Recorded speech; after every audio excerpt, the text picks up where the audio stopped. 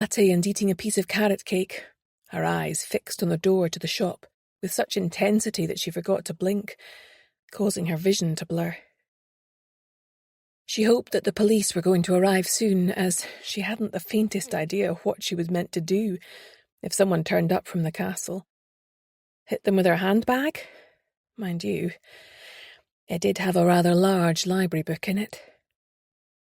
She looked at the photos that Grace had sent her again. Sasha and Nikolai were both tall and dark, as was Victor Levitsky. Oliver was blonde, and so was Harris Hamilton, and both of them were smaller than the 3 Russians.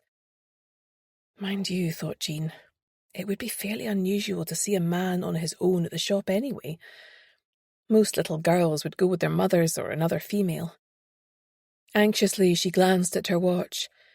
It had hardly moved since the last time she looked at it. Normally she loved carrot cake, but her mouth was so dry with nerves that she was struggling to get it down. She pushed her plate to one side and continued to sip her coffee. Suddenly her spine jerked, as though someone had jabbed her with a cattle prod. A man had just gone into the shop. She had only seen him from behind, so hadn't been able to identify which of the 3 dark-haired men it might be. What on earth should she do? She couldn't go back in, or that would look really suspicious. It might make him leave without buying anything incriminating. No, she had to wait it out. Her tummy rumbled. After what felt like an age, the man reappeared. He was carrying 2 carrier bags that he had not had with him when he went in. Jean could only see his face side on. Frustratingly, she still couldn't tell which of the 3 dark-haired men it was. She surreptitiously took a photo with her phone whilst pretending to study the menu. Still no sign of the police. She'd have to follow him. It was imperative that they identified him. At least as long as she kept her cool, he shouldn't suspect her. One of the rare advantages of attaining the age of invisibility. Hurriedly, she fired off a quick text to Grace with the exact times he entered and left the shop. She also sent a copy of the photos she had taken. Hurriedly, she left the cafe and set off in pursuit. He was already far ahead of her, but she didn't want to get too close just in case. Her own bag was weighing her down, but she ignored her tired shoulder muscles and hurried after him. It terrified her to think that she was most likely chasing down a cold-blooded killer. They were still in the new town. He'd passed several bus stops and they were a long way from Waverley Station, so he probably had a car stashed somewhere. If she could just keep eyes on him until the police caught up with them, then they'd catch him red-handed with all his creepy supplies. Grace would hopefully be tracking her via her phone and relaying her whereabouts to Brodie. Suddenly she stopped dead in her tracks. Where'd he gone? He couldn't have vanished into thin air. She resumed walking, her heart pounding with fear. Had he clocked her following him? She saw a sign on her left for a multi-storey car park. Maybe he'd cut up there. She hesitated at the deserted side street, but it made more sense than any of the other options in front of her. Swapping her heavy bag to her other shoulder, she set off, purposefully. A hand snaked out and grabbed her, spinning her round with her back to the wall. It was him. Terrified, her eyes swung from left to right, but the narrow alley he had pulled her into was deserted. He held a switchblade to her throat and looked like he knew how to use it. Jean decided her only option was to play dumb. "What do you want from me?" she quavered. "Is it my phone? My purse? Take the lot, just don't hurt me, please, I'm begging you." "Don't play the innocent with me, lady," he snapped, his pale blue eyes cold and empty. "I know when I'm being followed. What I want to know is why." Jean knew that she had to keep him from disposing of the incriminating bags at his feet before the police got there. How best to achieve that? "Talk. I do not have all day." He pressed the tip of the knife into her skin. "Ow! There's no need for that," she protested. I'm a film and media journalist. I thought you were Rufus Sewell." She plumped for the star that most resembled him. I was just having a coffee in that cafe opposite the lovely shop that does furniture for dolls' houses when I saw you come out. There's Rufus Sewell, I said to myself. Obviously, if you had been him and I'd got an interview, that would have been quite the coup. Now let me go. This is ridiculous. If you hadn't pounced on me, I would soon have realised anyway, and that would have been that. At least Rufus Sewell is meant to be a gentleman. She huffed, hoping he would take in her middle-aged attire and assess her as presenting no threat. If you want to cause a scene by murdering me here in broad daylight and have a manhunt track you down, then go right ahead, she snapped, staring at him defiantly. At that moment she heard the screech of police sirens approaching. She could see the indecision on his face. Taking advantage of his momentary lapse in concentration, she managed to hoist the pepper spray she had grabbed hold of in her pocket and spray it in his face, taking care to close her own eyes first. With a howl of rage, he pushed her away from him and clutched at his eyes. Jean stumbled, almost fell, but ran to the corner of the street. 2 police cars had pulled into the curb beside the store. Brodie was on the pavement, staring around him, looking for her. "Over here!" Jean yelled, waving her arms. "It's Sasha Komarov! He's getting away!" Her eyes were burning and she could hardly see due to her own proximity when she'd fired the spray. Brodie and a couple of young detectives sprinted down the road, following in the direction she pointed them in. Grace pulled up in her car and parked by her side, despite the double yellow lines. "Don't rub them," Grace cautioned. "It'll make it worse." She passed a bottle of water and some tissues out of the window to Jean. "You all right?" She noticed the blood. "What happened there?" "Oh, it's nothing." Jean shrugged. "He just held a knife to my throat for a bit. Are you going to go after them?" she asked, as Brodie and the other officers disappeared round the corner. She could tell that Grace longed to do so, but instead, she tucked her arm through Jean's and walked her back to the cafe along the road. "I think a cup of tea is in order," Grace pronounced. "I'll message Brodie to come and find us here. He'll no doubt want you to go to the station and give a statement, so we might as well wait for him." Jean nodded, struggling not to break down as the adrenaline left her body. She started to tremble uncontrollably. "I thought he was going to kill me," she said in a low voice, once their tea had arrived and they were seated at the same table in the window that Jean had occupied earlier. "But he didn't," Grace replied. "Thanks to you, the police have a real chance at catching a serial murderer.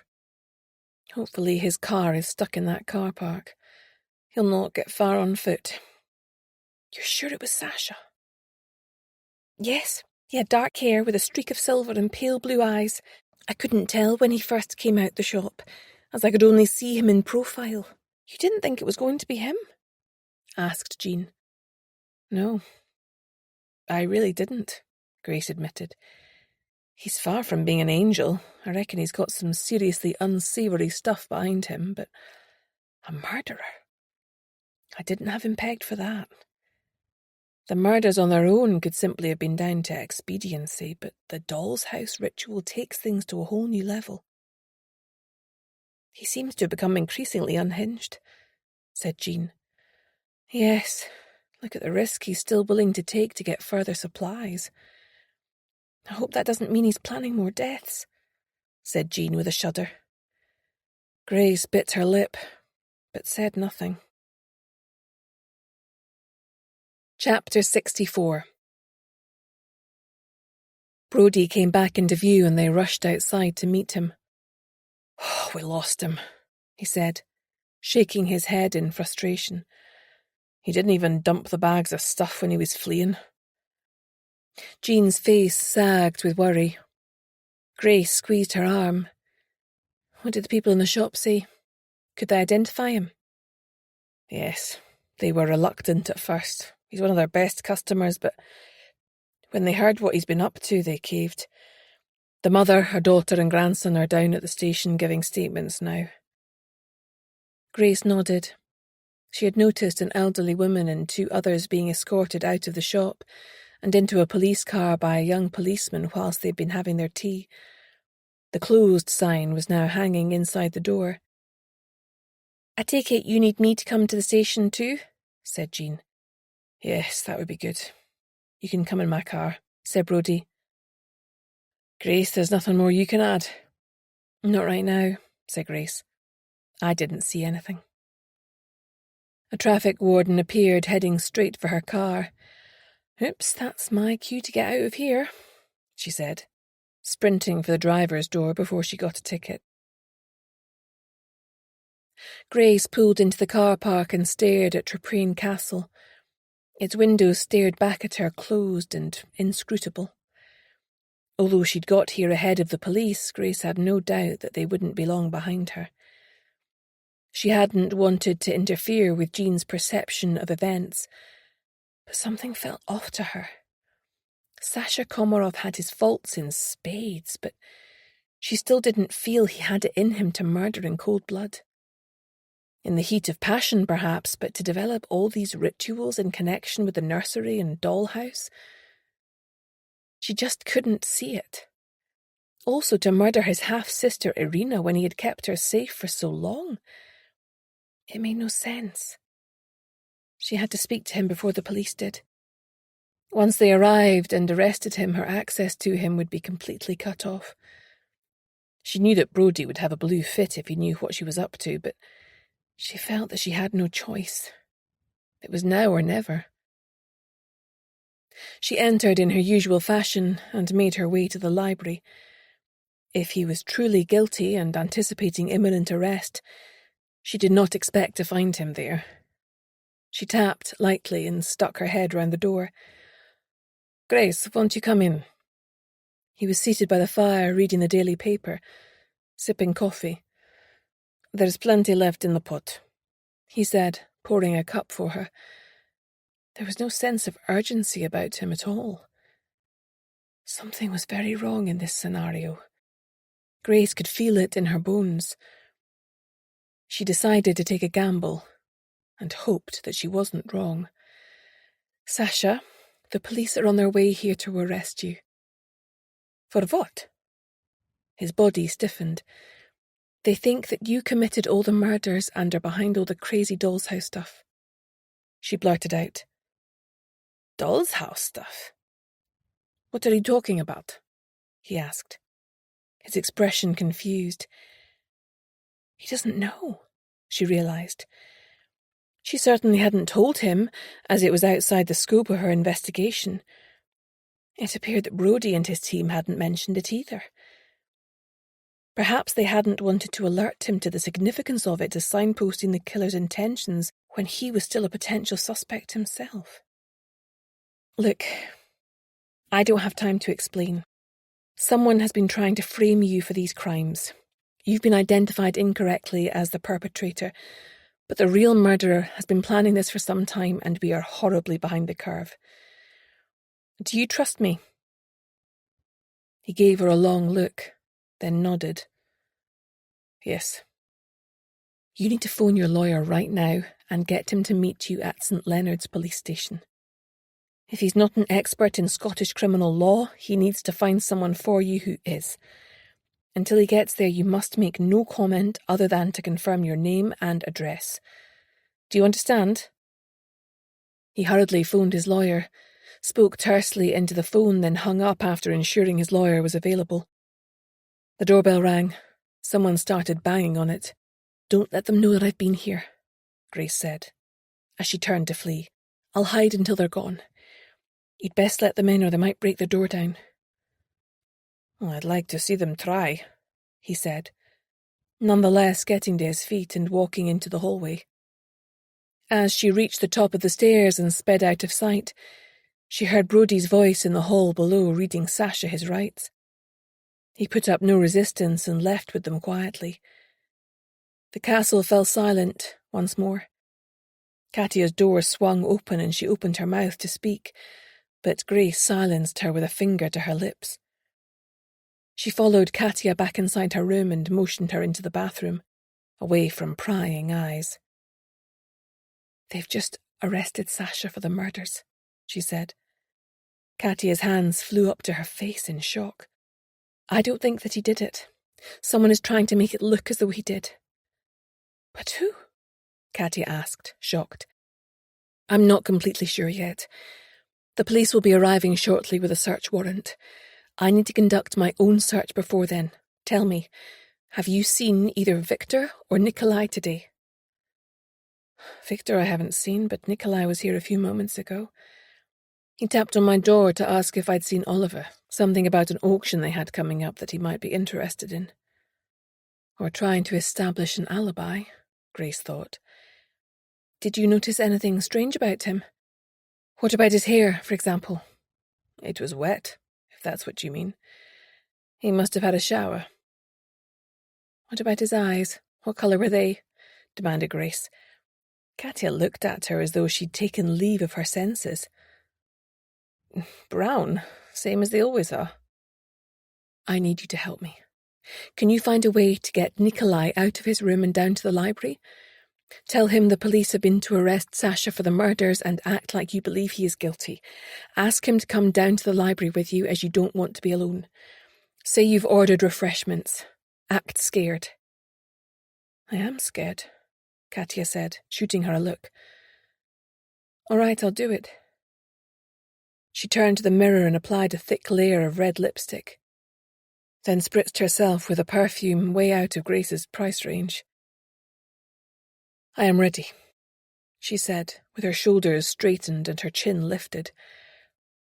Grace left the door open by a mere crack so she could hear what was going on along the corridor. Please, Nikolai, I need someone to talk to. They're accusing Sasha of having done all these terrible things. I need you. I've no one else to turn to. I'm going crazy in my room alone. Come to the library with me. We can have tea and make a plan. I don't know what to do. I need your help. Then you shall have it. Nikolai's voice sent a shiver of fear through Grace. She couldn't let him frame an innocent man and get away with murder. Chapter 65. Grace watched them walk down the main staircase and turn into the library before she closed Katia's door behind her and hurried along the corridor to Nikolai's suite. Hurriedly, she entered and shut the door behind her. She flew over to the bed and looked underneath. The suitcase that Hannah had told her about still wasn't there. She'd wagered that it was now stashed under Sasha's bed to implicate him. Hurriedly, she searched his room looking for materials for the dollhouse. He'd had 2 big bags of stuff with him when he'd fled, according to Jean. The 2 brothers looked alike in most matters but style. They dressed very differently. Sasha dressed older than his years and favoured waistcoats and more formal attire, whereas Nikolai was into designer brands and dressed more casually in jeans and a leather jacket when not working.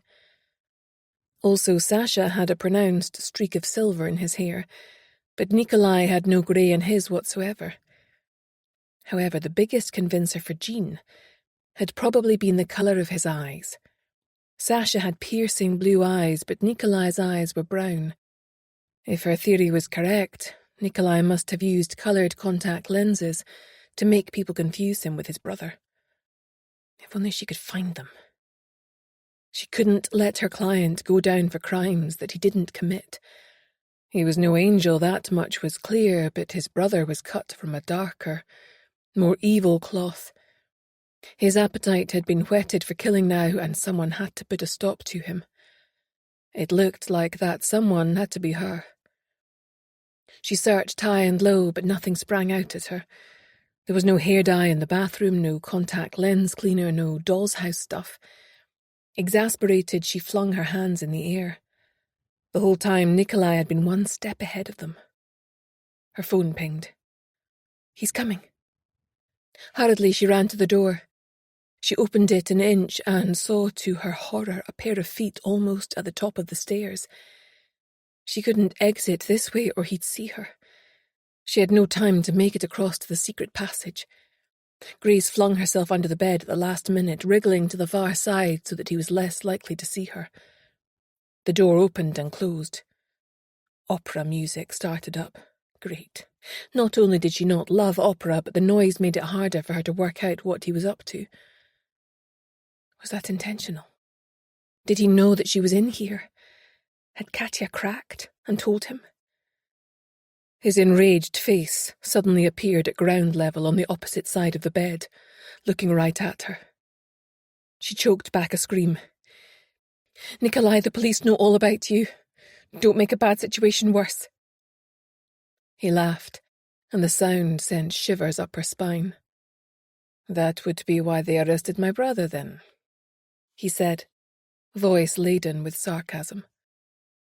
"Sasha's just gone to the station to help them with their inquiries," she said. "They know he didn't commit the murders." She dialed Brody's number, hoping he would pick up. He didn't. Seeing what she was doing, Nikolai let out a roar of rage and grabbed hold of her leg. She kicked out at him with the other leg and held on to the struts of the bed with both hands. The pressure on her leg eased, although he was still holding on to it. Peering round at him, she saw he had a serious-looking switchblade in his hand. He raised it above his head. "Stop!" she shouted. "I'll come out." He let go of her leg and she exited the bed on the opposite side of him, so that the bed stood between them. Her phone rang from under the bed. It had fallen out of her pocket in the struggle. Grace's heart sank. Now she had no means of calling for help. Nikolai came at her with the knife. She managed to block the first few thrusts, but then he got under her arm to pierce her side. Grace cried out in pain, and he pushed her down onto a chair as she stumbled in an attempt to get away from him. It didn't take him long after that to secure her to the chair with duct tape. She fought against the wave of blackness threatening to engulf her. If she passed out, it was game over for her. "Why did you kill Irina?" Grace asked. "Did you find out that she was your half-sister? Is that it? Were you worried she might replace you in Sasha's affections? That she might drip poison into his ear about you?" "That wasn't it," Nikolai growled, pacing up and down like a caged animal. "I knew it would wound my brother beyond repair. That was reason enough." Grace knew that the fact he was talking didn't bode well for her. He meant to kill her. Of that she was sure. Her only hope was that Katya would manage to alert someone to save her, assuming she wasn't completely paralyzed by fear. "Why do you hate him so much?" she asked. "He's paid for your education and welcomed you into his home. Why are you so driven to do these terrible things? What had Polly ever done to you? She was just a kid." A flicker of regret passed across his face. Polly was in the wrong place at the wrong time, and couldn't be trusted to keep a pretty mouth shut. I was coming out of the passage into Katya's room and Polly appeared from the ensuite. She screamed and I had to shut her up. It lacked my usual finesse, I have to admit. And Igor? Why kill him? Because Katya would have gone with him. I saw them together in her room. They were planning to run away together and have him claim asylum. She was meant to be mine. I intended to snatch her from under my brother's nose. Igor got in the way. He snarled. "And now? You think she will love you now?" "She would have done, had you not poked your nose in," he said, waving the knife at her, its serrated edge still stained with her blood. "You're sick, Nikolai," Grace said, trying to keep the despair from her voice. "These rituals with the doll's house, don't you see? It's a compulsion you've lost control," says the woman tied to the chair, bleeding to death. He laughed, the sound jarring. "You are going to be the final room in my house." With that, he ran into the bathroom. Grace could hear the bath taps being turned on. Her phone was pinging with texts she was unable to answer. All she could see ahead of her was a watery grave before she was entombed to rot behind the castle walls. Chapter 66. Hannah walked through into the lounge where Hamish was sitting studying. Callie and Tom had taken Jack out to the park with Emily and Archer, so they were the only ones left in the house. "Something's not right," she said, with a worried frown. "How so?" Hamish asked, pushing back his chair. "Well, I've tried to contact both Jean and Grace to see what's going on. But they're not answering their phones. Well, maybe they're just busy, said Hamish. I don't think that's it. Grace insisted we each have apps that can trace our phones. Jean's phone is at the police station and Grace is at Traprain Castle. It hasn't moved for ages. Something's wrong. I can feel it. I need to go out there. Hannah, you're meant to be staying here with Jack. Until he's no longer at risk, he said, shaking his head. He's not even here. He's with Callie and Tom, she pleaded. Look, I'm sorry, but I'm going. My mind's made up. I'll come too then, he said, leaping to his feet. You can't, she stuttered. How unprofessional would that be, rocking up with some randomer in tow? Charming, he said, rolling his eyes. You know what I mean. Hannah glared. I need to do this on my own. You win, he said, holding up his hands in mock surrender. But phone if you need me. Everyone's numbers are on the fridge, she said. If you haven't heard from me in, say, 3 hours, call them all until you get someone. Okay. Be careful out there, he said, pulling her into a warm hug. She allowed herself to relax against his chest for a few moments before pulling away. Right. Hit those books, mister, she said, with mock severity, and dashed out the door. Pulling into the car park at Traprain, the first thing that struck her was how quiet it seemed. Normally there would be other vehicles coming and going, the sound of a hedge being trimmed or grass cut. She spotted Grace's car looking rather lonely and pulled up beside it. She looked at her app and saw that her phone hadn't moved from the last time she had inspected it. Exiting her car, Hannah ran to the staff entrance. Once inside, she paused to listen. All was quiet. She stuck her head round the door to the large kitchen, but the cook must have gone home. Racing up the stairs to the ground floor, she peered round the door to the library. Empty. Walking along to the drawing room, she came upon Katya, who was sitting in a corner of the couch, crying quietly. Katya? What is it? Where is everyone? Have you seen Grace? Katya stiffened and wiped her eyes. What do you want with Grace? Hannah took a decision. I work for her. I'm worried she's in trouble. Katya crumbled again. You were right. She was searching Nikolai's room while I distracted him downstairs. Then he left me. I texted her that he was coming, but I have heard nothing else. I'm trapped here. I don't drive. I was frightened to go and look. I have to protect my baby. Sasha's been arrested. They say he's done terrible things. Grace says they're wrong. Okay, said Hannah, taking charge. Here are my car keys. Go to the small red car in the car park and get into the back seat. Lock the doors and lie down on the back seat, covering yourself with a blanket. He shouldn't look for you there. Once you're safe, call the police on your phone by dialing 999. Got it? Katya nodded and took the keys before running to the front door.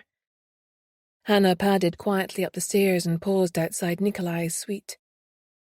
She could hear him shouting at someone, his voice filled with menace. She glanced down at the app on her phone. She was nearly on top of the signal, so both Grace and her phone must be in there. She needed to know if she was all right, but dared not alert Nikolai to her presence in case he lost control and hurt Grace. How could she see what was going on in there? Suddenly she had it. She ran and opened the door into Sasha Komarov's room and closed it quietly behind her. Although she had never been in the secret passage herself, Grace had showed her how to open the doors in and out and how to feel for the wooden slides of the peepholes. She could use the torch on her mobile phone to see. Grace had also warned her to be careful to point it downwards. After a few seconds fumbling on the back wall, the door slid open and Hannah, cranking up her courage, stepped inside. The door shut, and Hannah was left in total darkness. It felt like she was entombed, and she strove to master her panic. Grace needed her. She had to deliver here. Failure was not an option. She swiped up and got her torch on, feeling a bit better, but not much. It was horribly creepy back here, and if there were spiders, they were probably bucket-sized. She practiced with the slider, then moved to the left, switching off her torch and feeling her way gently. She had just located the slider for Nikolai's room when she was seized from behind, in a vice-like grip that knocked the air from her lungs.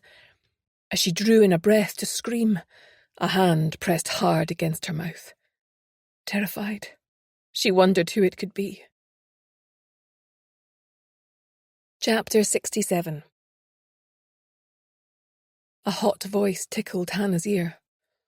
"Do not scream. I'm on your side. Nikolai has Grace and he will likely kill her if we don't stop him." Hannah nodded, tears spurting from her eyes and over the man's hand. Slowly he released his grip, and striving to keep herself together, she turned towards him. "Who are you?" she whispered in the dark. "No talking here. We go to nursery." He led the way, and Hannah stumbled after him, hoping she wasn't walking into a trap. It was only when she stumbled into the nursery after him that she recognized Victor, the head of security. Hannah looked at him warily as she remembered that Grace had clashed with him previously. "Relax, little girl," he said, looking down his nose at her. "I have no wish to harm you." Hannah drew herself up to her full height. "I'm a grown woman, not a girl, and also a professional investigator." He rolled his eyes. "The women in this country talk too much." "Yeah, better get used to it," she snapped. "Nikolai is holding my boss against her will. I was just about to rescue her when you got in the way." To her annoyance, he merely laughed. She turned on her heel abruptly to go back the way she had come, but he barred her way. "I will help you. Nikolai is a very bad man. He is not right in the head." Hannah gestured at the doll's house. "Are you aware of all this creepy shit? The police think it's Sasha. He's down at the police station right now. Katya is terrified. I got her away from the house." He nodded. "I knew about the doll's house. I was not sure which brother had done it, so I've been watching them both." "So, how do you want to tackle this?" she said, trying to sound more confident than she felt. "I don't suppose you have a gun or anything?" "Of course," he said, and produced one from behind his back. Hannah gulped. "Good to know," she managed. He handed her a knife. "Take this. You might need it." Hannah did as instructed, though knowing her, the only thing she'd managed to cut with it would be herself. "I will go in from the bedroom door at precisely 16:15 hours. I will either enter and start shouting, or if the door is locked, I will shoot the lock off and kick it open. As soon as you hear me, quietly open the passage door and free Grace if you can. Hopefully Nikolai will be distracted by my dramatic entrance and not notice you creeping in. I will hopefully subdue Nikolai and keep him that way until the police can get here. I phoned them already. Are you clear on the plan?" "Yes," said Hannah faintly. "If something goes wrong, I want you to run away as fast as you can. Grace would not want anything to happen to you. Are we clear?" "Clear," Hannah nodded, though she had no intention of running away, unless Grace was running with her. She went back into the passage and closed the door behind her, moving as quickly as she could back to Nikolai's room. Things had gone quiet. She was terrified about what that might mean, and swiftly opened the peephole to peer into the room. She could see Grace sitting on a chair. Her mouth was duct-taped, and so were her wrists and ankles. She was very pale, and her chin was lowered to her chest. Hannah's eyes widened in horror as she noticed the drip of blood from her side to the floor. She had to get her out of there and to a hospital. She strained her eyes, but she couldn't see or hear Nikolai. Maybe he was in the bathroom. Wait a minute. What was that sound? Was he running a bath? At a time like this? Then the realization flooded her brain. He was going to drown Grace. Hannah broke out in a sweat, Dragging her eyes away from Grace, she focused instead on the door handle. She saw it turn, then nothing. At that moment, Nikolai entered the room from the ensuite bathroom. He tilted the chair and started pulling it backwards, Grace's head lolling to one side. Hannah couldn't tell if she was putting it on or she was actually unconscious. "You'll wish you'd never poked your nose into my business, Grace McKenna," Nikolai said savagely. "I had a brilliant plan and you've ruined it. I could have had it all, but you just had to mess things up for me. Well, actions have consequences and you're about to pay the price for yours." Chapter 68. Hannah saw Grace jolt awake and start to struggle against her restraints. But there wasn't much she could do. What was Victor waiting for? It was 16:19. Had something else happened? If he didn't hurry up, then she was going to have to deal with the situation on her own. Jack's face flashed into her mind. She pushed it away. She couldn't let fear get the better of her. As Nikolai reached the bathroom, he disappeared as he continued to drag Grace across the threshold.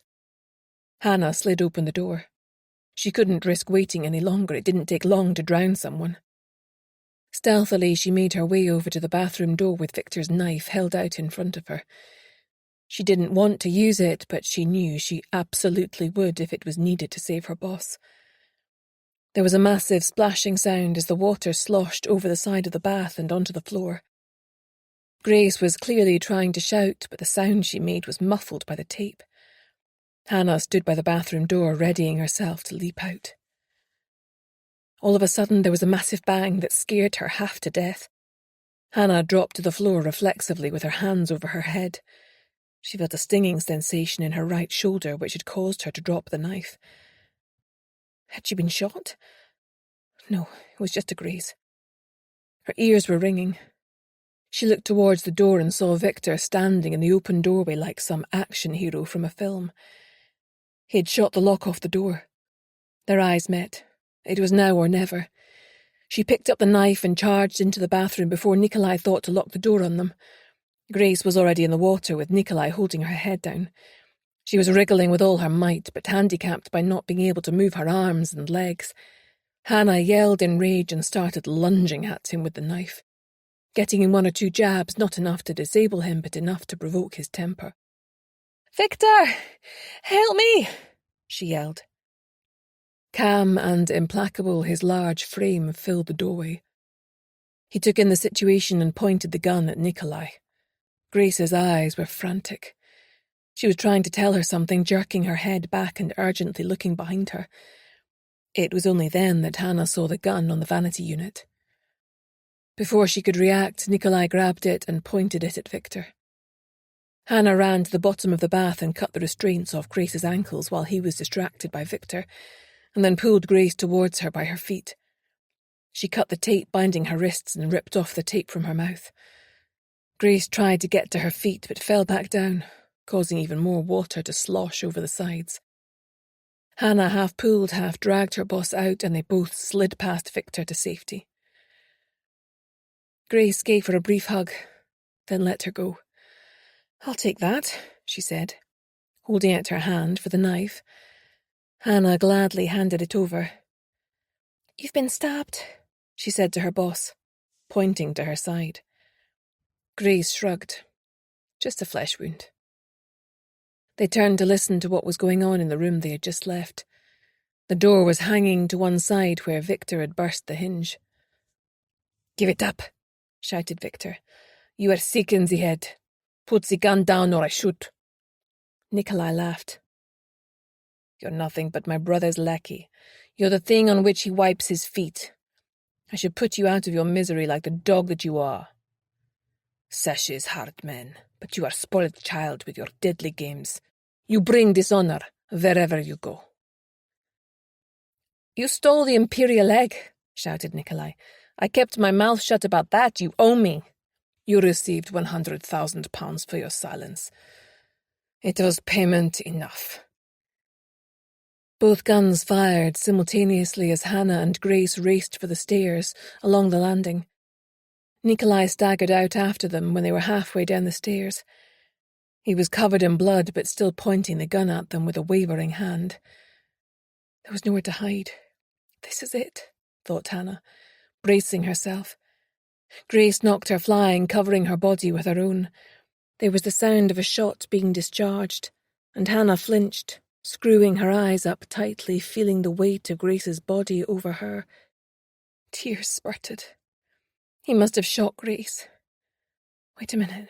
She was moving. The weight across her suddenly lifted, and Hannah was ecstatic to realise that Grace was unhurt. As she scrambled to her feet, she saw Nikolai slumped over the top of the steps. Victor stood behind him. He'd clearly been shot himself. Hannah and Grace looked at him. He nodded and walked away from them and back into Nikolai's room. "He's going into the secret passage," said Grace, her voice sounding faint. "He's going to escape." With that, she crumpled to the floor unconscious, with Hannah just managing to stop her rolling down the rest of the stairs. "Grace!" she yelled, distraught. "Wake up!" The doorbell rang. Hannah left her boss lying there and ran to the door. It was Brody and his team. "Hannah, what's going on?" he asked, taking in her blood-spattered, tear-stained face. "It's Grace," she managed, pointing behind her to the stairs. Brody charged past her, shouting Grace's name. One of the officers he was with phoned for an ambulance, then followed his boss in. Brody crouched over Grace, tears in his eyes, cradling her inert body. "Grace, damn it! Wake up! Wake up!" Hannah saw the tenderness with which he held her. She'd often suspected Brody was still secretly in love with Grace, and now she knew for sure. Wordlessly, she crept up behind him and squeezed his shoulder. He wiped his eyes roughly and reached for her hand. "How are you holding up, Hannah?" "Been better," she said, struggling to keep it together. "Will she be all right?" "She's still breathing, but she's lost a lot of blood, I reckon. Mind you, she's a fighter. Too bloody obstinate to die on us, I'm sure," he said, his lips twisting in a grimace. "Boss, the ambulance is coming," shouted a police officer. 2 paramedics rushed in and managed to stabilise Grace before loading her onto a stretcher. "I'm going with her," said Brody, in a tone that brooked no argument. He flashed his warrant card and they let him board the ambulance. "Look after her," Hannah said. She watched the ambulance set off, then trudged back into the castle. PC Rona Black walked over to join her at the foot of the stairs. Her sympathetic grey eyes took in the fact that Hannah wasn't far off completely shutting down. "Hannah, I know you've been through a terrible ordeal, but can you show us the bedroom for the deceased, and then tell us exactly what happened?" she asked. Hannah nodded, her stomach heaving at the thought of having to walk past Nikolai's dead body, sprawled still at the top of the stairs. PC Black linked her arm through Hannah's, and she was grateful for her support, as the strength seemed to have left her legs. "Look away," advised PC Black, as they passed Nikolai's sprawled, blood-stained body. PC Reed also followed them up the stairs. A small sob escaped Hannah. It was all getting too much. Her breath started to hitch in her chest, and she felt a wave of dizziness. "Easy does it," soothed PC Black. "Focus on the pictures in the hallway, that's it. You're doing great, Hannah." "I'm so sorry for putting you through that," PC Black said, as they reached the bedroom door. "We have to leave the body in situ until the forensic team has processed the scene to their satisfaction." Hannah showed the officers Nikolai's room and walked them through everything that had happened. She had told them that Victor had shot Nikolai in self-defense. It was the least she could do for him. After all, it was true. If he hadn't helped her, Grace would have died for sure. She also suddenly remembered to tell them about Katya, still hiding in her car. PC Reed instructed an officer downstairs to go and get her out of the car. The door to the secret passage still gaped open like a ravenous mouth, ready to swallow her up into darkness again. Hannah tore her gaze away from it. The two officers stared at it in horror. "Oh, you couldn't pay me enough to go in there," muttered P.C. Reed to her colleague. Once they had understood the sequence of events, Hannah was escorted back down the stairs, passing the white-suited forensic examiners with their blue shoe covers unpacking their kit to the side of the front door. As she walked through the heavy studded door and down the steps, Hannah vowed never to set foot in the place again, no matter what. She was done. P.C. Black offered to drive her home, as she was in no fit state to drive. Mindful of Jack, she'd nipped into one of the bathrooms and managed to clean herself up a bit so that he wouldn't be frightened. Before she left the car, the kind police officer passed over her card. "Here are my contact details, Hannah. If you need anything or have any questions, anything at all, don't hesitate to get in touch." "Thank you," Hannah said, with a wan smile. Her family were wrong. Sometimes the police could be pretty great. As she pulled up to the house, Hamish ran out to her and enfolded her in a hug. She shed a few tears into his woolen jumper, then pulled away. "Grace," she began. He nodded. "Brodie called from the hospital. She's going to be okay." Callie rushed out of the house. "Hamish! Hamish! Don't keep Hannah standing out there all day." She grabbed Hannah's hand and towed her into the house. Jack was watching cartoons with Jean, and his little face lit up when he saw her. It felt like coming home. Chapter 69. Grace sat on the side of her bed. She was dressed and packed, and all she needed now was for Jean to collect her. She was a bit stiff and sore, but nothing she couldn't handle. They'd only needed to keep her in for a couple of nights, thankfully. She glanced at her watch again. It was most unlike Jean to be late. Brodie walked in. Her jaw dropped and her heart skipped a beat. "What are you doing here?" "Jean's just coming to pick me up." "Nice to see you too. I've spoken to Jean. We decided that you'd be itching to get an update on the case, so 2 birds, 1 stone. "You know me too well," she said. "I take it Victor got away." "Yes. Apparently he's been seen in Russia. We've still no idea how he got out of the country. It's thought that he may have been working with the FSB all along. Probably had him as a sleeper to watch over Komarov, then activated him when they heard about the acquisition of the Imperial egg," said Brodie. "So he probably lured Irina in to help him by getting involved with her, and then playing on her deep loyalty to the country she left behind. She could have deemed it patriotic to return the Imperial egg to Moscow where it belonged."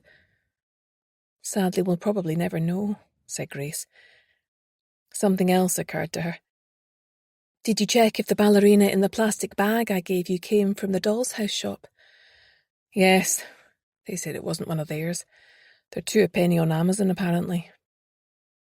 "That's what I thought," Grace said. Jumping down, she winced as she grabbed the bag with her things in it. "Oh, no, you don't," said Brodie, grabbing it off her and sending her a cross look. "You've got to take it easy for a while." Grace sighed but didn't protest. She was someone to whom taking it easy did not come naturally. They went down in the lift and out to Brodie's car, by which time she was glad to be sitting down again. "Can you drop me off at the castle so I can pick up my car?" Grace asked. "Sure you're fit to drive?" "Of course," she replied. "Now spill, Brodie. What else has been going on?" "Jean and Hannah came to see me last night but refused to talk about work. Can you imagine?" She shook her head in disgust. Brodie's lips twitched in a smile. "You really are incorrigible, Grace. Okay, since I know that resistance is futile, here's where we're at. Nikolai has been arrested and charged with all 3 murders. Eventually we found his stash of stuff in the worn brown suitcase Hannah had mentioned. Where was it? Under Sasha's bed.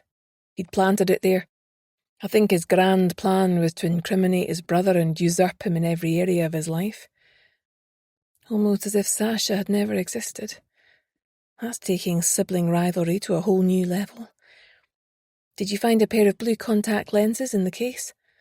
Yes, along with a silver spray dye. Jean identified the wrong brother.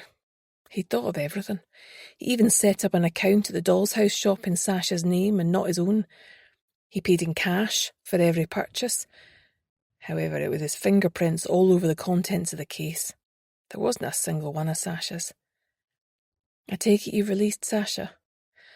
Yes, but he spent a night in custody until we got everything straightened out. How's Hannah? Still pretty shaken up, as you can imagine. I'm going to insist she takes 2 weeks off to recover, said Grace. She fell silent. The effort of talking had taken it out of her. I thought I'd lost you that time, said Brodie, his voice catching in his throat. Don't ever do that to me again, Grace. Grace turned to look at him, and the quick sideways glance he gave her told her all she needed to know about his feelings for her. Don't worry, Brodie. I'm fairly indestructible, she said, patting his knee. You only think you are, he sighed. I'm going to speak to Julie tomorrow night. She's been away for a few days. It's time we had a serious conversation. Grace said nothing. She didn't want to influence him in any way. However, the thought that he might come back to her made her heart beat faster. Chapter 70. Grace had arranged to meet Katia for a coffee in Coburn Street, near to Waverley Station. She'd been staying at a women's refuge at a secret location until she got herself sorted out. As she joined her at a table in the window, she was pleased and surprised to see that Katia looked well, and that some of her natural vivacity was showing once more in her face. As Katia stood up to give her a hug, she noticed that her stomach was now gently rounded. When's the little one due? She asked, as they both sat down. At the beginning of June, Katia smiled, patting her stomach. It still doesn't feel real, but it makes me happy to know that part of Igor lives on. I've ordered tea for us both. How have things been at the refuge? Asked Grace. The support workers have been helpful. It can be chaotic, but everyone tries to pitch in. I'm glad that you're out of the hospital. I was worried, she said. That girl Hannah is exceptional. Had she not taken control, I don't know what would have happened to me. You were lucky to have her by your side. No argument there, said Grace. Grace waited until the tea had been poured, then leaned forward. Katia, I know that you've already been through so much, but I have some disturbing news. I know who your stalker is. It may come as a bit of a shock. Katia stiffened. I don't know if I want to know. Everything has stopped now. It must have been Nikolai. She shrugged, looking away. You don't really believe that, do you? Grace said gently. No, Katia sighed. I do not. It was Sasha, Grace said, unsure of how she would react. Katia nodded. Igor told me something before he died. He said that Victor had threatened to kill his family if he did not drop me in that way. He was deeply ashamed. He hoped the injury would be minor, but instead it ended my career. I was angry, but I forgave him. He had no real choice. The things that scared me, were because Sasha felt he was losing me. I had turned to him before. He thought I might do so again. He arranged for you to be injured. He deliberately terrified you. The police know all about it now. What he did to you was not okay. I'm not entirely without blame. I betrayed his trust, not once, but twice. My affair with Igor brought Sasha particular pain. He has lost me now for good. That is punishment enough. I am nobody's victim, she said fiercely. So what's next for you? Asked Grace. I'm going to move away, for a fresh start, Katya said. I'll reach out to some of the major ballet schools. I'm sure that there will be an opening somewhere for me with my history. I may not be able to withstand the rigours of being a professional dancer, but I like the idea of nurturing the next generation of dancers. One day in the future, I hope to be able to start my own dance school. You've no desire to return to Russia? Grace asked. None. Russia has lost its way. The regime would try and use me for propaganda purposes. I'm nobody's puppet, she said, fire snapping in her eyes. Afterwards, Grace walked away, feeling content that her feisty client was going to not only survive, but prosper in her new life. Chapter 71. Grace walked into the agency the next morning. The air felt stale, like it hadn't moved in a while. She opened a window and the crisp sea air rushed in. It felt that she had been away for a very long time, though in reality it had only been a few days. A shadow fell across the doorway, startling her. She opened it wide and was astonished to see Sasha standing there. Struck dumb, she just stared at him. What could he possibly want or expect from her now? You have told her, he said, his face etched in suffering. Grace threw the door wide and he walked in. His usual arrogance was gone and he looked diminished in stature. Yes, she knows it was you, said Grace, gesturing for him to sit opposite her at Jean's desk. She had no desire to invite him through into her own office. Igor told her that Victor threatened his family if he didn't drop her during that lift. I was a fool with no idea of the possible consequences. I thought perhaps a twisted ankle that might keep her off for 2 or 3 months. When she faded from the public gaze, I thought I could persuade her to marry me. Well, congratulations, Grace said, her voice laced with sarcasm. Your plan worked. The guilt ate away at me for years. That is why I built the studio for her, to give back some of which had been taken. Well, that might have been a little more convincing if you hadn't also seen fit to terrify her out of her wits by pretending she had a stalker, snapped Grace. I was desperate, he said quietly. I could feel her pulling away from me, first with Nikolai, my own brother, and then later with Igor. I had been through so much in life. Losing her would have destroyed me. I had lost everyone else. Have the police charged you yet? Asked Grace. No. Given the whole circumstances, the Procurator Fiscal decided to divert me to therapy. The charges will lie dormant on the file and, provided I attend counselling for as long as the therapist deems appropriate, and do not offend again within the next year, they won't be reactivated. I also agreed to pay generous compensation to Katya for the pain and suffering I caused her, and the lifelong loss of earnings that I caused. I have already instructed a lawyer. It will be a substantial sum. It will be paid up front once the amount is agreed through our lawyers to enable her to have a clean break. She never has to see me or hear from me ever again, he said, passing a hand across his unshaven face. As part of my reparations, I will also settle her bill to you in full. What you did was wrong on every possible level, said Grace. However, I hope that you learn to be better and find some measure of peace in the future." "As do I," he said, as he took his leave. Grace wandered along the esplanade. It felt like all the energy had drained from her body. She felt relieved that the case was over. It had taken too much out of all of them.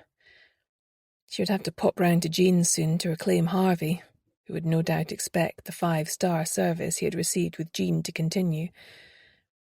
It was a crisp autumn day, and it felt like a long time since she'd had the headspace to even notice the world around her. It was already well into November. In just a few weeks it would be Christmas. Her heart leapt at the thought that she might be spending it with Brodie. A new beginning.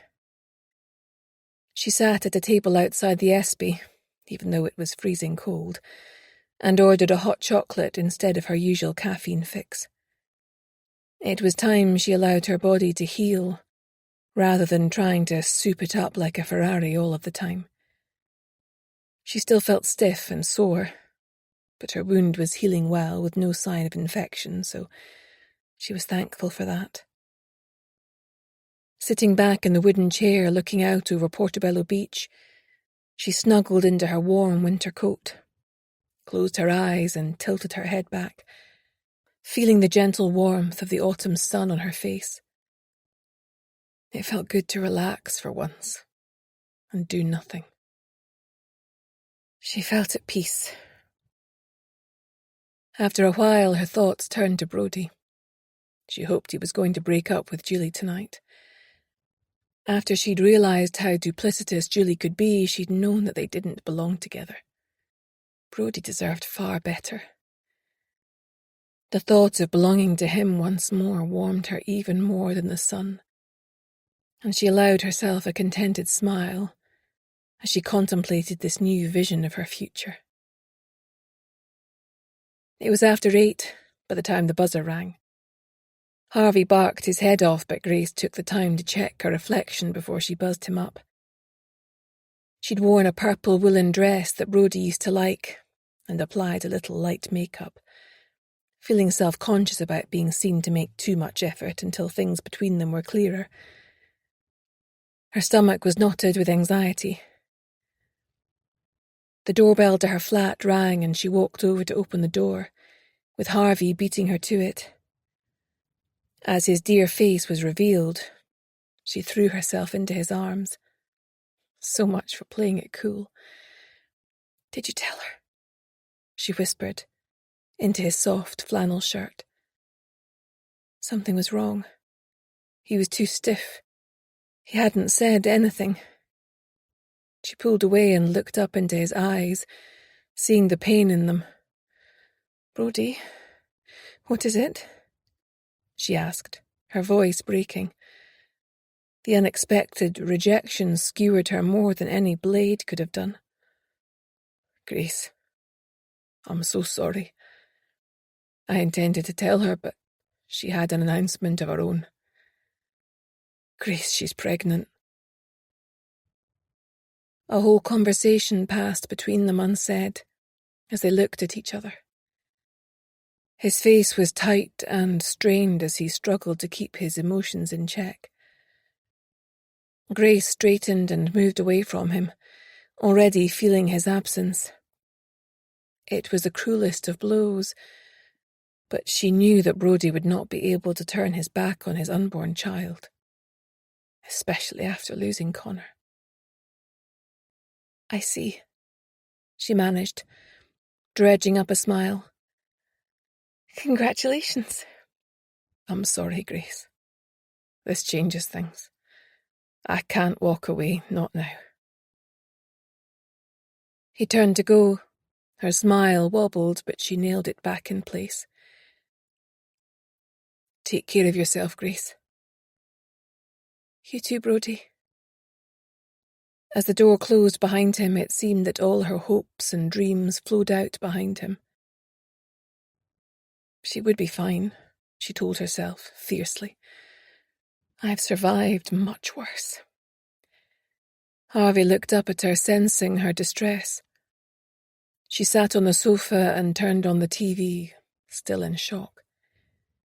Harvey placed his big head in her lap and made comforting noises in the back of his throat. Tomorrow was another day. She would take a leaf out of Katya's book and rebuild. Brodie and she would be able to go back to being friends again in time. Much as she loved him, it was time to close his door to her heart and hammer it shut. This time she wasn't going to retreat from the world to lick her wounds. She had the agency, her family and her wonderful dog. For now it was enough. Maybe she'd even let Hannah set her up on one of those crazy dating apps eventually. "Come on, Harvey," she said, wiping away her tears. "Let's get out of here and have some fun." He didn't need to be asked twice, and presented his lead to her with a flourish. "I see a sausage in your future," she said, giving him a pat as they headed out. She would grab something from the chip shop after their walk. Throwing her shoulders back, she lifted her chin and headed out the door, her faithful companion at her heels. We hope you've enjoyed this Storm Publishing production of Murder at Castle Traprain, written by Jackie Baldwin and read by Samara McLaren. Produced by 2020 Recordings. Copyright Jackie Baldwin 2023. Production copyright Storm Publishing 2023. All rights reserved. The moral rights of the author have been asserted. This has been Murder at Castle Traprain, and now Murder at Whiteadder House, also narrated by Samara McLaren. Storm Publishing presents Murder at Whiteadder House, written by Jackie Baldwin and read by Samara McLaren. Chapter 1. Grace shivered as she left the warm cocoon of her car and tightened her woolen scarf around her neck. It was only mid-afternoon, yet already the darkness was rolling in over the ragged waves at Portobello Beach. Twinkling Christmas lights punctuated the granite gloom. Festive good cheer spilled out of the pubs in a golden glow, along with bouts of raucous laughter as she walked along the esplanade towards the office, laden with parcels from her last-minute panic shopping. Her generous mouth curved in a grin as she thought of the Playmobil hospital she had bagged from under another shopper's nose as his phone rang at an inopportune moment. Facing down his glare with a smile, she had turned smartly and marched to the checkout with it firmly tucked under her arm. It was Christmas Eve, and she was looking forward to putting her feet up and having eggnog by the fire after her presents were all wrapped. Arriving at the agency, her eyes widened. Talk about when the cat's away the mice will play, she thought, as she took in the fairy lights and fake snow. Good grief. It looked like Santa's grotto. She didn't know whether to laugh or cry.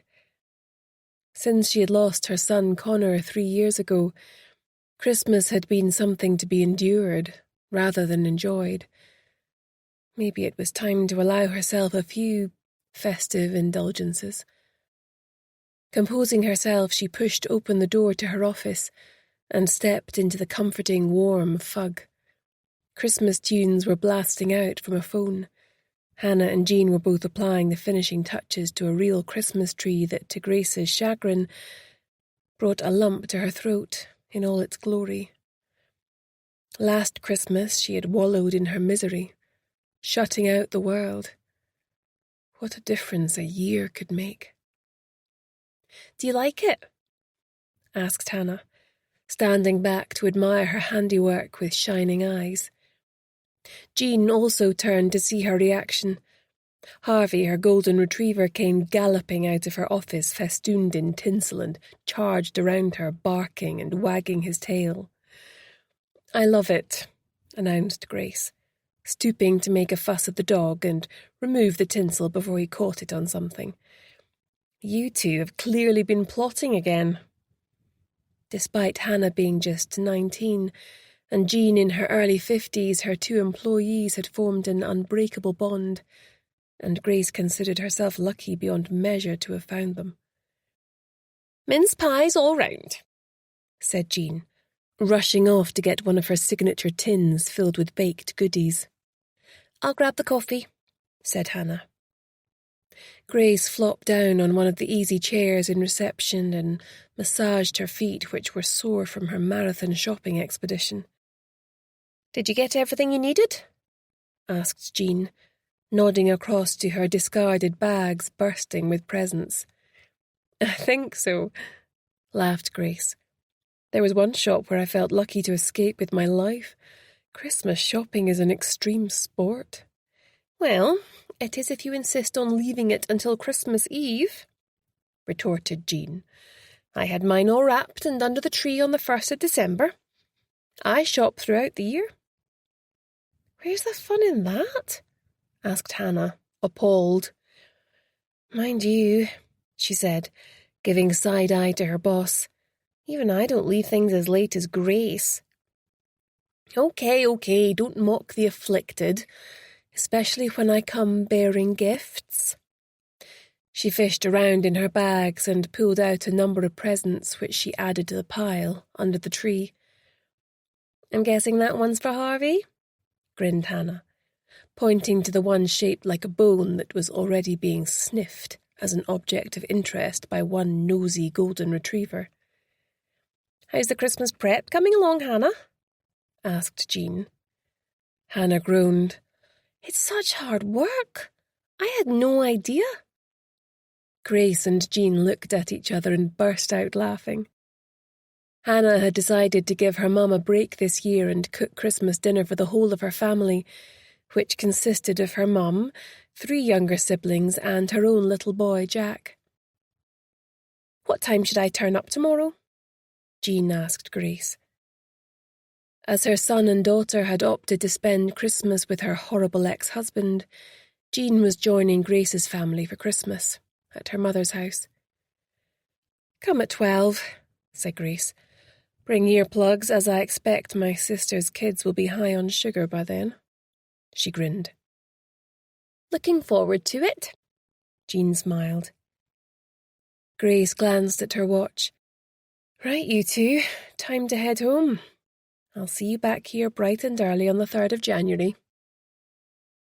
As Jean and Hannah staggered out of the door laden with gifts, she poured herself another cup of coffee and switched off all the lights, bar the ones on the Christmas tree. She really should have made the effort and got a tree for her flat upstairs, but she hadn't been feeling the festive cheer this year. Just a few weeks ago she had cherished hopes that she would be spending it with her ex-husband and love of her life, Brodie McKenna.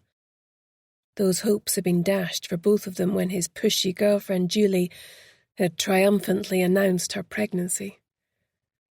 Brodie was too honourable a man to walk away under those circumstances. Her last big case had only finished a month ago, and Grace had welcomed the break as it had been harrowing in the extreme. Now, though, she was starting to itch for something else she could sink her teeth into. If nothing else, it would take her mind off what had happened with Brodie. Chapter 2. Grace glanced at her watch and sprang out of bed. It was Wednesday, 3rd of January, and she was so over the whole festive period. Christmas Day itself had gone really well, with even her mother in top form, particularly when jollied along by Jean, who had way more patience with her than her daughters. It was more the period after Christmas that she had found hard to bear. A time for couples and families, yet she was all alone in the flat, with only Harvey for company. Aware that she was her own worst enemy at times, she'd refused the few invitations that had come her way and kept very much to herself, finding solace in long walks along the beach and nerve-tingling swims in the cold North Sea. There had been complete radio silence from Brodie, which had hurt more than she cared to admit. However, she had made an exception for Hannah and Jack on Boxing Day, though she still squirmed with self-loathing remembering when he had bounced through the door of the flat and his face fell. "It's not Christmas in here," he said, his little face crumpling in disappointment. Grace had locked eyes with Hannah and they both looked equally horrified. Grace rushed to give him a cuddle. "It was Christmas in here when I went to bed," she said. "But when I woke up, Christmas had disappeared. There was a letter on the table from the Christmas tree." "What did it say?" he asked, wide-eyed. "It said that it had gone off to have an adventure, and the person who managed to find it would get an extra special present as a reward." "Mummy, can we go and look for Granny's tree?" he asked, tugging excitedly on Hannah's hand. Grace pointed at the floor, but Hannah had already twigged. "We could go and look in the office," she said, injecting enthusiasm into her voice. They all disappeared down the stairs and Jack pressed his nose against the icy window of the agency. "Mummy, I found it! The tree's hiding in there!" he shrieked. Grace opened the door and switched on the lights. "Hurrah, you found it!" she grinned. "And look, there's your reward." Jack rushed to open the present under the tree and screamed in delight as he unwrapped it. "Look, Mummy, it's a hospital!" Hannah laughed. "Thanks so much, Grace. He's going to love playing with that." "Crisis averted," breathed Grace. "Sorry, Hannah, I didn't think. His little face." Hannah rolled her eyes. "Hey, nobody died." The words floated in the air between them like a toxic cloud. Except someone had. Grace took charge. "You're absolutely right. We can stay down here." "Mummy," a small voice piped up, "the hospital is broken." Hannah laughed. "It's not broken, silly. It just needs to be built and then it will look like the picture on the box." She inspected the contents, then put her hands up in horror. "I think this might be a job for Grandpa." She laughed.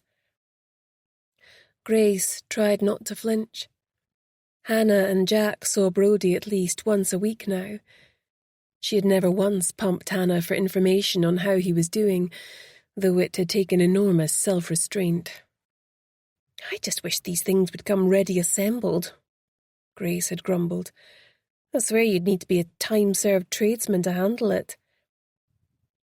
Pulling herself back into the present, Grace pulled on her swimming suit and dry robe, pushing her feet into her battered sandals.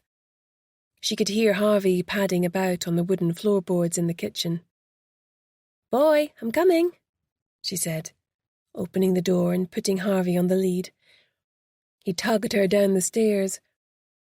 When she opened the door, the wind almost wrenched it from her fingers. Harvey's hair stood on end as the wind whistled through his fur. Grace gulped, taking in the height of the foam-topped waves on Portobello Beach. This probably wasn't the best idea. Her mind drifted to the image of Brodie tucked up, warm and cosy with Julie, and her feet propelled her forwards onto the beach, anxious to shake the thought from her head. Harvey pranced about, waging war on some seaweed, shaking his head from side to side like it was some mythical creature to be slain. Her gaze softened as she watched him play.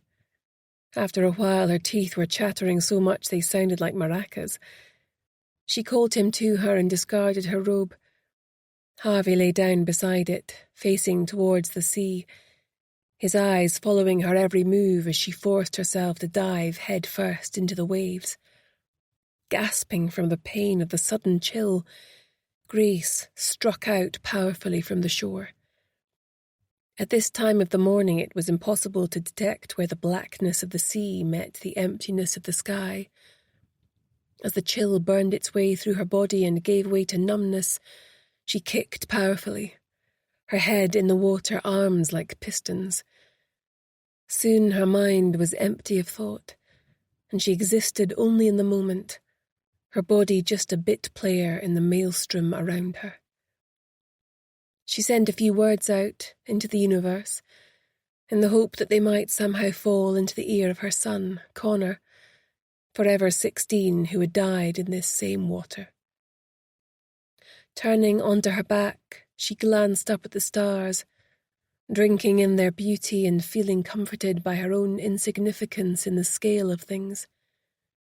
Feeling rejuvenated and ready to take on the challenges of this new year, she flipped back over and swam for the shore where Harvey was waiting patiently for her. Chapter 3. Grace entered the office with a freshly blow-dried Harvey in tow to find Hannah and Jean stashing all the Christmas decorations back in the cupboard. "Happy New Year," she smiled. "Coffee, anyone? Hopefully now that Christmas is out of the way, business should start to pick up again." "Please," said Jean, settling herself at her computer. "There's shortbread in the tin, if anyone wants some." "Hot chocolate for me, please," said Hannah, sliding behind her own desk and placing a shiny new notebook and expensive-looking pen beside her own laptop. "Christmas present?" asked Grace. "Yes, from Brodie." "Was Jack looking forward to nursery this morning?" she asked. "Yes, raring to go," Hannah said with a gleam of pride. "He missed all his little friends." Grace passed the tin around, then helped herself and took her strong black coffee through to her own office. Harvey padded after her and settled down in his basket for a nap. The air felt a little stale, as though it hadn't moved in a while. She opened the window, but some papers immediately blew off her desk, so she closed it again. Firing up her computer, she got stuck into some routine work, including vetting some employees from a new care home that was due to open at the end of the month. After a bit of digging, she had vetoed 2 of the prospective employees on the basis that their social media posts had disclosed some rather unsavoury views in one case, and callous behaviour and a drunk driving charge for the other. The remainder seemed to check out, though. Jean tapped on the door and entered. "I've got a young woman outside asking to speak with you," she said. "She mentioned it was to do with her sister being missing. She's quite distressed." Jean looked worried. "Do you want me to make an appointment, or shall I send her straight in?" Grace shut her laptop. "I can see her now," she said to the older woman. "Could you ask Hannah to send in a tray of coffee when she's got a minute?" Jean nodded and left. Seconds later, she showed in a young woman who looked to be in her late 20s. She was thin to the point of gauntness, and the dark shadows under her hazel eyes were suggestive of a number of sleepless nights. Her long chestnut hair was secured in a high ponytail. "Hello, I'm Grace McKenna. Please take a seat," she said, walking over to the comfortable seating area around a coffee table with her notebook and pen in hand. "I'm Eliza Anderson," she said, a weak smile stretching her lips. "Thank you for seeing me at such short notice. I've been going out of my mind with worry." There was a knock at the door, and Hannah came in and deposited a tray with coffee and shortbread. "Thanks, Hannah." Grace smiled. She waited until Hannah had closed the door behind her before continuing. "How can I help?" she asked, leaning forward, pen poised at the ready. "It's about my sister, Beth, my twin. She's missing, and I'm worried that something really bad has happened to her." "How long has she been missing?" asked Grace. "Since the 14th of December. I haven't heard from her since. She just wouldn't do this. She knows how worried I would be. Something bad has happened to her. I just know it. I feel it in here," she said. her eyes filling with tears as she placed her hand over her heart. Harvey stirred and cocked his head to one side, sensitive to the depth of emotion in her client's voice. "Have you been to the police?" asked Grace. "Of course, but they were worse than useless," she said, scornfully. "They more or less said that most likely she was loved up with some guy or lying in the gutter drunk out of her mind." "That's harsh," said Grace. "Any particular reason why they might have jumped to these conclusions?" Eliza lowered her eyes and started fidgeting with her rings. She opened her mouth, then closed it again. Her face grew red as if she was going to burst into tears. This would require careful handling. "Look, it's okay," Grace said, softening her voice and leaning forward. "I'm not the police, and my only wish is to help you find your sister." Eliza raised her eyes and looked at her once more, as if to ascertain that she could trust her. She nodded. "It's just hard, saying anything bad about her." "Well, then start with the good," suggested Grace. "What about your earlier life together? Twins, you say?" "Yes, identical through and through. My mother loved the attention she got when we were out together and insisted on us dressing identically. She even gave us each two halves of one name. I'm Eliza and my sister is Beth. She used to call us Elizabeth, collectively." "That's not weird at all," thought Grace, keeping her expression neutral. "When we were kids it was fun to go along with it, I suppose. But she didn't let up on her controlling behaviour. She insisted we had the same friends, the same interests, and it was her way or the highway, I guess." "So you chose the highway," guessed Grace. "I was the older twin. Although we were identical, it was me who rebelled around age 13. I refused to wear the same clothes and scoured charity shops with my pocket money to try and forge my own identity. The more she pushed us together, the more determined I became to be my own person without dragging the spectre of my mother's dream child everywhere with me." "That must have been tough. On both of you," said Grace. "You said you were close." "We had been up until that point," Eliza said, her bottom lip trembling. "Beth wanted things to stay the same. She was still close to our mother and didn't want to upset her. I kept trying to push her away, but she clung to me like a limpet. I started to feel embarrassed when she sought me out at school. With my new clothes and bad attitude came a new group of edgy friends that I was desperate to fit in with. I ended up being really mean to her."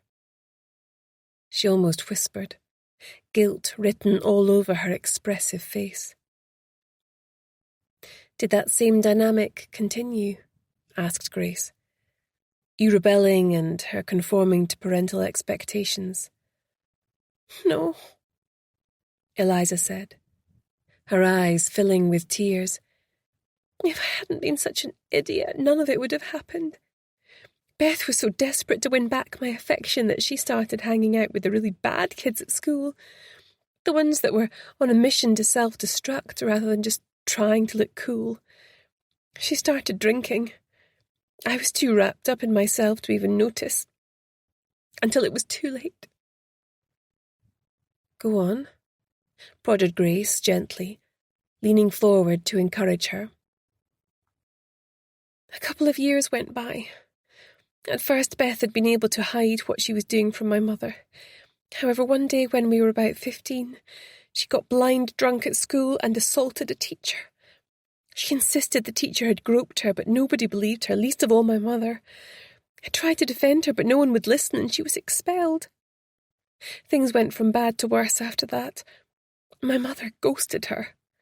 We were living in the same house, but she looked right through her as if she wasn't there. It was as if somehow she decided in her head that there was only one of us now, with poor Beth reduced to an annoying phantom echo of me, like tinnitus or something." "That must have been hard for both of you," said Grace. I felt really guilty. I still feel guilty. If it hadn't been for me, she would have been a goody two-shoes all through school and had the life she deserved. You don't know that, said Grace, startled by the depth of emotion in Eliza's voice. I do, she replied vehemently. Once I woke up to what was really going on with her, I tried to do better. I'd never been that into alcohol, and I hated seeing what it was doing to her. Eventually, she more or less stopped eating. All she did was drink. It started at around 5 a.m. when the shakes woke her up and continued until she passed out every night. She started wetting the bed, puking into a bucket. I was terrified as I realised she might not be able to come back from this. Grace had a feeling how this sad tale was going to end. Eliza seemed to be reliving it as much as telling it, and although time was marching on and she wanted her to get to the point, she recognised this was all coming from a place of trauma and let Eliza continue at her own pace. The day after we turned 16, our mother packed her a bag and threw Beth out onto the street.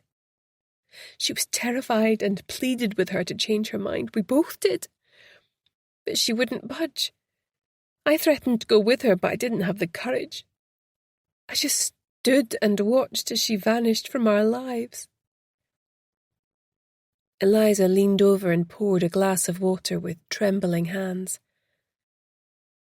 What about your father? Asked Grace. Couldn't he intervene? I never knew him. He left when we were babies.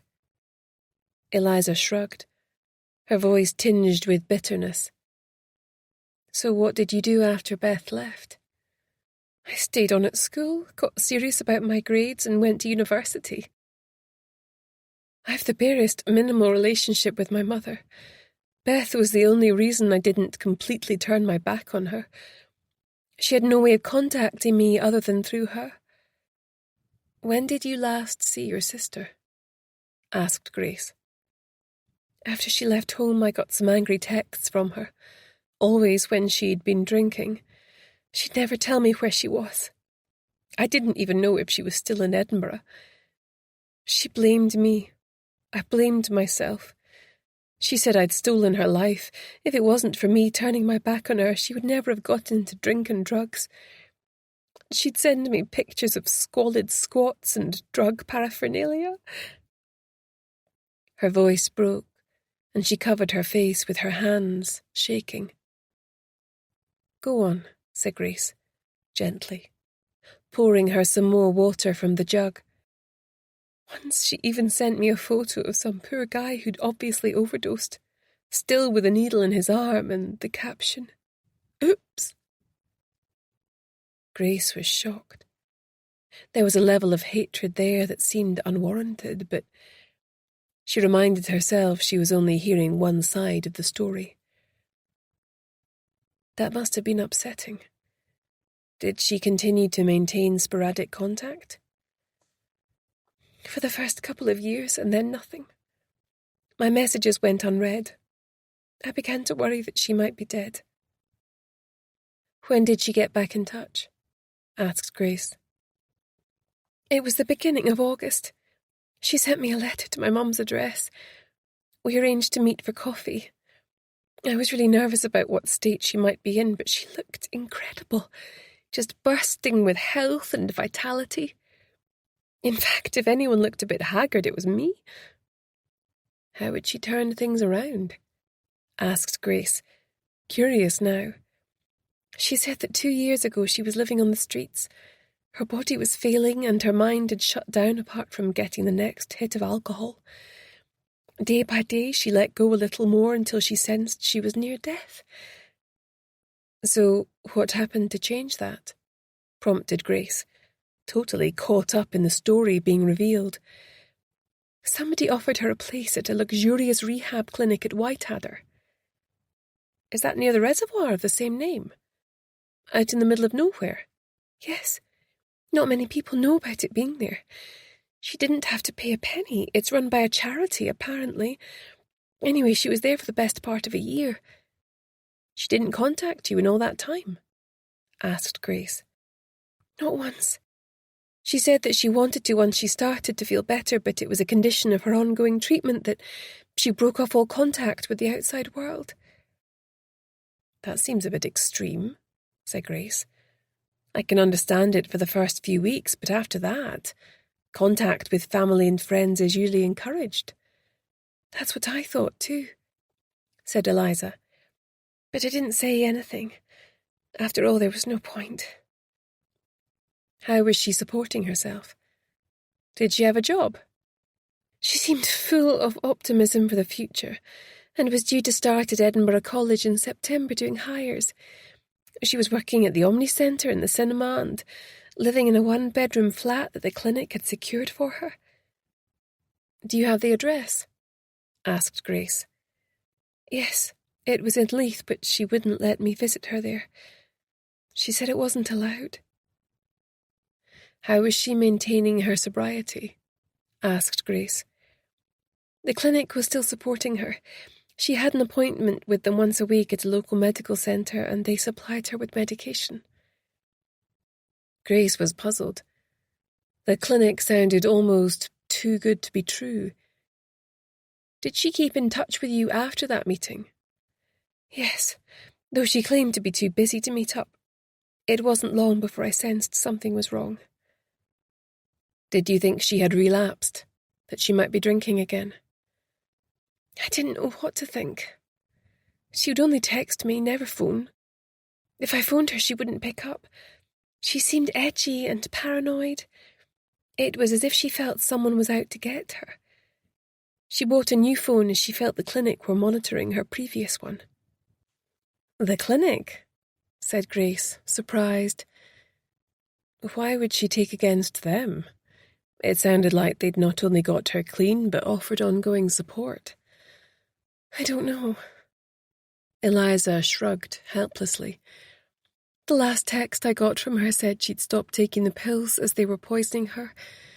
By then she'd dropped out of college and was back to living on the streets. She said she was leaving the area and going to disappear so they could never find her again. I begged her to meet me one last time before she left for good, and she reluctantly agreed. She said she didn't want to put me in danger, but I insisted. She met me at the Natural History Museum in Chambers Street on 14th of December. We'd gone there a lot with our mother as children. When I first laid eyes on her..." She shook her head and teared up again. "I was so shocked I couldn't believe it was even Beth." "Drink can do that to a person," said Grace. "No, it wasn't that. I'm sure of it. She swore blind that she hadn't drunk at all. Before, when she'd been drinking, her breath would have that unmistakable sour odour of booze. Her gait would be kind of exaggerated, as if she was trying to concentrate on walking in a straight line. There was nothing like that."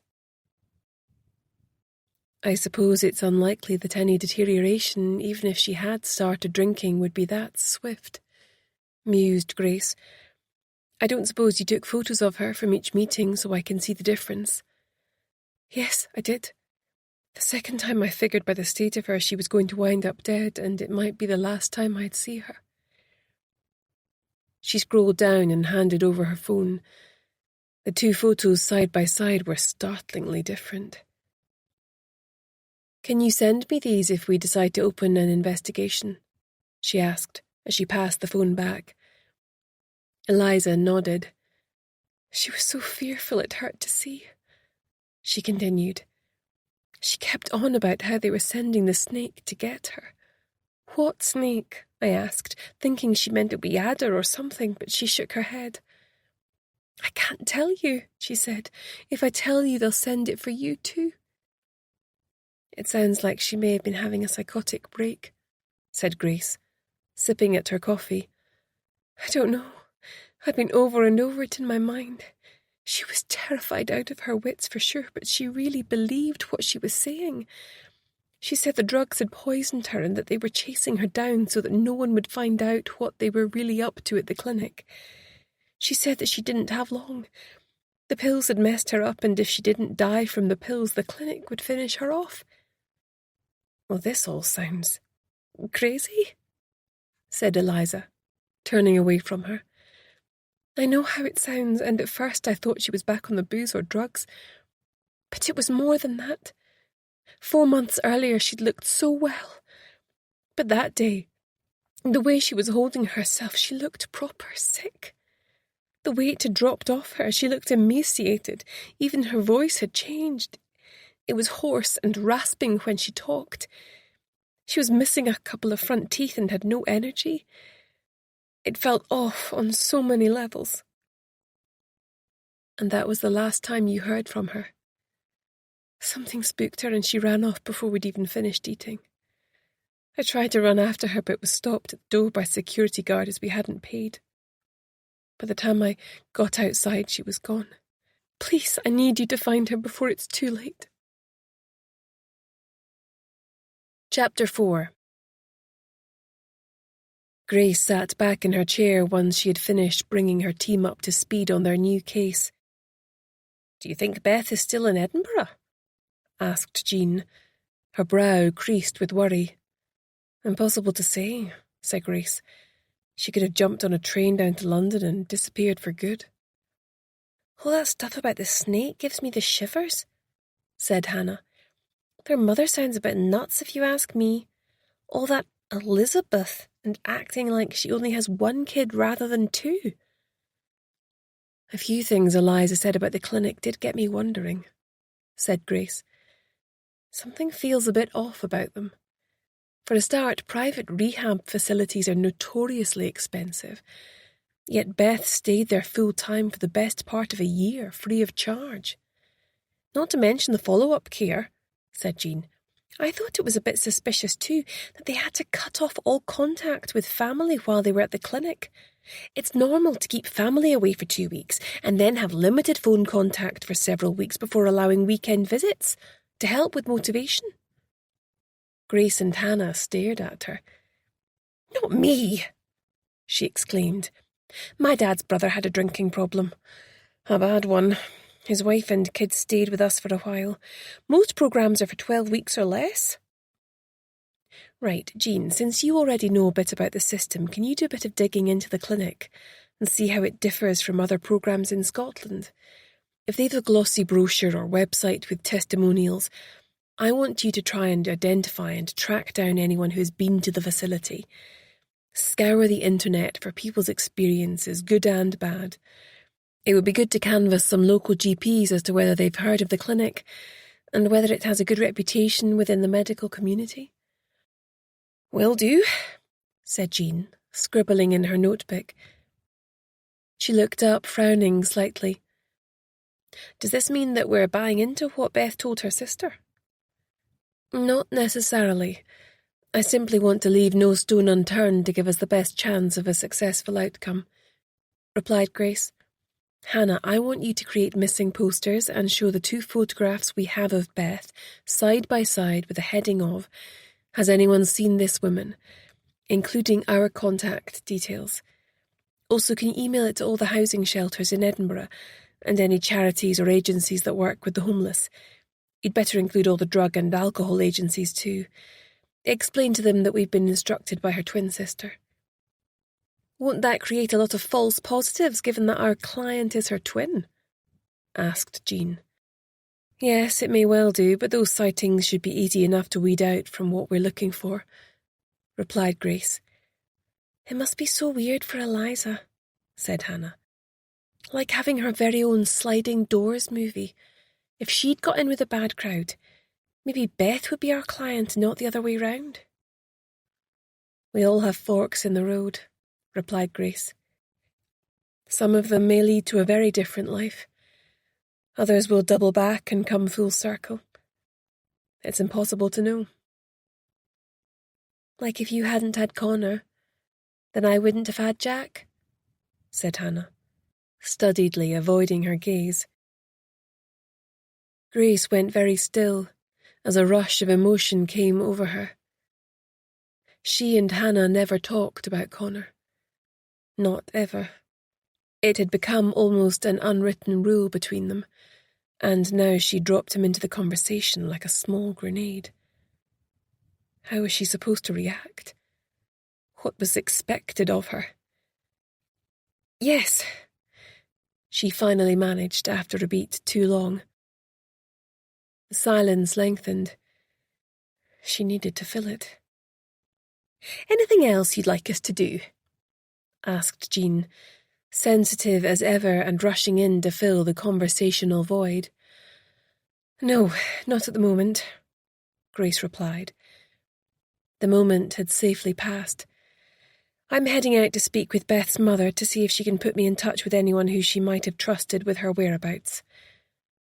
What about Rhodey? Asked Hannah. Can't he help? Grace flinched. No, he bloody well can't.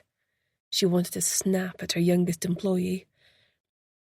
Since Julie's little bombshell at the end of their last case, she'd had to wave goodbye to her former easy relationship with her ex-husband, who had helped her out with her cases whenever he could in exchange for her reciprocal assistance with his own. None of this showed on her face as she smiled at Hannah. He works in major crimes, not missing persons, Hannah, so it wouldn't be appropriate.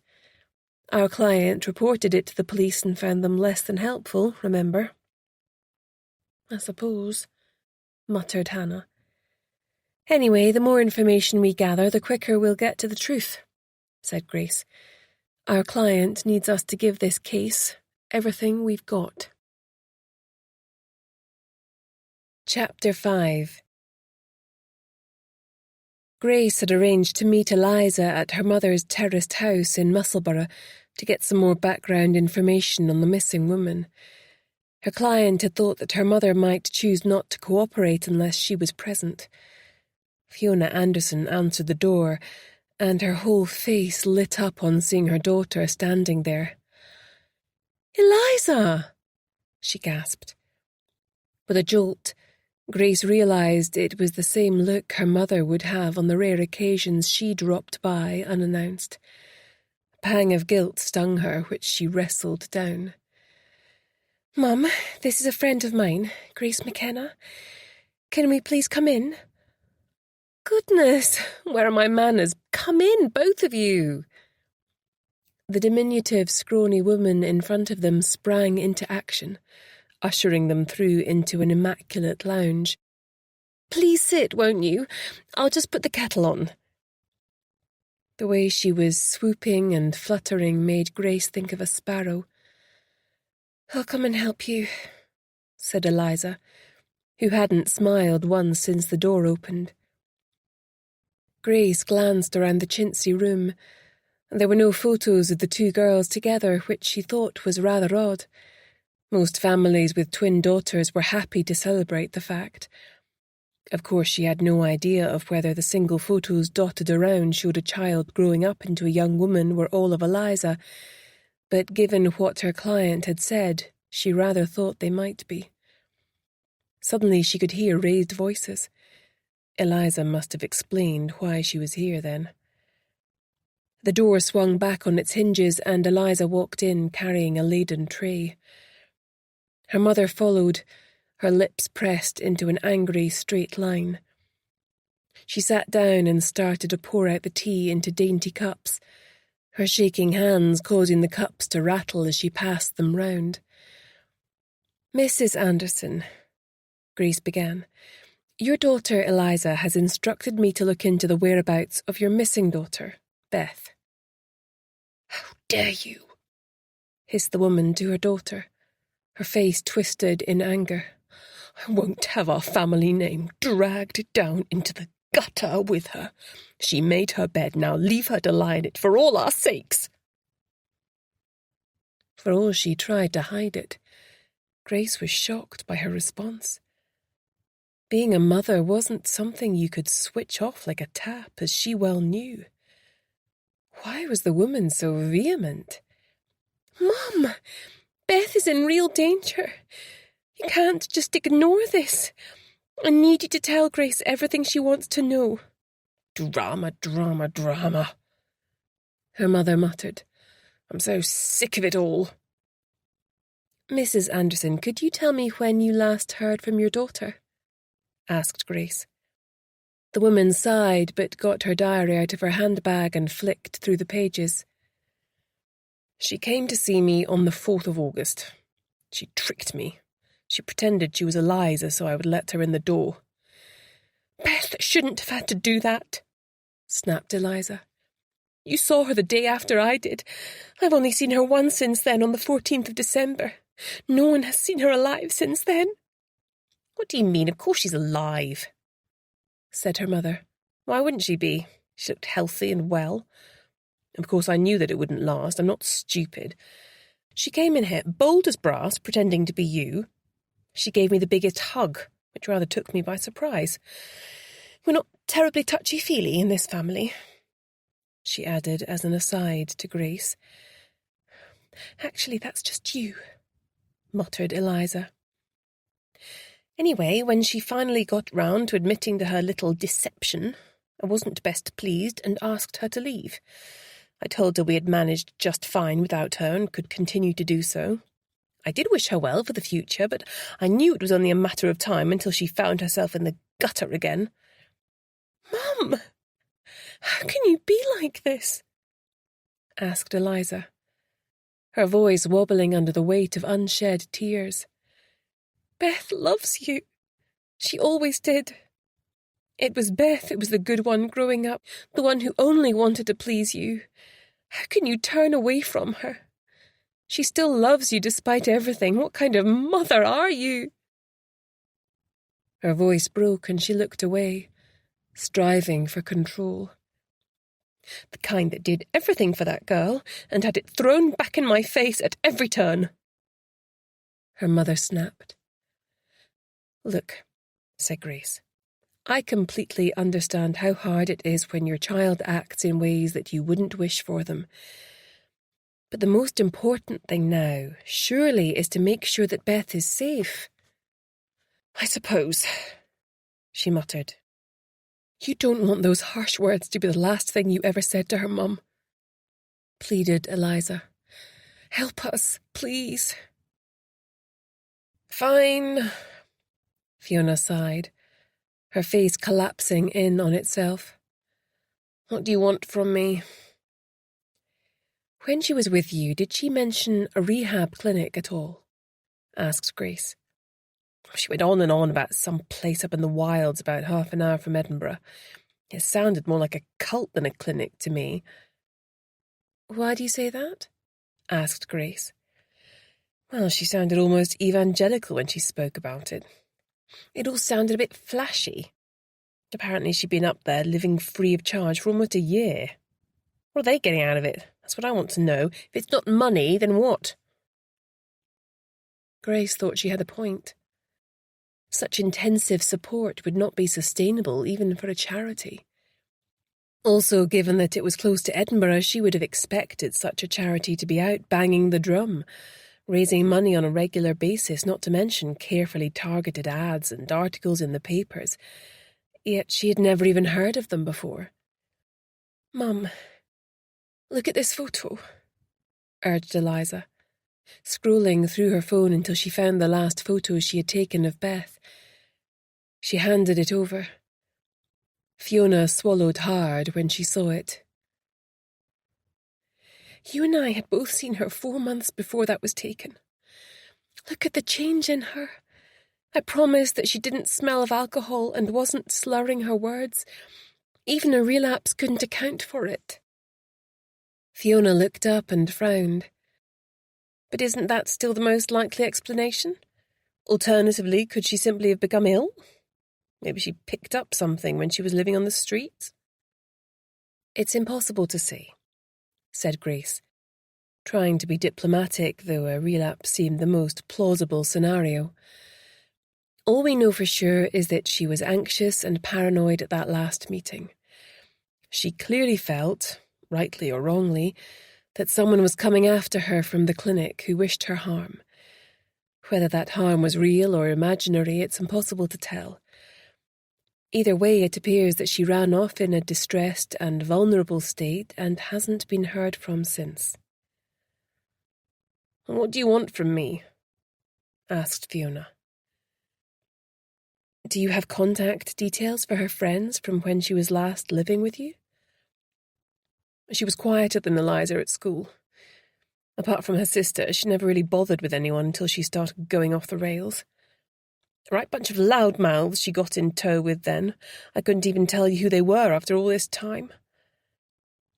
Any other family members she was close to, and might have told of her plans? A cousin, an aunt, maybe. We're a small family, but I do have one sister. We're not in regular contact. I doubt very much Beth would get in touch with her, but I suppose I could give her a ring. Do you still have any of Beth's things? Grace asked. I've redecorated, but both girls slept in what's now my spare room. They still have some stuff in there, in the chest of drawers and the wardrobe. I couldn't quite bring myself to throw it out. She muttered, averting her eyes. Grace looked at her hunched-over body and sour face, and couldn't help but feel pity for her. She'd let her happy family slip right out from under her. She knew a thing or two about that herself. Chapter 6. Eliza pushed open the door to her old bedroom and motioned to Grace to follow her inside. This was no shrine to a departed child. The decor was cream and navy, and there was little in the way of ornamentation. It could be a hotel room, the feeling of which was enhanced by white, fluffy guest towels folded on the bed. "It's like we were never here," said Eliza, her voice thick with tears.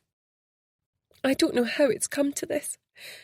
We were so happy growing up until I spoilt everything by shunning my sister. Even Mom, she was different too." "Don't be so hard on yourself," urged Grace.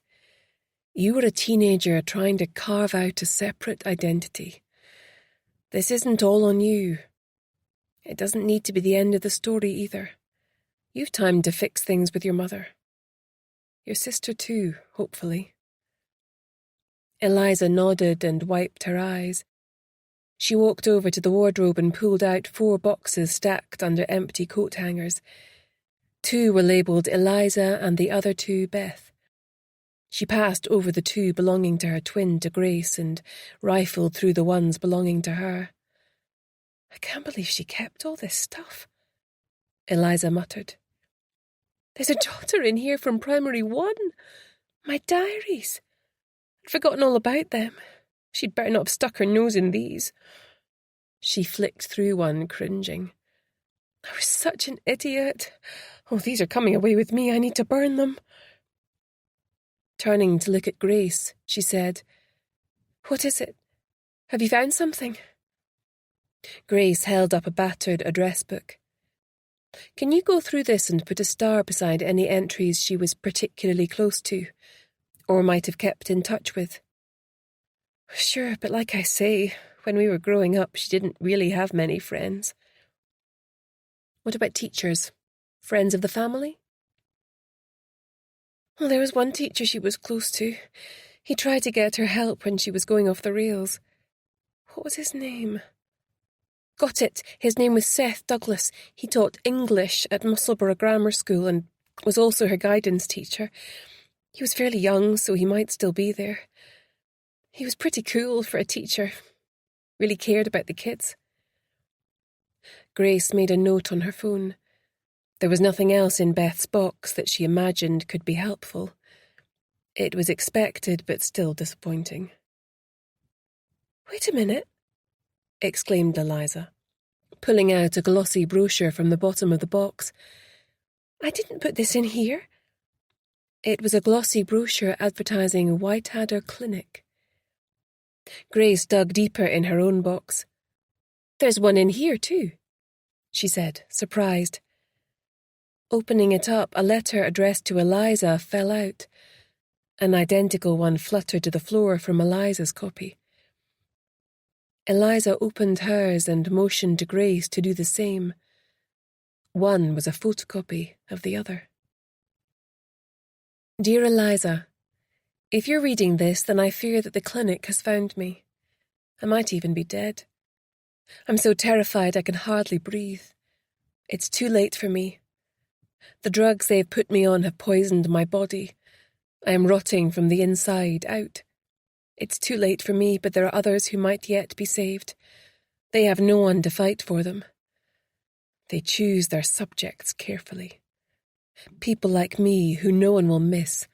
Addicts, the homeless, those on the fringes of society, those who will not be believed. They'll tell you I'm mad, drunk, or using drugs. The one good thing they did for me was getting me clean. I got my life back, but now they've destroyed it. I might have died as a lonely drunk in the gutter if they hadn't scooped me up, but at least it would have been honest. They've messed with me in ways that I don't understand. Now they're sending the snake for me. The snake is real. Don't let it come for you. Take this letter to the police or someone who can help you. Send it to the papers, but don't, whatever you do, go there in person.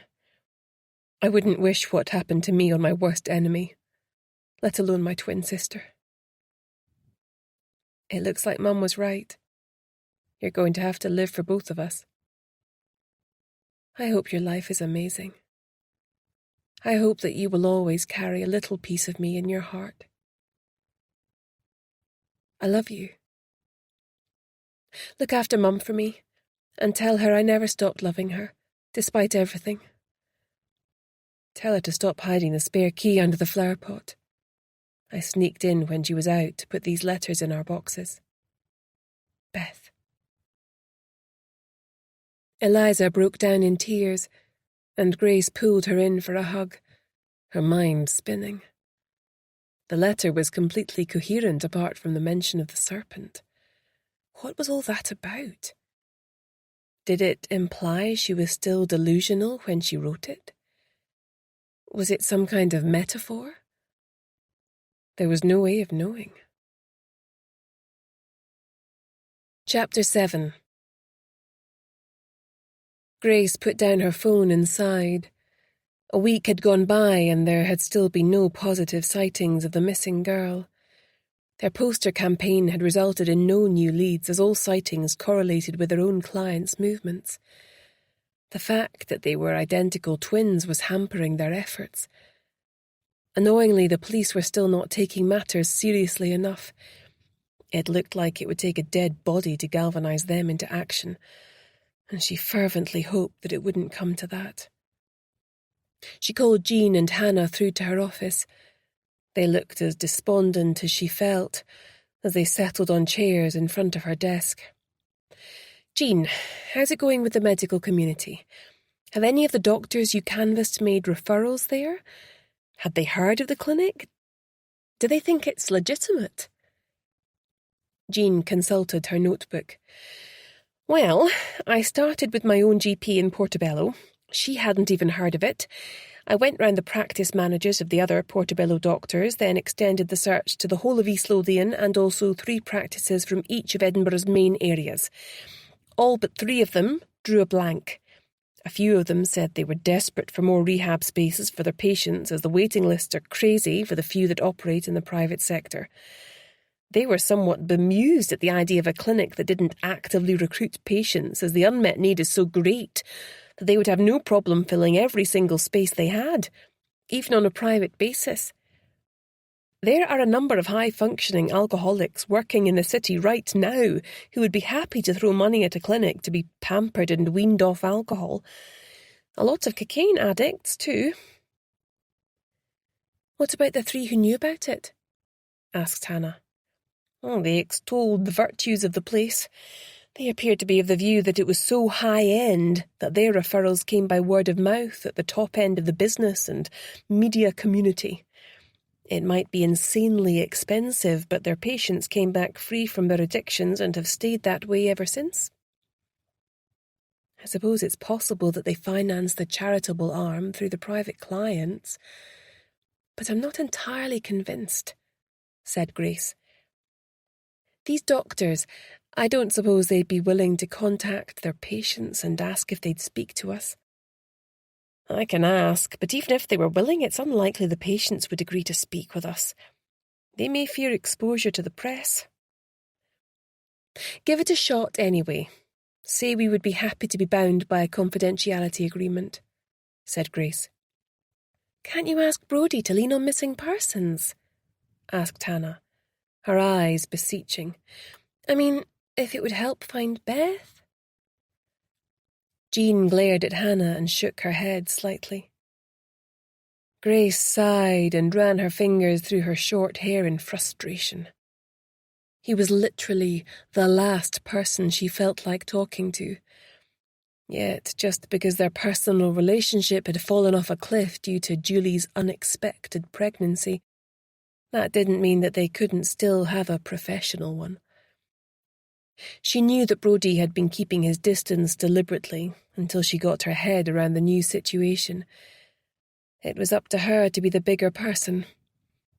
Eliza had trusted her to find out what had happened to her sister. She owed it to her to put personal considerations to one side and not ignore a valuable resource. I'll call him, she said, giving her youngest employee a quick smile.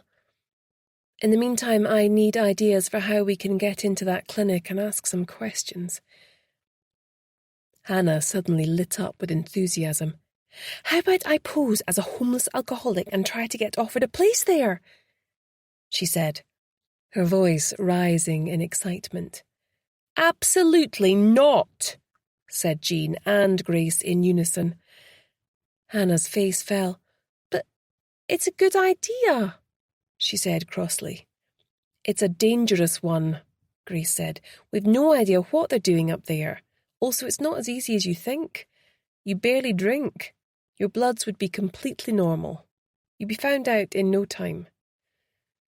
I suppose, muttered Hannah, still looking somewhat offended.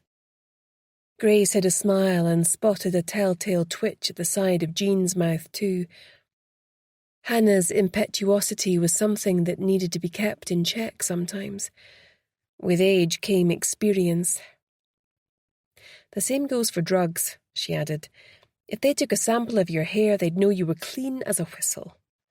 Besides, even if our hypothesis that they're recruiting people from the streets is true, we can hardly have you sleeping rough for weeks or months just in case. Edinburgh is a large area. What are the odds they'd find you? They fell silent as they thought hard about a way forward. There's one surefire way to get their attention, said Grace. Beth's twin could surface and either A, pretend to be her, or B, contact them looking for answers.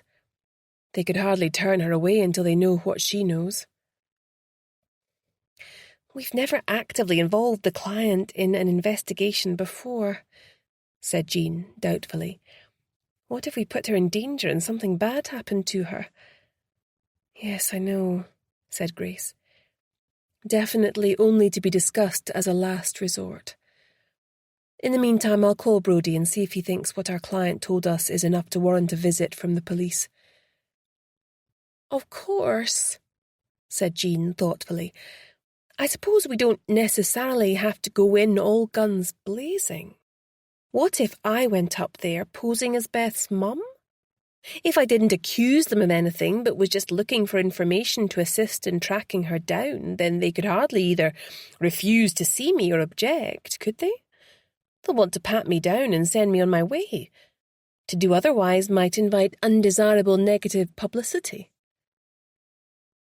No, you're right, said Grace. Don't say anything to alienate them. Make sure you're admiring of the clinic and everything they've done for her. I imagine they know that she was estranged from her family. That might have been what made her such an attractive candidate. What can I do? Asked Hannah, leaning forward in her chair. Go round some of the main housing charities in Edinburgh. There's Shelter, Bethany Trust, and I read recently about a great wee organisation called Streetwise. Tell them about Beth and send both photos through once you get a contact there. Check if they've heard any stories about people vanishing off the streets or suddenly being offered rehab places in a private clinic. Find out what areas are being mainly used for rough sleeping. On it, said Hannah, energised. In the meantime, I'll arrange to meet up with Brodie, Grace said. He still owes us big time for the help we gave him in our last case. It's time for payback. Chapter 8. Grace fidgeted at the table in the cafe at Dobby's garden centre. She'd sweated over suggesting an appropriate place, somewhere that didn't scream date or intimate, or where either of them were likely to be recognised. This vast space filled with families and pensioners had seemed to hit the mark. "Grace! Yoo-hoo!" yelled a voice across the crowded cafeteria. Grace gritted her teeth into a semblance of a smile and waved back. Damn it. One of her mother's old friends and her husband. Now she'd get the first degree next time she visited her mother.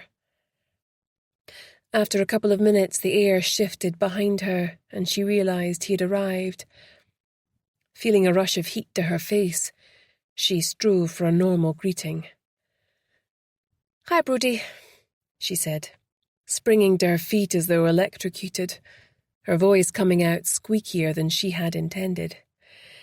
"Grace, great to see you," he said, an awkward smile hovering between them. "How's Julie?" she asked, the words sticking in her throat. "She's good," he said, his expression giving nothing away. "And the baby?" Julie had the 12-week scan a couple of weeks ago and everything checked out.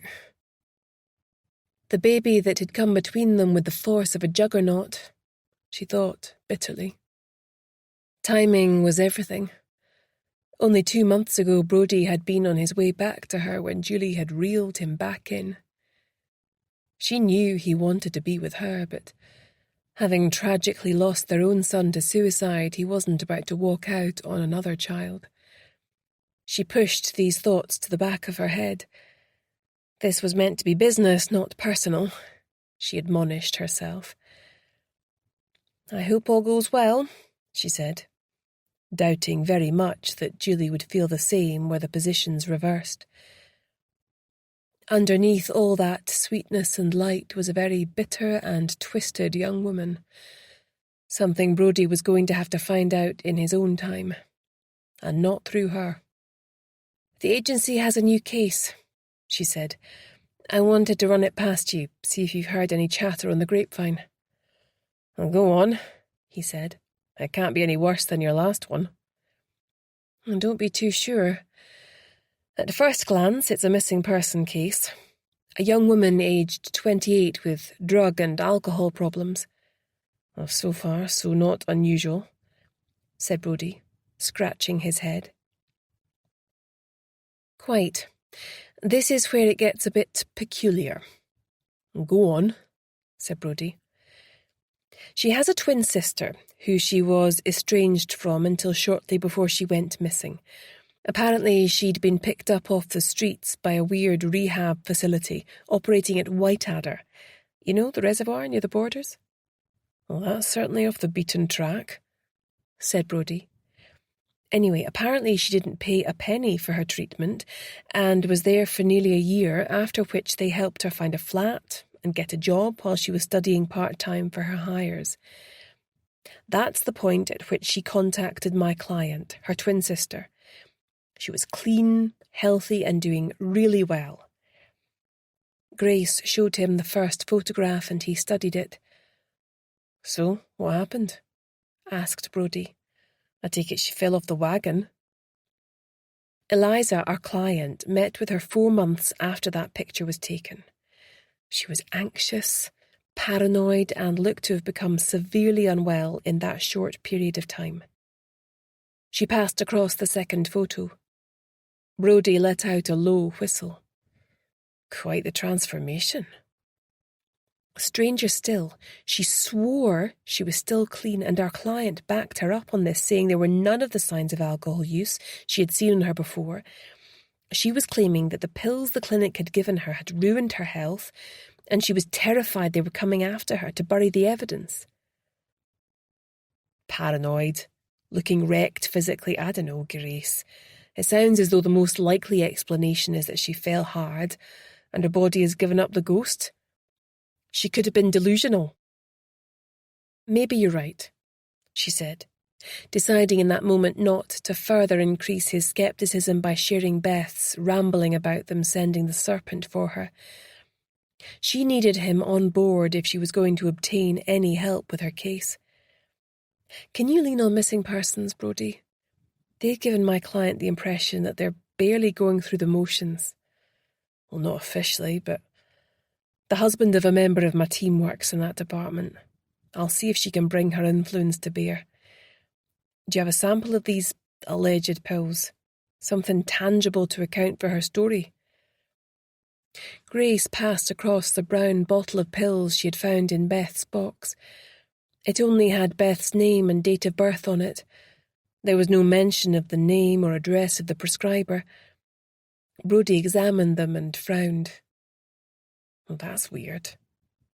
You say she'd been living away from the clinic for months? Grace nodded. These apparently come from the clinic pharmacy at Whiteadder. Could it be part of a clinical trial? Asked Brodie. None that I could find. According to her sister, Beth was adamant she hadn't signed up to any trials. On the face of it, she appears to have deteriorated rapidly. Whether this has been caused by her lifestyle or her medication, as she maintains, is impossible to determine without having this substance analysed. Have you tried all the usual stuff? Asked Brodie, taking one out of the bottle and scrutinising it thoroughly. It was lilac and oval-shaped with no markings on either side. Yes, of course. Unusually, it doesn't have any code imprinted on it, nor is the physical description recognised on any of the pharmaceutical databases. Well, that doesn't sound good, said Brodie, looking worried. Of course, it could simply be a vitamin pill or something herbal. At the moment, you don't have enough to go on to launch any kind of a police investigation. If you rock up at the clinic, they'll simply deny any wrongdoing and say they knew Beth was struggling and were trying to track her down to help her. I know, said Grace. That's why it's so important to establish what has happened to her. Is it a British or American company? It appears to be American, which rather begs the question of what they're doing over here in such an isolated location. No other linked UK clinics? No. It appears to be one of a kind, said Grace. They sipped their tea in silence for an uncomfortably long period. Grace eyeballed Brodie. He looked away, unable to meet her eyes. What? Well, spit it out. You might as well tell me, or I'll imagine all sorts. It might be best if you don't phone me for a bit. Julie has taken to checking my phone and goes ballistic if there's a call or text from you. Are you kidding me? Said Grace, her voice rising in anger. Just what is her problem? It's not as though I'm on the phone to you all the time. These days it's usually about arrangements for Jack or Harvey.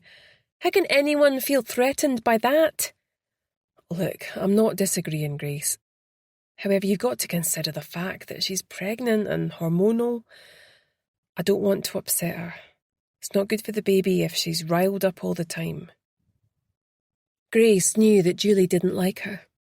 During their last case, her mask had slid off her face like melted wax, and she'd spat bile at her in the street. She then wrong-footed Grace by lying to Brodie afterwards, saying they'd had a cosy chat. Clearly, she was a manipulative liar, and it pained Grace that Brodie had chosen her. I can see why you say that, she said, removing the heat from her voice. But Brodie, she goes through your phone? Brodie reddened. Grace, she just needs a little extra reassurance right now. She'll relax once the baby comes. Don't make this out to be a big deal. Brodie, I'm sorry to have to say this, but that's red flag behaviour, and you know it. Can you not see how inappropriate this is? He snapped back, glaring at her now. I can't have my ex-wife sniping about my current partner. Don't force me to choose between you, Grace, because I'll choose the mother of my child every time. With that, he pushed back his chair and stormed off. Grace sat there in stunned silence, aware of a few covert glances in her direction, including the friends of her mother. Drat. She drained her cup, then scrolled through her phone for a few minutes to make sure he had already left the car park before she ventured out. She couldn't believe what had just happened. What the hell was Julie playing at? There'd been no inappropriate contact between her and Brodie whatsoever. It was starting to dawn on her that Julie was determined to drive a wedge between them. It hurt. It hurt a lot. But maybe it was for the best, she thought wearily, as she deposited her tray and headed for the car park. Chapter 9. Hannah shivered. The freezing cold penetrated her thick quilted coat effortlessly, and she huddled further into her woolly scarf. It was below freezing already, and Marek from Streetwise was taking her round the known sites where small pockets of rough sleepers existed on the margins of society. It was a bit of an eye-opener for Hannah. Previously, she'd thought her family were hard up and barely eking out an existence. As she came face to face with real poverty for the first time, she felt ashamed and resolved to appreciate the roof over her head more. Without that, how did anyone manage to even function? Marek was young, cool without intending to be, and all fired up with a passion and altruism she had never come across before. It felt invigorating to be in his company. In exchange for his help, he'd got her to commit to a weekly shift at the soup kitchen and 5 patrols like this where they went around all the rough sleepers and checked on them, handing out hot drinks and sandwiches as well as blankets for those not adequately protected from the chill. "Hey, Darren, how's it going?" he asked, squatting down to talk to a middle-aged man huddled in a sleeping bag whose face was grey with exhaustion. He was mumbling to himself, and his eyes were darting around like a fly not wanting to land. He flinched away from Marek, but accepted the food and drink offered. Marek wrapped a foil blanket around his shoulders before moving on. "Will he be all right?" asked Hannah, casting a backwards glance at him. He already resembled the dead more than the living as the snow started to fall. "Probably not," snapped Marek. "Welcome to care in the community. He's a schizophrenic who's off his meds. His family had him committed years ago, then buggered off." "Can't they section him or something?" asked Hannah. "Get him the care he needs?" "There are fewer and fewer secure residential hospitals. You can only compel treatment for so long, then you have to let them go. Without support, the world is a frightening place for the mentally ill. They can quickly become overwhelmed and turn to alcohol or drugs to help them cope. Then they decide those are preferable to their pills and the situation spirals out of control. It takes consistent follow-up and community support, but all the services are stretched to breaking point. He's one of the ones who fell through the cracks." "You know their names?" said Hannah, impressed. "Of course. They're people, and they deserve to be treated with dignity, irrespective of their situation." Then he addressed the next person. "Hey, Maria. Going to be a cold one. No Duncan tonight." The young woman, who looked only a little older than her, answered them in a monotone. Her face expressionless, eyes a blank slate, her body shivering uncontrollably with the cold. "Dead," she said, the words escaping in a bubble of spit, which lay there ready to freeze on her chin. She looked like she was so empty of emotion she would never feel again. She was only in a long-sleeved t-shirt and tracksuit bottoms. Hannah immediately peeled off her own coat and placed it around the girl, lifting her limp, drug-tracked arms into one sleeve and then the other. "I'm sorry," said Marek. "I know you'll miss him." "It was all I got," she said, suddenly rousing herself. A tear glistened. She wiped it away. "Thanks for the coat, love." They left their usual offerings and another foil blanket. Hannah pulled her hat off and ran back to give it to her as an afterthought, pulling it down low over the woman's purple ears. "You didn't have to do that, Hannah," said Marek. "You need to put some boundaries in place if you're in this game for the long haul." "It's fine. I wasn't cold anyway," said Hannah, offhandedly. Marek looked at her, trying not to shiver, and shook his head. He was smiling, though, and Hannah felt a strong tug of attraction. Hurriedly, she pulled her mind back to the job in hand. "I didn't show them the photos of the missing women because they seemed so out of it," she said. "Should I have done?" Marek shook his head. "You wouldn't have got anywhere with those two. I've been on this beat since before you told me she went missing, and I've never seen her. I could show the photos to my boss, Jared, who's in tomorrow. You said she'd been on the streets rough sleeping years back. He might remember something from then, as he's been on the job for way longer than me." "And as far as you're aware, nobody's been scooped up from the streets by some weird rehab clinic?" "No, though I can't be completely sure. People go missing all the time. Sometimes they've died and been taken away in an ambulance. The lucky ones get taken into a shelter for a night or so and manage to get swept up by the system and supported. Even then, some of them don't make it and end up back here on the streets."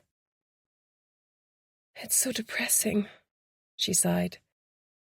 "That there is part of the problem," Marek said, giving her a cross look. "How so?"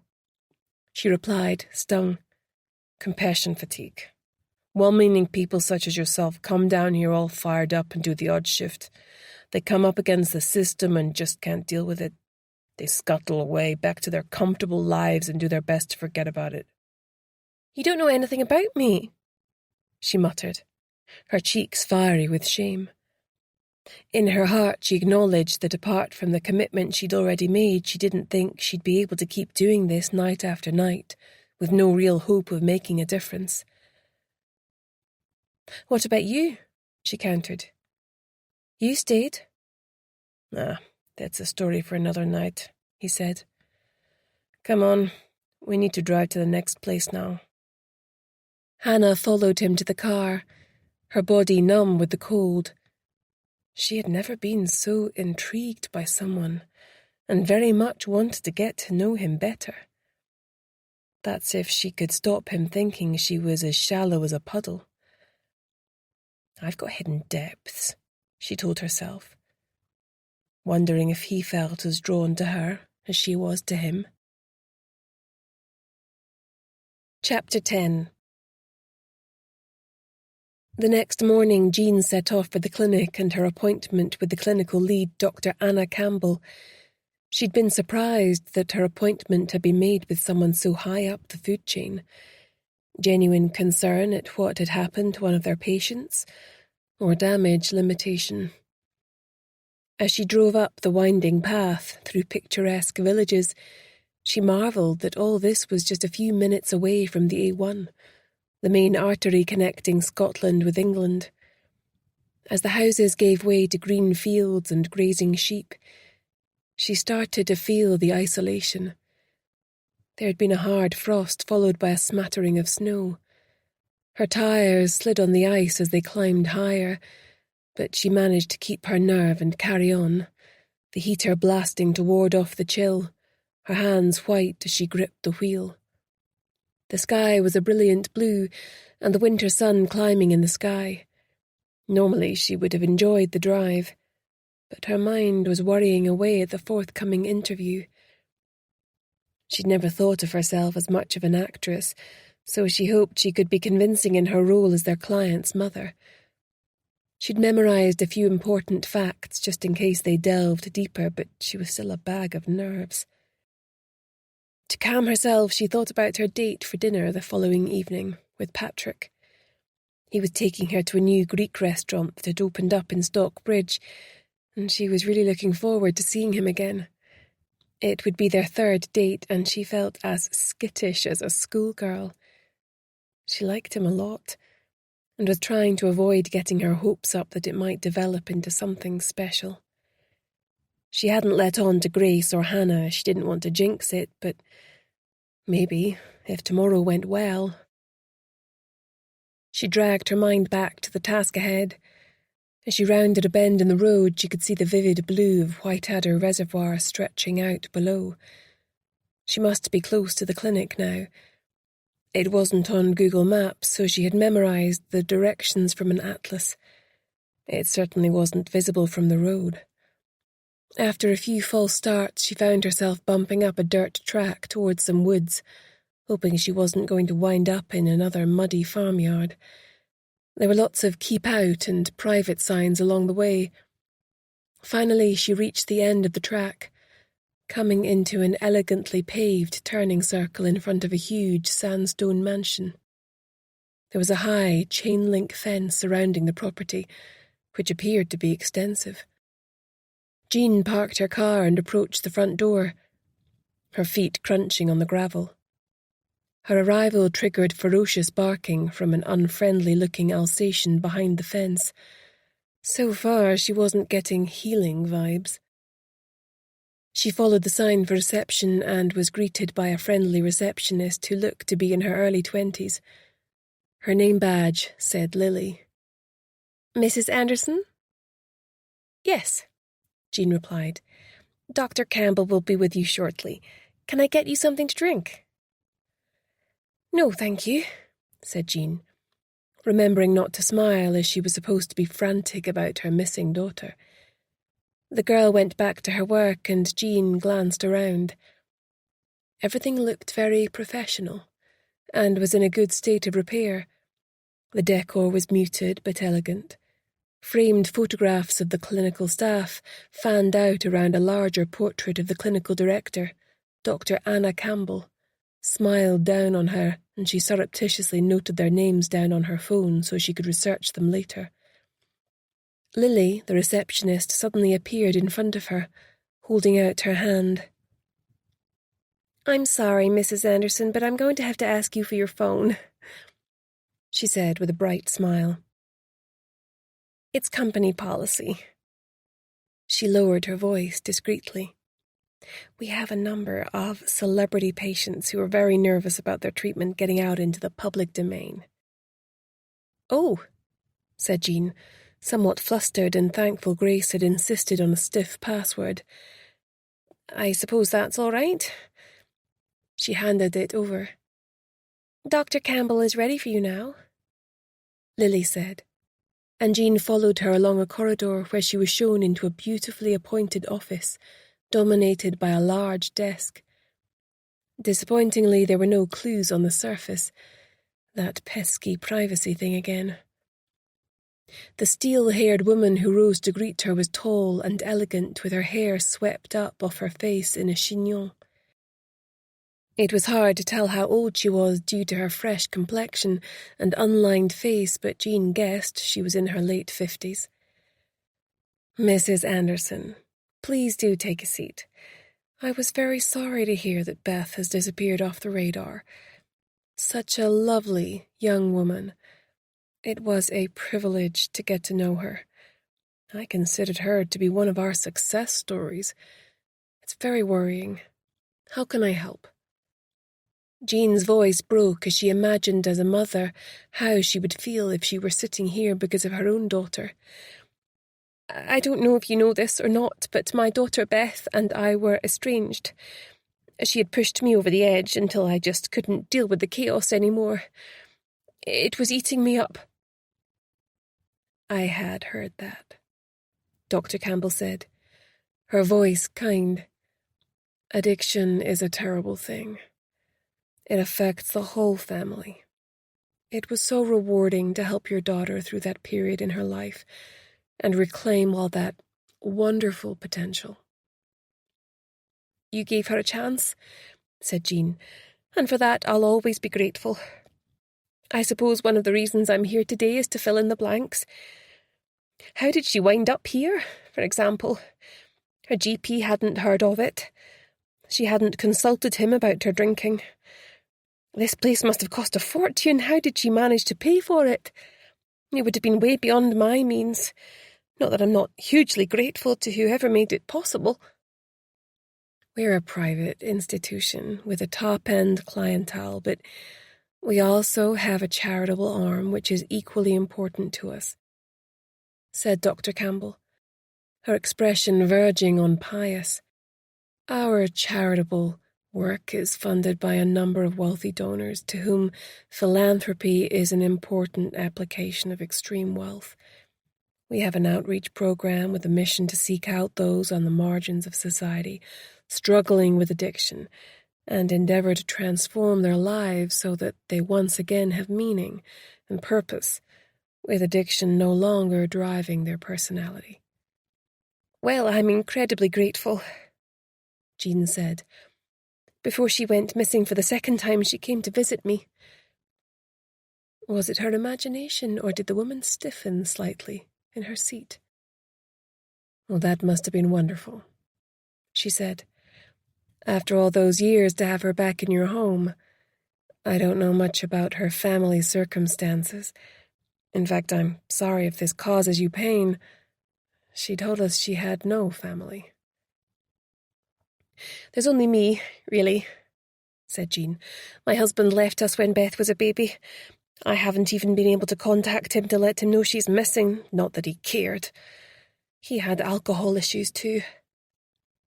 Grace had decided it was best that she didn't mention Eliza, just in case it put her in harm's way.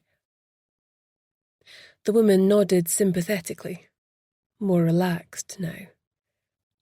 She said that after she left here you helped her get a flat. She got a place at college to study for her hires and got a wee job during the day. I really thought she was going to make it this time. Again the wobble in her voice.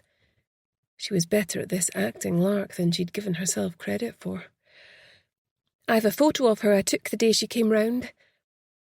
Fortunately, she had printed it off her phone already. She fished it out of her purse. Dr. Campbell took it and scrutinized it carefully. Well, this is how I remember her. Such a delightful girl. And this is one a friend took of her 4 months later, she said, passing across the other photo. Dr. Campbell's eyes widened in shock. She opened her mouth to speak, then closed it again. She must have relapsed. We need to readmit her right away, she said. We don't turn our back on our patients when they leave here. We consider it to be a lifelong commitment. Tell me, when was this photo taken? Jean gave the date that Eliza had told them. I've had no contact with her since. We've put up missing posters all over the neighbourhood and down where the homeless congregate. No one has admitted seeing her. It's as if she's vanished into thin air.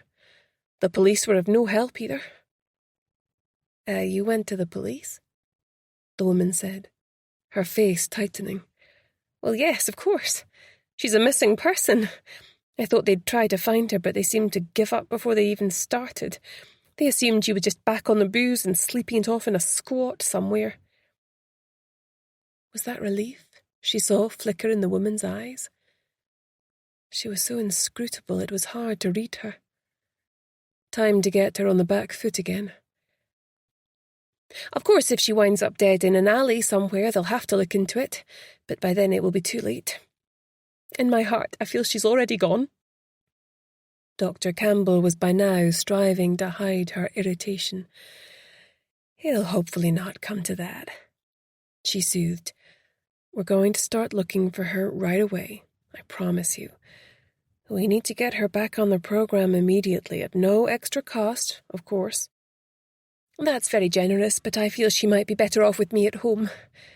I've learned from my mistakes. I intend to take very good care of her should I be lucky enough to be given a second chance.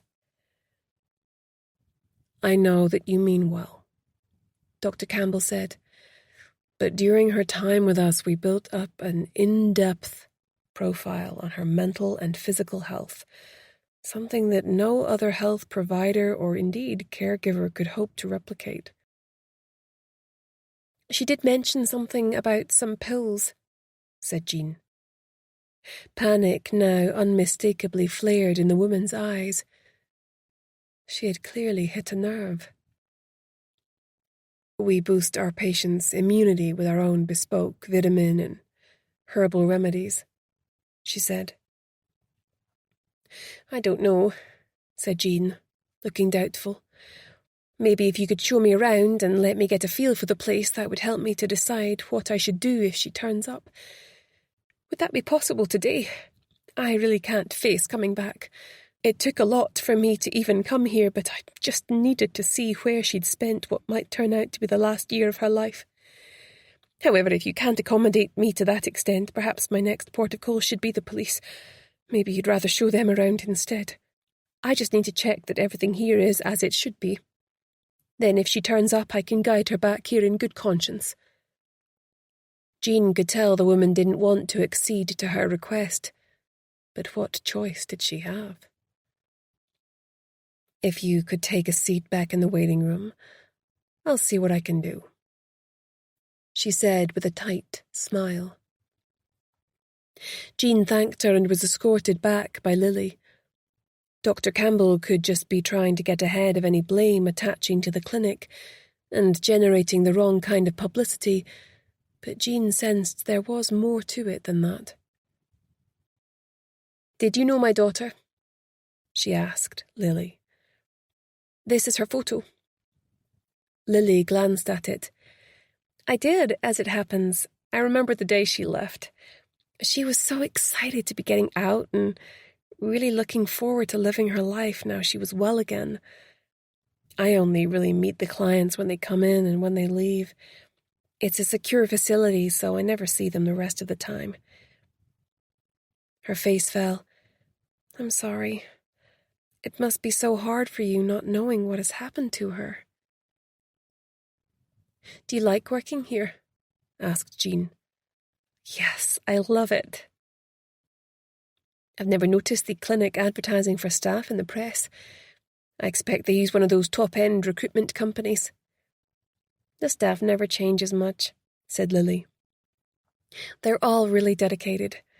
My dad is one of the doctors here, so I was lucky enough to be offered the job when the position came up. Although I'd worked as a medical receptionist back in the States, so I was well qualified for the job. Dr. Walker?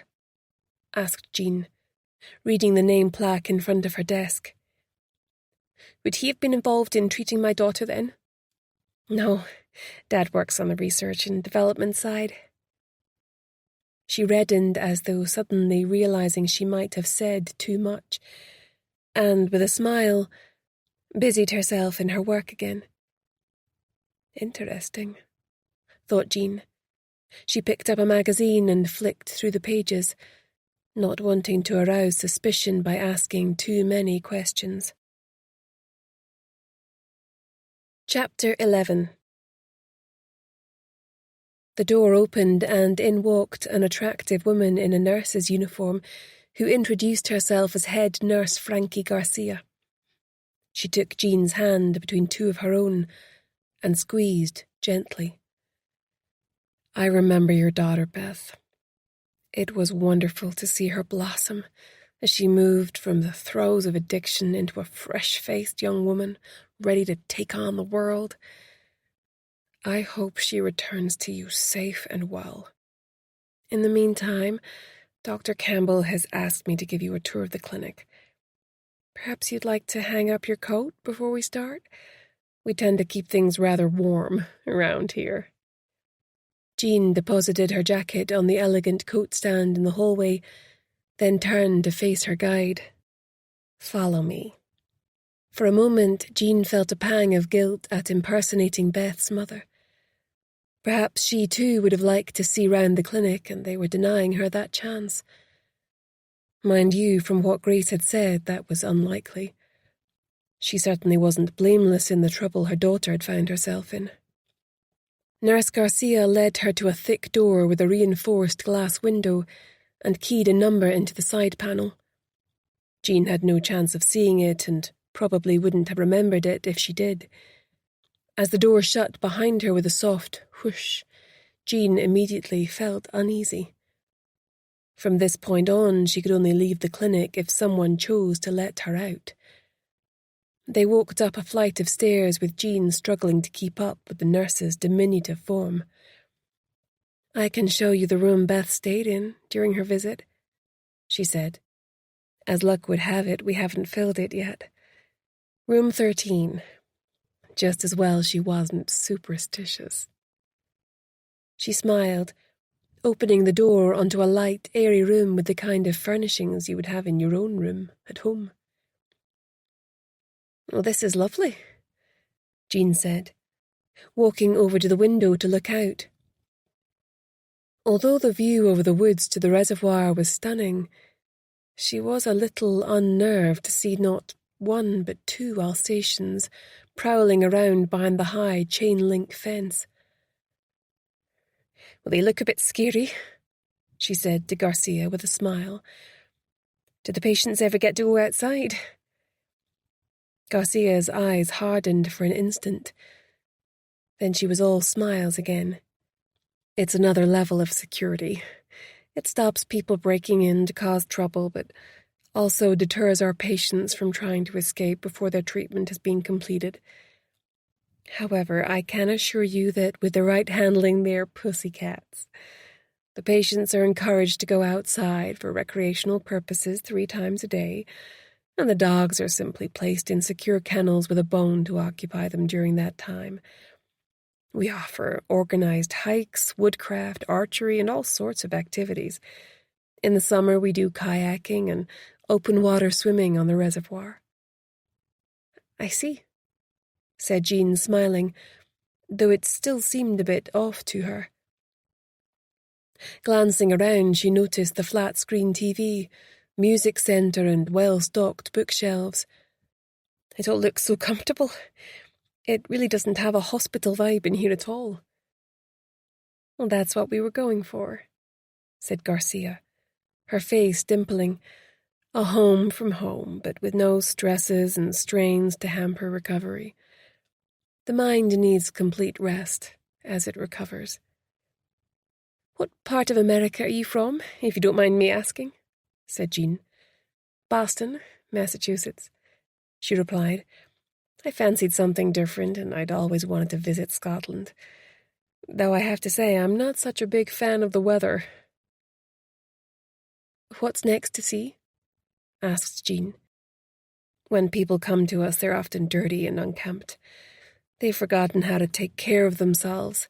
Their self-esteem is completely collapsed, and all that drives them is getting from one fix to the next. They've effectively lost their humanity. Once they've been detoxed and given clean clothes and a flattering haircut, we reward good, healthy behaviors by visits to our indoor spa, where they can have beauty treatments and start to take pride in their appearance again." "That sounds amazing," said Jean. "I'm so grateful my daughter got to come here. How did that happen, by the way? Our GP maintains he knew nothing about it." "Oh," said Garcia, slightly flummoxed. "I've no idea. I'm not involved with that side of things. We do have an outreach program that goes out to actively find people we can help, so perhaps it was through that route." Their next port of call was the art therapy suite, where Jean could see an impressive amount of framed art and all manner of equipment and resources. "We even have a kiln," said Garcia. "If my memory serves me correctly, your daughter was a rather talented artist. Here's one of hers on the wall, over here." Jean looked at it with interest. It was painted in oils and showed a coiled serpent, ready to strike, its darting tongue sniffing for prey. The painting was stunning, yet unsettling. Wow, I don't know what to say. She did make a few off-the-cuff remarks about the serpent coming to get her, but I never took her seriously. Garcia stiffened and left quickly, forcing Jean to turn about and follow her. I'm afraid it was one of her delusions when detoxing, she said, once they had left the room behind. Patients have all kinds of vivid hallucinations, bringing their own primal fears to the fore. Once we had a gentleman who kept seeing a mummy wrapped in bandages in his wardrobe mirror. He was Catholic and so sprayed shaving foam in the form of a cross over the mirror to keep the mummy from coming out. Of course, next he heard the sound of scraping and the mummy was wiping away the shaving foam. That sounds terrifying, said Jean. So you're saying that when Beth was detoxing, she conjured up this serpent and it was as real to her as you or me? Exactly, said Garcia. She opened the door into a games room with 2 badminton courts and lots of other equipment. Exercise is a healthier way to relieve stress than turning to drugs or alcohol. We encourage our patients to test that out for themselves. We also have a fully equipped gym and a swimming pool. It suddenly occurred to Jean that she hadn't seen a single patient yet. Glancing at her watch, she said, "Where is everyone?" "They're all in various group therapy rooms at this time," Garcia smoothly replied. "That's why I was able to give you this tour. You'll appreciate that we owe our patients the strictest possible confidentiality in relation to their treatment here. If you saw someone that you knew, it could cause severe reputational damage." Jean thanked her for taking the time to show her around, and left the way she had come after being buzzed out by young Lily. As soon as she walked out of the door, the dog started snarling at her, giving her a fright. Her mind was in turmoil after all she had seen and heard. However, she felt that she was no nearer the truth than she had been when she arrived. Although in many ways it looked like a wonderful place, she felt an undercurrent of something that had unsettled her, though she couldn't put her finger on what had triggered it, no matter how hard she tried. She also thought that despite the explanation given, it was odd that she hadn't come across a single person, staff or resident, during her tour. Burying her hands in her pockets as she strode over to her car, she momentarily froze, then continued walking. There was something inside her pocket that hadn't been there before. Mindful of the CCTV swiveling towards her, she didn't take it out, although by now it felt like it was burning a hole in her pocket. Instead, she calmly got in her car and drove off without a backward glance. Chapter 12. Back at the agency, they were all sitting in the comfy seats grouped around a large driftwood coffee table in Grace's office. She'd ordered in tasty bagels from the specialist shop in the high street, and now, fed and caffeinated, they were all pondering recent events. Harvey had managed to score a bit of chicken that Hannah had accidentally, on purpose, let fall from her bagel. He was now slumped on her stockinged feet like a pair of comfortable slippers. "You've made a really good contact there," said Grace. "It sounds like Marek is going to keep his ear to the ground for us." "He's such an amazing person," Hannah said dreamily. "He's really making a difference. He's even persuaded me to volunteer for some shifts." "I like his style," Grace smiled, exchanging a knowing look with Jean. Hannah was clearly crushing on him. She moved across to her desk and picked up the letter that Jean had discovered in her pocket that morning. It was handwritten and unsigned. She read it out loud. "I heard you say you're Beth's mother. Beth made such a lot of progress here and was a lovely person. She doesn't deserve what happened to her. Something here has gone very wrong. I wasn't meant to find out, but now I know some of what has been going on. This isn't what I signed up for. Beth is going to die a terrible death. It may already be too late to save her. Please meet me at Wetherspoons, Musselburgh, tonight at 6 p.m. We need to talk. I'll be wearing a brown and yellow scarf and have a copy of National Geographic on the table. You can call me Gordon. So, we have ourselves a potential whistleblower, Grace said thoughtfully. As long as the rest of them haven't twigged what he's up to, said Jean, sounding nervous. The serpent will be coming to get you, Jean, said Hannah, her hand imitating a snake's sinuous curves. About that, said Grace. Having that painting of the serpent on the wall was a bit weird. I managed to get a picture of it, said Jean. The receptionist had taken my phone off me, but I asked if Garcia could send it to me, because art had been one of Beth's passions before she got sick, and it would mean a lot to me to have a picture of her last artwork. She wasn't keen, but she could hardly say no without arousing my suspicions, so here it is. She opened an A4 folder and handed round the copies she had made before lunch. That is so good, breathed Hannah. It almost leaps off the page at you. It's super creepy, though. There's something so mean in the eyes. For want of a better word, it looks evil, said Grace.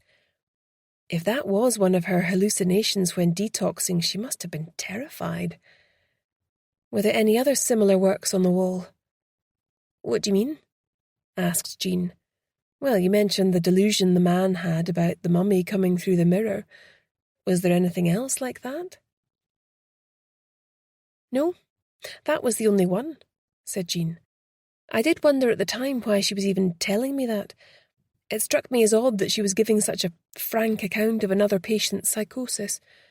Even though she didn't identify them, shouldn't that sort of thing be kept private? It sounds to me like they were aware Beth may have made comments about the serpent already, and were trying to get ahead of it, said Grace. It may not even have been painted by her at all. You're not seriously trying to suggest that it's a real snake, are you? Asked Hannah. No, said Grace, but I think that one way or another it was very real to Beth.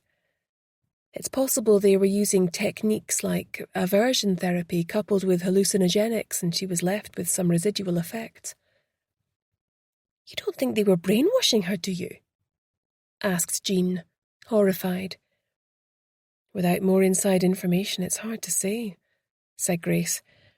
At least we've now got a bit of an in with this person inside reaching out. You don't think it could be a trap, do you? Asked Hannah. A trap? Oh, good heavens, I hope not, exclaimed Jean. I must say that hadn't occurred to me. Hannah's right, said Grace. You need to exercise caution. Maybe you'd better go, said Jean, clearly doubting her ability to pull off the subterfuge again.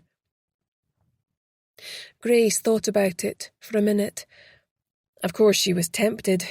It was putting a lot on Jean to have her do it. However, it was Jean he had reached out to, and he was bound to feel skittish about the whole thing. Seeing someone different to who he expected might make him retreat. Also, as her employer, she owed it to Jean to develop her skills and confidence. No, she was going to let her run with this. I think you need to do this one, Jean. Try to get his real name if you can. Should I tell him who we really are? I'm afraid you're going to have to play that one by ear. If things are going well, you can tell him. His main motivation in reaching out might be he's concerned about what happened to Beth. The fact he thinks he's talking to her mother might give us more leverage initially. Oh, I hate lying, said Jean, shifting in her chair, though I was shocked today to discover I was rather good at it. Both Grace and Hannah laughed. Jean was quietly religious and had a strict moral code for herself. Here she was discovering hidden vices she didn't know she had. Yes, but you're lying for a good reason, and to help someone, said Hannah. "I'm sure that must be allowed somewhere in the God Manual." "In the Bible, you mean?" said Jean, trying not to laugh. "Exactly," said Hannah. "I'll be in the bar already, having something to eat from where I can see you both, so you won't be in there alone," said Grace. "See if he could perhaps photograph or email some evidence to us of the things he's concerned about. The main thing is not to scare him off by coming on too strong in this initial meeting." "You can do it, Jean," said Hannah stoutly. "Go home and get some rest, so you're fresh for later," said Grace. "Before I go, I'll email you the medical names I noted down on my phone before they confiscated it. There may be more people working there, but this might be their entire medical team," said Jean. "Hannah, when that email arrives, can you start researching those names? See when and where they graduated and what, if any, their specialities were. Look into postgraduate study and employments and what research studies they've been involved in. Check the electoral roll and get addresses for as many as you can. Some of them may be accommodated in the clinic, of course. See if there's a whiff of scandal attached to any of them. What are their reported interests, personal and professional? Have they ever been interviewed before or while they were at the clinic? Try to ascertain whether any of them have ever been connected with big pharmaceutical firms in the United States. Charge nurse Frankie Garcia admitted to Jean that she was from Boston, Massachusetts, which is where a lot of these big pharmaceutical testing companies have their headquarters." "Is that all?" asked Hannah, faintly. "For now," said Grace. "I'm off to meet with our client and update her on how the case is going. I'll be back later, though, and I'll give you a hand then." Chapter 13. Grace headed further into Edinburgh, to the address she'd been given. Eliza lived in a stunning top-floor flat with fabulous views out to Carlton Hill at the back and down Leith Walk to the front. She suddenly realised that she didn't know all that much about her client. Hardly anything, in fact. When Eliza told her money was no object, she hadn't realised she actually meant it, and had taken the case on intending to restrict her eventual fee as much as possible. Her mother certainly wasn't well off. Her small terraced house was immaculate and well presented, but Grace suspected that she was struggling to keep it that way. Slightly out of breath from running up the stairs, she rang the doorbell on the smart blue door. "Grace, come in," said Eliza, throwing the door wide. "Ben is working from home today, so I'll introduce you. Ben!" she yelled. A door opened and a tall, gangly man who looked to be in his early 30s slid out into the hall. Dressed like an absent-minded professor in cords and a sweater, he looked unaccountably furtive as he shook Grace's hand. Maybe he was just shy, she thought. "I'll make some coffee," he said, still failing to meet her eye as he disappeared off in the direction of the kitchen, watched fondly by Eliza. "Bless him," she said, as she led Grace through into a magnificent lounge with high ceilings and floor-to-ceiling views of Carlton Hill. "It's beautiful," said Grace. "Looking at all that greenery, you'd never think you were in the centre of Edinburgh." "I just love it," Eliza enthused. "Of course, working for the bank helped me get a decent mortgage rate, which certainly helped." "What type of work do you do with the bank?"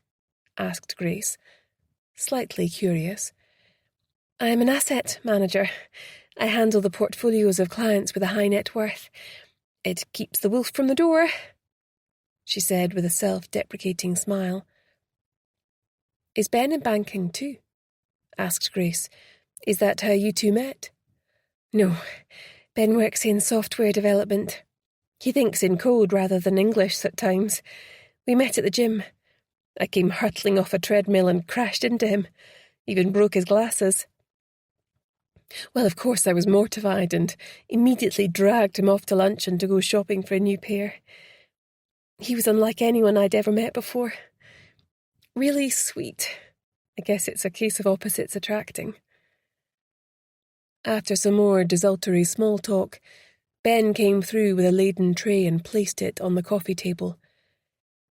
"You're welcome to stay and hear what Grace has to say," Eliza said, smiling up at him. Did Grace imagine it, or did an expression of fear flicker across his face? He turned away from her client to grab some coasters from a shelf. "I would, but I'm trying to meet a deadline," he said with an apologetic smile. "If I don't get this code through to the developer before the end of tonight, the sky will fall down." "You work too hard," Eliza protested, grabbing his hand but releasing it almost immediately. "Before you go," said Grace, operating on a hunch, "did you ever meet Beth?" "No," he said, his eyes widening in alarm. "Beth was long gone by the time we met. When Beth finally got in contact, she would only agree to meet Eliza alone and in a public place." "I was so excited about introducing them," said Eliza. "Sadly, I never got the chance." Grace smiled and let it go, but she was convinced he was lying. Once he was gone, she updated Eliza on the investigation thus far. "I can't believe Jean impersonated my mother," she said, looking bewildered. "It might seem a bit extreme, but I didn't want to put your mother in any danger, and it was important to extract as much information as possible on that single visit. We might not have another chance to get inside." "No, I get that," Eliza said, looking worried. "There's no way she could have carried that off. These days she can hardly rouse herself off the sofa. I just want to be really clear that I don't want to put my mother at risk in any way. What if they have her address and go round to see her and it's a different person?" "We've thought of that," said Grace. "Jean made sure to tell them that she'd moved since Beth had been away, and she gave her own address, so they should have changed their records. The good news is that we've got details of their doctors and nurses from reception, so we can start digging into them a bit more deeply. We've also been contacted by someone on the inside who might be considering dishing the dirt on what's really going on inside the clinic. He's meant to be meeting a member of the team tonight at 6, if his nerve holds." "That would be amazing," Eliza said, fervently. "But I'm also scared of what he might say. I'm terrified to think of what they might have done to her." "There's one more thing," Grace said, opening the folder she had taken with her and pulling out one of the snake prints. Eliza gasped and recoiled in horror. "This was on the wall in the art therapy room, and allegedly done by your sister.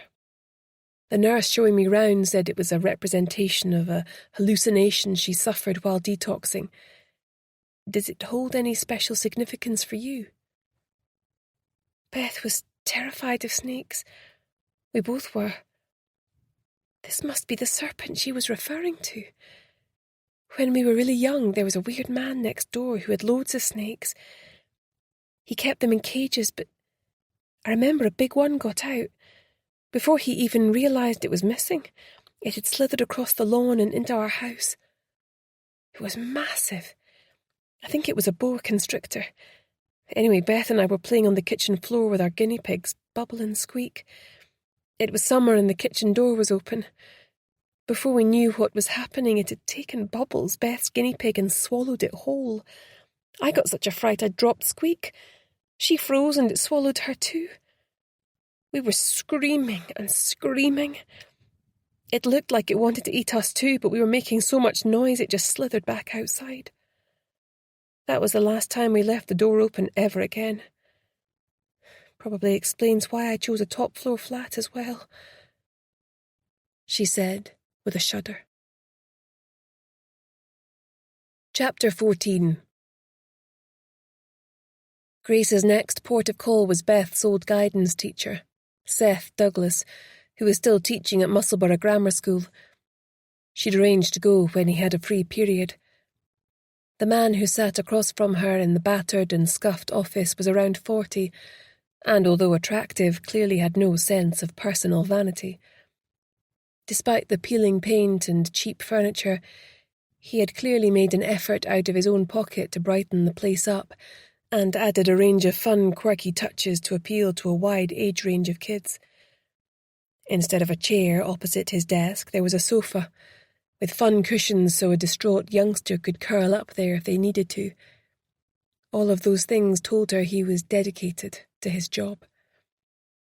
After showing him her credentials, Grace leaned forward. "I'm looking into the case of a missing person, Beth Anderson. I understand you were her guidance teacher, and we're hoping she may have reached out to you." "She did?" He sighed, looking worried. He removed a slim diary from his desk and flicked through it for the exact date. "Yes. She phoned me and pleaded to meet up. Said she desperately needed help and she'd no one else to turn to." "Did you go?" asked Grace. "Yes. I don't mind admitting I was a bit conflicted." "Why was that?" asked Grace. He looked horribly uncomfortable and pulled at his tie like it was trying to choke him. "I've known the twins since they were 11, he said. "Eliza was always the stronger, more dominant twin. I felt when they were younger that Beth needed to step out from under Eliza's shadow more and forge her own separate identity. She seemed content to simply exist as an adjunct of her twin. They were both assigned to me throughout their time at school, both academically very able, but it was how they were developing socially that gave me cause for concern." "How so?" asked Grace. "Eliza rebelled first when she went into secondary school. She became defiant and started giving cheek to her teachers, including me, I might add." He smiled ruefully. "She started hanging out with a different group of friends. The smart but edgy ones who were always looking to circumvent boundaries, you know, the kind of thing." "Cider in the park?" asked Grace. "Yes, some of that too, although, like I said, they might have been rebels, but they were smart cookies. They'd take it right up to the line, but not beyond. I think all of them, bar one, ended up acing their exams and going on to university." "And Beth?" He sighed. "Oh, she was a poor wee soul back then. Her only friend was Eliza. Nobody else bothered with her. She was a pale imitation of her sister, and why have the copy when you can have the real thing? That seemed to be the prevailing view amongst the kids." "The mother wouldn't have helped," said Grace. "No, she was a bit of a strange one. Instead of encouraging them to separate but still stay close, she tried to force them together to the point where Eliza broke away from her twin altogether. It was hard to watch. The poor kid was utterly bereft. Without her protection, she was bullied by the usual suspects. She spent a lot of time curled up on that couch, sobbing her wee heart out. She honestly was such a sweet kid. Gave me a few sleepless nights, I can tell you." "What about later on?" said Grace. "Well, she went completely off the rails. I had to advocate for her not being expelled 2 or 3 times. I think it came from a place of anger and hurt, but nothing could seem to stop her falling. Once alcohol got a grip on her, it was game over. I realised pretty quickly that for her it wasn't just a bit of fun, a way to fit in. It was more than that. It consumed her. It ate her up, body and soul. Rather than want to help her and get her treatment of some kind, her mother turned her back on her completely. Her sister tried to distance herself as much as possible. By that time, Eliza had grown out of it all and was focused on doing well in her exams. She'd no time for what she saw as her sister acting out. Beth had no one. Apart from you." "Yes," he said, although even that wasn't completely straightforward. "It was my first teaching post fresh out of college. I was a bit green. Anyway, one day when she was 15, she asked to meet me here. She'd taken my refusal to give up on her as evidence that I'd feelings for her and made a messy attempt to kiss me. I was horrified and pushed her away reflexively. In retrospect, I didn't handle it very well. But she couldn't take what she saw as yet another rejection. Not long afterwards, she was expelled for assaulting a teacher. I heard that she later left home and descended further into addiction. I kept tabs on her through her sister, but always felt that I'd failed her. I don't mind admitting that it haunted me. So, when she reached out, I jumped at the chance to help her. I couldn't turn my back on her a second time. "I'm going to show you 2 photos," Grace said. "Can you tell me which one most resembled her the day you saw her?" He studied them. "Oh, the second one, sadly.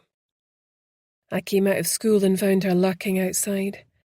She was in a terrible state, but adamant that she hadn't been drinking. I wanted to believe her, but suspected she'd fallen off the wagon and therefore was having a mental health crisis. It seemed the most likely explanation. She seemed terrified and paranoid and kept muttering about a serpent coming to get her. She said that she'd nowhere to go. Her mother had rejected her and she'd been turned away by her sister's boyfriend." "What? Are you sure she said that?" asked Grace, startled. "Well, absolutely. She'd no money and was desperate." He shrugged helplessly. "What else could I do but take her home with me?" "How long did she stay with you?" "A couple of nights. I took the next day off school and tried to work out how best to help her. She refused to go to a doctor. She said she'd no way of knowing which ones she could trust. I got her some bits and pieces, some new clothes, a rucksack, toiletries. Then on the 3rd morning when I woke up, she'd already gone. I'd hoped to persuade her to get help. I failed. Oh, I hate the thought of her out there wandering about in such a vulnerable state." "She's been missing now for nearly 2 months. It's not looking good," said Grace. "Did she tell you anything about the clinic where she was treated?" "Yeah, some charity operation up at Whiteadder. She said they got her clean. When she was admitted, they made her sign an agreement to break off all contact with everyone she knew on the outside. Well, given she was there for the best part of a year, I thought that sounded draconian, to say the least, but she said it worked because she'd never felt so good. She'd only been out a few weeks when she started to feel unwell. She still had no desire to drink, but her joints ached, her hair started coming out in clumps, and she was having problems with her memory. She started to wonder if it was the pills the clinic had her on, whether they were causing her symptoms." "Had she mentioned the problems she was having to the clinic?" asked Grace. "She did, but they said it was nothing to do with the pills and they asked her to go back in for monitoring to get to the bottom of it. She refused, saying they seemed more concerned about whether she told anyone about the pills than her welfare. So she ran." "Not at first. She got home late from the library one night to find a black SUV with tinted windows outside her apartment. There were 2 security men dressed in black, knocking at her door. She knew she couldn't go back there or they'd force her to return to the clinic. That's all I know." Grace thanked him and left. If Beth was still out there alone and unsupported, she didn't much fancy her chances. It was even possible the clinic had already tracked her down and were holding her against her will. Chapter 15. Hannah stood up from her desk wearily and stretched. She was stiff as a post from being hunched over the computer all morning, researching everyone at the clinic. Harvey grumbled at being dislodged from her feet, where he'd been sleeping. It was blowing a gale outside, and the windows were rattling in their frames as the rain lashed against them. Condensation had fogged up the windows, but she wiped a bit away to look out. The waves were pounding the sand with rhythmic intensity. She'd have to walk Harvey in the park after lunch, as she wasn't going to risk him being carried off by a rogue wave. The door opened, startling her, and Brodie walked in, soaked through. "Hi, Anna. Is Grace in?" he asked. "No, she's out interviewing someone," Hannah said. She noticed that he looked relieved and felt sad. She hated the new awkwardness between them both. "Is it something I can help with?" Another young woman and a male student have gone missing from Edinburgh, in rather similar circumstances. I thought she should know. Both alcoholics who went to the clinic and were successfully rehabilitated. Again, they were put into accommodation owned by the clinic and went on to work and study opportunities. In each case, friends came forward and reported them missing. They disappeared last night within hours of each other, leaving no note or communication behind them. "What are the police doing about it?" asked Hannah, appalled. Well, they're simply treating them both as missing persons, most likely due to relapsing back into their old patterns and lifestyle. "But you don't agree," said Hannah, troubled by the plight of these additional missing young people who weren't all that much older than she was. "No, I think it warrants looking into, but my hands are tied." "Coffee?" asked Hannah. "Sure, thanks," he said, folding himself into one of the comfy chairs. "It might help me thaw out. That wind cut right through me." Harvey drifted across, sending a guilty side-eye over to Hannah. "Relax, boy, I'm not offended." She laughed, jumping up to pour a coffee from the pot and patting his big head on the way past. "He misses you being around," she said, handing over a full mug. "I miss him too," he said. "Unfortunately, Julie isn't terribly keen on having him around now she's pregnant. She's worried he might go for the baby when it comes." "But that's ridiculous," burst out Hannah. "Harvey would never do that. When have you ever heard of a golden retriever harming a baby? They don't have it in them." Harvey was looking from one to the other as though trying to figure out what they were talking about. "It's not me you need to convince," he said. Hannah had to say she wasn't crazy about Julie. She'd liked her at first, but lately she'd begun to see a side of her that struck her as manipulative and controlling. Brodie clearly couldn't see it, and Grace was adopting a hands-off approach. At first, Julie had been super nice to Hannah and her son, but ever since she'd announced her pregnancy, they seemed to be seeing less and less of Brodie. With the benefit of hindsight, she now felt that Julie's interest in Jack had been fake all along, and just her attempt to reel Brodie in by showing him what a good mother she'd make. Hannah now had her doubts about that one. "Is there any chance you can give us their names?" asked Hannah, holding her breath. Brodie was normally a stickler for protocol, but they'd usually got round it by having something to trade that he needed for his own cases. "I've thought about it, and yes, I will. You know how I feel about doing stuff like this, though.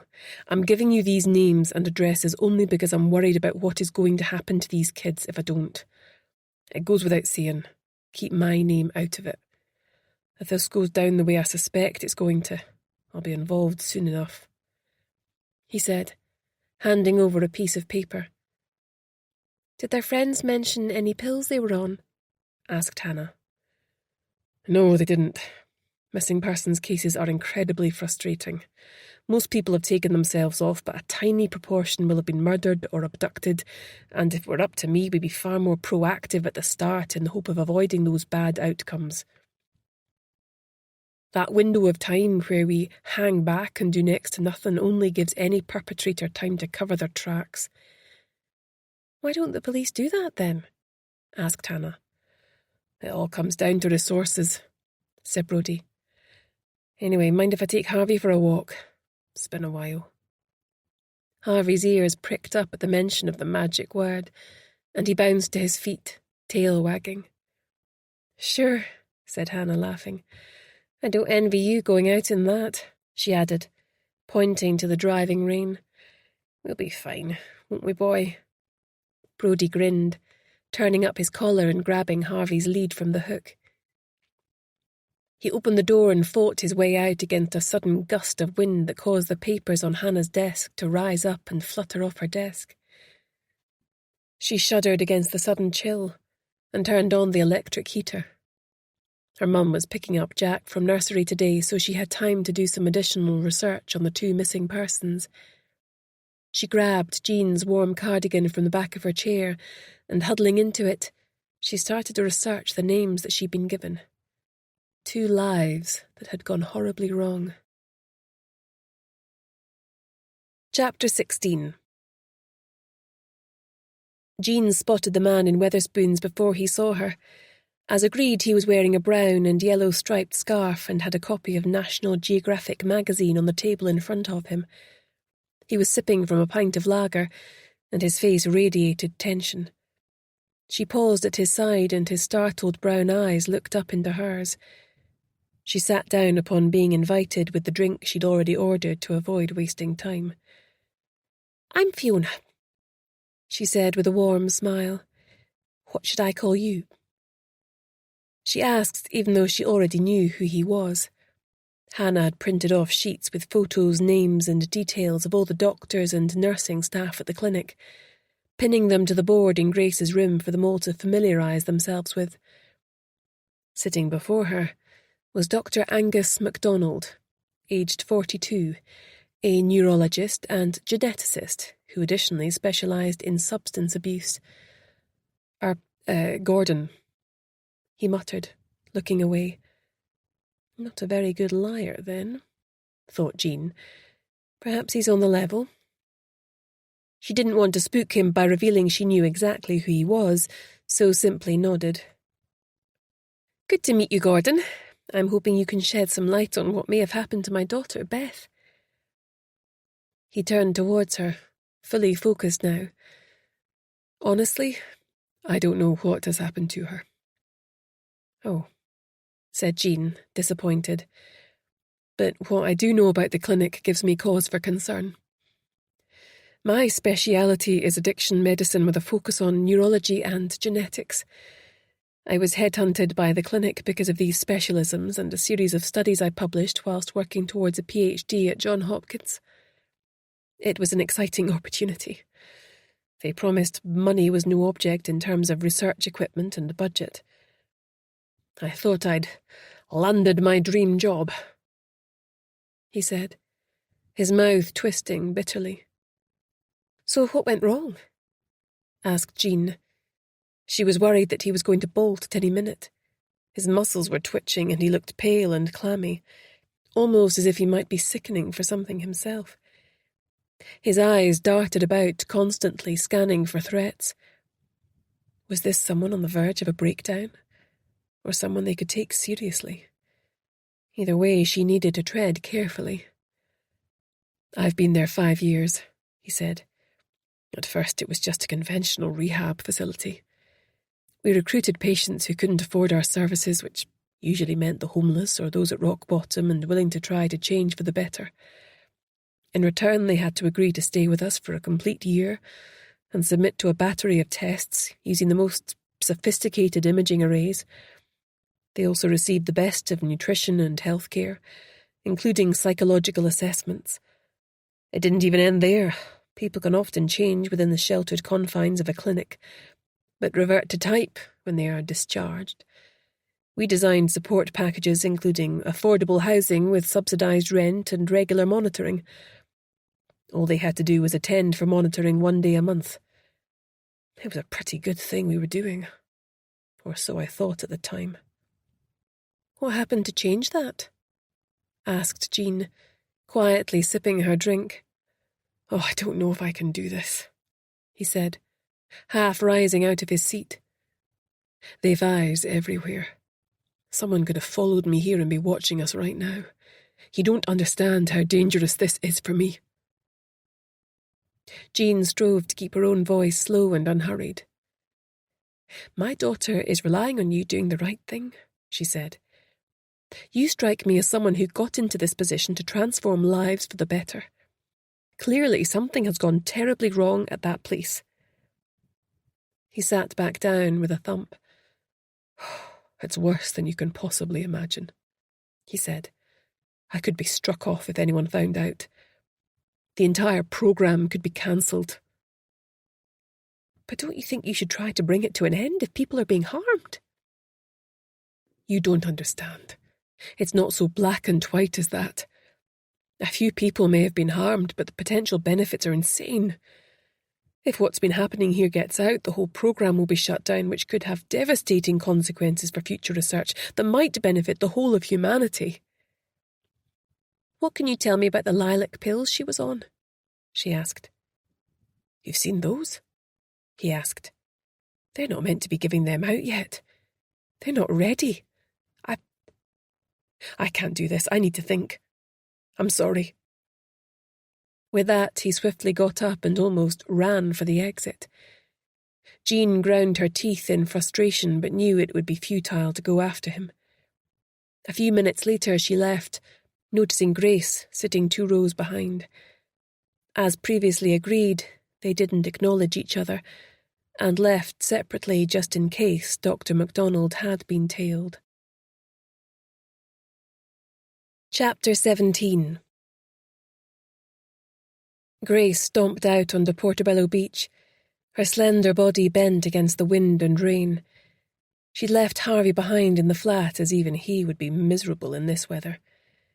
Part of her wondered if she was bonkers for doing this, but the vulnerable part, which was larger than most realised, knew that this morning's swim routine was what kept her alert and helped her mind reset itself every morning. Shedding her dry robe, she plunged straight into the churning water, pulling strongly through until the waves were undulating in a more predictable way.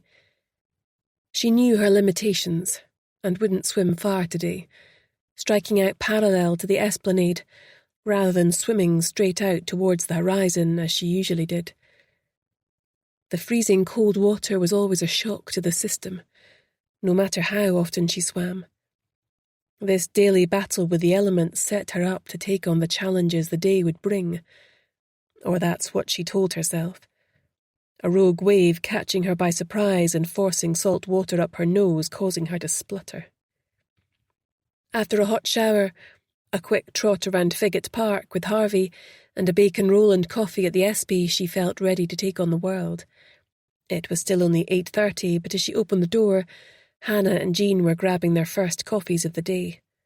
Both of them were clearly bursting to speak to her. I think you'd better bring those through here, said Grace with a smile, leading the way through to her large, comfortable room at the back of the building. After his usual meet and greet, Harvey retired to his basket in Grace's room for a snooze. He wasn't a fan of dark, rainy mornings where the wind fluffed his hair up and blew sand in his eyes.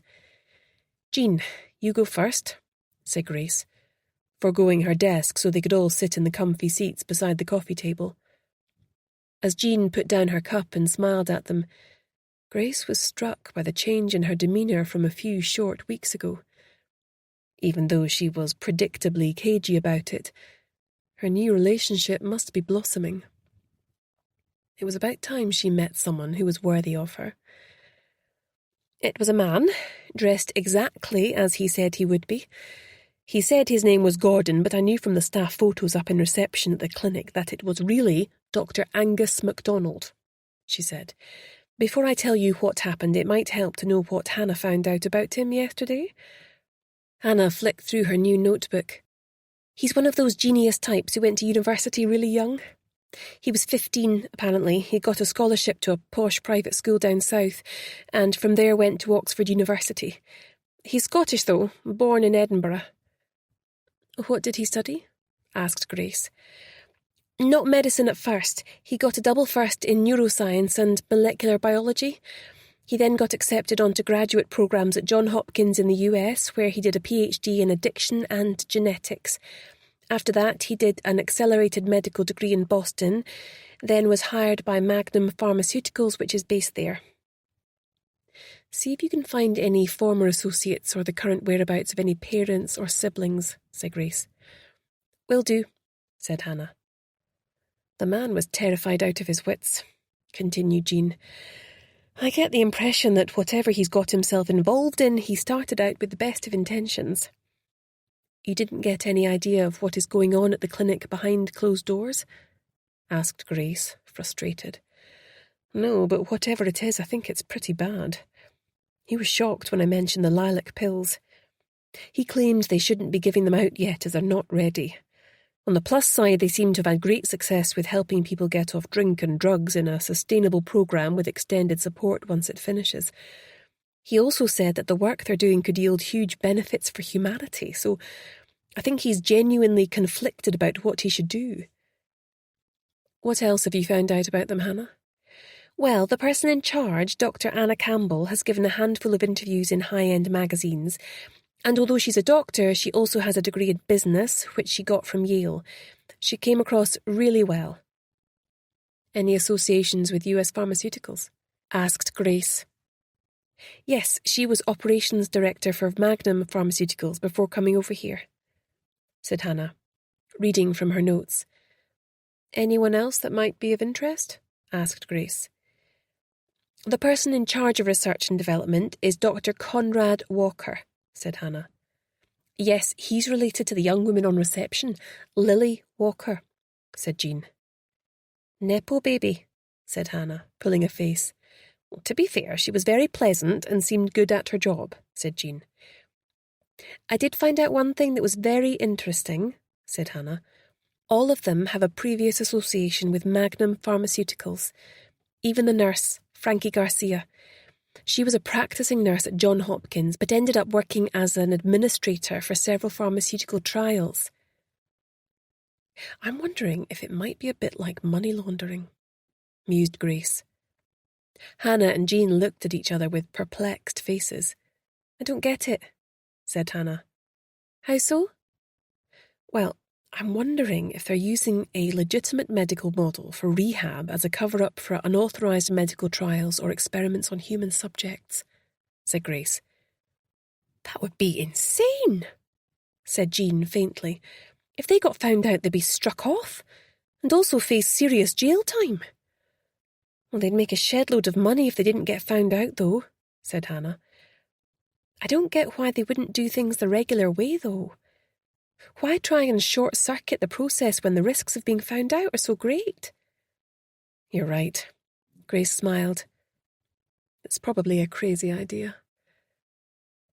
Maybe they're just after proof of concept, said Jean. Then they can dot the I's and cross the T's afterwards, knowing it's all going to be worth the crazy expense of these things. We may never know. Right now, all I'm concerned about is finding Eliza's missing twin, said Grace with a sigh. Brodie was round here yesterday afternoon, said Hannah. Oh, said Grace, schooling her face in a neutral expression. What did he want? Just to let us know that 2 other young people with a similar background to Beth went missing in similar circumstances. He gave us the names and addresses because they've only been flagged as missing persons, but he's worried about them. I said we wouldn't let on where we heard about it. They're called Lorraine Kerr and Tom White. Did he say anything else? Asked Grace. Hannah bit her lip and lowered her eyes. Come on, out with it, said Grace. He said that Julie doesn't want Harvey around once the baby's born in case he harms it. Grace glared at her. He... what? Hey, don't shoot the messenger, said Hannah, holding her hands above her head in mock surrender. I did defend Harvey's honour. If it's any consolation, Brodie clearly didn't agree with it. I think he's also coming under pressure not to see Jack as much.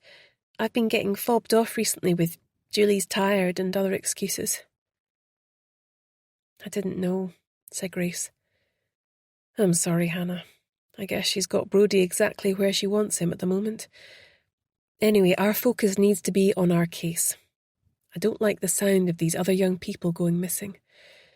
It's starting to feel like they're covering their tracks prior to shipping out.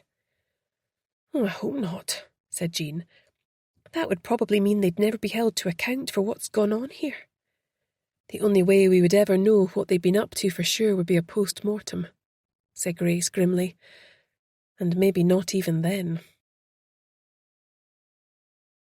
Chapter 18. Grace had arranged to meet the young woman who had phoned in one of the missing person complaints outside McEwen Hall at Edinburgh University, the place where she herself had graduated. As she admired the stunning architecture and glanced around, she didn't envy the young students peopling the square. It seemed things were a lot harder for them these days than when she had been a student. "Miss McKenna?" said a small voice from behind her. "Olivia?" she answered with a smile to put the girl at ease, but with limited success. "Yes, I thought we could go across to the library bar at Teviot," she said. "It'll be busy, so no one will notice us." "Good idea," said Grace, walking across with her.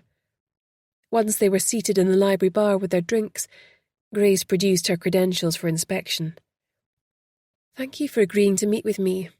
I've been instructed by my client to try and locate her missing sister. She went missing in what I believe are very similar circumstances to your friend.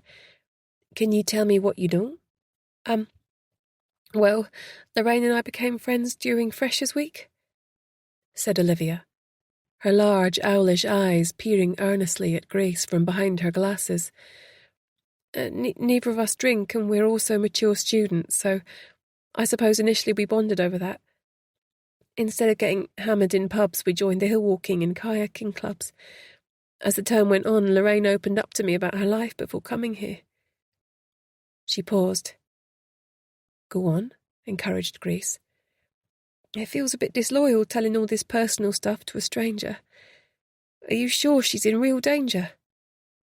"It's a strong possibility," said Grace. "You won't only be helping Lorraine, there are others missing too." "I suppose it's all right then," Olivia said with a hesitant smile. "She told me she was expelled from school at the age of 15 after getting caught drunk in the science lab. She set it on fire with a Bunsen burner. Her parents were furious with her, but the more they tried to control her, the more she rebelled. A year later, she ran off to live with some guy in a squat, and her parents completely disowned her. Not long after that, they split up and moved away. She was left living on the streets, craving her next fix."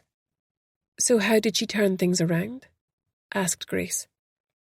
"When she was 18, she told me she hit rock bottom. She stopped struggling and gave up. That's when a miracle happened. An American nurse and a doctor came by and offered her a free place at their rehab clinic. They said that once she was well, she would receive ongoing support. She would never have to spend another night sleeping on the streets. That was 4 years ago." Olivia's eyes filled with tears, and she struggled to regain her composure. "Take your time," soothed Grace, trying to hide her impatience. She was also surprised. Lorraine seemed to have had an ongoing relationship with the clinic for a number of years, much longer than Beth had. She said it was some luxury clinic up in the hills. There were others there like her. Over the years she was there, some of them dropped out and disappeared, but most stayed like she did. It was like a fancy spa, and there were all kinds of activities there she could do. The food was top-notch. Even when she got out, they continued to help her with accommodation, studying to get her hires over 2 years and getting into university.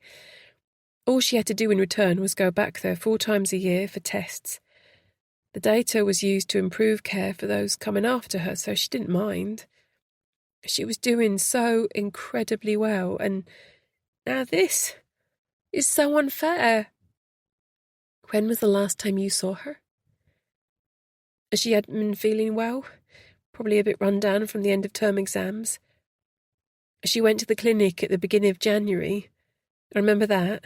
Came back with some extra vitamins to try. 4 days ago, Monday, 12th of February, I swung by her flat as usual on the way to the lecture theatre. She wasn't there. I haven't seen her since. 2 days ago I reported her missing to the police." "Had her bed been slept in?" asked Grace. "I think so. The duvet was all rumpled, although she usually made her bed." "What about her keys or phone? Her passport?" "I don't think she had a passport, as she'd never been abroad. Her keys were gone, but I have her phone." "You do?" said Grace, pleased at this unexpected stroke of luck. "Yes." Olivia looked a bit sheepish. "Please don't tell the police. I was worried about her and I thought they might just dump it in a box somewhere." "I'm going to have to take it from you. The police might be able to find something on it that could help her. Grace held out her hand and the girl fished in her tote bag and handed it over with a sigh. Did she ever say anything negative to you about the clinic? No, she used to love going there. She said it was like a pamper weekend at a spa. There was a nurse and a doctor there who treated her like the parents she wished she had. The nurse was American. I can't remember their names. I don't get it. Why are you asking about the clinic? She would have told me if she was making a scheduled visit there. I saw her the night before. We were working together in the library and I arranged to call on her in the morning, but she'd simply disappeared. Did you speak to some of her other friends? I was her only close friend here. I can show you her flat if you want. You have the key, said Grace, surprised. Olivia reddened. We had copies of our keys made in case we got locked out or lost one. It's only a short walk away in George Square. She lives alone in a garden flat there, so we don't need to get permission. In just a few minutes they were walking down the cobbled leafy square, with the university library on their right, softened by the central garden enclosed by railings.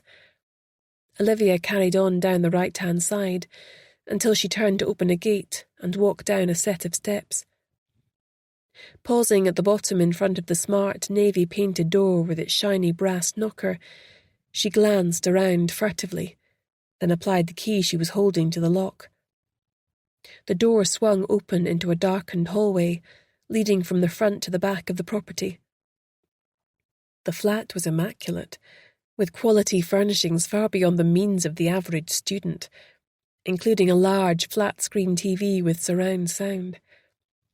The kitchen appliances were modern. Grace opened the fridge. To her surprise, it was completely empty and had been wiped clean. Olivia came up behind her. "Where's all her food gone?" Olivia asked. "She'd loads of stuff in there. I get chucking out your milk and veg if you're going away for a few days, but this makes it look as though she's not coming back." Olivia rushed through to the bedroom. "All her stuff is gone too," she yelled. "Books, clothes, everything." Grace walked through and noticed also that the bed had been stripped, with the duvet and pillows stacked neatly. They walked back through the kitchen and sat at the table, lost for words. Grace turned her gaze upwards as she became aware of a small, flashing red light. It didn't look like any smoke alarm she'd seen before. Jumping up, she stood on her chair to inspect it. It wasn't a smoke alarm at all, but some fancy surveillance camera disguised to look like one. "What is it?" asked Olivia, sounding alarmed. There was no point in worrying her, and Grace suspected it had been left there in error. She doubted anyone would be monitoring its feed now that Lorraine was no longer there. "Nothing," she said casually. "Just being thorough."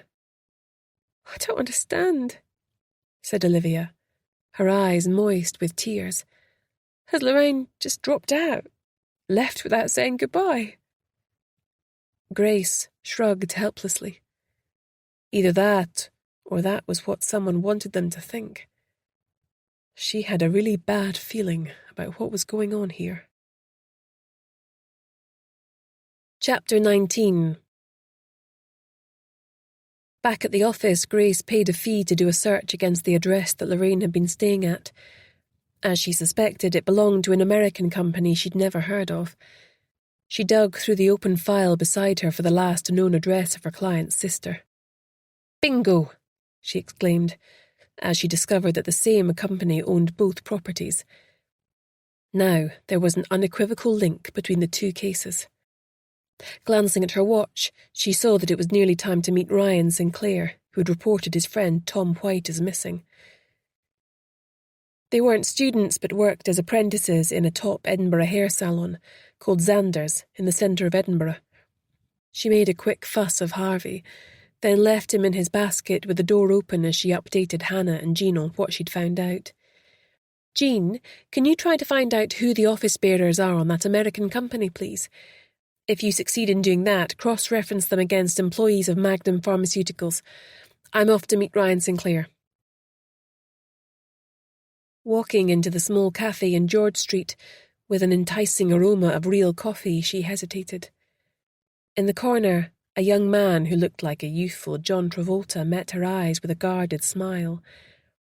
She made her way over to him. "Ryan?" "Yes, please sit," he said. "I got your water with ice and lemon to save you having to waste time in the queue." She smiled her thanks and took a sip. "How well did you know Tom?" she asked. "He was my partner," he replied quietly. "You used the past tense," said Grace, with a question in her voice.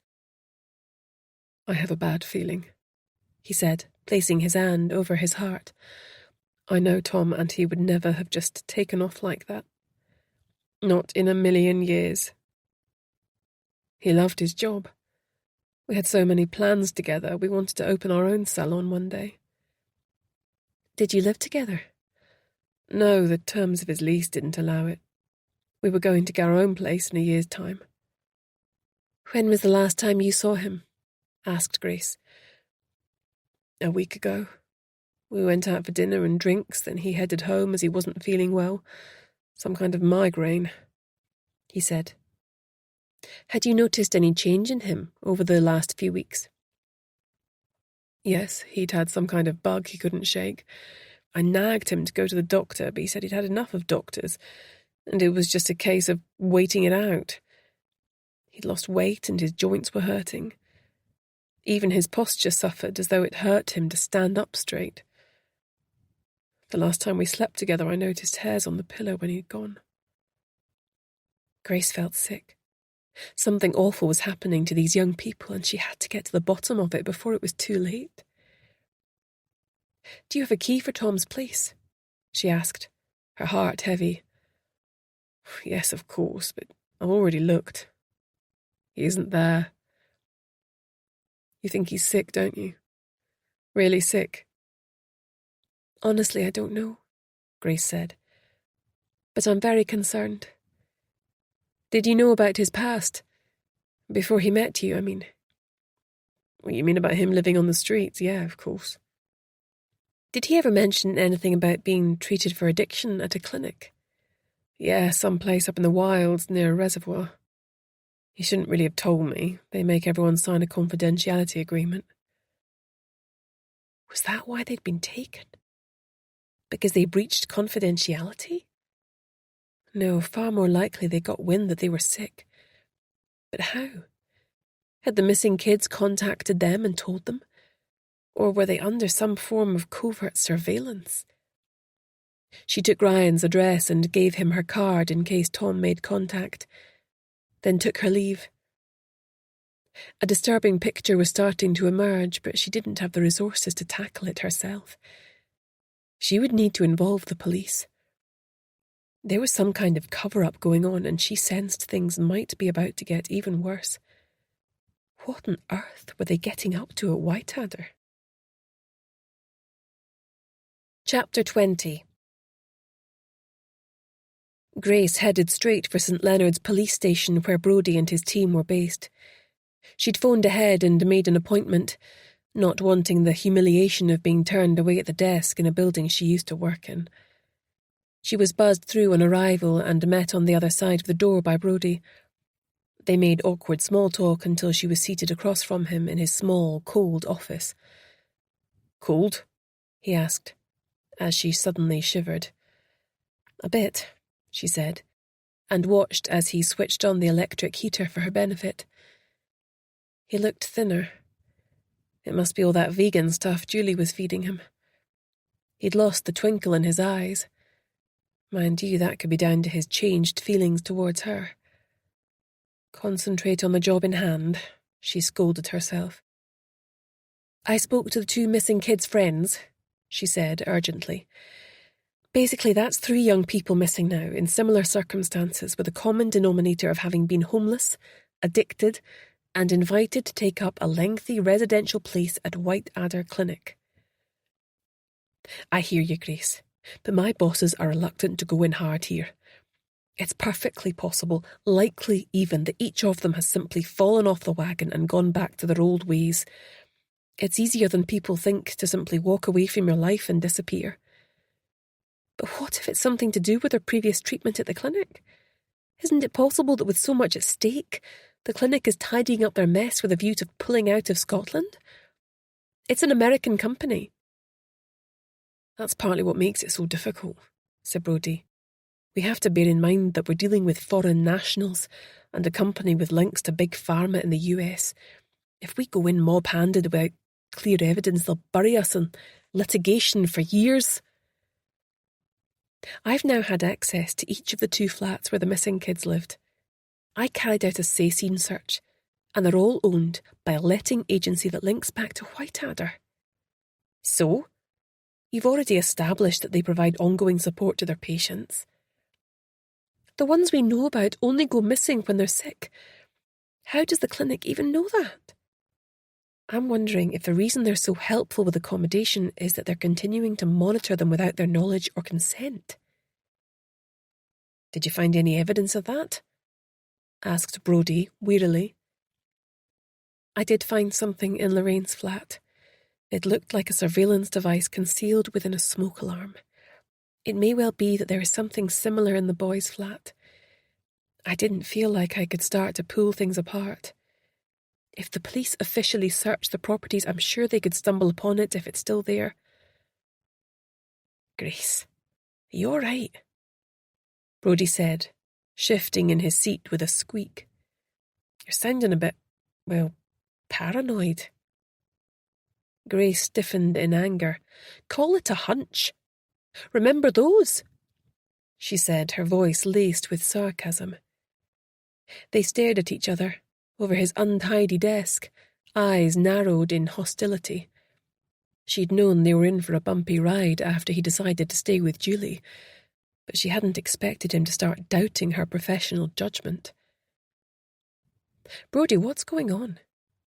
She said quietly. Is there something you're not telling me? He ran a hand through his thick, dark hair, making it stand on end like a punk rocker. Normally she'd have stifled a smile, but she'd never felt less like laughing. She let the silence congeal between them until he brought it to an end. Look, Grace, I don't know what's going on, but the word from on high is to leave this well alone.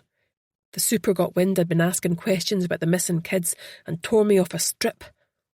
Word is, he got a strip torn off from his boss and so on, all the way up to the top. Since when have you let office politics stop you? Scoffed Grace. Suddenly she slapped her head. Oh, I get it. Now you're having a baby with Julie. The super has you like a nodding dog in his pocket. How can you be so spineless? She raged. Now that she could feel the anger ignited within her, it started to blaze out of control. He'd hurt her more than she'd acknowledged to herself by running back to Julie, just as he was on the verge of committing to her again. Oh, grow up, Grace, he snapped. How about living in the real world for a change? I'm sick of your holier-than-thou attitude. Maybe if you hadn't shut me out when Connor died, we wouldn't be in this mess. They both stared at each other, shocked. For so long they had skated round all this without clearing the air between them. Grace felt a tsunami of emotion rise up, threatening to engulf her. Not here. Not now. Abruptly she sprang to her feet and walked out of the room. There was no way she was going to break down in front of him. She didn't even know who he was anymore. Grace! Wait! He yelled after her. She carried on walking, her head held high.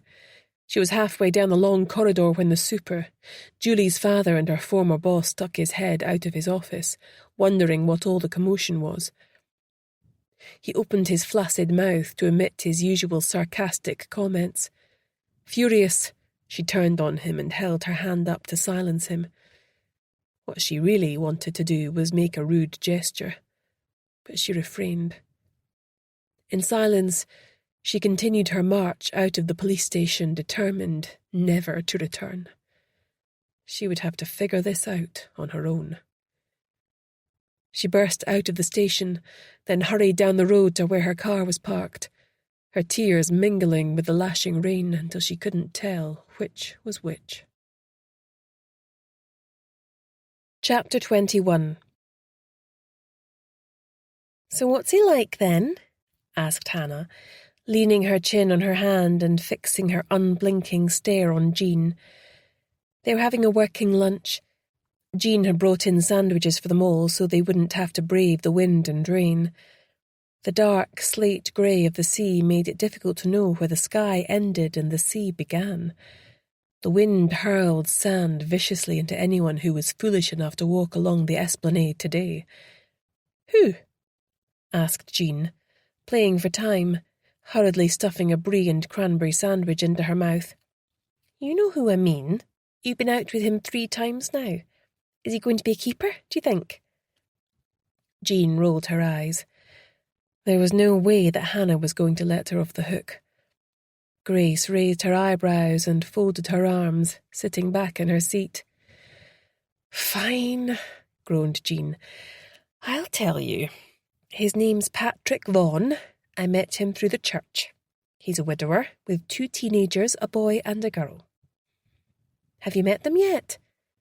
asked Hannah, cutting straight to the chase as always. "Not yet, it's too soon." "Does he have a GSOH?" demands Hannah, eyes narrowed. "A what?" asked Jean, bewildered.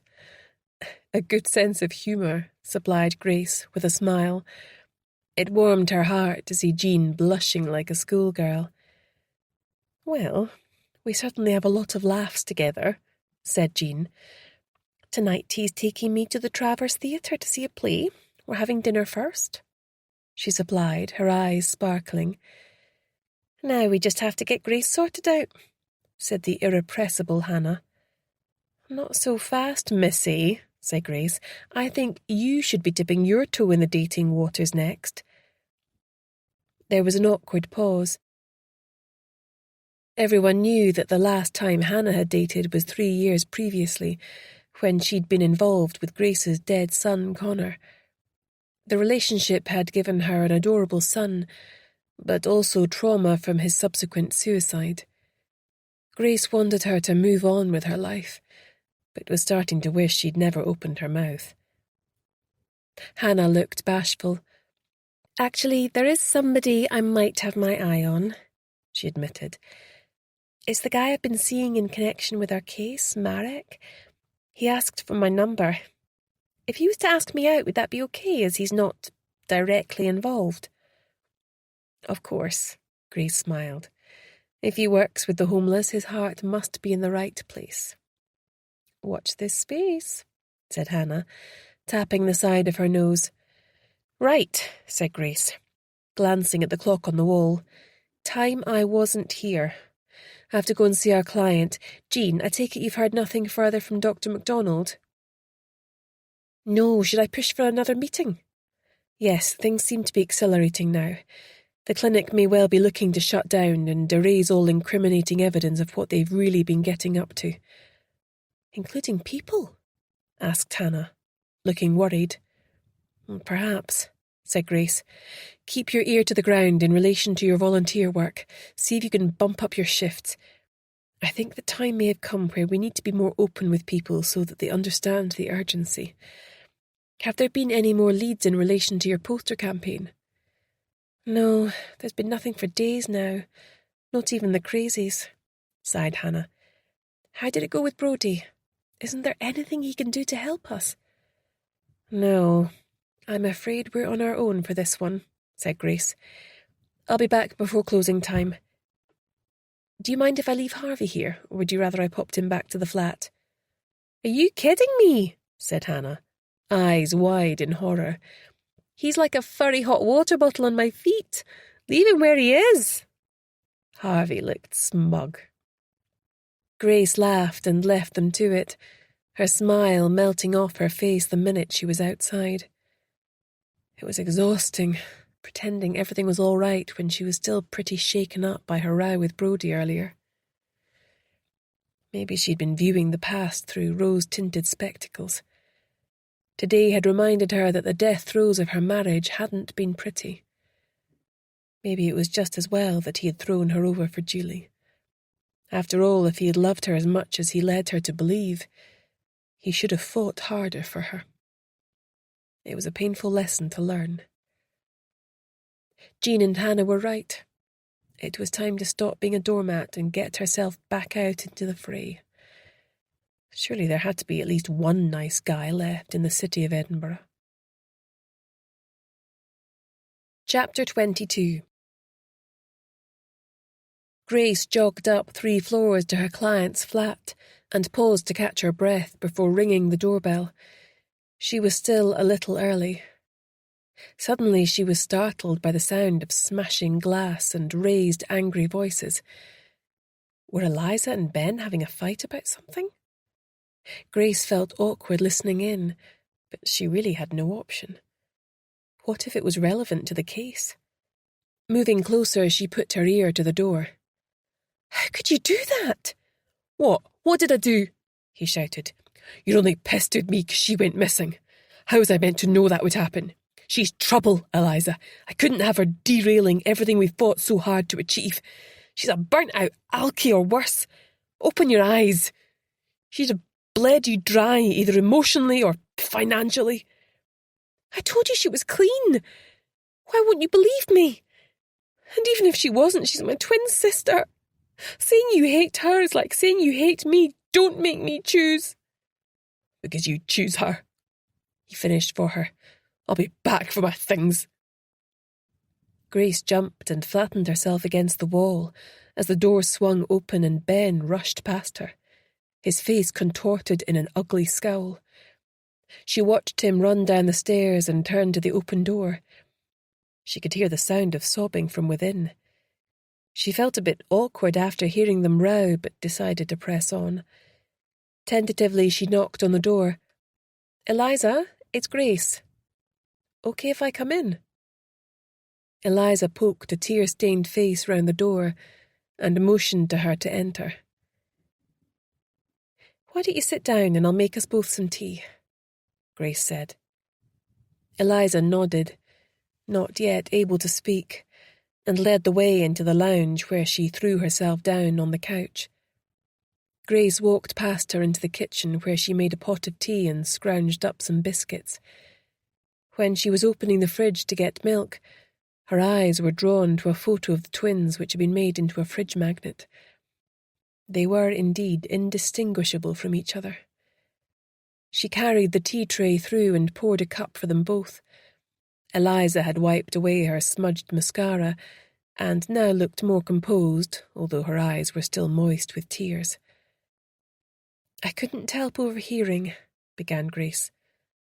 "She came round to the door, pleading for help, saying she was in real danger, and he sent her packing. Who does that? I don't know how I can ever forgive him. How could he keep something so important from me? He knew I was worried sick about her." "When was this?" asked Grace. "It was exactly 2 weeks after I came to see you. Can you imagine? If he'd only let her in, all this could have been avoided. She could be safe. God knows what's happened to her since then." "At least we know that she was alive 2 weeks after she disappeared off the radar. That's got to be a good thing. As for Ben, I know how angry you must be, but you can hardly blame him for jumping to conclusions in the circumstances. I guess he was probably trying to protect you in his own way." Eliza took a sip of tea and then another. She was slowly calming down. Grace sipped her own tea and waited until she judged it safe to continue. "Do you think that your sister would have mentioned to the clinic that she had an identical twin?" "No, I know she didn't. At the time she started treatment there, she'd cut us out of her life so irrevocably that I doubt it would have even occurred to her. Later, when I met her, she mentioned she was glad they didn't know I existed, and it comforted her to know that at least I was safe. She said she'd thought about telling them while she was there, but was too ashamed and felt that part of her life should remain buried for good. It was best to start over with a clean slate. She thought I'd only look down my nose and judge her." Fresh tears spilled from her eyes. The reason I came to see you today was that 2 other young people have gone missing in similar circumstances. Both were addicted to alcohol and living on the streets when the clinic offered them a place and helped them turn their lives around. You don't think the clinic has murdered them all, do you? Asked Eliza, her voice rising in fear. There's no evidence to point to that at the moment. We're in touch with a whistleblower from the clinic, but he's clearly terrified and hasn't given us much to work with yet. We need to get inside, said Grace, frustrated. From a conversation I had with someone in the police, it sounds as though they're being protected by a wall of silence flowing down from the top. Someone must have brought some serious influence to bear on the situation. What chance do we have if they've managed to nobble the police? Asked Eliza, wringing her hands in despair. One way or another, we're going to do our best to expose them if they're carrying out unauthorized procedures under the guise of helping people, said Grace, with renewed determination. We're going to get to the bottom of this. Or die trying, said her client, with a watery smile.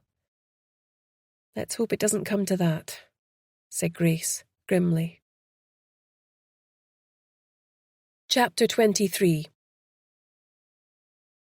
Hannah had already had her tea, and Jack was tucked up in bed. She thought he'd never go to sleep, but the final story had done the trick. Hannah's mum was staying in tonight, so she was free to work the case.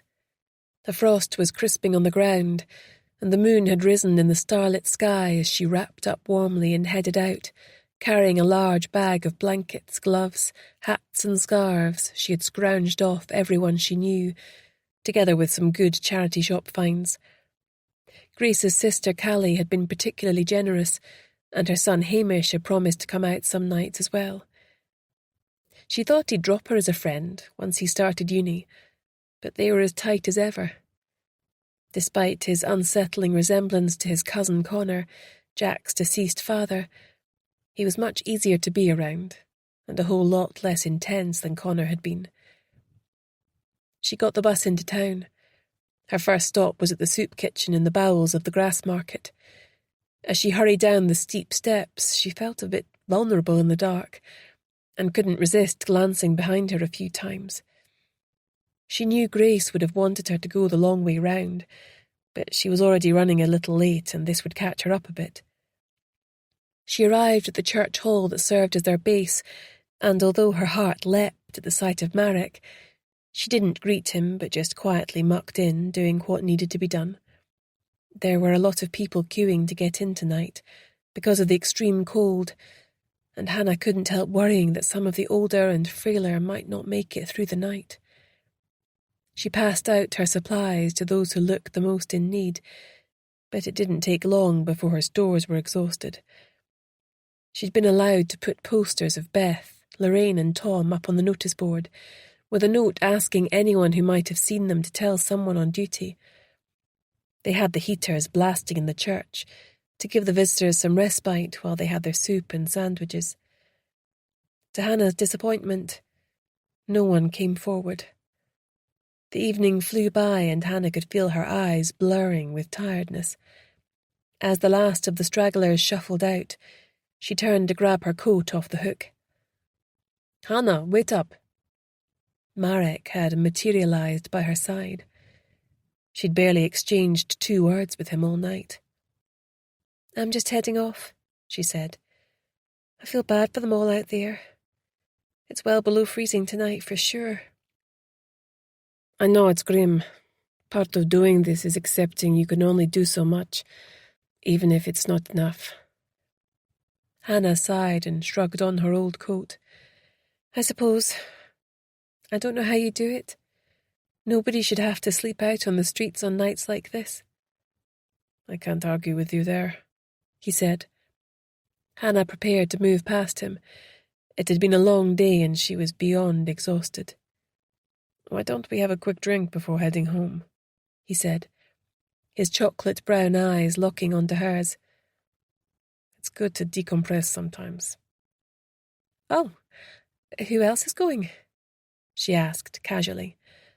"Just us, I think," he said, glancing around at the remaining 2 workers who were in their 70s at least. "Sure, why not?"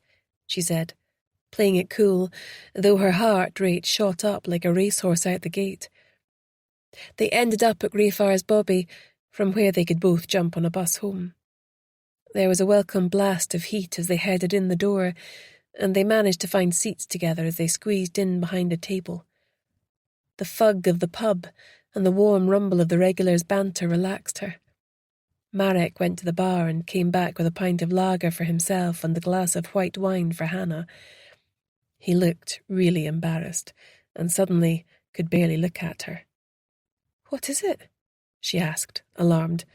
The barman wants to see some ID," he muttered. She looked across and saw a burly man standing, staring at her, his arms folded, a scowl on his face. Feeling humiliated, she slid out from behind the table and thumped her driving licence down on the bar. "Sorry, love, you'll be glad of it when you're older. Can't take any chance with my licence." "Let's never speak of this again," she huffed to Marek as she joined him behind the table. "You're so cute when you blush," he grinned, only to receive an unfriendly poke in the ribs from Hannah. "Ouch, message received," he said, rubbing at his side. "You're hardly ancient yourself," she said. "How old are you, anyway?"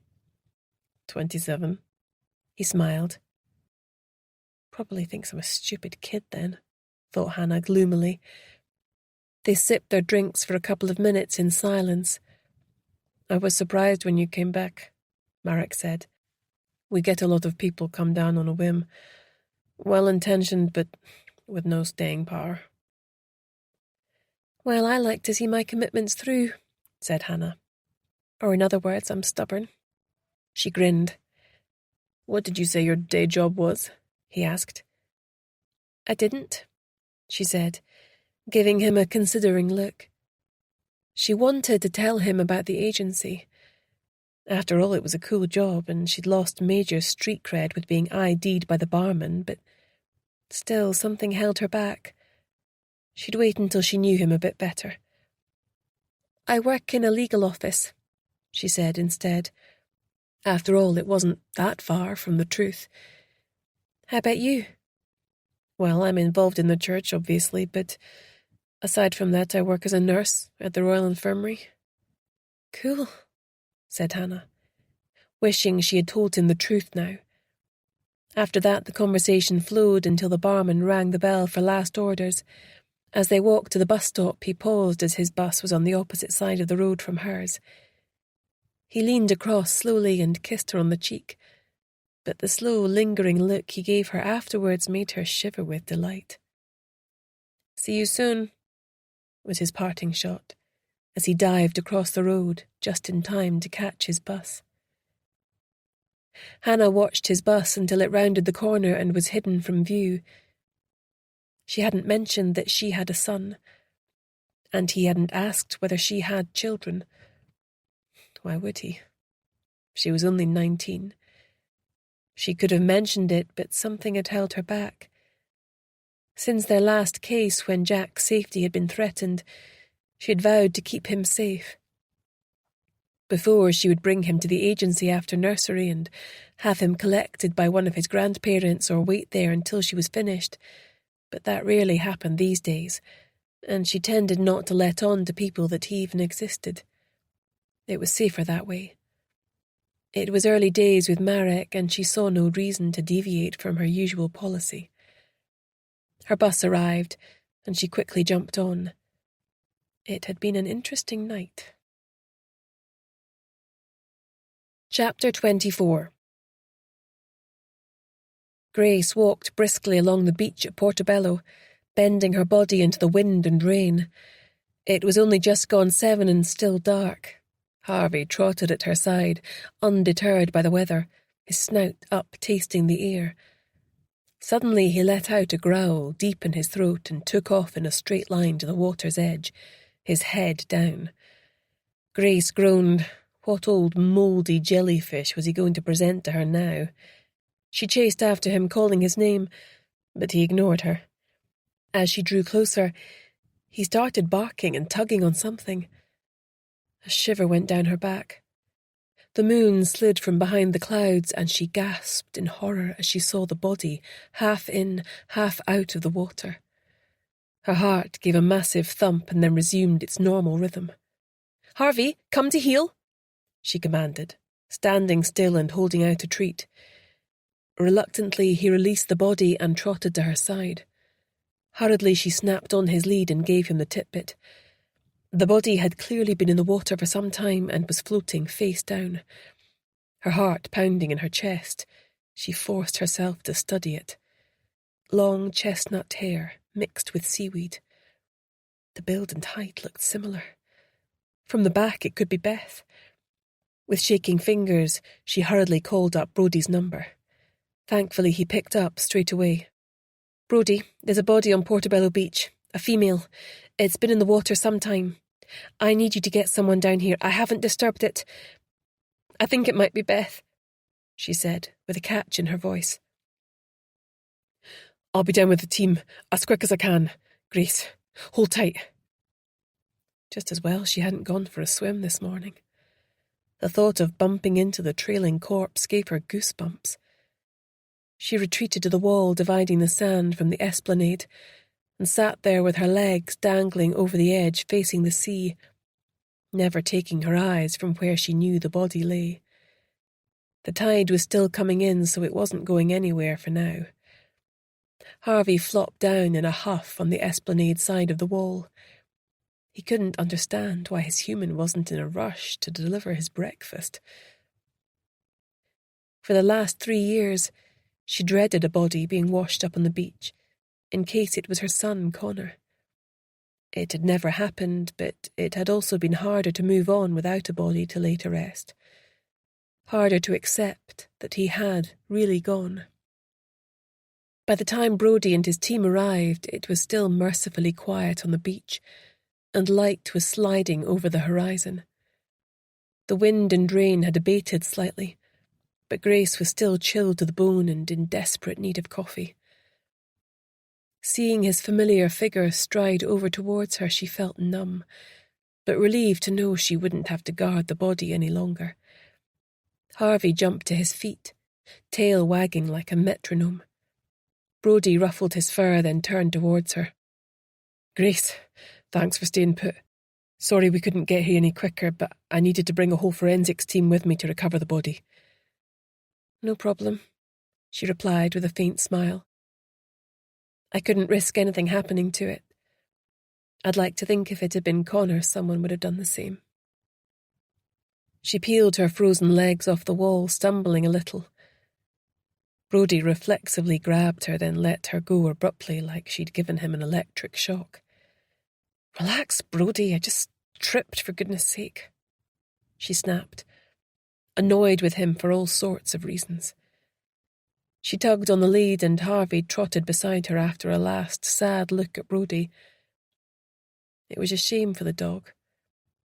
She wished Brodie had the gumption to stand up to Julie, but hey-ho, she acknowledged bitterly. It was none of her business. She let herself into the flat and fed Harvey before making breakfast for herself. She took it over to the large bay window and sat down at the table to watch what was going on. Now that it was almost fully light, a motley crew of avid onlookers were hanging over the wall, camera phones at the ready. It made her feel queasy. Turning away from the scene below, she got changed into her office garb and was putting folders in her briefcase when the buzzer rang. "Grace, it's me," Brodie announced. "I think you're going to want to hear this." "Come on up," she said, and opened the front door, hearing his footsteps moving towards her. She poured him what was left of the coffee and sat down opposite. "Thanks," he said, gratefully taking a sip. "That's the body on the way to the morgue. I don't actually think she's been in the water all that long, but we'll see what the pathologist says. From the look of her, when they turned her over, there's a distinct possibility it could be one of the missing girls." Grace got her phone out and showed him the 2 pictures of her client's sister. They're not dissimilar. Is it Beth? This is her in the photo, or the other missing girl, Lorraine Kerr. Grace scrolled through until she came to the pictures she'd been sent by Olivia, Lorraine's friend. Honestly, it could be either or neither of them, said Brodie, looking at the images intently. The corpse is bloated and the face took a beating on the rocks, so it's hard to identify. But dental records and DNA tests will hopefully reveal the truth of the matter. Their age, build and hair colour are fairly similar from the photos. If the body is Beth or Lorraine Kerr, then that might mean that the clinic has killed before or might kill again, said Grace, jumping to her feet and pacing up and down. Don't you see? I'm not saying you're wrong, Grace, but it's too early to jump to conclusions. How can you say that? It's obvious that the clinic is involved. You need to take action on this, Brodie. How many more young people need to die before the police wake up to what is going on here? My hands are tied, Grace. The super has made his position clear. Then take it to someone else, she said, not even trying to keep the disgust from her voice. The super is an idiot, but even I didn't have him pegged as being corrupt. Brodie jumped to his feet, his expression furious. Will you just back off, Grace? Stop poking your nose into things that don't concern you. You're too much sometimes, you really are. These guys could bury us in costly litigation for years. We can't just go barging in mob-handed on a hunch. Grace stared at him in stunned silence. It wasn't like him to lose his rag like this. Usually she was the one to get all fired up. After an awkward pause, Brodie sat back down. The clinic is near Whiteadder Reservoir. It's very deep. Wouldn't it be easier to dump the body there if it's involved? Yes and no, said Grace. I think it would be far too risky for them. A reservoir has no outlet, so if the body got disturbed or tangled in weeds, it could come back to bite them. Plus, if it's discovered on their doorstep in such an isolated location, it would lead the police right to their door. Plausible deniability would go right out the window. Ah, true, sighed Brodie.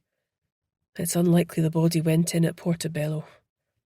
There's any number of locations down the east coast that are more likely to be the source of the body drop.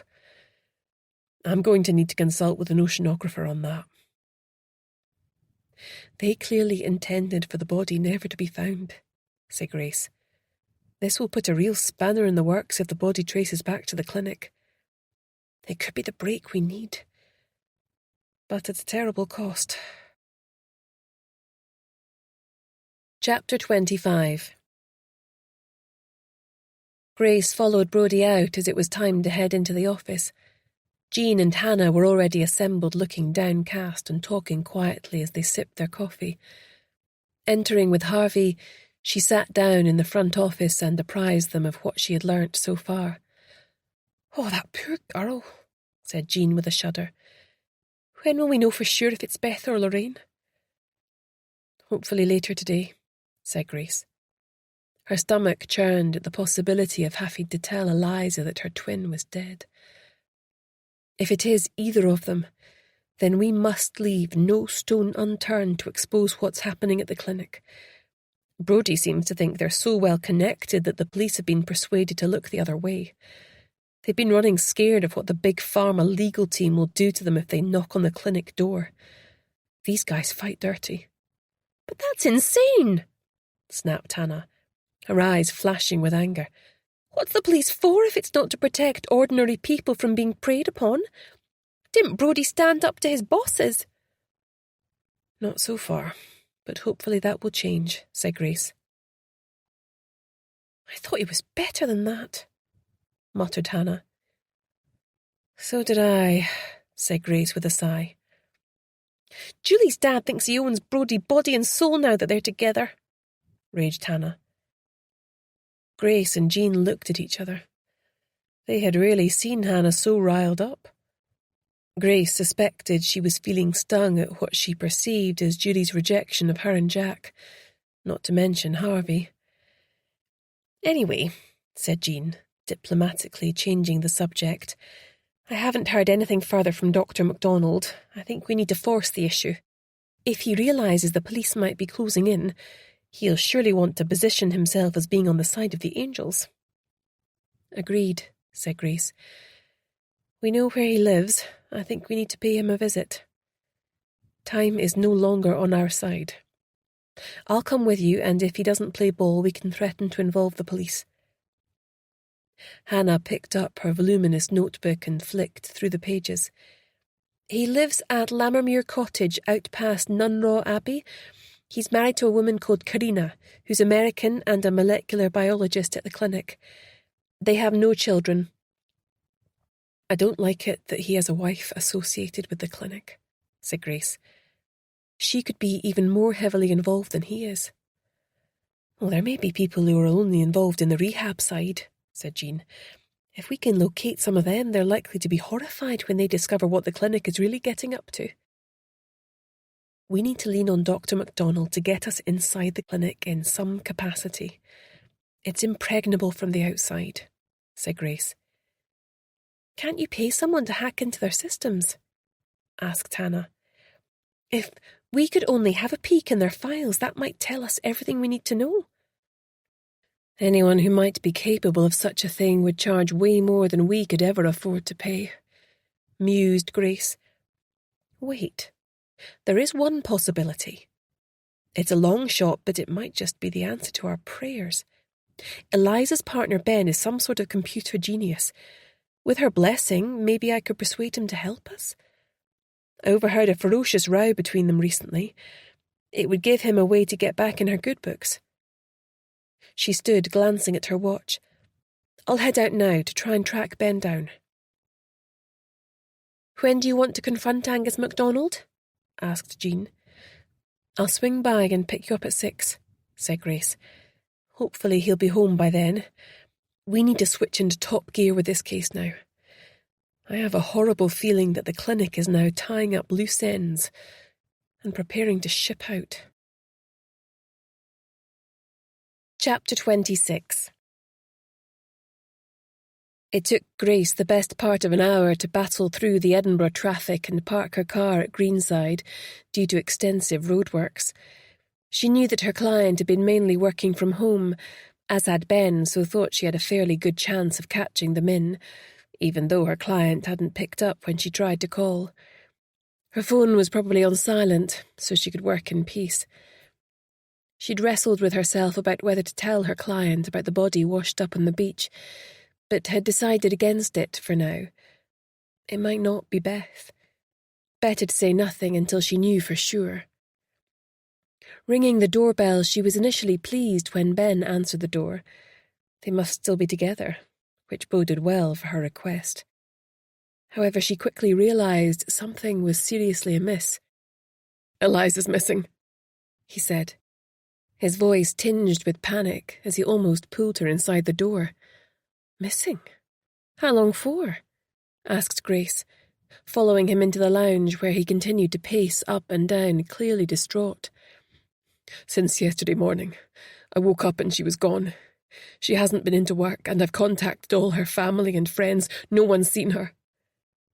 "You didn't have another row?" she asked, her tone neutral. "No, I apologised after the last time. I realised I'd been in the wrong and it was all sorted out."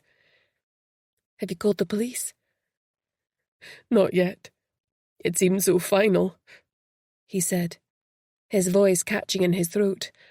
"And after what happened with her sister, I thought they'd do a big fat 0 anyway." "Have you any ideas where she might have gone?" His expression stricken, he turned to her. "It sounds crazy, but she was banging on about the clinic that last night, all hyped up. She'd some insane idea of turning up at their door pretending to be her sister. She said if they hadn't already killed her twin, they would have no reason not to take her inside. That way she could finally find out what they've been up to. She can't have actually gone there, though, right?" Grace sucked in a breath and put her head in her hands. This was bad. This was very bad.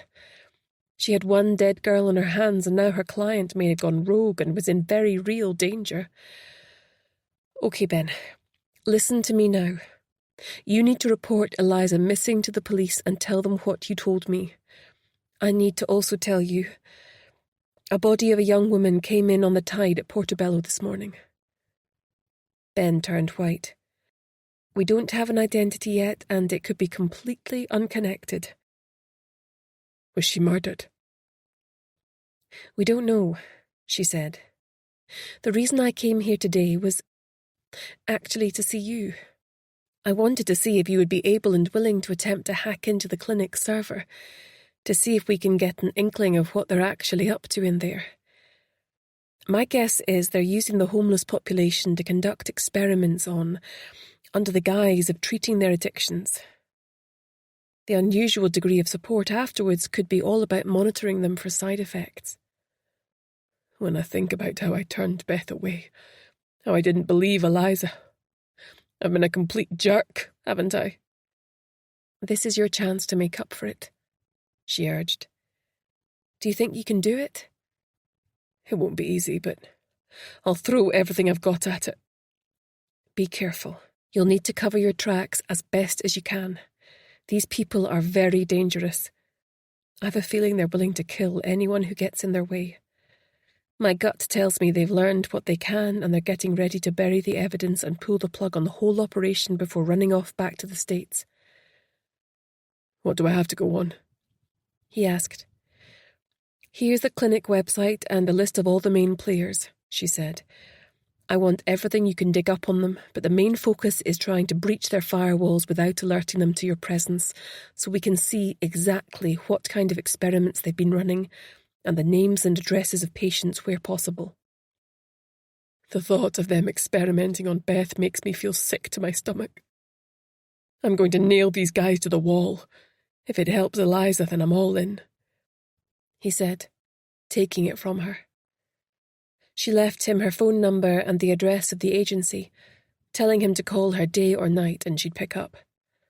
They were up against the clock now, and with every second that passed, the danger could only increase. Chapter 27. Grace was heading back out from Edinburgh when Brodie called. Continuing to drive, she accepted the call. Hey, Brodie, has the post-mortem been done? That's the reason I'm calling. Can you swing by the office? Yes, she said, switching lanes. I'm in Edinburgh now.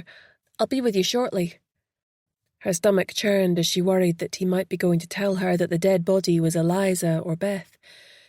Grinding her teeth at the slowness of the city traffic, she nonetheless managed to make good time and pulled into St Leonard's police station just 20 minutes later. She was buzzed through as soon as she announced herself and met by Brodie at the top of the stairs. Thanks for coming, he said, his expression deadly serious. He led the way along the corridor to his office and closed the door behind her. Grace sat in front of the desk and waited as he called up the photographs of the body they had recovered from the sea earlier that day. The pathologist got the shock of his life when he opened up the bag to start preparing the body for the post-mortem. He said he'd never come across this before. It turns out someone had got there before him. What do you mean? Grace asked. Brodie turned the computer towards her. Grace gasped as she saw a close-up photo of a woman's abdomen with an unmistakable post-mortem scar. She had this on her before he started. Yes. When he opened her up, she was hollow inside. All her organs had been removed, even her brain.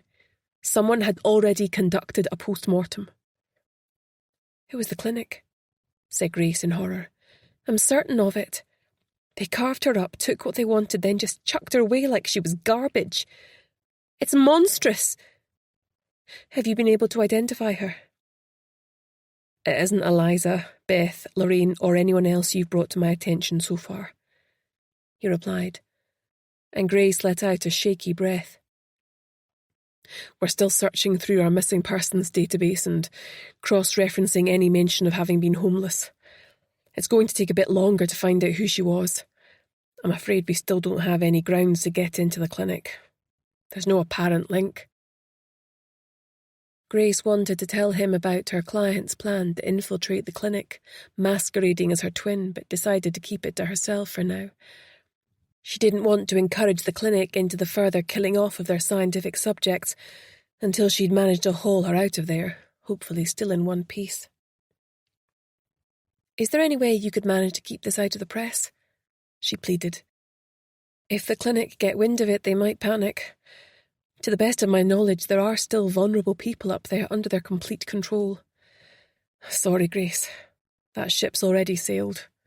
The press know that the body of an unidentified woman washed up at Portobello. Nothing was leaked about the fact she was missing her internal organs, though. That information is strictly need to know. We couldn't post a picture of her either. Her face, well, let's just say it wasn't pretty. That gives us a little bit of time then, she said. Grace, what aren't you telling me? He said suddenly. Nothing, she said. Is the official line still that the clinic is out of bounds for investigation? I didn't exactly say that, Grace, he said, looking exasperated. She gave him a long, hard look. There was a time once when she would have bet her life on his integrity. Right now, she wasn't so sure. Was Superintendent Blair grooming him to be his successor now Brodie had settled down with his daughter and a baby was on the way? Brodie slid his eyes from hers and stood up. Thanks for coming by, Grace. I appreciate it. Keep me posted in case our cases do intersect. What? So you can run off to your boss and give him a heads up? She gave him a polite smile and left. This whole thing stank of a cover-up. But how had the clinic nobbled the police? Was it money or blackmail? She hoped to God that Brodie wasn't involved. But if he was agreeing to look the other way, then he really wasn't any better than the others. She was about to press the button to go through to reception when she realised that she'd left her phone on the desk. Wearily, she trudged back up the stairs, but as she mounted the last few steps, she became aware of raised voices coming from the direction of the super's room. She slipped into Brodie's room, grabbed her phone, then, hugging the wall, she crept closer to listen. You've got no business allowing that woman to run amok in the police station, Blair shouted. I wouldn't trust her to take out the trash. Right back at you, thought Grace, insulted. She was surprised to hear Brodie shouting back at him. That's ridiculous. You're talking about a decorated police officer who brought more than her fair share of glory to this department whilst under your command. Until she flaked out and had a breakdown, Blair spat. Fat lot of good she was to us then. She could hardly find her way to her own car, never mind track down criminals. She was ill, not incompetent, Brodie said, his voice like gravel. We just lost our child. Yes, well, spluttered Blair, at last joining the dots and realising he had been indiscreet. He changed tack. How do you think Julie will feel when I tell her you're still having cosy chats in your office with her? She can't stand Grace. Can't say as I blame her. He muttered. I thought they got on all right, Brodie said, perplexed. Julie's never said anything to me. Grace had an insane urge to laugh. At least Brodie had stood up for her. That meant a lot. She turned to leave again, but Brodie's next words had her creeping even closer. You told me to back off the clinic at Whiteadder. I want to know why, he said, his voice strong and determined. The body we recovered from the sea had already had a post-mortem performed on her.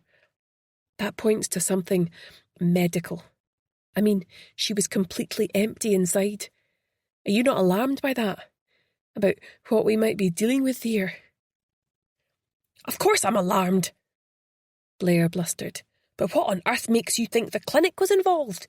Has that woman been dropping poison in your ear? If all this implodes, and it transpires the police were busy looking the other way, how do you think it's going to look? Demanded Brodie, The super was nothing if not motivated by self-interest, thought Grace, holding her breath. "Look, my hands are tied," he exploded. "For now, that is." "What does that mean?" asked Brodie. The super walked over and closed the door. Grace flattened herself against the wall. She was unable to distinguish anything further from the low rumble of voices and crept back down the stairs. As she left the police station and took a deep lungful of the crisp winter air, she pondered on what she had heard, glad that Brodie was questioning his boss on the apparent moratorium in relation to the clinic. Whether she got to hear about it from him, time would tell. Chapter 28. Grace and Jean had been sitting in her car for a couple of hours already. It was nearly 8 p.m. "I do hope that our client's all right," worried Jean. "Do you think the clinic fell for it?" "I suspect so, or she'd have been back home by now. Ben promised to message me the minute he heard anything from her. If our meeting with Angus MacDonald goes well, he might be able to tell us what's happened to her," said Jean. "We have to tread with caution," said Grace. "Everything he says must be treated with extreme scepticism until proven to the contrary. Also, his wife is still an unknown quantity." "Do you think Ben is going to be able to hack into the clinic's records?" "I hope so, but I don't have high hopes. I imagine they'll have top-notch security features." Grace had decided to keep the details about her meeting with Brodie to herself meantime. Things were awkward enough. "Another sandwich?" asked Jean, pouring the meat some coffee from a large flask. She'd really gone to town for her first ever stakeout. Grace accepted gratefully, keeping her eyes trained on the entrance to the remote sandstone house across the single-track road. They'd managed to find concealment up a wooded farm track that hid them from sight but still enabled them to watch the comings and goings of the house opposite. Despite the chill of the night, Grace wound the windows down after checking that Jean had no objection. It was pitch black and the stars glittered all over the sky. Bats flitted through the trees, moving so quickly it was hard for the human eye to track them. Up here in the Lammermuir Hills and away from the light pollution of the city, it felt as if they were at one with the vastness above them. Suddenly an owl hooted loudly, startling Grace from her reverie. "Oh, that nearly gave me a heart attack!" exclaimed Jean, clutching her chest. Grace shushed her, pointing to car lights shining through the trees. Was this him? After a few seconds they had their answer as the car slowed. It turned into the driveway. Grace and Jean hurriedly exited the car and ran forward, keeping their bodies low so they were out of sight to the occupant of the car. Only one person got out, and he was clearly male. Grace walked forward, clearing her throat gently. Dr. MacDonald swung round, his eyes wide with fear. The fear only dissipated a notch when he recognised Jean. "How did you find me? And who's she?" he asked, nodding towards Grace. "We'll tell you everything in a moment," said Grace, trying to sound firm but unthreatening. "Is your wife home?" "Leave her out of it," he snapped. "She's working late tonight." "In that case, may we come in?" asked Jean. "It's freezing out here and we're much more visible to anyone driving by." He looked torn as though he couldn't decide what to do for the best before muttering, "Fine," and turning his back on them to open the door. Inside, no expense had been spared. The interior was painted in period style, and the house was filled with expensive-looking antiques with a few eclectic modern pieces seamlessly blended in. Even the rugs on the sanded wooden floors looked expensive. This apparent luxury suggested that the doctor and his wife might sit near the top of the clinic medical staff. "You'd better sit," he said, gesturing to the sumptuous sofa, and positioning himself on an upright occasional chair to one side of them. Grace nodded at Jean to kick things off. "I lied to you," Jean said to him straight off. "I'm not Beth's mother." "Then who the hell are you?" he asked, springing to his feet and looking wildly about him, his face twitching with stress. "Reporters." "We're private investigators," she replied, "instructed by the family." She passed up one of her business cards to him. He studied it, his hand shaking before sitting back down abruptly, like his legs wouldn't hold him up. "How much do you already know?" he whispered, sweat beading his forehead. "We know enough," said Grace. "Are you aware that there was a body found at Portobello Beach today? Likely one of your patients, as a post-mortem had been performed on her already. Can you tell us who she was? Her family have a right to know what happened to her." Dr. MacDonald put his head in his hands and groaned. "I honestly don't know, though I'm sure I could find out with a bit of digging. People have died at the clinic before, but usually due to some pre-existing damage to their organs that we were unable to heal. I swear to you, I'd no idea what they were up to when I started there. I'd pioneered an incredibly effective approach to addiction. It was the culmination of my life's work. We were taking people off the streets, the most desperate people bereft of all human dignity, and pressing the reset button to give them their lives back. Were you aware that the clinic was monitoring participants by spying on them with hidden cameras?" asked Grace, trying to keep the note of censure from her voice. She wanted him on side. "Yes," he admitted, "but only so we could monitor their progress and catch them before they fell." "But perhaps that's not the real reason they were doing it," said Grace. "Perhaps they were monitoring them from side effects for the experimental drugs they were pumping them full of." "I've not known about that for long.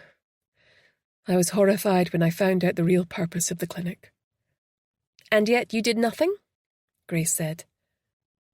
"I made contact with you," he said, nodding over at Jean. "But after we met in Wetherspoons, there's been nothing but a wall of silence," said Jean. "That makes you complicit, as far as we're concerned," said Grace. "You don't understand," he exclaimed. "I wanted to help Beth's mother, I really did, but then I found out something that complicated things." "Go on," said Grace, determined not to let him off the hook until he'd agreed to help them. "My wife is involved," he whispered, as though she could hear him. "She's a top-notch research scientist. I overheard a conversation between her and Dr. Walker at the clinic. They didn't know I was there." He swallowed hard. They were talking about a patient who died after being released from the clinic. Something to do with the degradation of cell tissue. My wife was arguing with him that the drugs protocol should be scrapped. She said there had been too many deaths. The experiment should be considered a failure as the collateral tissue damage was too high. "How can I turn my own wife in?" he asked, his face anguished. "They're experimenting on people without their consent. We're not talking about a new moisturizer here. We're talking about a complete bodily disintegration. How many people have already died at the clinic? Tell us." "I can't. I honestly don't know," he protested. "Can you even say with certainty that the body that was found is one of ours? It might not be anything to do with us, even if there is an association with the clinic." "And if there is," said Grace, her voice hard, "then you and your wife are complicit in murder." "My wife and I have killed no one," he shouted. "Maybe not, but you are clearly complicit in covering up the crimes," said Grace. "That will hardly be looked on favourably by a jury if it goes to trial." He slumped back in his seat like a burst balloon. "Oh, what exactly do you want from me?" "You need to get me and another member of my team into the clinic. Hannah's 19. Neither of us has any medical training, so we'd need to blend in to the support side. I can't use Jean as they'd recognise her from her previous visit. I need a detailed map of the whole facility from you, with appropriate passcodes to move between different areas and a set of scrubs for each of us, complete with stethoscopes. You're not planning on treating any patients whilst there, are you? He asked in alarm. Hardly, said Grace, but we need to get around to see what's actually going on. Your bosses are bringing pressure to bear on the police. They seem inexplicably reluctant to get involved. I plan to bring them evidence that they can't sweep under the carpet. It might also be useful to have the shift change rotas, said Jean.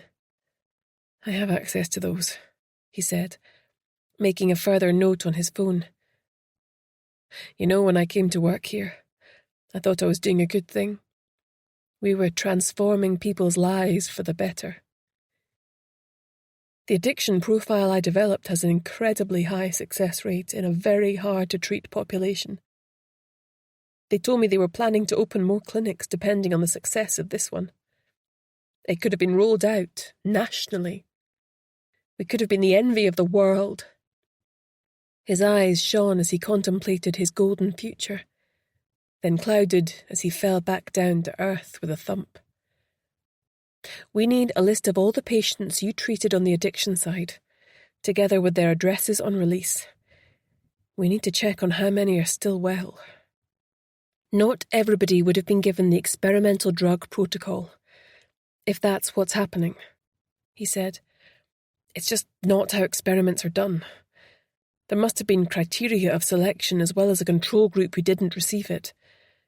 And I really do know nothing about any extra medication they were given. So, you really didn't have anything to do with the development of the lilac pills? Asked Grace. No, he said, looking bewildered. Could it be that the experimental pills were issued once rehabilitation was complete? Asked Grace. Perhaps the whole rehab plan was really to optimize the health of test subjects, so that they were fit and healthy enough not to give skewed results? They wanted an anonymous population to experiment on, who no one would miss and whose possible deaths would be unquestioned. Really, if you think about it, without you and your rehab team, this whole experiment could not have taken place. Angus looked horrified. My wife was hired first, not long after we were married. She worked with Magnum Pharmaceuticals initially, then they invited me to apply and for us both to relocate over to Scotland. She can't have been aware of what their intentions were, could she? Grace felt some sympathy for him. He'd been naive and too trusting, but now was stuck between a rock and a hard place. Or she may have known all along. I know this is hard, but remember the first tenet of practicing medicine. Do no harm. My wife believes passionately in the power of medicine. If she's truly involved in this up to the hilt, she'll be doing it for what she considers to be the greater good. Although she's a doctor, she's never treated patients. She was always drawn to pure research. She must believe these experiments have the potential to assist humanity in some major way. You don't really believe that, though, do you? Asked Grace, her tone scathing. That the needs of the many always outweigh the needs of the few? No, as a doctor, how could I? But you're asking me to betray my own wife. From what I overheard, she wanted the clinic to stop what it's doing. Maybe she could help you as well? Grace shook her head. She's clearly been heavily involved in the experimental side. I'm in no position to say or do anything that might compromise the judicial investigation that'll be coming. Plus, she might warn Dr. Walker. What if some of these trial subjects are still alive? Telling your wife could be signing their death warrants. She wouldn't, he began, tailing off into silence. You don't know that, Grace admonished. Maybe you don't know her at all. Chapter 29. Hannah was shattered. It had been a long day at the agency. Jack had been at his grumpiest after managing to flush his current favourite toy down the toilet so it could have a big adventure, then discovering it couldn't come back. She'd longed to settle down on the couch in front of the fire and watch something mindless with a cup of hot chocolate, but instead she'd forced herself out into the freezing cold night once her mum returned to watch Jack and her younger siblings. It wasn't just about the case. She'd made a commitment and intended to honour it. As she stood, stamping her feet to keep warm at the bus stop, she also felt a warm glow inside at the thought of seeing Marek again. She wondered if he would suggest a drink after work again. Just in case, she'd slapped on some makeup and left her hair down to try and avoid the whole ID debacle that happened last time. Her bus arrived and she jumped on. The bus was fairly packed and the windows were fogged up. It didn't take long to arrive at her destination. Walking into the community hall, she threw off her coat and got stuck in serving soup and sandwiches. Already she was starting to recognise some of the regulars, and she enjoyed a bit of banter with them. It did her heart good to see them huddled by a heater, getting a bit of warmth and food in their bellies to ward off the chill. She berated herself for her reluctance to come out tonight. As there was a momentary lull, she glanced at those sprinkled around the hall, some conversing with others, most choosing to isolate themselves in their own solitary bubble. "Hey, kid," said Marek at her shoulder, dodging back as she swiped him with her dish towel. "Enough of that," she scolded. "At least I'm not on the fast track to middle age like some." His face fell comically. "See? You can dish it out, but you can't take it," she teased. Marek held his hands up in surrender. "Truce. I come in peace. Once the last of the stragglers are away, I'm heading out with flasks of soup and leftover sandwiches. Are you coming? Thought we could grab a drink afterwards like before, if you're up for it." "Sure," said Hannah. "It's going to be a cold one tonight. Do we have any extra blankets?" "1 or 2. Not enough to go round, unfortunately," he said, sounding worried. "I've a few warm hats," said Hannah. "A lot of body heat is lost from the head. My colleague Jean has been busy knitting." She grinned. "And do you knit?" "Ha ha, you're funny," snorted Hannah. She finished the last bit of clearing away. Hurriedly, she locked up and left to join Marek in the car. Their progress across those areas in the city where the homeless gathered was slow. The cold pierced them like daggers. Most had gone to sleep, huddled for warmth as best they could. There were several heart-stopping moments where Hannah thought that a rough sleeper might be dead, but they didn't have to call an ambulance, and most stirred to partake of hot food and drinks. Some were already wearing hats or had hoods pulled over their heads, but those who hadn't eagerly took the warm hats Jean had knitted. With a renewed sense of urgency, Hannah asked everyone they encountered if they had seen Beth. Although he didn't try to stop her, Marek looked increasingly disapproving as she questioned them. She also asked if they could remember young people being taken from the streets. Everyone shook their heads and turned away, unwilling to engage with her. A few of them even looked fearful, like they thought she was there to hurt them or something. "I don't get it," sighed Hannah, as they walked to the pub after doing welfare checks and handing out the last of their supplies. "This is a crime against their community. Why are they closing ranks?" "Because they're scared. Because they don't know or trust you yet. So many people have let them down in the past. It's hardly surprising. I can't say that I'm all that comfortable with it either, Hannah. From now on, if you want to play detective, you can leave me out of it. They're starting to undermine the good work that we're doing here." Hannah squirmed. She hated to say it, but she could see his point. Why did life have to be so complicated? "That office job," he continued, his teeth clenched in anger. "Where do you work exactly? The police?" No, said Hannah. She weighed up her options and decided to come clean. What choice did she have? One way or another, he was on to her.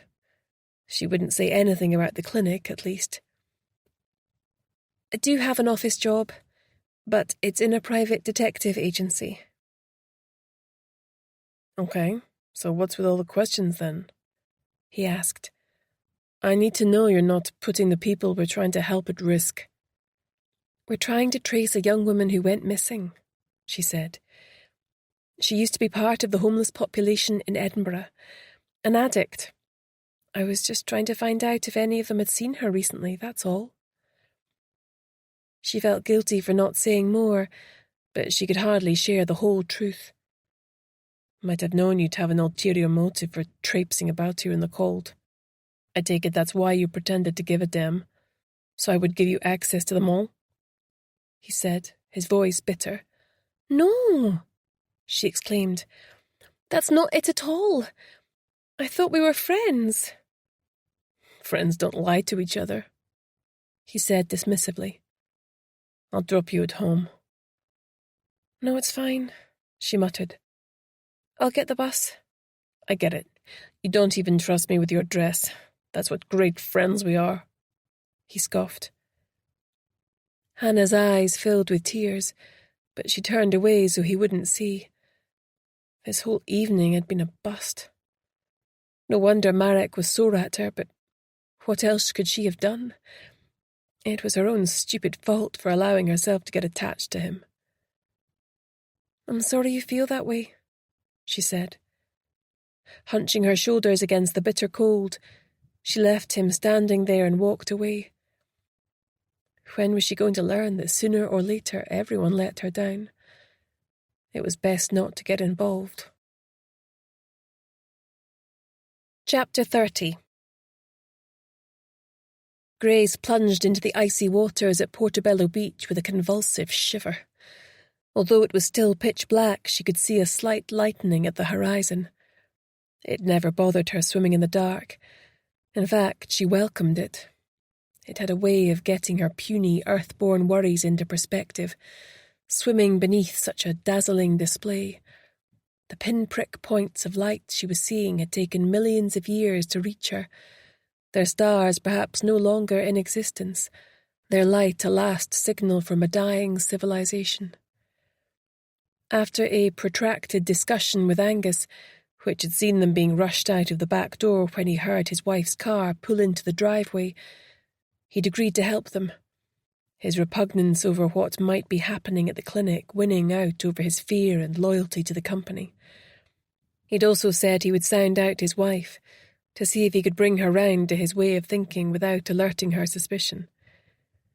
He was clearly terrified that she was involved up to the hilt, and what that would mean for their marriage. She didn't envy him. Her shoulders tiring, she lay on her back for a few moments. The sea was calm this morning, and she felt at peace as she floated on the incoming tide, ready now to face the challenges ahead.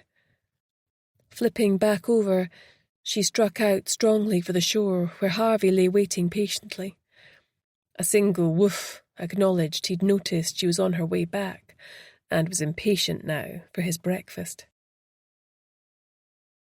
Grace sat having coffee with her team, Harvey sitting to attention as if he considered himself to be part of the briefing too. So, we're clear on the plan then, she stated. Hannah's going to be presented by Dr. Angus MacDonald as another candidate for rehabilitation. He's going to say he was at the University Medical Library in Edinburgh when he saw her puking her guts up on the street. He stopped to help and discovered she was homeless, dirty and hungry with no family or friends. He decided on the spur of the moment to extend this lifeline to her. It might even reassure those at the clinic that he's got no idea what they're really up to. They can hardly turn her away without tipping their hand to him. Are you sure you're up for this, Hannah? There's absolutely no shame in saying you've changed your mind, you know. I wish you would, said Jean, clearly worried about the risk Hannah was taking, and frustrated she wouldn't be in the clinic herself to keep an eye on her. It's fine, said Hannah, with a grin, eyes shining in excitement. I suggested doing this way back, didn't I? Your main task is to try and locate our client, and then we can pull both of you out of there. Any other information you come across is a bonus. If they believe that Eliza is really Beth, how do you think they'll have reacted when they find she's healthy, if they were monitoring her before? Asked Jean. I'm hoping they'll get really excited, thinking that she's recovered, therefore potentially their treatment has worked, said Grace. At any rate, as long as her real identity hasn't been discovered, she should be safe enough. Eliza's a smart cookie. I still can't believe you're going to be in the catering team, said Jean with an unmistakable snigger. I can cook, said Grace indignantly. Jean and Hannah looked at each other with eyebrows raised. Of course you can, said Hannah. I don't have to eat there, do I? Very funny, said Grace, smiling. Angus managed to nobble one of the kitchen staff and has sent her off for a couple of weeks with a healthy increase to her bank account. She nominated me as her replacement while supposedly off sick. I take it Ben still hasn't been in touch? Asked Jean. It would be better if we had more information about what's going on in there before you go. He phoned me last night. He's taken leave from his job to work on this full-time. Their computer defence systems are extremely robust and have defeated all his efforts so far. He's quite beside himself with worry, but knows to phone Jean the minute he has a breakthrough. He must really love her, said Hannah, wistfully. Grace and Hannah exchanged covert looks. Hannah had apparently had a bit of a tiff with Marek. She hadn't said much about it, but had looked a bit down in unguarded moments. Grace was momentarily thankful she was happily single. She glanced at her watch. It was time. You're not going to love this, Hannah, but needs must, she said, removing a bottle of strong cider from her bag. She also produced some filthy jeans, underwear and a threadbare jumper from a sealed plastic bag and a pair of smelly, scuffed trainers. Hannah and Jean screwed up their noses. Harvey sniffed ecstatically. That is rank, Hannah exclaimed. How did you get my clothes so smelly? Harvey may have helped, smiled Grace. He pricked up his ears on hearing his name and gave the clothes another delighted sniff. Are you sure it's okay to still use your first names? Asked Jean. Yes, it's easier that way. We've taken different surnames, but our first names are fairly common, replied Grace. Who are you calling common? Asked the irrepressible Hannah with mock outrage as she went off to change. She walked back in after a few minutes looking wretched, her hair greasy and hanging limply around her face. Even her body language had changed. Grace remembered that Hannah had excelled in drama at school, and she was clearly already inhabiting the part she'd have to play. Grace handed her the bottle of cider. Take a couple of slugs just to get your breath smelling, she said. Your clothes should help as they've been dabbled with cider too. Hannah did as she was told, grimacing as the liquid burned its way down her throat. Well, this would be a lot more fun if I was out clubbing, she complained, pulling a face. You've agreed a backstory with Angus, Grace said. He'll fake your blood work where necessary and make sure you don't get given any experimental substances. Any problems that you feel you can't handle, get yourself out of there. If all goes according to plan, you should be able to contact me every mealtime. Once you're inside, Angus will pass you a burner phone, which I've given him with my own number already programmed in for another burner. Jean's new burner number is in there too. Don't worry, I can handle it, said Hannah, sticking her chin in the air. What did you tell your mum? Asked Jean. I told her I was on a course in London to gain a qualification needed for my work. She grumbled a bit, but I told her Brodie and Jean can help out with Jack if needed. It's only for 2 weeks max, hopefully a lot less, said Hannah, sounding determined. Our client needs us. Grace had felt bad about having Hannah lie to her mum and Brodie about what she was up to, but given the attitude of the police towards the clinic, she thought it best not to share their plan until she was sure they could be fully on board with things. "Come on then," said Grace. "I'll drop you off at the university library, so Angus can pick you up from there. I wouldn't put it past his bosses to have a tracker on his car. That way his story about where he encountered you will check out." Half an hour later, Grace pulled into Buchanan Street. Angus's car was already parked further down the road on the opposite side. The tinted windows meant she couldn't see who was inside it. She turned to Hannah, who was in the passenger seat, and chalk white. "You're sure you want to do this, Hannah?" she said, scrutinizing her carefully. "It's not too late to back out, you know. We can find another way." Hannah looked back at her, fire in her eyes. "I'm ready," she said. "Those bastards aren't going to get away with this." She opened the door and walked across to the car. The driver's window slid down. Angus raised his hand in acknowledgement, then spoke to Hannah. She got into the back seat and they drove off. Grace watched the car until it was out of sight, her insides squeezed with dread. If anything happened to Hannah, she would never forgive herself. Feeling sick to the stomach, she turned the key in the ignition and pulled out. Her small team were going to give it everything, but they were up against the might of a massive pharmaceutical company. And right now, she didn't fancy their chances. Chapter 31. Grace presented herself at the clinic at 10 o'clock for her interview. She'd invented a fictitious CV, and her stepfather Brian, who was on the committee at a golf club, had agreed to be her referee after a lot of arm twisting. The trouble was her family had no faith in her cooking skills. Mind you, they were probably right. She was someone who ate to live, rather than lived to eat. The catering manager Angela Broadfoot, a tall, angular woman, read her resume and sighed.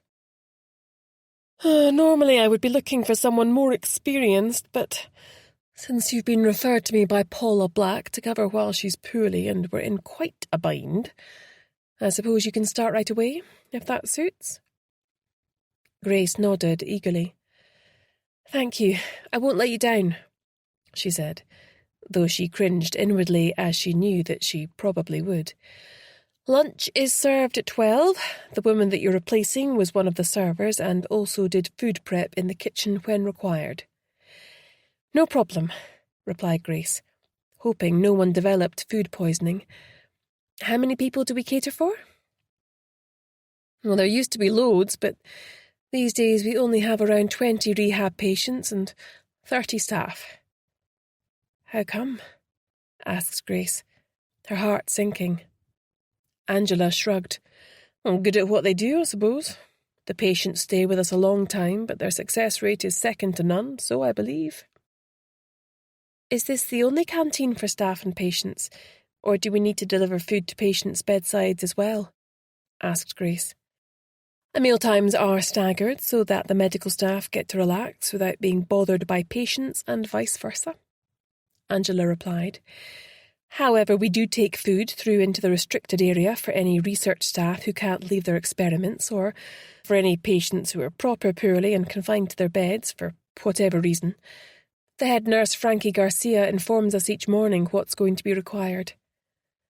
"Got it," said Grace, with a bright smile, not wanting to be seen to ask too many questions about the rotas for fear of arousing suspicion. "Are the patients allowed to eat and drink what they like?"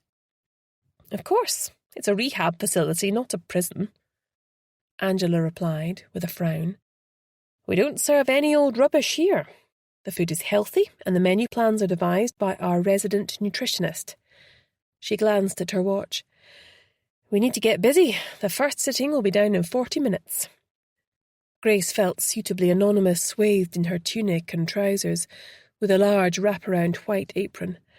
Her hair was swept underneath her disposable plastic cap. She sniffed the air appreciatively. And no boiled cabbage here. As the kitchen staff brought through the metal trays and she helped put it out for serving, she could feel her mouth water at the sight and smell of pork tenderloin and apple sauce with mash and an array of steamed vegetables, grilled chicken breast stuffed with cheese, and salmon fillet with a honey glaze. Not a burger in sight, and certainly no chips, unless they were so healthy as to be unrecognisable. The door to the canteen slid open, and a few doctors and nurses walked in. Grace noticed Angus amongst them, alongside a beautiful woman with a glacial expression. This must be Karina, his wife. He whispered something to her, but she shut him down, hissing angrily in his ear. Angus looked alarmed and shot Grace a sideways look. She ignored it, hoping he wasn't going to blow her cover. She'd only been in the door 5 minutes. Had he already ratted her out to his wife? She forced her eyes away from them and focused on serving the queue building up in front of her. The medic seemed glum and distracted, barely acknowledging her. It felt a bit like the police canteen after a major incident. Had something happened? She hoped that her client was still alive and well, but had no way of knowing. Angus's wife was sticking to his side like Velcro, and the contemptuous look she gave Grace was enough to scorch her out of her shoes. "You're new here," said a cultured American voice, as she bent to put the empty tray under the counter and replace it with a full one. Startled, she jumped up, bumping her head hard enough to make her eyes water. It was Dr. Walker. He was tall and angular with fierce grey eyes and thin lips. "Hello, yes," she smiled. "My name's Grace. I've been drafted in as a replacement for Paula while she's sick." "I see," he said, his eyes coldly assessing her. She kept her body language open and friendly. "What can I interest you in for lunch today?" she asked. His eyes suddenly glazed over, as though he decided she wasn't worth bothering with. "I'll have the pork," he said, taking it from her without so much as a thank you. A nurse who she recognised from Jean's photo as being Frankie Garcia appeared at his side. She pulled him away and started to speak, sounding agitated. All that Grace heard were the words, "It's happening again." Walker held up his hand to silence her. "Not here," he commanded. And dumping his full plate on the serving hatch, he took off with Garcia at speed. Some people in the queue looked nervous and nudged each other, but others continued their chat oblivious. Grace noticed that Angus's wife had peeled away from his side without a word and followed the other two out of the door. Grace felt her heart beating faster and carried on serving as before. Something was wrong, and she fervently hoped it had nothing to do with her client or Hannah. Chapter 32. Hannah was a bag of nerves. Angus had assured her that he would be the one managing her medically during her stay at the clinic. He'd personally hooked her up to a saline drip when she was admitted, and Heather Kelly, a friendly, bubbly young nurse, had run her a bath afterwards in her private ensuite, washed her hair and given her a clean nightgown to wear. Hannah had taken to Heather and felt that she could maybe appeal to her in an emergency. There was no way she could be involved in harming patients. She radiated kindness. Hannah's bloods had been taken, but Angus had said he would switch them for those of another patient with alcoholism to avoid suspicion. Even so, she felt her position to be precarious and hoped that she could leave soon. She also found she was missing Jack already. The weird thing about being a mother, she had come to realise, was you always fantasised about having a break from your kid. Then when you got it, you did nothing but miss their warm little bodies. That had been 24 hours ago, and she was now feeling trapped and a bit stir-crazy. Heather bustled across to her. "How are you feeling?" "Like I want a drink?" snapped Hannah, determined to stay in character. Heather laughed as though she'd just said the funniest thing. "Tea, coffee, or juice?" she asked. "Hot chocolate?" asked Hannah. "Coming right up." Heather bustled off at top speed, and Hannah swung her legs out of bed and went off to explore, IV stand in tow like an unwanted dance partner. The room was luxurious, more like a hotel than a hospital. There was a comfortably upholstered chair beside a round table with a vase of fresh flowers. A well-stocked bookcase was full of the latest in books and magazines. No TV, though. She picked up a menu of beauty treatments and massages. Another beside it included painting and pottery classes, along with a host of other opportunities. There was also a leisure centre with a pool and an exercise studio. Hannah had to admit, they weren't exactly torturing people here. Was it possible they got it all wrong? She walked over to the door and tried the handle. It was locked. So much for that.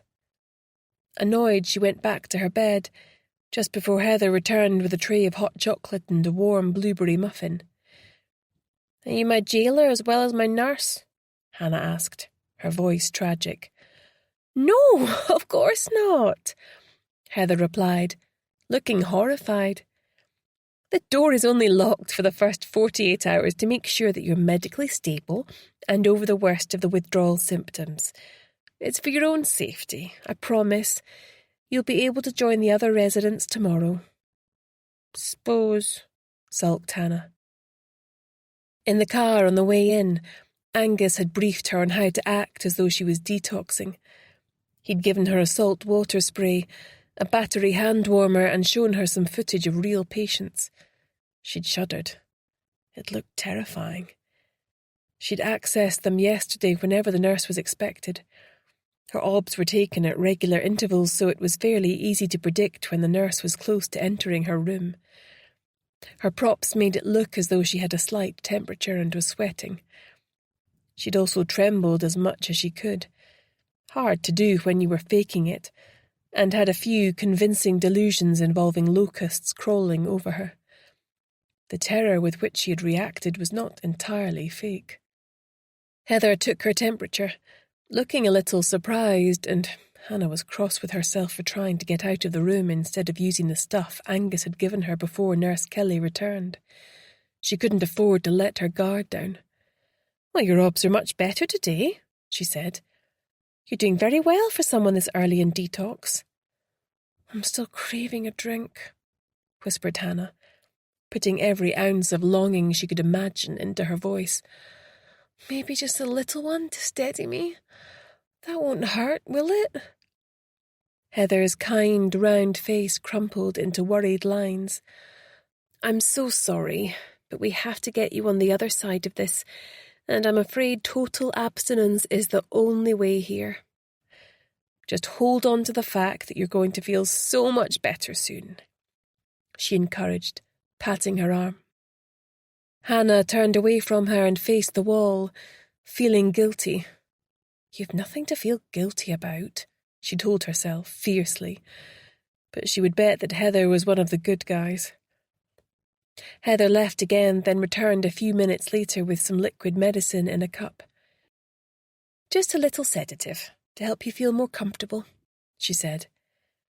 Hannah hadn't counted on that, and had clearly overplayed her hand. With the nurse's full eyes on her, she had no option but to take it. To her intense frustration, it started to take effect more or less right away, and with a disgruntled sigh, her head sank down into the pillow. Chapter 33.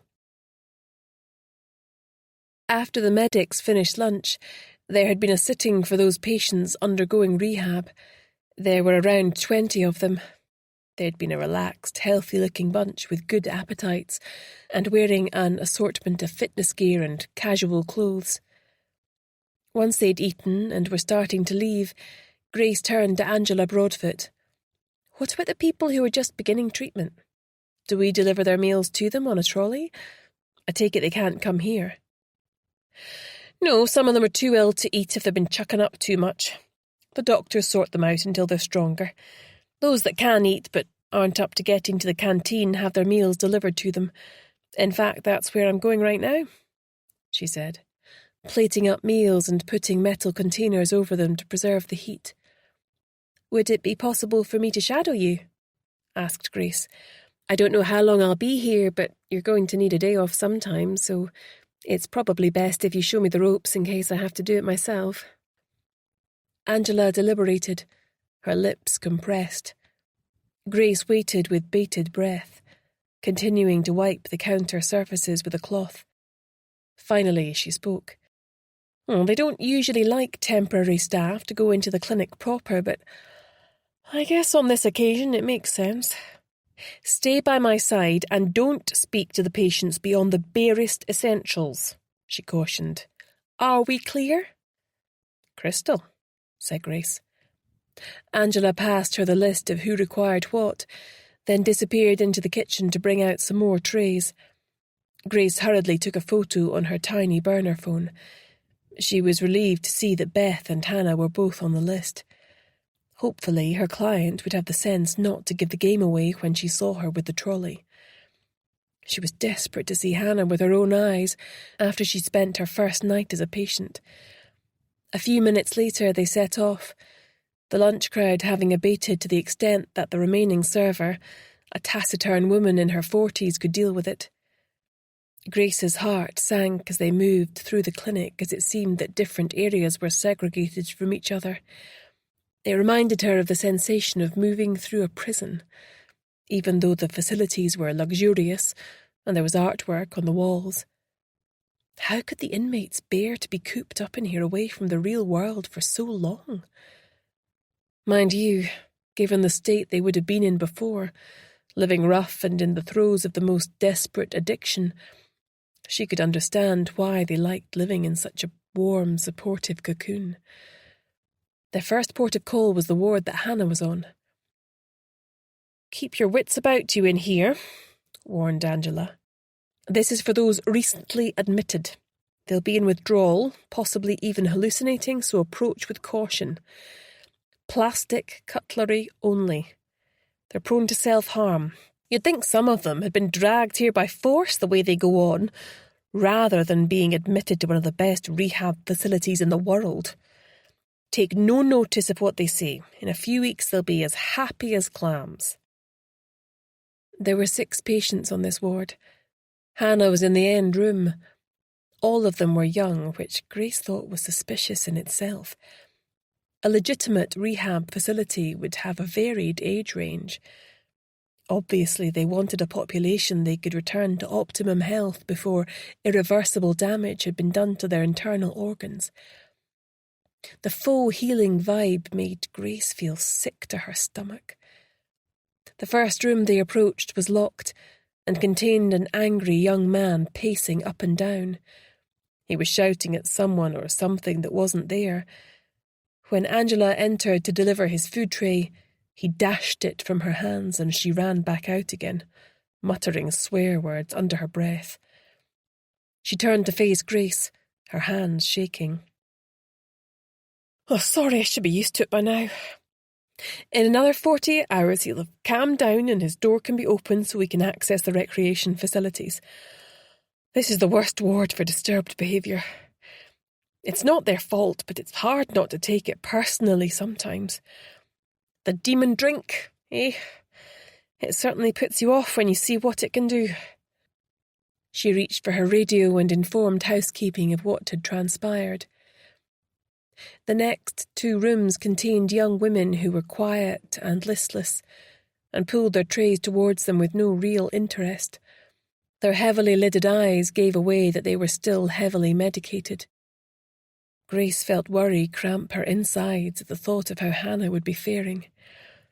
Angus had promised that apart from saline she would be kept drug-free, but what if something went wrong? Finally, Angela unlocked Hannah's room. Grace hadn't realised Hannah would be locked in her room. Oh, she should never have agreed to this. Well, you're looking brighter today, Angela smiled. Can I interest you in some Balmoral chicken with boiled potatoes and carrots? Hannah pulled herself to a sitting position. Yes, please. Any chance of a glass of wine with that? She asked, cheekily. I think you know the answer to that, replied Angela, but I can give you a can of Coke. Fine, sighed Hannah. She waited until the older woman was occupied serving her meal, then asked for help in going to the bathroom as she was still feeling very dizzy. I can take her, offered Grace. It's just across there, right? Angela nodded. Oh, very well. She doesn't need nursing assistance. Don't lock the door, just in case. They made their way across, with Hannah swaying a little once or twice and gripping onto Grace's arm. Once the door was closed, they were able to whisper. My door gets open from tomorrow, and I'll be able to talk to people and roam around a bit, said Hannah. Have you seen Eliza? No, but Beth's on the lunch list, so I should see her soon. At least we know she's still alive. Remember, don't allow them to give you anything other than saline or paracetamol. Easier said than done, Hannah sighed. I was given a sedative last night, but at least it knocked me out till morning. That wasn't meant to happen, said Grace, worried. If things take a dangerous turn, text me at once and I'll get you pulled out any way I can, even if I have to call the fire brigade. Hannah flushed the toilet and washed her hands. She then sprayed some air freshener. Then Grace opened the door. To her surprise, Angela was on the other side, staring at them suspiciously. You took your time. What can I say? Groaned Hannah. The earth moved. The tenseness in Angela's body relaxed. Back to bed with you now, before your meal gets cold. Hannah obliged, with a little dizzy spell on the way there. Grace was impressed by her quick thinking under pressure. Their next stop was the high dependence unit. Grace felt herself tense. Was Eliza in here? There's only 2 in here that are well enough to eat regular meals, Angela said. They're going to be moved into the recovery ward tomorrow, all being well. The rest are receiving their nutritional needs from drips. I thought people just came here to dry out, said Grace. How come they're so ill? Angela shrugged. Oh, you should see the state of some of them when they first come in. You can't always tell if they've got other stuff going on health-wise as well. They work miracles here, so they do. Definitely a fan, then, thought Grace, resolving to watch her step. The ward here was larger and contained 12 beds, 6 of which were occupied. 4 patients were unconscious, their vitals being monitored by a cacophony of beeping machines.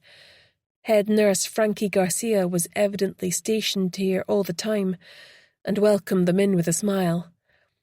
I only need meals for Beth and Tom, who are both well on the mend now, after their recent surgeries. Coming right up, said Angela, pulling out the trays after consulting her list. Grace took them from her, desperate to ascertain if it really was Beth, or if Eliza had successfully impersonated her twin. To her consternation, the young woman perched on the bed betrayed not the slightest flicker of recognition.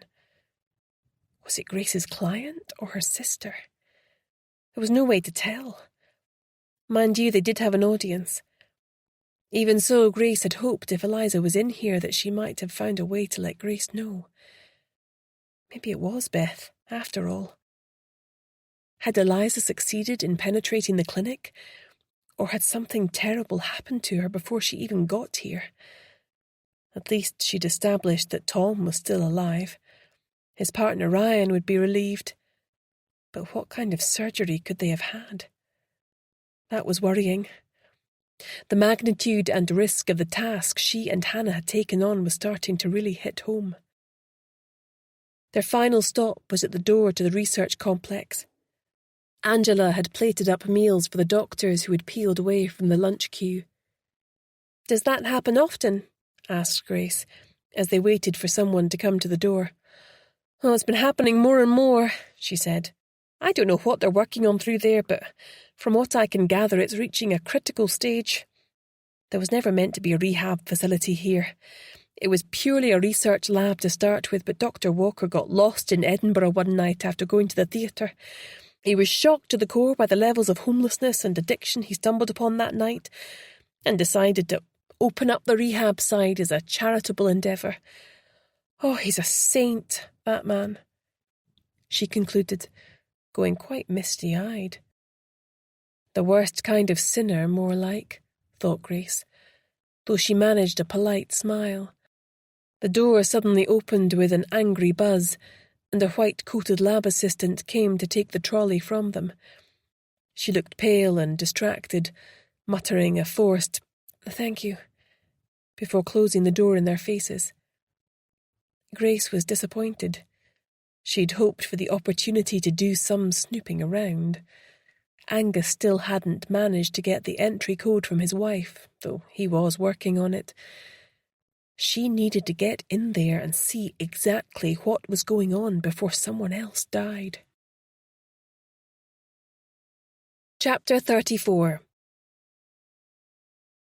Jean was in the office but couldn't settle. Harvey was watching her curiously, head on one side, as he tried to figure out what was going on. She stooped to make a fuss of him, knowing he was missing Hannah, but especially Grace. "They're going to be all right, boy. You'll see," she murmured. At least Grace got to leave at night after dinner was served.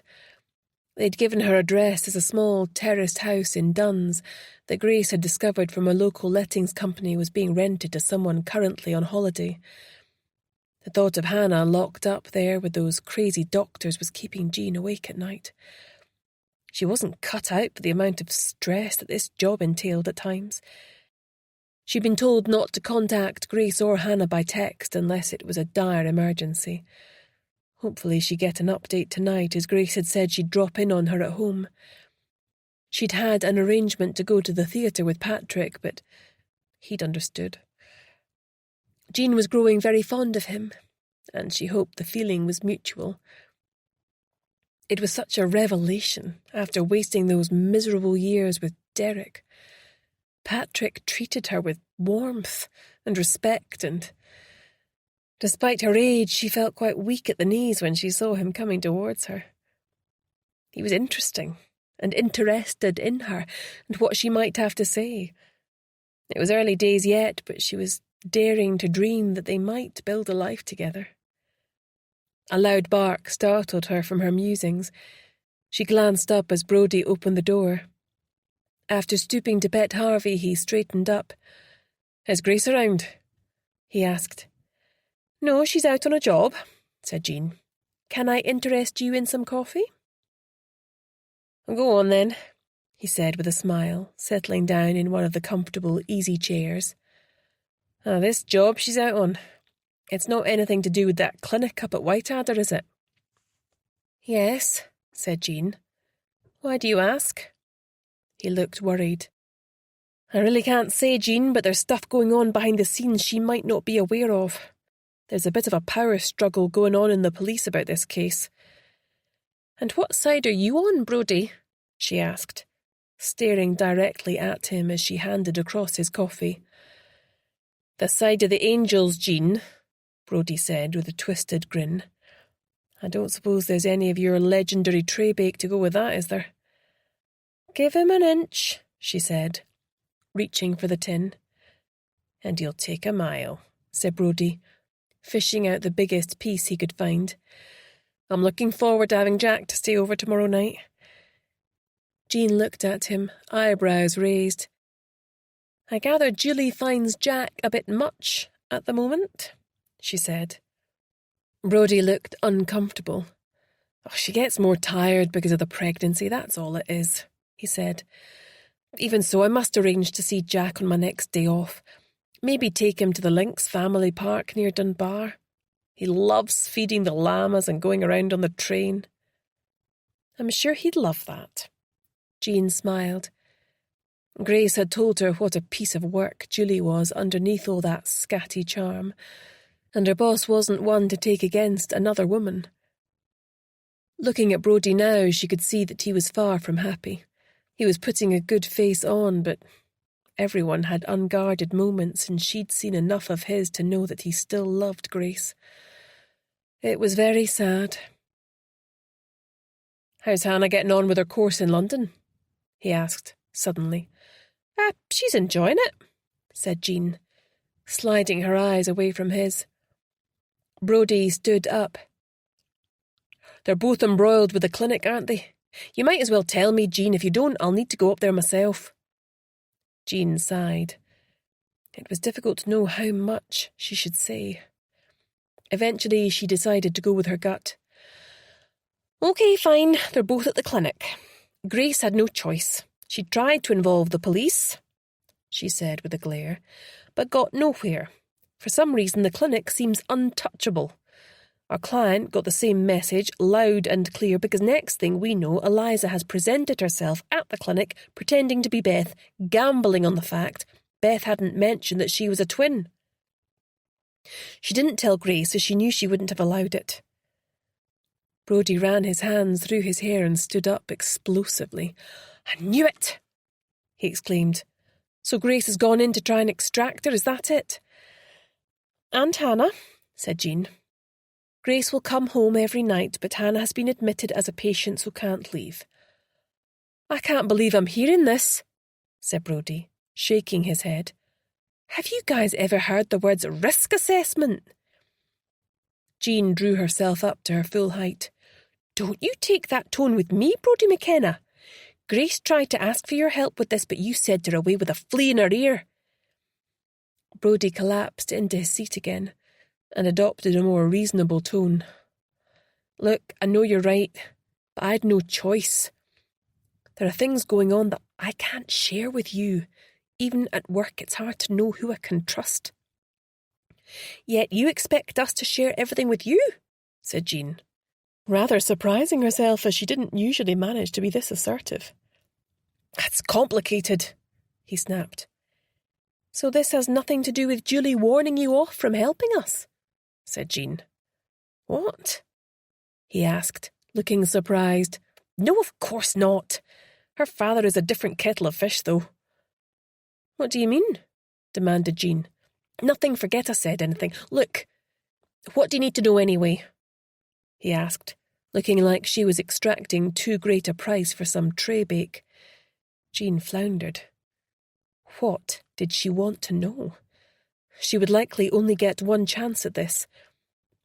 What would Grace most want to know? "Have you identified the dead girl yet?" "No. No one seems to have reported her as missing." "Have the police consulted an oceanographer to ascertain where she was put in the water?" "Yes, but it doesn't help us. She could have been dumped in the water anywhere on the east coast as far as the Scottish borders and still wound up at Portobello. Nothing to tie to the clinic. Now, I really do have to go, Jean." "One more question," she begged. "Go on, then," he sighed, looking at her with hollow eyes. "Why are the police stonewalling on this investigation?" "Honestly, I wish I knew," he said, with a mirthless smile, as he turned to leave, giving Harvey a pat on the head before he walked out the door. Jean sighed as she settled down at her desk again. At least she hoped she'd now lit a fuse under Brodie. If the police were stalling for whatever reason, he wouldn't stand for it now that he knew Grace and Hannah had put themselves in the firing line. She had to hope that would be enough to make him stick his neck out. Chapter 35. Hannah fished out her burner phone from under the mattress and memorised the code Grace had sent her for access to the high dependency ward. After bunching up her extra pillow to look like a body under the covers, she quickly slipped into the ubiquitous scrubs worn by the nurses and doctors, together with the white tennis shoes she'd been allocated. She also put a mask on and scraped her long hair up into a bun in the manner favoured by a few of the nurses she'd already seen. Time to go on the prowl. She already had a good idea of the layout of the facility, as she'd memorised the map that Angus had sent her. Opening her door, she could hear the sound of the two nurses on duty gossiping about their boyfriends. The lights had already been dimmed for the night. The only other sound was a rhythmic snoring from another girl further along the corridor. Slipping out, she made her way to the end of the corridor and quietly slipped out through the ward doors. She stopped for a minute, listening hard, her heart thumping, to see if she'd been spotted. Nothing stirred. She was now in the recreation zone, which she would be allowed to join tomorrow. Glancing at the notice board, she was impressed by the wide range of activities on offer. Everything from art therapy to bungee fitness. The decor in these areas was far from institutional, and the vibe seemed to be more upmarket spa than hospital. They also had a large pool and hair and beauty salon. On the surface, it was a great place. If only they weren't hiding a maggoty secret, she thought. Her aim for tonight was to try and get into the recovery ward, to speak to Eliza, Beth, who Grace had said had been moved there after lunch. It should be fine if it was Eliza, but if it was Beth and she didn't know about her and Grace, she'd have to proceed with caution in case the girl reacted badly and caused the nurses to come running. The recovery ward was on the other side of the clinic and needed an access code to get in. Fortunately, it was included amongst those Grace had managed to send her after her lunch rounds with the dinner lady. Her heart in her mouth, she keyed in the code. Moving through into a restricted area was the most dangerous part, as she could run into someone on the other side without any chance to hide away while she scoped out the lie of the land. This time she got lucky, and was able to slip into some kind of store cupboard beside the ward staff room. She could hear the murmur of voices, and kept the door open a crack so she could hear what was going on. As the voices grew louder whilst clearly trying to remain quiet, she recognised Angus's voice. He was speaking to a woman and he sounded upset. She strained to hear what they were talking about, setting her phone to record the conversation just in case. "How can you cover up for them now that you know what they've done?" he demanded. "I feel like I don't even know who you are anymore." "Why can't you see the bigger picture?" the woman pleaded. It must be his wife, Karina, realised Hannah. It sounded like their whole marriage was on the verge of imploding over this. "You sound like a Nazi," Angus said in disgust. "When individual lives are regarded as mere collateral damage, it's a price that's too high to pay. How can you not see that? Those young people had everything to live for and we killed them.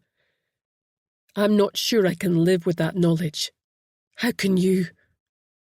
"Oh, stop being such a Boy Scout," she shot back, her voice laced with contempt. "I'm a scientist, and therefore I have to look at the greater good, and that means weighing up the evidence and the cost-benefit ratio." "We're talking about actual human beings here," he shouted, only to be hushed by his wife. "People are living longer and longer, but what good is that if your last 20 or 30 years are spent in cognitive and physical decline? The drugs we're developing here not only increase longevity, but could ensure a good quality of life within that lifespan. Old people often say they feel young inside. Imagine having the benefit of a youthful body with all that experience and wisdom. Who wouldn't choose to live like that? This research could benefit the whole planet. What's the death of a few youngsters compared to that? Nothing in the grand scheme of things. Also, don't forget these kids were on the verge of checking out before we even got to them. Another harsh winter would probably have finished them off if the drugs and alcohol didn't. At least we gave them a shot. All your work does is put a sticking plaster on the wound. Admit it. My work got them healthy and supported them back into society. It wiped the slate clean so they could begin again as functioning members of their community. I thought that was the beginning and end of it. I was lured here under false pretenses. How could you do that to me? Your own husband. Oh, I'd have told you all about it if I thought there was a chance of you growing a pair," she snapped. Why did Conrad have to do it this way? To obtain proof of concept by experimenting on humans without their knowledge and consent is morally bankrupt and commercially insane. It'd take just one voice to blow this whole operation sky high and set longevity research back decades, he said, a note of despair in his voice now. You've not got some romantic notion of becoming a whistleblower, have you? She asked, her voice shrill with anger. Of course not, he soothed. I'm just trying to persuade you round to my way of thinking. We could end up in prison, Karina said. Nobody intended for any of this to happen, but now that it has, we need to keep a lid on it. Despite the problems, our research data has put us years ahead of our rivals. Conrad has promised me a seat on the board of Magnum Pharmaceuticals. We just need to complete this final round of experiments. Then we can pull out and no one will ever know. Once I'm on the board, we can start a family like you wanted. Our futures will be assured. Angus sighed. You make it sound so easy, he said. We'll get through this, I promise, she said, her voice softer now. Hannah pulled a face and switched off the recorder, hearing smooching sounds. She did not need to hear this. Since they were now otherwise occupied, she slipped from her hiding place and continued along the ward. There was a nurse at the desk halfway along, busy working on the computer. Hannah's shoulders went back and she tried to look as though she belonged there. The nurse glanced up as she walked by, but seeing that she wore the clinic lanyard and was dressed in scrubs, she merely nodded and went back to her work. Hannah looked at the name outside each of the single rooms she passed until she came to the one with Beth on it. Slipping inside, she adjusted her eyes to the dimmer lighting and approached the bed. The young woman lying there looked like their client, but Hannah had no way of telling if it was her or her twin. Why couldn't one of them have dyed their hair or something? She hovered uncertainly by the bed. Eliza, she whispered. No response. Eliza, wake up! It's Hannah, she hissed, more forcefully this time. The girl in the bed opened her eyes and cringed away from her. Get away from me, she cried. There was no recognition in her eyes, but she'd only met her in passing a couple of times, so that was hardly surprising. Listen, Grace sent me to help you get out of here. I need to know if you're our client Eliza or her sister Beth. The young woman's eyes filled with tears. I think Beth's dead, she whispered. I came here to rescue her, but I haven't been able to find her. They're calling me Beth and haven't challenged me at all, but I have a feeling they know who I really am. They've taken away all my links to the outside world. I'm not allowed a phone or computer access because they say it will put my recovery in jeopardy. I'm effectively a prisoner here. Have you asked to leave? Not yet. I was still clinging on to the hope of finding my sister. I should have thought things through better. All the areas are isolated from each other. I thought I'd be able to sneak around and find her, but I haven't been able to leave the ward. You were on the high dependency ward yesterday. What were they doing to you? Confusion clouded her eyes. No, I wasn't. I've only ever been on this ward. That must have been Beth, said Hannah. Oh, don't you see? She's here after all. She is? Gasped Eliza. She started to swing her legs out of the bed, but Hannah stopped her. Cool your jets. We need to get you both out of here. It won't be easy. We need to be smart about it. Grace has a plan, she announced, hoping that was true. Let me go, Eliza said, shrugging off her restraining arm. If Beth is here, I need to go to her. Hannah rocked on her heels. It had been a long day and she was exhausted. She needed to convince her client to leave the clinic. They must have twigged by now that she was lying to them, which meant that she was in grave danger. They were hardly going to let her run amok with wild allegations about them at such a crucial stage in their operation. Who knew what they had already done to her without her knowledge and consent? Eliza, you're not thinking straight. Your life is on the line here. A woman washed up on Portobello Beach recently. She'd already had a post-mortem performed on her. All of her organs, even her brain, were missing. We think that the clinic is responsible. You have to get out now. Ben's worried sick about you. Think of him. Eliza opened her eyes wide. Hide, she hissed. Someone's coming. Hannah slipped into the ensuite, hiding behind the door, her heart hammering in case she was discovered. Her disguise wouldn't pass close scrutiny. Having trouble sleeping? A sympathetic voice asked. No, I've been asleep. Just been to the bathroom, she heard Eliza say. I'll just complete these obs, then I'll give you something to help you drift off, the nurse replied. Hannah then heard the sound of the blood pressure cuff inflating. It's a little high, the nurse said. I'll check it again in an hour. In the meantime, take this. Doctor's orders. It'll help you get fit and well again. After a pause, Hannah heard the sound of the nurse's squeaky shoes leaving and peered out from behind the door. She'd gone. She ran over to the side of the bed, but Eliza was already fast asleep. The nurse must have given her a fast-acting sedative. Frustrated, she stifled a yawn, and when the coast was clear, she returned to her room and texted Grace in relation to what she'd discovered so far. Be careful, her boss texted back. The main thing is to extract Eliza and Beth. Then I'm going to find someone I can trust in the police and get them to blow this whole thing wide open. Hannah was shocked. What she clearly meant was that for some reason Brodie was compromised in relation to this case. But how could that be? She'd never had a male role model before he came into her life. Surely he too wasn't going to let her down. She dashed away a tear and snuggled down under the duvet. Chapter 36. Grace unfastened the painted wooden gate and walked up the path to Jean's front door. The moon was a creamy orb, high in the sky tonight, and the bitter chill almost took her breath away when she left the warmth of the car.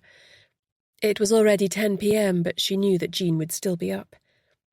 A loud woof from inside announced her presence without her needing to knock, and Jean came to the door with Harvey, who was overjoyed to see her, and knocked over the umbrella stand with the force of his wagging tail. "Come in," cried Jean, trying to restore order to the doggy chaos. "Sorry it's so late," said Grace. "I wanted to wait until I'd heard from Hannah." Jean led her through to the cosy sitting room where a log fire blazed. Harvey flopped down by her side. "Tea?"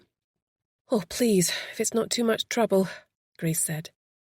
She settled back in the comfortable, easy chair, relaxing for the first time that day, as the warmth of both the stove and the welcome stole over her. Jean was back in a flash, with a loaded tray. "I'd already boiled the kettle," she said, as she poured the tea out of a pretty teapot and gestured to the cold plate of homemade quiche, salad and cherry tomatoes. "I thought you might be hungry," she added. "If you don't want it, I can box it up for lunch tomorrow." "No way," said Grace. "I'm starving." "Thanks so much, Jean." A few minutes later, warm and fed, she drained what was left of her tea and placed her empty plate back on the tray. "Hannah has managed to locate Eliza," she said. "She's in a recovery ward under Beth's name. I've already let Ben know." "Any sign of Beth?" asked Jean. "She's alive, although very poorly. We haven't been able to get to her yet. Obviously, the clinic must now know that Eliza snuck in under false pretenses. They're going along with the pretense for now and haven't challenged Eliza. If the dead girl that washed up on the beach came from the clinic, do we know if she died of natural causes or because of something they did to her?" asked Jean. "Impossible to know at this stage. Though I guess the person who performed the post-mortem will know. If only we could get our hands on those results," said Grace, grinding her teeth as she started to tense up once more. Sighing as she rose to her feet to depart, Jean held out her hand to stop her. "I had a visit from Brodie today," she said. Grace's heart missed a beat. "What did he want?" "He confirmed the police still have no idea as to the identity of the girl who washed up on the beach. The oceanographer couldn't help narrow it down much either." "Oh, I was hoping she could be connected to the clinic, which would mean they'd have grounds to get in there," said Grace. "I'm not sure even that would be enough," Jean said. "He more or less admitted to me that the police are stonewalling on the clinic and he has no idea why. You should have seen him, Grace. He looked thoroughly fed up and demoralised. Not like himself at all." "As long as he's not colluding with it," said Grace. "That's what's worrying me. Does his loyalty to Julie extend all the way to her father? I'm as sure as I can be that Superintendent Blair is involved up to his neck in any cover-up. How extensive the rot is, it's impossible to say." "I'm sure Brodie will come through for us if the chips are down," said Jean. "He's as decent as they come." "He certainly used to be," said Grace. "These days I'm no longer so sure." Grace heard the sound of the toilet flushing upstairs. "Jean! Have you got company? I'm so sorry. I shouldn't have just turned up out of the blue like that." The older woman flushed to her roots. "That's Patrick upstairs. We've become rather good friends. He's, staying the night," she whispered, looking both happy and terrified in equal measure. "I'll get out of your hair then," whispered Grace back to her, and they both laughed.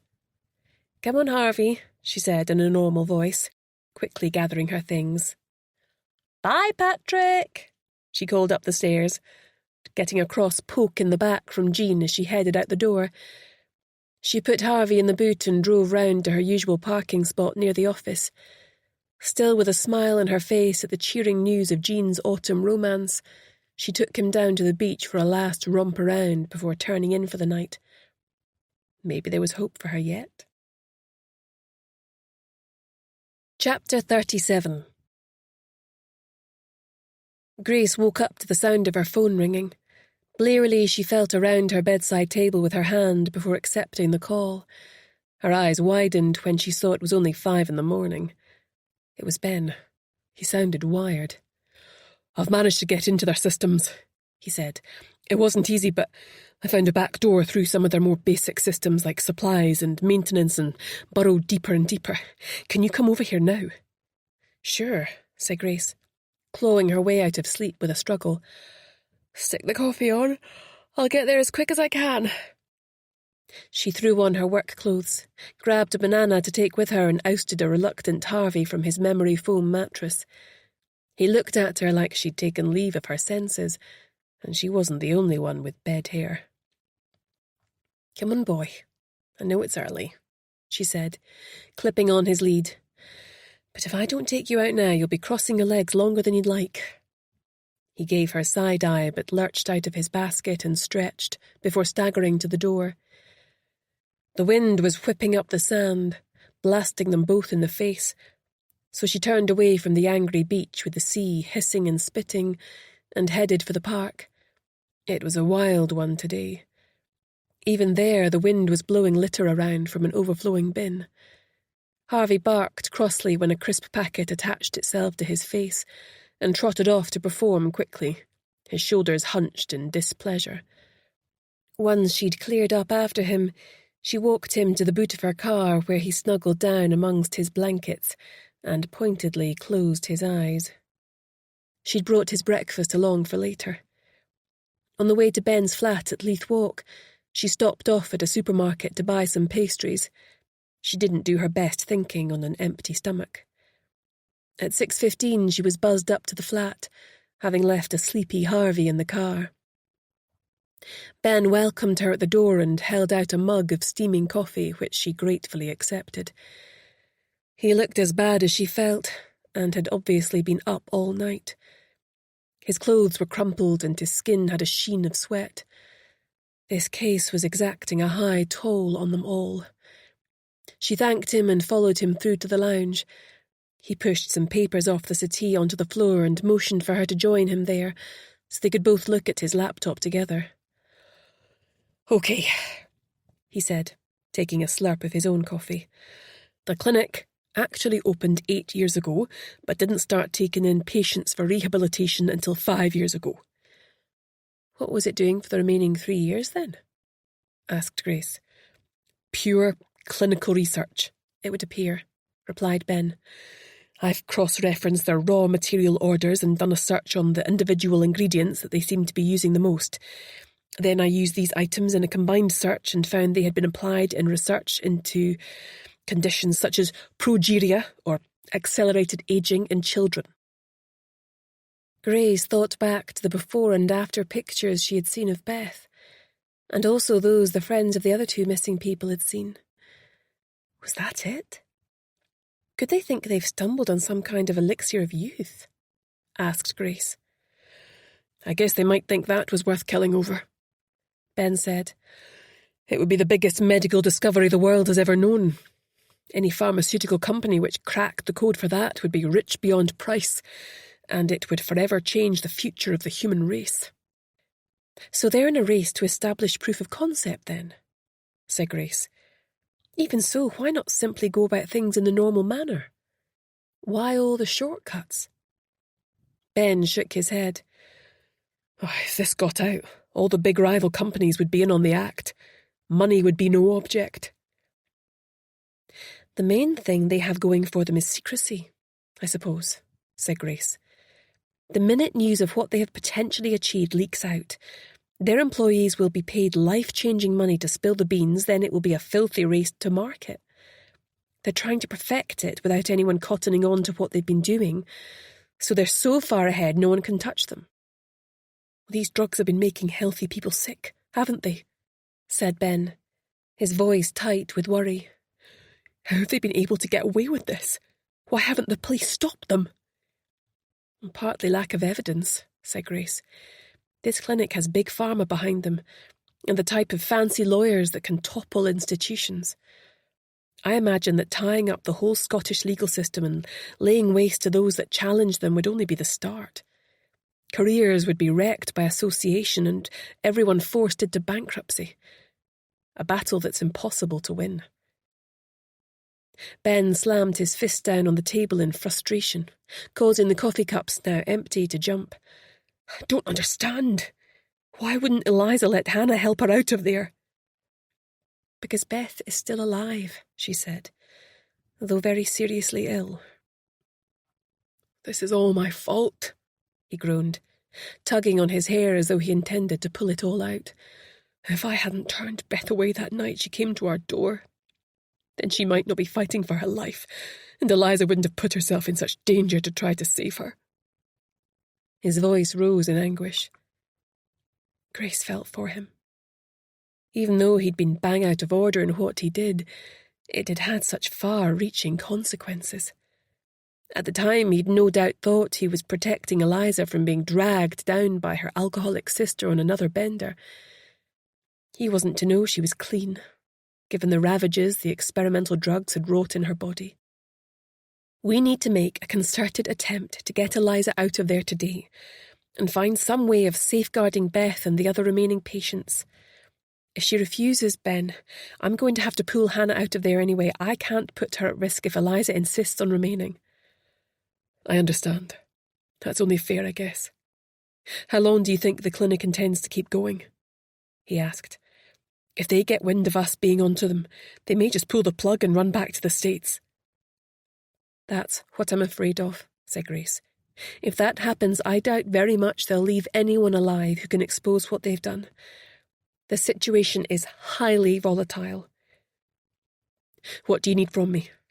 Asked Ben. I'm all in. Keep trying to get hold of patient records for everyone they've had through the door, and particularly any that have been readmitted. We know that the drugs have harmed some patients, but they may not have harmed everyone. Any patients we can trace will probably need their health monitored for the rest of their lives, in case there is a ticking time bomb inside their cells.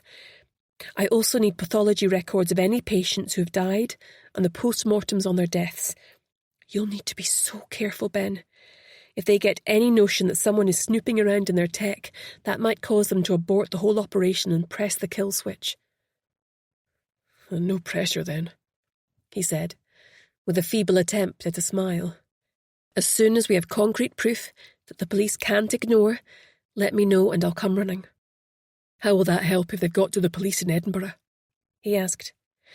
"I'll find a way to get the message to someone who has the clout to act," she said. "But for that to be effective, I need something tangible." She stood up to go, draining her second mug of coffee. "Get some rest, Ben. You're going to need to be operating at optimal capacity to pull this off." He nodded, his eyes heavy with fatigue. "I'll see myself out," she said. Chapter 38. Grace checked her watch. It was still only 8. She headed back through the city to the coastline, dropping Harvey off at the flat on the way to Angus's house. She'd cautioned the doctor against trying to get through to his wife. From what Hannah had told her of overhearing their conversation, she doubted he would be successful. His wife sounded like a zealot, and he was clearly the weaker partner. She was more likely to rat him out to the others than anything else. It was still pitch black as she left the main road and wound her way up through rural villages into the hills leading to Whiteadder Reservoir. Even though her car heater was going full blast, her hands were like blocks of ice. She shivered, whether from the cold of the icy morning or the monumental task ahead of her, she couldn't say. As she didn't have a four-wheel drive, her tyres struggled at times to find traction on the icy roads, and by the time she slithered to a halt near Angus's cottage, every muscle in her body ached with tension. She parked opposite the cottage, but concealed by trees leading into the woods. Pulling on her gloves, she exited the car. The lights were on in the cottage, so at least one of them was home. The question was, which one?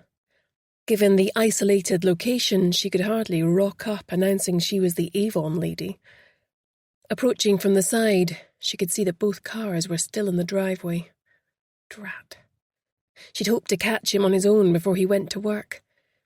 She waited for a few minutes, by which time her body was so numb with the cold she wasn't sure she'd be able to move. Just as she was on the verge of giving up and driving off, the front door spilled golden light out into the darkness, and she heard the sound of brisk footsteps before a car engine started up, sending a whoosh of engine exhaust into the cold, frozen air. Grace stifled the urge to cough, listening to the sound of a scraper being applied to the windscreen. A man's voice came from the open doorway. "Want any help with that?"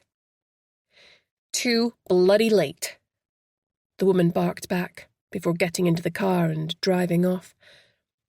Grace had no choice but to launch herself determinedly through the hedge to avoid being seen. She scraped herself off the ground and trudged to the front door, watching Angus's face sag in disbelief.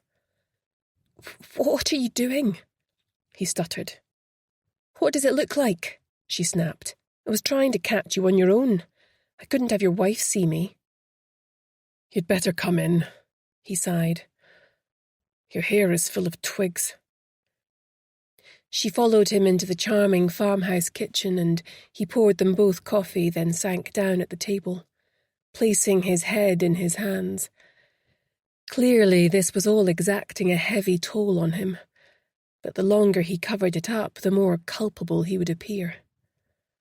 "I can't do this," he said, raising his head and looking at her with soulful brown eyes. "You're asking me to destroy my own wife." "Because?" Grace prompted. "She's destroying the lives of others," he groaned. "I would never have believed she could be so cold-hearted. The worst thing is she's convinced she is right on her side. They're all delusional, mad as hatters. How could I have been so blind?" Grace thought for a minute. "Well, if she won't come round to your way of thinking, maybe she has to think you're the one who has had the change of heart." "What?" he asked, looking bewildered. For someone who was incredibly smart, he didn't half need someone to take him by the hand. Grace thought. He'd spent too long in a lab and lacked common sense. Think about it, she urged. If you've discovered your wife is up to her neck in illegal and unethical drug trials on patients who haven't given their consent, she may well have flagged you up to Dr. Walker and Dr. Campbell as being a weak link in the chain. What do you think those two are likely to do to someone who might blow a lid on the whole operation? His face drained of colour. What can I do?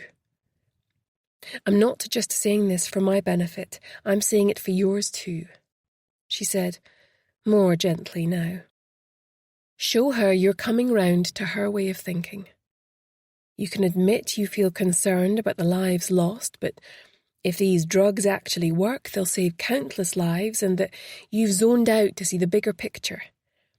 Say it'd help if you were able to understand more about the science behind it all, and involve yourself intellectually rather than caring exclusively for those who've become sick. Perhaps it was that which was disrupting your perspective. You really think it'll work? If you're convincing enough, then yes, I do. Hopefully you'll then get access to the whole protocol. What I need you to obtain are records of all the experiments along with the names of those guinea pigs. We need to know if there was a control group of people who weren't given the drugs as well. Once you can safely access the files, get it all on a memory stick, then get out of there and get to this address in Portobello, day or night. We can then take it to someone in the police who isn't in their pocket. The sooner the better, but don't jump the gun. Wait until the right moment presents itself. Am I clear? Angus nodded, looking more determined now. I'll do it. This can't go on. I became a doctor to save people, and until recently that's what I thought we were doing. I'm going in today to try to convince Eliza to leave. Hannah discovered that Beth is in the high dependency ward. Obviously, Eliza's ruse failed, as they must know perfectly well that she's not her twin, said Grace. Were you aware Beth had been readmitted? Angus shook his head. No, I wasn't told. Generally speaking, I'm only on the rehab side. I don't have access to the high dependency ward. Another team looks after that. That's where the head nurse, Frankie Garcia, works. She's in cahoots with all that lot as well. I rather gathered that, said Grace. They won't just let Eliza walk out of there, he said. The only reason they must have taken her in at all is to enable them to do baseline comparisons on her. If the drugs have had a catastrophic effect on Beth, then they'll be desperate to hold on to her to try and work out what went wrong and counteract it somehow. That means Eliza's in real danger. He was starting to panic again. But how can I leave Hannah to go and work in the labs when another doctor might push all their poisonous shit into her? Grace thought for a minute. Jean has pretended to be Beth's mother before. Maybe she can visit and demand to be let in. As they clearly now know that Eliza is Beth's twin, she can demand that Eliza be released into her care. They wouldn't want to make her suspicious, so might well cave. Also, if they feel the girl's mother is still sniffing around, they might be more wary and less likely to make rash decisions. The three of us will work together and try to get her out today, come what may. It won't be easy, but if we all keep our heads and play our allocated roles, hopefully, by the end of today, we'll be in a position to present real evidence to the authorities. Angus looked out of the window. The sky was lightening over the hills. He glanced at his watch. I'd best get going. I'm known for being a creature of routine. I can't force you to do this, you know, said Grace, as they left the house together. Angus took a last, lingering look around the cottage as he went out, clearly anticipating he might never return. I know that, he said. But thank you for saying it. I won't let you down, Grace. It's the right thing to do. Grace watched his tail lights recede up the hill, then phoned Jean and explained what she needed her to do. She felt sick at the thought of the risks they were all taking, but she couldn't abandon her client or her sister now. She wound down the window, despite the cold, looking to distract herself. But all she could hear was the sound of silence, as mist rolled in from the hills and blanketed the sounds of nature. She had a feeling that this case was going to test her team as never before. After half an hour, she switched on the ignition and bumped down the dirt track, before turning left and following Angus up to the clinic. Chapter 39. Hannah had woken up early when the nurses turned on the light and started bustling about doing obs. Grace wasn't part of the breakfast staff, so she most likely wouldn't see her until lunch. After breakfast, she threw back the bedclothes, quickly showered, and changed. Then, now that she was allowed into the recreation facilities, she set out to see what she could learn about what was going on. There were a number of young people ranging from late teens to mid-20s, scattered around the rec room. You could hazard a guess at where they were in recovery just by looking at them. There was no sign of Eliza, though, which was frustrating as Hannah was aiming to persuade her to leave with help from Grace. A couple of girls were sitting on their own, far away from the rest, their eyes shuttered, hunched over and seeming miserable. Heather Kelly, the cheerful nurse, was trying to convince them to have a go at an art class or check out the gym or spa. There was an exhaustive and exhausting list of activities on the notice board, some optional, others like group therapy compulsory. There were just under 20 others who had clearly been here some time. They looked healthy, fit and happy, split off into different friend groups munching on toast and drinking coffee from the Nespresso machine. This welcome dose of normality reassured her little, and she took a deep breath and pulled a mug off the shelf, filling it with a latte before looking for a way into conversation. First, she drifted over to a girl sitting on her own in an easy chair by the window. Her face was drawn and tense, and she was twitching slightly. "Hey, I'm Hannah," she said. "I'm new here too. Mind if I sit?" "Seat yourself." The girl shrugged, looking daggers at her. "I'm Ruth." Hannah sat down and waited a few minutes before saying anything. "How have you been finding it so far?" she asked. "I don't think I can go through withdrawal again. I reckon it's now or never for me. Not sure which way I'm going to jump, to be honest, but don't let on to Pollyanna over there." She jerked her head towards the nurse at the other end of the room. "This your first time?" The girl nodded, weighing her up. "I was sleeping rough. I'd spent my last few quid on some booze to numb me for the night. It was so damn cold. I doubted I would survive and couldn't have cared less. I was done, know what I mean?" Hannah nodded. At least, no matter how tough things had been, she'd always had a roof over her head and people who loved her. "So, what happened? I mean, how did you wind up here?" "This guy was going around giving out extra blankets, warm drinks and stuff. He sat down beside me and we talked. He said he could get me help, more than just a bed for the night.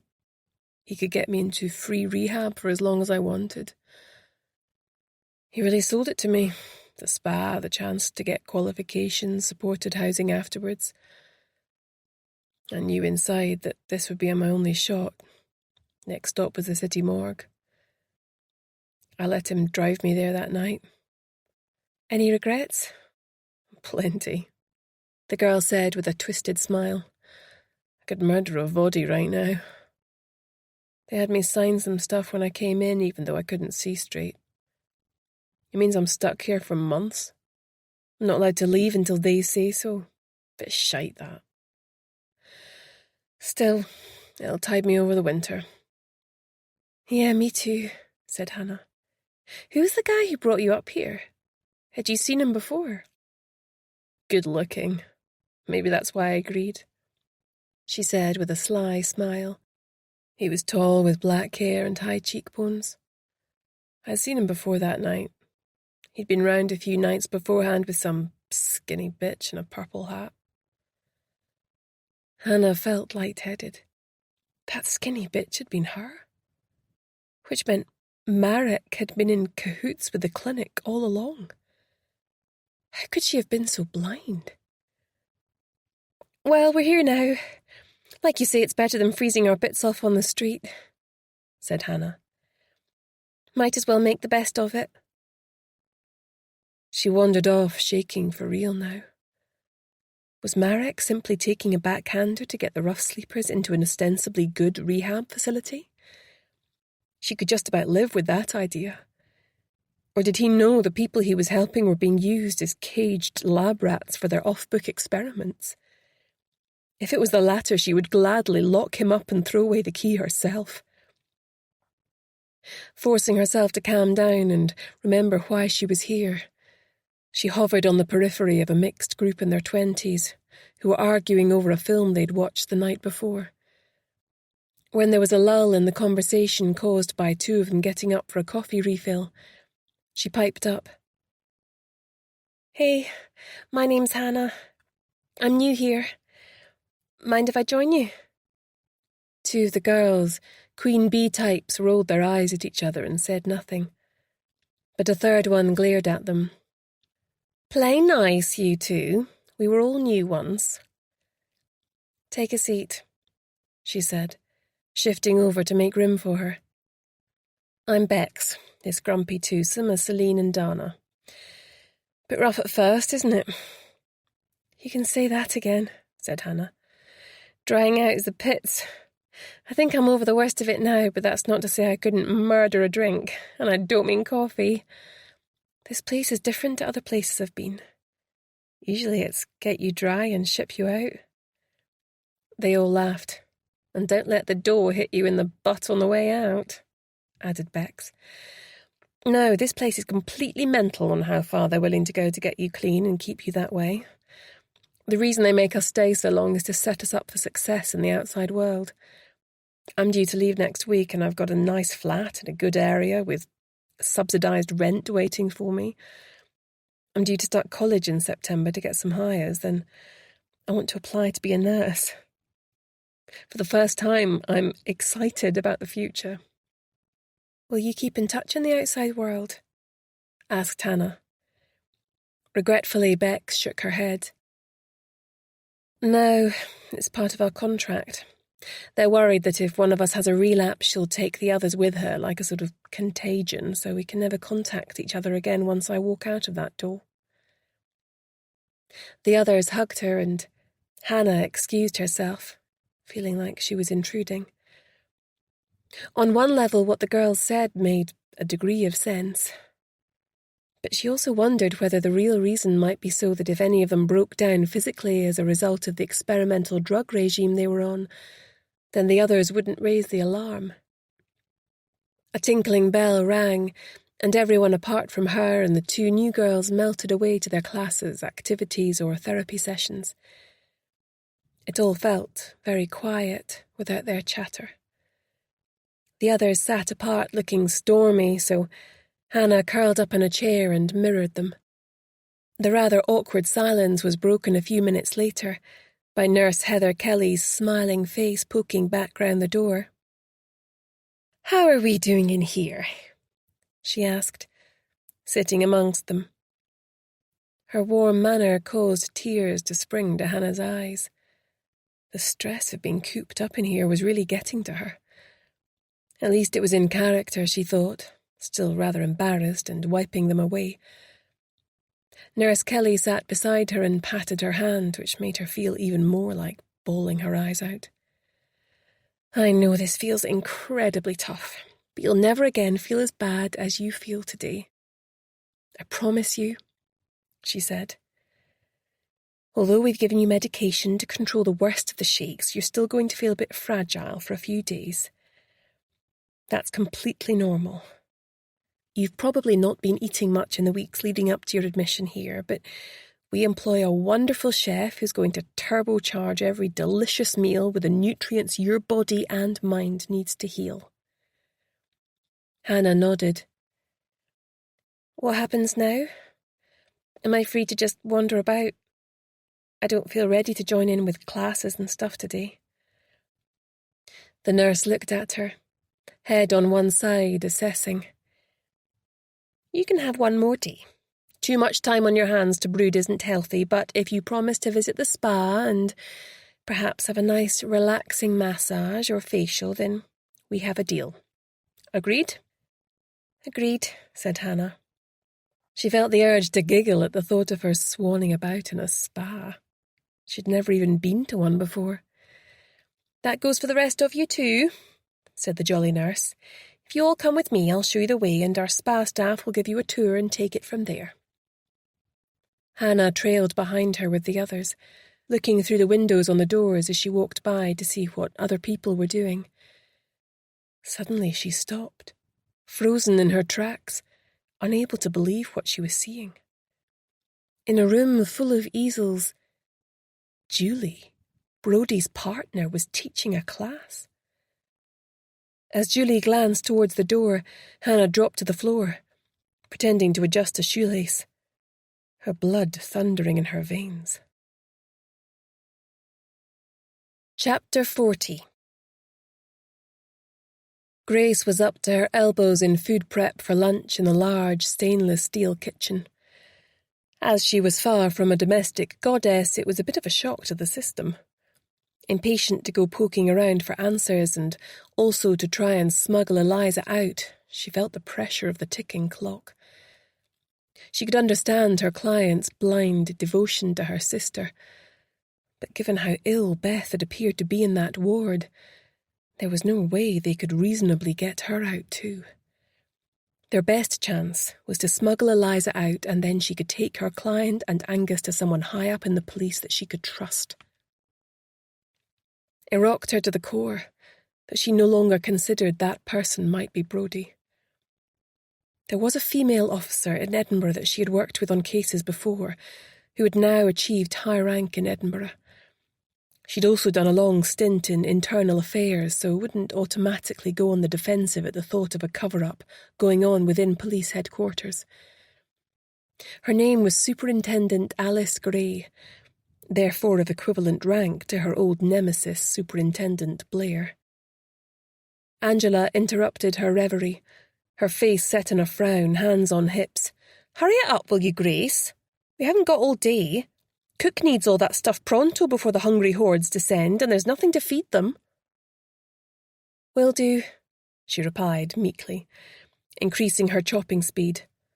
"At this rate, I'm going to end up losing a finger," she thought mournfully, as Angela stood over her until satisfied that she was working fast enough.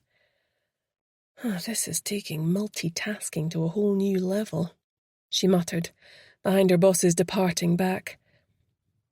Finally she was done, and it was time to wash up and don her serving apron. Swathed in plastic and with her hair stuck up in a disposable plastic cap, she felt almost invisible, which suited her fine. Angus's wife, Karina, came in with Dr. Walker and Frankie Garcia. Once they'd been served, their expressions blank and disinterested, they went over to the furthest table and began talking in low voices, their gestures gradually becoming more animated. As the queue had died back for the time being and she was working with another server, Grace took the opportunity to slip out with the trolley to clear tables, working her way to the back corner where the three of them were sitting. Food pushed to one side, conferring in low voices. Approaching as quietly as she could, Grace took a cloth and wiped the adjacent table, straining her ears to hear over the clatter of tins and the scattered chit-chat around her in the cavernous canteen. "How do we know we can trust him?" said Dr. Walker, his expression glacial. "Because I trust him, and you trust me." She smiled, but with her chin tilted in defiance. "He's a brilliant researcher, you know that. If it wasn't for his treatment protocols, we wouldn't have been able to cure the patients of their addiction and get their bodies healthy and receptive for use in the trial. It's far riskier to leave him on the outside than to bring him into the inner circle. He's already asking questions about what we're doing." I doubt he's got the stomach for it, Walker said. Always struck me as a squeamish sort of guy. That's simply not true, Karina said angrily. Frankie, what do you think? You've known him forever. He's a brilliant doctor and a top researcher, but I doubt his mindset is sufficiently flexible, Garcia said. I'll leave it with me, said Walker. I'll think on it. Are you finished with that? Asked Grace, approaching now. They looked startled that she was so near, but meekly handed over their used trays for her to clear away. It sounded like Karina was struggling to get Angus admitted into the inner circle. Their relationship was under so much pressure she doubted it would survive. The time for serving lunches was almost over now, and she hadn't seen Hannah come in. She was always reluctant to place Hannah in any danger due to misplaced maternal feelings, but she usually managed to resist trying to wrap her in cotton wool. She was a young professional now, intent on building a career at the agency, and she knew it wasn't fair of her to try and hold her back or limit her exposure to difficult situations. Right, said Angela, coming up behind her. You shadowed me delivering the lunches. Fancy doing it on your own today? We're a staff member down, so I need to help with meal planning with a dietitian. It's not that difficult. The meals all have a label with the patient's name, ward number and date of birth. The codes to enable you to access them are on this laminated card, which you need to return to me once you're done. They change every day, so yesterday's is no good to you now, even if you did remember it. Grace nodded, trying not to look too eager. This was an unexpected bonus. The trolley was waiting, ready-stocked for her, and Angela held the door open for her as she manoeuvred it out of the dining room. To her frustration, she saw Hannah jogging along the corridor, hoping to catch some lunch as she left. The frustrated look she sent her probably meant she'd uncovered something important. They would have to keep. They couldn't be seen talking in such a public place. She headed for the wards, punching in the code. It was only patients who were confined to bed rest who received meals, so most of the beds were empty. She'd hoped that she'd be able to persuade Eliza to leave with her, and had a spare set of scrubs under her own clothes she could pull off and give to her. But Eliza was not in her room, despite a meal having been supplied for her. Her bed had been stripped and her chart was missing. They'd taken her somewhere. But where? Had they moved her into the high-dependency ward with her sister? If so, she would bet that they'd no intention of ever letting her live to tell the tale. A set of identical twins would be incredibly valuable in their illicit medical experiments. The pretense was clearly over. Time was now of the essence. She searched the room and ensuite in all the places she could think of to see if Eliza had been able to leave her a message. Conscious of the time, she was on the verge of giving up when she noticed the smoke detector had a piece of paper poking out along one of its edges. Jumping up on a chair, she carefully unscrewed it and pulled out a piece of roughly torn paper. Help me. They're moving me. I don't know where, but I suspect I'm not getting out of here alive. Tell Ben I'm sorry and I love him. I'm scared. Really scared. Grace's mind swung into overdrive as she tried to figure out how to get her out of there. It seemed impossible unless the police stormed the building and took it by force, but it looked like the cavalry wouldn't be coming. She thought about phoning Brodie, but reluctantly put the phone back in her pocket. It was down to her and Hannah. Mindful of the time, she flushed the toilet in case anyone queried why she'd been in there with the door closed, and left the room. She raced along to the high-dependency ward, which was on the other side of the building. Putting her mask on, she went into the rooms one by one for those who were able to eat. Most of the young people in the beds were drowsy, clearly drugged, but she asked everyone who was alert enough if they knew where Eliza or Beth were, as she had meals for them. It was horrifying seeing them so unwell, and knowing that this sickness had been caused by doctors deliberately experimenting on them for financial gain and prestige. Her blood boiled with fury.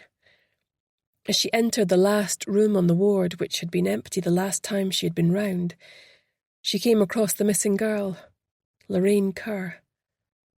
She was skin and bone, and her eyes were huge in emaciated sockets. Moving closer, Grace saw that she was alert, with her eyes tracking her movement across the room. She helped her to sit up and made her comfortable. The girl groaned in pain as though even her bones rasping against the starched sheets caused her pain. Too weak to feed herself, Grace helped feed her. The door opened suddenly. Frankie Garcia stood there, her shrewd eyes raking over the scene before her. "That's not your job," she said dismissively. "I'll do it. You can go now. And for future reference, leave the door open at all times. These patients are very unwell and we need to be able to see them at all times." "Of course," said Grace humbly, looking down. "Oh, I also have a meal for someone called Beth, but haven't been able to find her." "Leave it with me," Garcia said, stretching out a well-manicured hand. "I'll make sure she gets it." "Thank you," said Grace obsequiously, trundling her trolley away while allowing her feet to shuffle, and with downcast eyes. Glancing back as she left the room, she could see that her ploy had worked, and Garcia had already dismissed her from her mind. She desperately needed to find Angus. They had to act now to see if any of these ravaged bodies could be saved. Chapter 41. Jean stood at the door to the clinic, holding on to her courage, which was threatening to desert her at any moment. It was a lot more terrifying going in there this time, now that she knew just how cavalier they were with human lives. The door buzzed and she stiffened her spine, nailing a look of outrage to her face. It was Lily, the nice girl from reception who appeared and took her through. This time, though, she looked rather subdued, and the smile on her face didn't reach her eyes. She looked scared, Jean thought, recognizing the feeling. "If you take a seat, I'll tell Dr. Campbell you're here," she said, picking up the phone. Jean noticed that her previously manicured nails were bitten down to the quick. Why was she so nervous? Surely, even though she was Dr. Walker's daughter, she didn't know what went on here, did she? Perhaps she could be amenable to pressure if she did, thought Jean, feeling mean to be thinking like that. The door opened behind reception and Dr. Campbell stood there, not a hair out of place, with a warm smile on her face. "Mrs. Anderson, please come this way," she said, ushering Jean into her magnificent office. "I've come for my daughter Eliza," Jean said, setting her face in uncompromising lines. "I know she's here. I'm taking her home with me now." "I'm afraid you're mistaken," Dr. Campbell said smoothly. She leaned towards her with a look of fake compassion that made Jean uncharacteristically want to smack her. "Eliza has never been a patient here, only her twin sister Beth." "How do you know they're twins, then, if you haven't met Eliza? Answer me that," demanded Jean. "Beth told Eliza she hadn't let on she'd a twin when she got out. I suppose Beth is back here too. You've got no right to keep them here. If you don't give me my girls, I'll be back with the police, so I will." Dr. Campbell's mask was beginning to slip off her face like melted butter, and her anger shone through. "How dare you come in here, making wild accusations and dragging me away from our patients? All I've ever tried to do is help your daughter Beth conquer her addiction and get the support she deserved to live a meaningful life. Support, I might add, that was evidently severely lacking in her own home life.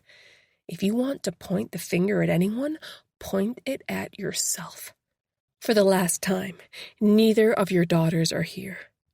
The most likely explanation is that Beth has fallen prey to her addiction again, despite our best efforts. As to why you think we have your other daughter, I can only imagine you are not quite in your right mind." She buzzed through to reception. "Call security. Mrs. Anderson is leaving," she said in a voice that brooked no argument. "Fine, I'll go," said Jean, standing up. "But if I find out you've been lying to me—" The door opened and 2 musclemen arrived with ugly scowls on their faces. With as much dignity as she could muster, Jean walked between them until the door to the clinic closed behind her with a bang. Shaking, she walked to her car. Hopefully, now that she'd confronted them, they wouldn't dare harm the 2 girls further. Of course, it could have the opposite effect. Jean shuddered. Grace and Hannah were on the inside. They would figure something out. They had to. Once she was back at the office, she used Grace's key to let herself into the flat and took an exuberant Harvey for a walk through Figget Park, taking care not to slip on the ice. It was a glorious day, with the winter sun high in the sky. Teenagers were kicking a football around on the grass, and some mums were shivering by the pond with their toddlers, feeding the ducks. It was too cold to linger, though. She'd already lost the feeling in her feet.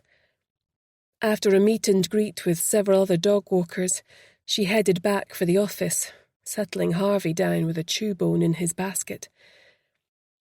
Putting the fan heater on, she checked her phone for messages.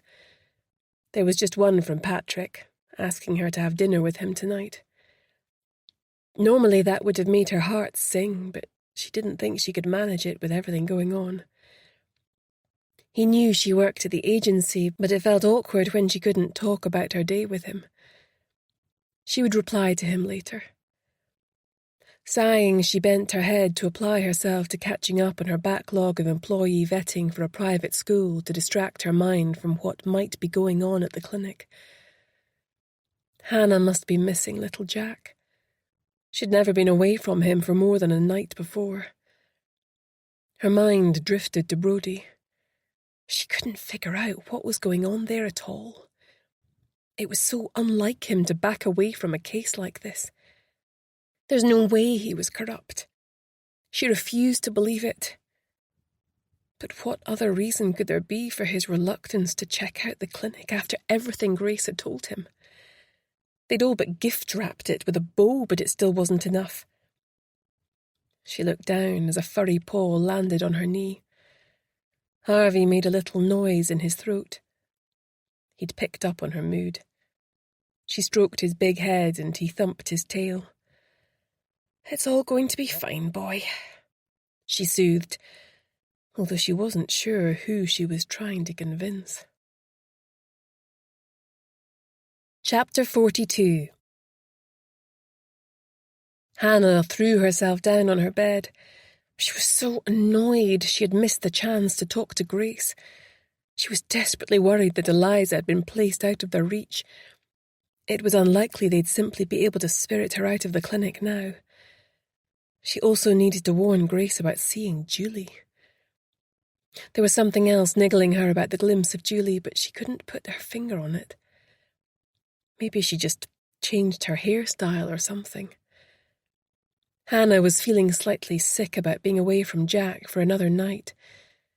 She missed his warm, cuddly body.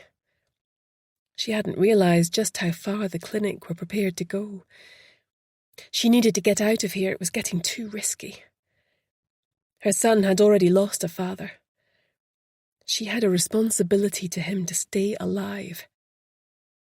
It was time to find Angus. He'd promised he would make sure she was safe and that nothing dodgy would be put in her body. She hadn't seen him today at all yet. He clearly still had strong feelings for his wife. What if he decided to throw his lot in with her after all and rat them out to Campbell and Walker? A rising tide of panic gripped her insides and affected her breathing. "Not another panic attack," she groaned, her breathing becoming laboured and her vision fading at the edges. She strove to regain control, but it was no use. She groped for the call button but knocked her book onto the floor instead.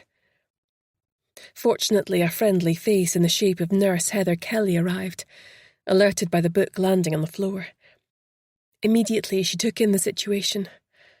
By now, Hannah was gasping for air, her eyes bulging with terror, desperate fingers clawing at the bedclothes. "Oh, you poor thing," clucked the nurse, rushing in to help her. "Here, let me help you."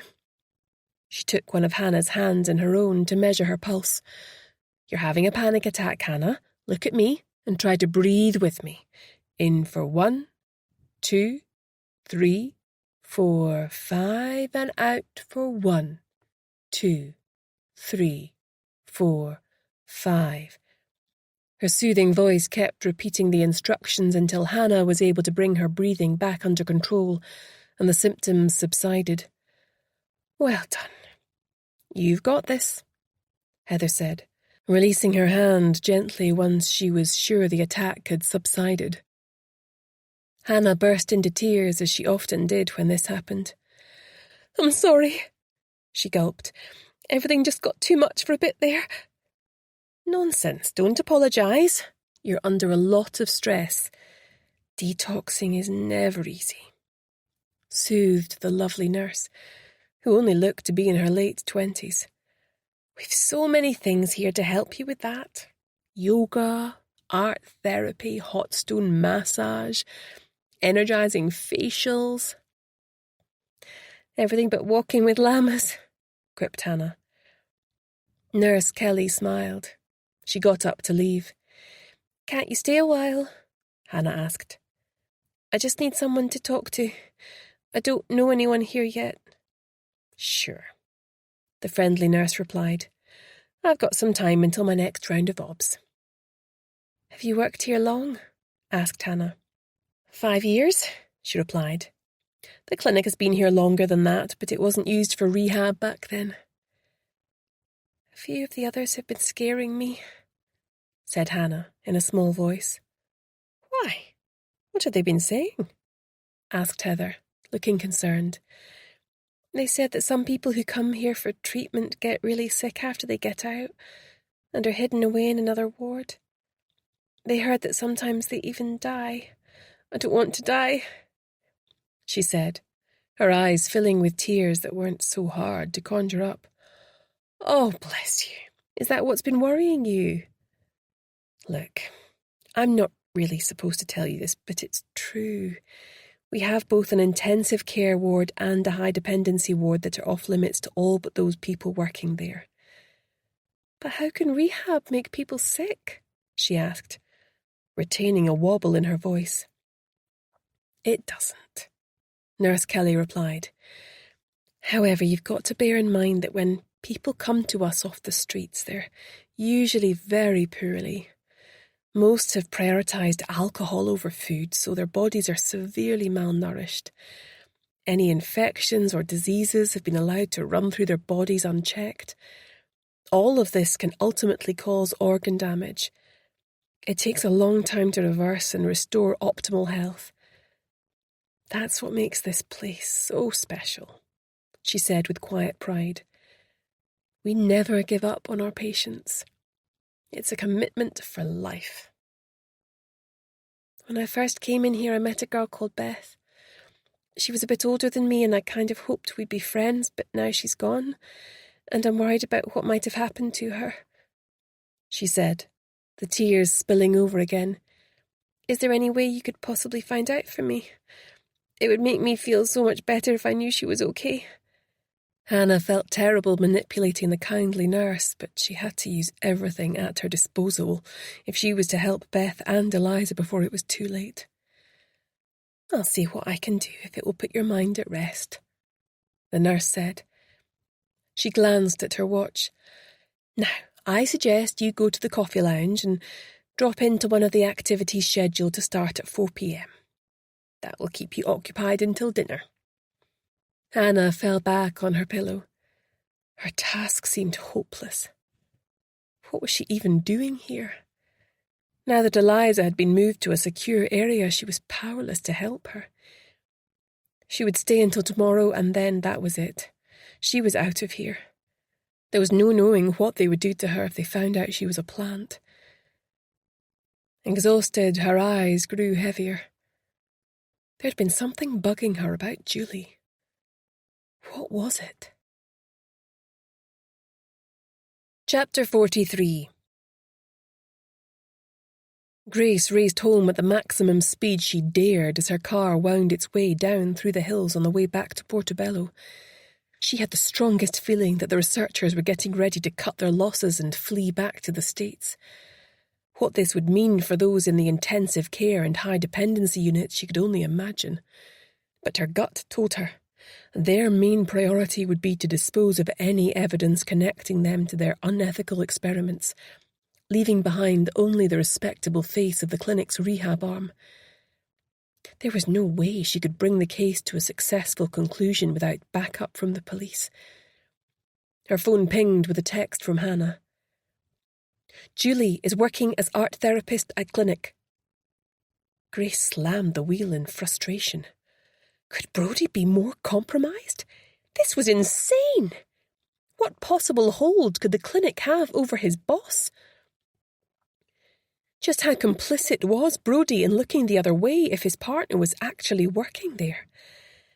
The fact that Julie was working at the clinic also compromised the integrity of the investigation.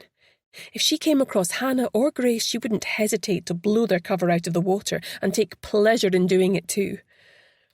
Presumably, she would be contracted for so many sessions per week. Hopefully, Hannah would have managed to work out her schedule so they could both give her a swerve. She would speak to Hannah tomorrow. It was time she pulled her out of there. The risks were just too great. She needed to speak to Angus and lay it on the line.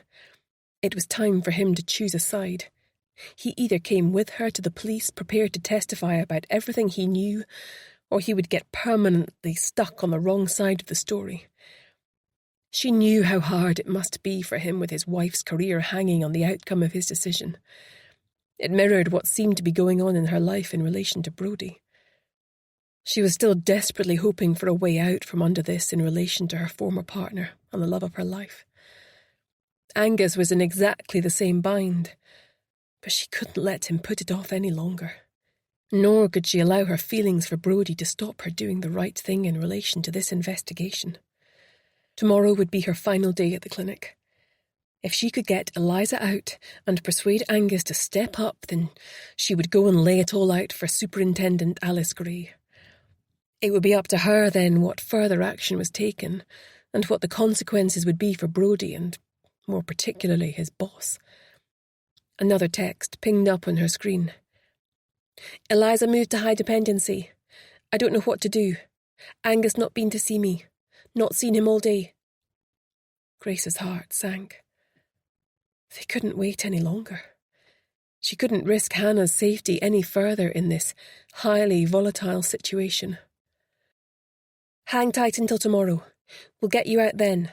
Stay in your room. Troubled, she put the radio on to distract herself from the incessant worries gnawing away at her. After a few minutes of inane chatter, the 6 o'clock news came on. Horrified, she listened as she heard that another body had been pulled from the sea. It had washed up at Dunbar. The person had yet to be identified. A jolt of electricity shot through her body and she struggled to suck in her next breath. What if it was her client or her sister?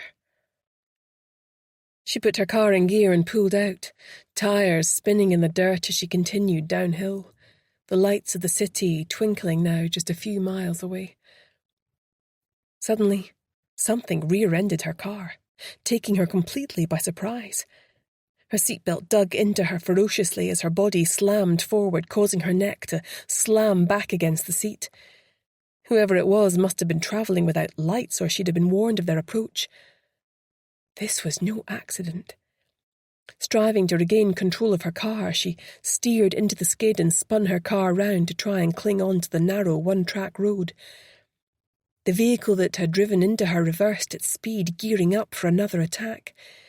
She moved furiously, her brain calculating how best to get away from them. Tyres squealing, she pointed the nose of her car downhill once more, no match for the heavier vehicle behind her that she guessed was some type of armoured jeep, judging by the way it had rear-ended her car. A number of laboured noises were coming from under the bonnet of her car. Her rear tyres were clearly burst, but she had to try. She lurched further along the road, which had a steep drop to one side. There was a village half a mile down the road. If she could just get there, she'd be safe. Time stood still as she heard the powerful engine roaring behind her. She was out of options. Flicking her lights off at the last minute, she unclipped her seatbelt and rolled out the driver's side seconds before impact, hoping and praying that they hadn't seen her. The jeep shunted her crumpled car over the side of the road and down onto the rocks below. She heard it bouncing off the rocks all the way down and shuddered at how close she had come to being in it. There was no way she could have walked away from that. Rolling over to the opposite side of the road, keeping her body low, she managed to find cover in a thicket of gorse, surmising that they wouldn't be looking for her on this side. Although she knew that she must be injured, the adrenaline was keeping her from feeling the pain. She ducked her head as a powerful torch swept over her, hearing the blood roaring through her veins. There were 2 men in the roadway now, peering over the edge where her car had somersaulted down. Apparently satisfied that she hadn't survived, they got back in their massive gas guzzler and turned back up the hill.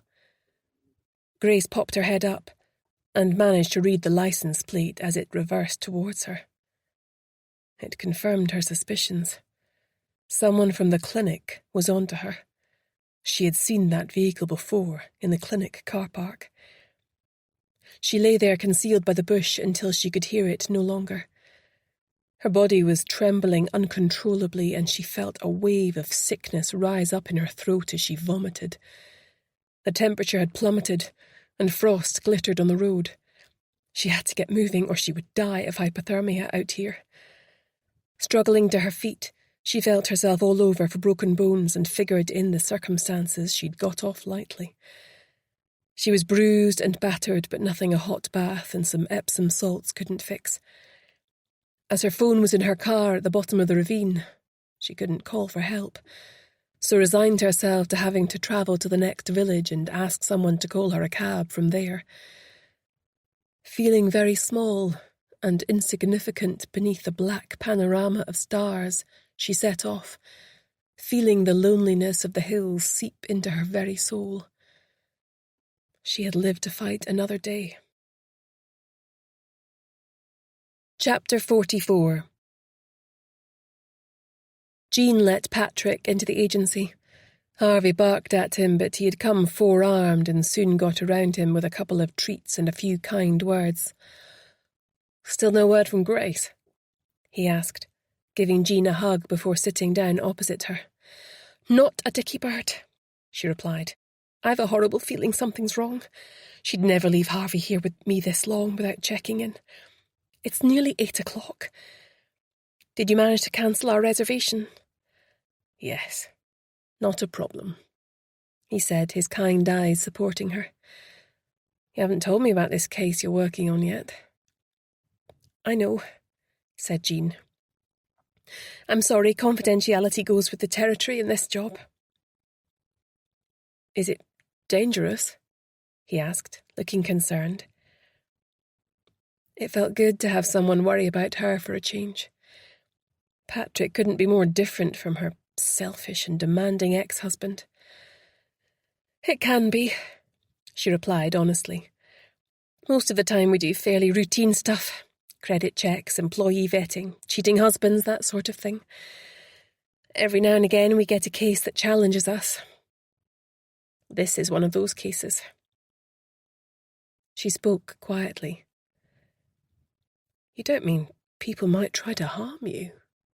he exclaimed. "If we stand between them and what they want, that's perfectly possible," she said. "Anyway, let's not dwell on that tonight. Sorry that our dinner's a bust. I'll quite understand if you want to get off home." "Why don't I order us a takeaway to the office?" he said.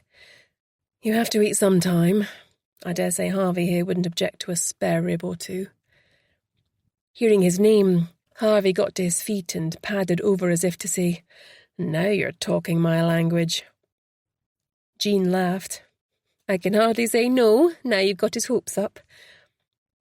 Harvey put his head on her knee and his brown eyes stared up at her trustingly. "Okay, that would be great.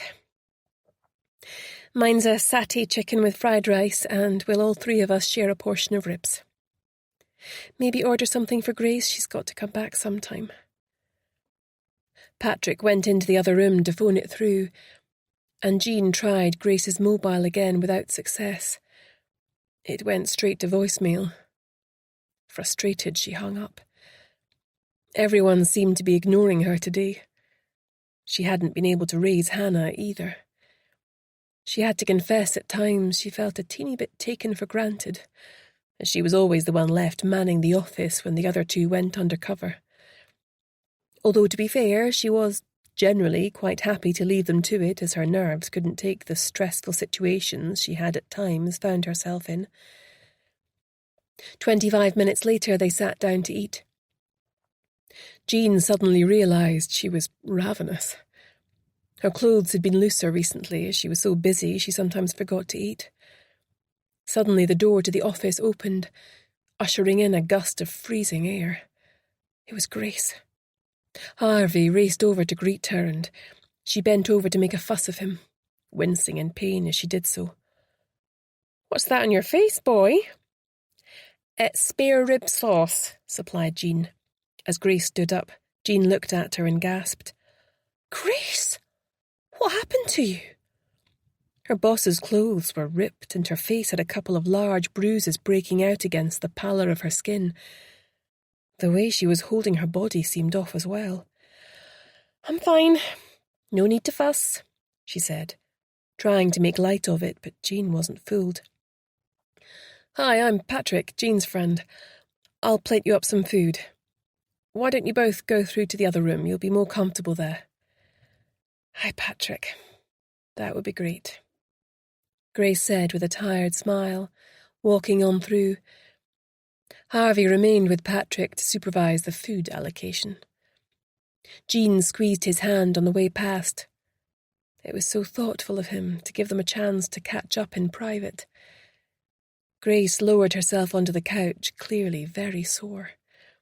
Once the food had been brought through, Patrick made an excuse and retired next door to wait for Jean.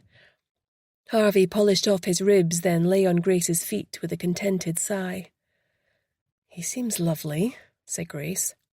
"I reckon you've got to keep her there."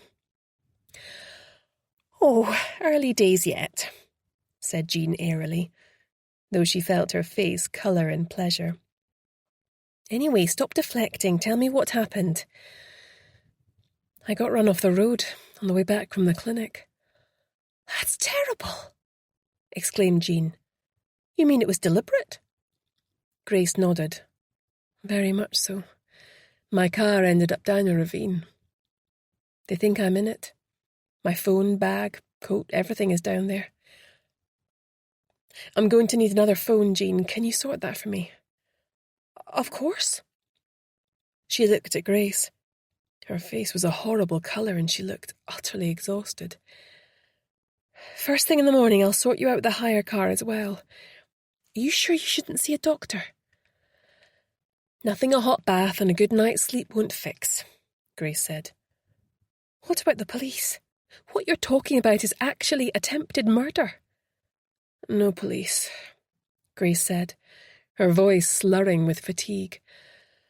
"Not yet, anyway." She slowly and painfully got to her feet and clipped on Harvey's lead. "He's been walked, so you don't have to worry about that," said Jean as she escorted her out. Grace headed up to the flat. Jean watched her go sadly. She had never seen her boss look so defeated. She cut a lonely figure. Patrick put his arm around her and she leaned into him. Chapter 45. Hannah had tossed and turned all night. She'd sent a number of texts to Grace, but not had any reply. She was worried, It wasn't like her. She never turned her phone off when a member of her team was in the wind. Her phone pinged from its hiding place. She reached under her mattress and pulled it out. Talk of the devil, it was Grace. But she was texting from a different number. Hannah, old phone gone. Long story. In shortly for breakfast. Need to talk. I'll find you later. Be careful. Hannah sent a thumbs up. She didn't want to tell her what she discovered about Julie until she was sure. It was too early for breakfast. She waited until Nurse Heather trundled in for obs, pretending she was only now stirring. "What are you up to today, then?" the nurse said, with way too much cheerfulness for this early in the morning. "I was thinking about trying art therapy. Is the woman who does it any good? Has she been here long?" "Nearly a year, I believe," she said. "She's only part-time, but I think she's in today, so you might be in luck." The patient seemed to enjoy her classes. After the nurse left, Hannah threw on some clothes and headed for the rec room. As she expected, it was still in darkness. She opened the door leading to the therapy rooms and the spa. These were left unlocked as a gesture of trust to those who were deemed to have recovered sufficiently to use them. Only the pool was out of bounds until the lifeguard came on duty and was covered by a tarpaulin. Entering the art therapy room, she searched Julie's desk but found nothing of interest. Of course, she wouldn't put anything secret in there because other different therapists got to use it too. She had to find a way to get to Julie's locker. Or maybe her car would yield the prize she was looking for. Sighing, she retraced her steps. She couldn't risk Julie seeing her, as that would give them away completely, and Julie would be beyond happy to land them in it. There was no appealing to her better nature. She didn't have one. As Hannah opened the door into her room, she jumped to see Grace emerge from her ensuite. Her mouth opened in horror at the sight of Grace's battered and bruised face, which even her makeup hadn't fully concealed. "What happened to you?" she exclaimed, urging her to sit down on the chair by her bed as she drew the curtains to her room and closed the door. No one should bother them for a bit. "I got run off the road by the 2 security goons that work here," replied Grace. "The car tumbled down the ravine. They thought I was in it, hence new phone number." She gave a lopsided grin. "What I don't know is who instructed them to do it." Her expression turned serious. "They think I'm dead, so they haven't bothered to cancel my pass. Obviously, whoever instructed them to go after me won't have broadcasted it to everyone, so we have a small window where I can still move around the clinic. We need to get Eliza out of here today. I suspect her sister could be too ill for us to move, but we have to try, and we should be able to get Eliza out with Angus's help." "What, the invisible man, you mean?" said Hannah. "I didn't see him around at all yesterday. The other doctors could be filling me with all sorts of dodgy stuff. I thought part of the deal was he was meant to keep an eye on Eliza and me and protect us from the other medical staff. Luckily, Nurse Heather Kelly has been watching out for me. I'm sure she has no idea what's really been going on." "That's rather worrying," said Grace. "Either they've got to him via his wife and he's back in their pocket, or something has happened to him. Something bad." "You mean murder bad?" asked Hannah, feeling contrite and hoping it wasn't true. "Possibly," said Grace, her voice grave. "This has to be our last day in here, Hannah. We either get one or both girls out by the end of the day, or we walk out of here without them and go straight to the police." "You mean to Brodie?" asked Hannah, feeling wretched as she anticipated what her boss might say.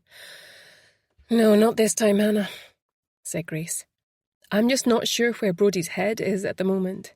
He has a lot of conflicting loyalties. I'd rather not put them to the test." There was a slight catch in her voice. "The nature of his involvement will eventually become clear." "But how are we going to transport the twins?" asked Hannah. "I mean, I assume you've hired another car, but even so..." My courtesy car is parked in the staff car park. It's a Peugeot Rifter, so plenty of room in it. The clinic also has a fully kitted out ambulance there. What I don't yet have is the key for it, so I'm going to have to try and track that down unless you find it first. But even if we manage to steal them out of the high dependency ward, what if they're too sick to travel? Hannah said. What if we rescue them only to kill them on the way to the Royal Infirmary? Best case scenario, Angus will be with us to provide medical support. I don't have all the answers yet, Hannah, but we need to do something, said Grace. I take the lunches into high dependency at 2 p.m. Once I've ascertained where both girls are and the state of them, I'm going to dump the trolley and change into the scrubs I'm wearing beneath this uniform. You have your own set. On my text, make your way there fully masked up. I'll put the code number in the text. I'll be issued with it to take the meals round. See if you can find a couple of wheelchairs and stash them close to the patients. I brought some elastic luggage straps in case they're unconscious or can't support their own weight. We could also wheel them in their beds as another option. You need to pull them backwards, not forwards, Hannah said. Nurse Kelly showed me when I held the door open for her once. Grace glanced at her watch and stood up. I'd better go. I'll be needed in the kitchens. Keep your head down where possible and wait for my signal after lunch. Be ready to move. Got it, said Hannah, buzzing with adrenaline.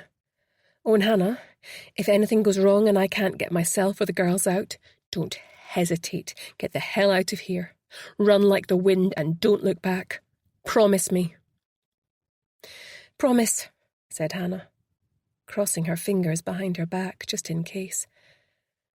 It was only when Grace had left that she remembered she hadn't told her what else she'd discovered about Julie. It wasn't the kind of news she wanted to deliver via text. In any event, they were hopefully going to be away from here by the end of the day. Odds were that they wouldn't even come across each other. Julie was the type to bring a packed lunch overflowing with lentils. She'd never even seen her in the canteen. It would be fine. Chapter 46. Grace swallowed some painkillers and drained a cup of black coffee from the machine in the staff locker room. She was so stiff and sore, but now was not the time to wallow. She noticed a coat hanging on the hooks and thought it looked vaguely familiar, but couldn't remember where she'd seen it. Get a grip, Grace, she muttered. Now was hardly the time to be thinking about fashion. She just put her kitchen mask on when the door swung open and in marched Julie, in one of her floaty hippie dresses.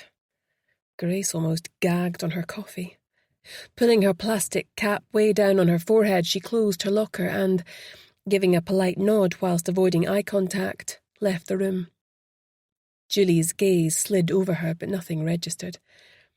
A couple of minutes earlier and she would have had nowhere to hide. It made sense that if Superintendent Blair was on the take, he might have used the connection to get a nice cushy little number here for Julie. Disgust roiled in her stomach. She was going to bring that man to his knees, but first she had a job to do. Stiffening her spine, she marched into the canteen to begin serving breakfast, keeping an eye out for Angus, who was nowhere to be seen. His wife came in and sat by herself rather than joining the other doctors. She had a paper with her as an excuse not to engage, but turned the pages listlessly as though she wasn't actually reading it. Grace studied her covertly. Her cheeks were bleached of colour and she had 2 odd shoes on. The style was the same, but one was brown and the other was black. Her hair was greasy and scraped back in a bun. She'd taken a bowl of cereal but pushed it aside after one mouthful. There was still no sign of Angus. Grace was starting to worry that they'd got wind that he was against what they were doing and therefore considered him a security risk. She had no doubt that they would silence one of their own to avoid exposure. They were so steeped in criminality by now that there was no turning back. Grace approached with her trolley. "Morning," she said cheerfully. "No sign of Dr. Angus today? Haven't seen him for a couple of days. Such a nice man. Hope he's okay. There's a lot of bugs going around at the moment." She wiped the table with her cloth. The doctor didn't answer, continuing to stare into space as though locked in her own vision of hell. Abruptly, she pushed back her chair and rushed out of the room, her hand to her mouth as if she was going to be sick. Grace quickly glanced around. Everyone was deep in conversation, no one had noticed. Pushing her trolley to one side, she slipped out of the canteen after her. Racing along the hallway, she saw the end of a white coat, disappearing round the corner, evidently heading for the ladies' toilet. Opening the door quietly, she listened. She could hear the sound of stifled sobbing coming from one of the cubicles. Grace weighed up her options and, based on her gut, she decided to take a risk. "Karina, let me help you," she began. The sobs stopped. "I'm fine, go away," came a defiant voice. "My cat died, that's all." "Look, I know your husband. He's a good man, a good doctor. He's concerned about what's been going on here. Aren't you?" The crying started up again. "Leave me alone. You know nothing," she said through her sobs. "Why did you become a doctor?" "To help cure the sick, of course. Why are you asking me questions? Leave now." "But that's not what's going on here, is it?" Grace persisted. "Young people are being harmed. They put their trust in you. You're treating them like lab rats. Yours is supposed to be a noble profession. Something has gone terribly wrong." There was a pause. "Who are you?" Karina demanded, her voice regaining some of its previous hauteur. Grace heard the sound of the bolt being drawn and the door slowly opened. Her eyes widened in surprise when she saw Grace standing there. "You're the dinner lady?" she said.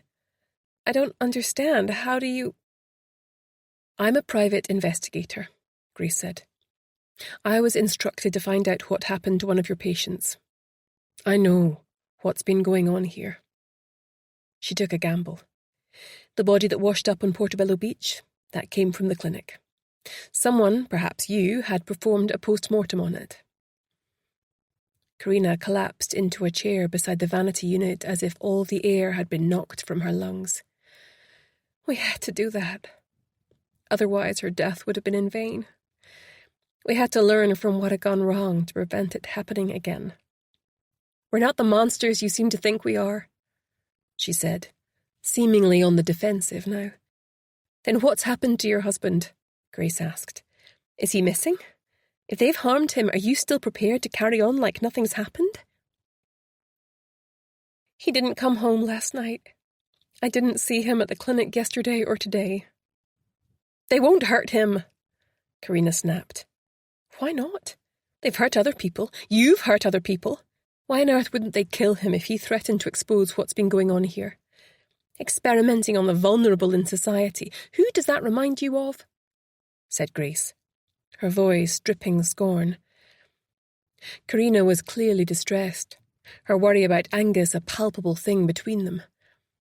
Grace knew there was a risk she'd overplayed her hand, and that Karina would call security and have her removed from the clinic, or worse. But she had a feeling that, despite her clinical approach to research and lack of empathy, she really did love her husband. "Look," said Grace, "is there anywhere we can go to talk properly where we won't be overheard?" "No," Karina replied. "The clinic has listening devices everywhere. Put your number in my phone." She keyed in the code and passed it across. "I need time to think about things, to process where I stand in relation to recent developments." "Wait a minute, you say you're a private detective. That means you have a client. Who instructed you?" Grace hesitated. Her client and her sister were both under the control of the clinic. She couldn't risk naming Eliza whilst they were in such a vulnerable situation. Equally, she had to tell this woman something to convince her she was on the level. "I act for someone vulnerable and under your care," she said. For obvious reasons, I can't tell you who.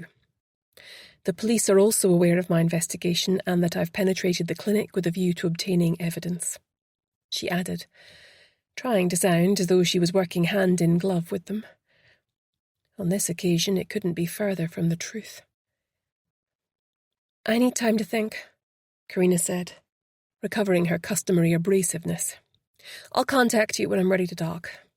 In the meantime, if you happen to come across my husband, you'll be the first to know," Grace promised, although privately she had a feeling that the news might not be good. Angus had now been missing for at least 48 hours. If he wasn't at home and wasn't at the clinic, then where was he? After all, if they'd been prepared to unleash those goons on her last night, what lengths might they be prepared to go to against betrayal by one of their own? Chapter 47. Time was weighing heavily on Hannah's hands. She couldn't wait to be out of the clinic for good, although her stomach churned at the thought of what she was going to have to do to get there. To distract herself, her mind drifted to Julie, who she felt had really taken a wrecking ball to their lives since she'd announced her pregnancy. Grace had never come right out and said it, but Hannah knew that she and Brodie had nearly got it together at the end of their last case. She had desperately hoped that they could all be a family, but not only had Julie's pregnancy announcement forced Brodie's hand, Julie had also been treating her and little Jack like they were cuckoos in her nest. It made her blood boil. She wandered back out until she found the corridor with the door leading to the staff locker room. There was no one around. She consulted the day's code sent to her by Grace and punched in a 4-digit number. The door opened with a click and she entered. Hardly anyone on the staff knew her by sight except for Angus and Nurse Kelly. She'd noticed from the daily schedule that Julie was teaching still life sketching that morning, so the coast should be clear. The medical staff had their own separate changing rooms, as did the staff who worked in the spa, so there weren't many in here. She also looked at the row of coats hanging up. The lockers were only small, so most people seemed to leave their outdoor coats there. She noticed one she recognised as belonging to Grace. There were another 6, and one that Hannah remembered seeing hanging in Brodie's house. It looked as though it was 2 blankets stitched together and just screamed Julie at her. Hopefully, she stuck her hands in each pocket, hoping to find her locker key. No such luck. She would have no scruples about picking Julie's lock, but she drew the line at doing it to someone else, and there was no way to know which was hers. Hearing the door open, she dived into one of the 2 toilets and slid the bolt across. Standing on the seat, she reached up and peered over the top. It was Julie. She must have finished her class. Reflexively ducking down at first, she heard the door to a locker open. Daring to peer over the top again, she saw something that confirmed her worst suspicions. Part of her longed to burst out and challenge her there and then, but she knew there was too much at stake for her to do that. Instead, she bided her time until she heard her leaving, then quickly made her way back to her room to await the call to action from Grace. After a few minutes, Nurse Kelly poked her head round the door. "Not feeling up to sitting with the others?" she asked, coming in to perch on the end of her bed. Hannah stifled her annoyance. She needed to get rid of the well-meaning nurse pronto. "It's not that, just pacing myself, you know. Don't want to get too caught up in other people's drama while I figure stuff out." "That makes sense, I guess," Nurse Kelly said, leaning back in her seat as though determined to keep her company. Hannah felt as though her teeth were about to crack due to the growing tension in her jaw. She was expecting a text from Grace any time now. "Actually, I'm planning to go swimming later this afternoon," said Hannah. "Just thought I'd grab a bit of shut-eye before then. My energy levels still aren't as good as I'd like them to be." She faked a yawn as a convincer. Nurse Kelly lumbered to her feet. "I'd best leave you to it then." She smiled.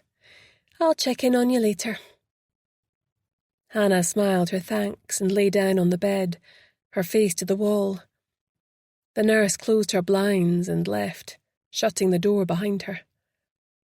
Hannah waited until she heard the sounds of her shoes squeaking down the hall, then sat bolt upright. Hastily, she arranged a couple of pillows under the covers to look like a sleeping body to a casual glance.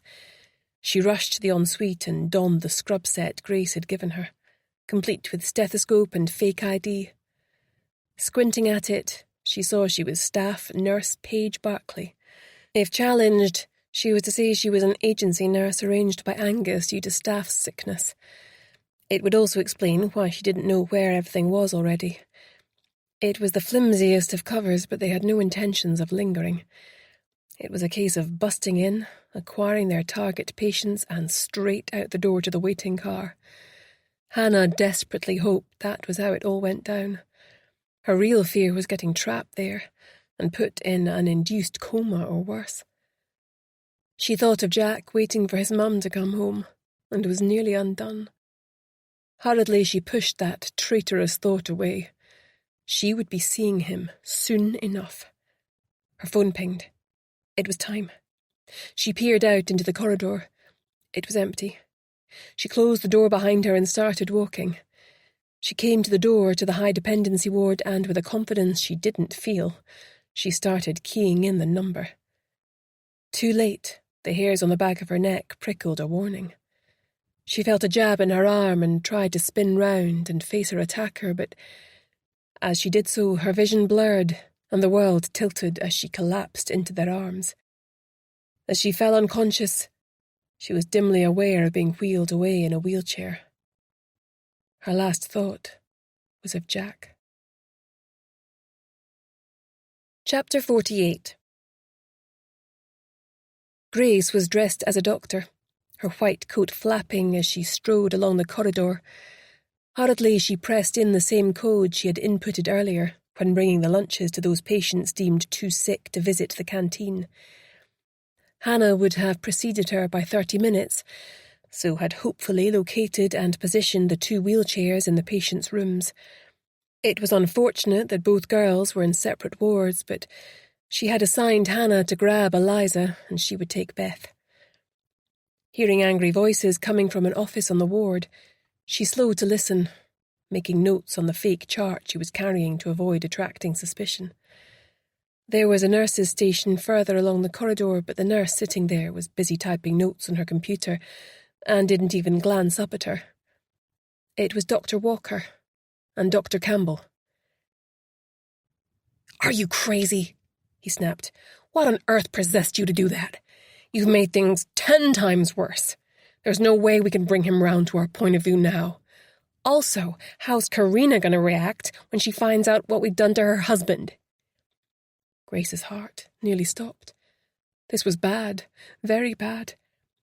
She slipped into the open supply cupboard adjacent so she could continue to listen without being seen. "She's not going to find out," Campbell replied. His expressing interest in the research side was clearly a ruse so he could snoop around unfettered. "I caught him interfering with the twins' medication, trying to lighten their sedation. We've worked too hard and too long on this to be brought down by a bleeding-heart liberal. He's a top-notch doctor, but he doesn't have the guts to make the hard decisions research needs." "But still, couldn't you just have used that as an excuse to place him on gardening leave? We've got so many loose ends to tie up as it is before we ship out. Karina's an essential part of the team. We need to take her with us both literally and metaphorically. It was imprudent."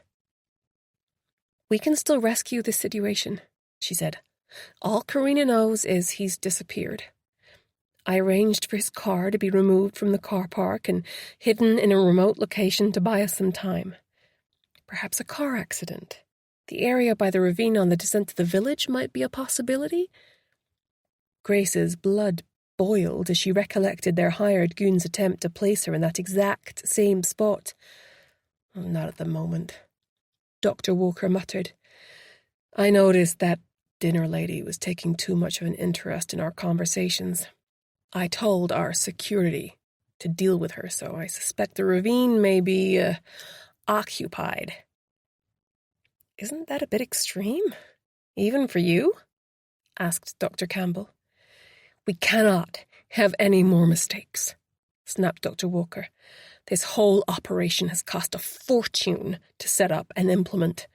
Our initial results have been promising, but we need to see if the damage caused to a small minority of participants can be reversed. Only then will our parent company be prepared to launch massive clinical trials and bring it to market.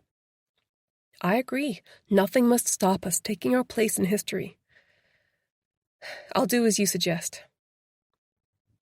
Are you sure we can trust our operatives? He said. Well, from what we're paying them, they'd lend us their own grandmothers to experiment on, she said with a cruel snigger. I can't wait to leave this miserable place and return to Boston. I'm sick of this exile. Not long to wait now, but I must urge the greatest caution. If word of what we've been doing here gets out, then the only Boston we'll see will be the inside of Massachusetts prison whilst wearing an orange jumpsuit, said Dr. Walker. Is it possible someone put Angus up to this? Who could be pulling his strings? Said Dr. Campbell. Well, definitely not Karina. What about the police?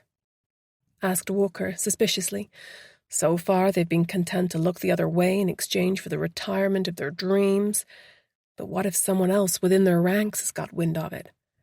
Could someone have nobbled him, or do you think he was acting alone? We could ask him, but...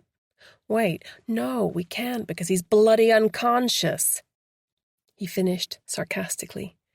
Fine, point taken, she snapped. He won't be out for much longer. I've locked him in a basement storeroom nobody uses. He's bound and gagged for now.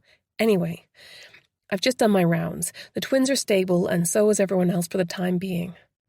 Though there seems to be nothing we can do to stop the deterioration long term. We need to map the genomes of the ones who have accelerated aging to see if we can find the gene mutation that our protocol activates. It's actually a good thing Eliza wound up in here, said Walker, his tone more conciliatory now. It's such a gift to have an identical twin to study. Of course, we'll learn even more during the post-mortems, but I'm confident we're going to be able to bring this to market at an accelerated pace once we work out how to prevent these adverse outcomes. Post-mortems? Grace could hardly believe what she was hearing. Anyway, I'm heading back to the lab, announced Dr. Campbell. You might like to see my latest results. They're encouraging, to say the least. They exited the room together, their voices receding down the corridor until she heard the fire door at the end close behind them. She had to get those girls out of there without delay, whatever it took. She also needed to secure the release of Dr. Angus. He'd clearly been trying to help their client. His predicament might sway Karina to their cause, but it might do just the opposite. Her temples started to throb. How on earth were they going to pull off this rescue and ensure these unscrupulous monsters were never allowed to practice again? She heard the sound of someone keying in the code at the entrance to the ward. The door buzzed to let someone through who she desperately hoped was Hannah.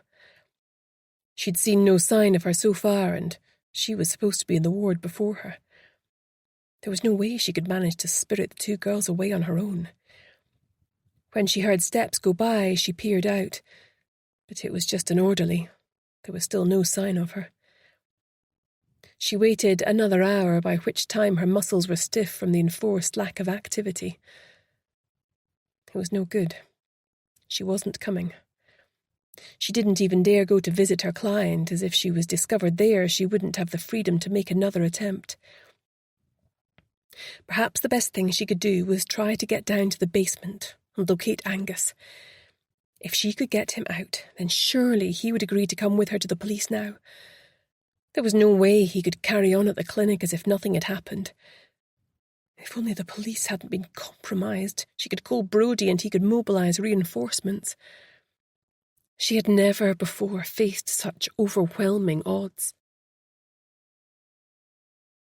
Chapter 49. Hannah forced her eyes open. She had a pounding headache. The room was dark and the curtains drawn. Her heart missed a beat. She was confused. It was night-time? The last thing she remembered was... A rustle from the chair beside her bed alerted her to the fact she wasn't alone. Turning her head with difficulty, she expected to see Nurse Kelly, but she could tell immediately it wasn't her. This woman was taller and skinnier, with a hard, narrow face like a fox. "What happened?" asked Hannah, her voice croaky. "Water?" She was parched and her tongue felt stuck to the roof of her mouth. The nurse ignored her request for a drink, leaning forward instead to speak to her, her mouth set in an angry line. As she came closer, Hannah recognized her from Jean's photos and her heart sank.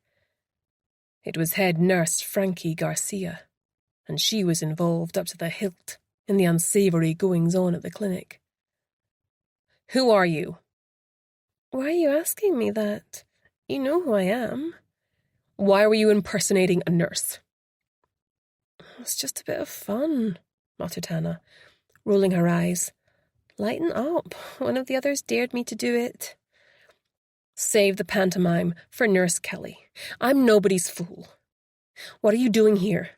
I knew there was something off about you from day one when you waltzed in with Dr. Angus MacDonald." Hannah was terrified but felt she had no option but to stick to her story. "I was sleeping rough, necking booze when that posh doctor saw me. I was freezing my bits off and hadn't eaten for days. He got me a burger and said I could come here if I wanted to get off the drink. It's not my fault he dragged me here, lady. It's getting old anyway, time I bounced." She tried to swing her legs out of the bed and was horrified when nothing happened. What had this bitch done to her? Suddenly she received a stinging slap to one side of her face that snapped her head to one side and made her bite into her tongue. She tasted blood and felt a wave of nausea roll over her. "You'd better tell me what you're really doing here, or I'm going to make you wish you'd never been born," the nurse said, her voice full of malice. Hannah's mind rifled through her limited options. She knew that mentioning Grace or revealing her real identity was impossible. For all she knew, Grace had been successful in getting at least one girl out and was now on the way to the police with her and Dr. Angus MacDonald. She had to believe that help was coming. The alternative was unthinkable. She could try to find Julie and beg for help, but she realised that she didn't trust Julie not to throw her to the wolves. Her only option was to convince this fearsome woman that she was just a harmless grifter working on her own. Throwing herself into character, she rolled her eyes. "Look, you got me, okay? I got that sad sack doctor to bring me here. I wanted a bed for a few nights, fresh clothes, decent food. I even thought I might score some uppers and downers. That's what I was up to when you stabbed me with that needle. I figured the good stuff might be on the other side of that door." "How did you get the code?" Garcia asked, with narrowed eyes. "I didn't. Just thought I'd have a few tries. Nothing ventured, nothing gained, right?" Fortunately, she'd been one digit away from success when Garcia had jabbed her. "You look too healthy to have been living on the streets despite your initial blood work. Why are you really here? Who are you working for? Who is your contact in here, and what's their agenda?" She removed something from her pocket and held it up. Hannah was hard put not to groan. It was her phone. Fortunately, she'd erased her texts as she went, including incoming ones. Her mind raced as she remembered that her phone had pinged just as she was keying in the number to the door. Only Grace, Jean, and Dr. MacDonald had the number to her burner. She just had to hope that the text had given away nothing important. Hannah shook her head and looked mutinous. "I'm telling the truth. Just fix me up and get me out of here. Looks like I've overstayed my welcome. This place is a shithole anyway." Hannah's eyes widened in alarm, as Garcia stood up and injected something into the drip that Hannah belatedly noticed was attached to her left hand. "Hey, what are you doing? You've got no right—" Her voice tailed away as the ground slipped from under her once more. Chapter 50. Grace was in the bowels of the clinic looking for Angus. It was already late afternoon and she'd heard nothing from Hannah, which was concerning, although they had agreed to keep texts to essential use only. There was no reception down here, so she had no option but to put Hannah out of her mind and focus on locating Angus MacDonald. Although Campbell and Walker were still nominally weighing their options, she had a strong feeling that they'd decide he was expendable. He knew too much, and was clearly burdened with a conscience which made his position here untenable. Probably the only reason he was still alive was because they needed to come up with an explanation for his absence that would satisfy Karina and keep her firmly on board. Campbell and Walker had no moral scruples whatsoever. Grace shivered. They clearly didn't bother keeping this level heated. It wasn't only cold, but felt damp and inhospitable as well. The lighting came from dull, low-energy bulbs which were on a motion-activated timer, and only dimly lit the way as she advanced along the narrow corridor. She could hear pipes and ventilation shafts clanging and whirring above her head. The pipes unnerved her, as they sounded as though they could pull apart at any moment, showering her with goodness knows what. The annoying thing was that as she moved along the corridors, the lights behind her winked out, meaning she couldn't see back the way she had come or determine whether anyone was creeping up on her or not. As she moved further and further down into the interior of the clinic, checking all the doors for signs of the missing doctor, she could feel the walls closing in on her. Was it her imagination, or was there not as much oxygen in this stale air? Her head swam as she fought off a feeling of panic. Their last case had left her with a visceral fear of enclosed spaces. One step in front of the other, Grace. That's all you've got to do. Keep it together. She hoped she didn't have to descend to the next level after this one. It felt a lot like being buried alive. The thought of Angus alone and immobilized in the dark spurred her on. She had to get to him before they did. His testimony would be vital in bringing the unethical doctors down and making sure they didn't visit such terrible suffering on others. Something furry ran over her feet in the darkness, and she stifled a scream, her stomach churning with revulsion. Still 2 doors to check. Surely he'd be in one of them. She got lucky as she turned the handle of the last one and flipped the light on as she walked inside.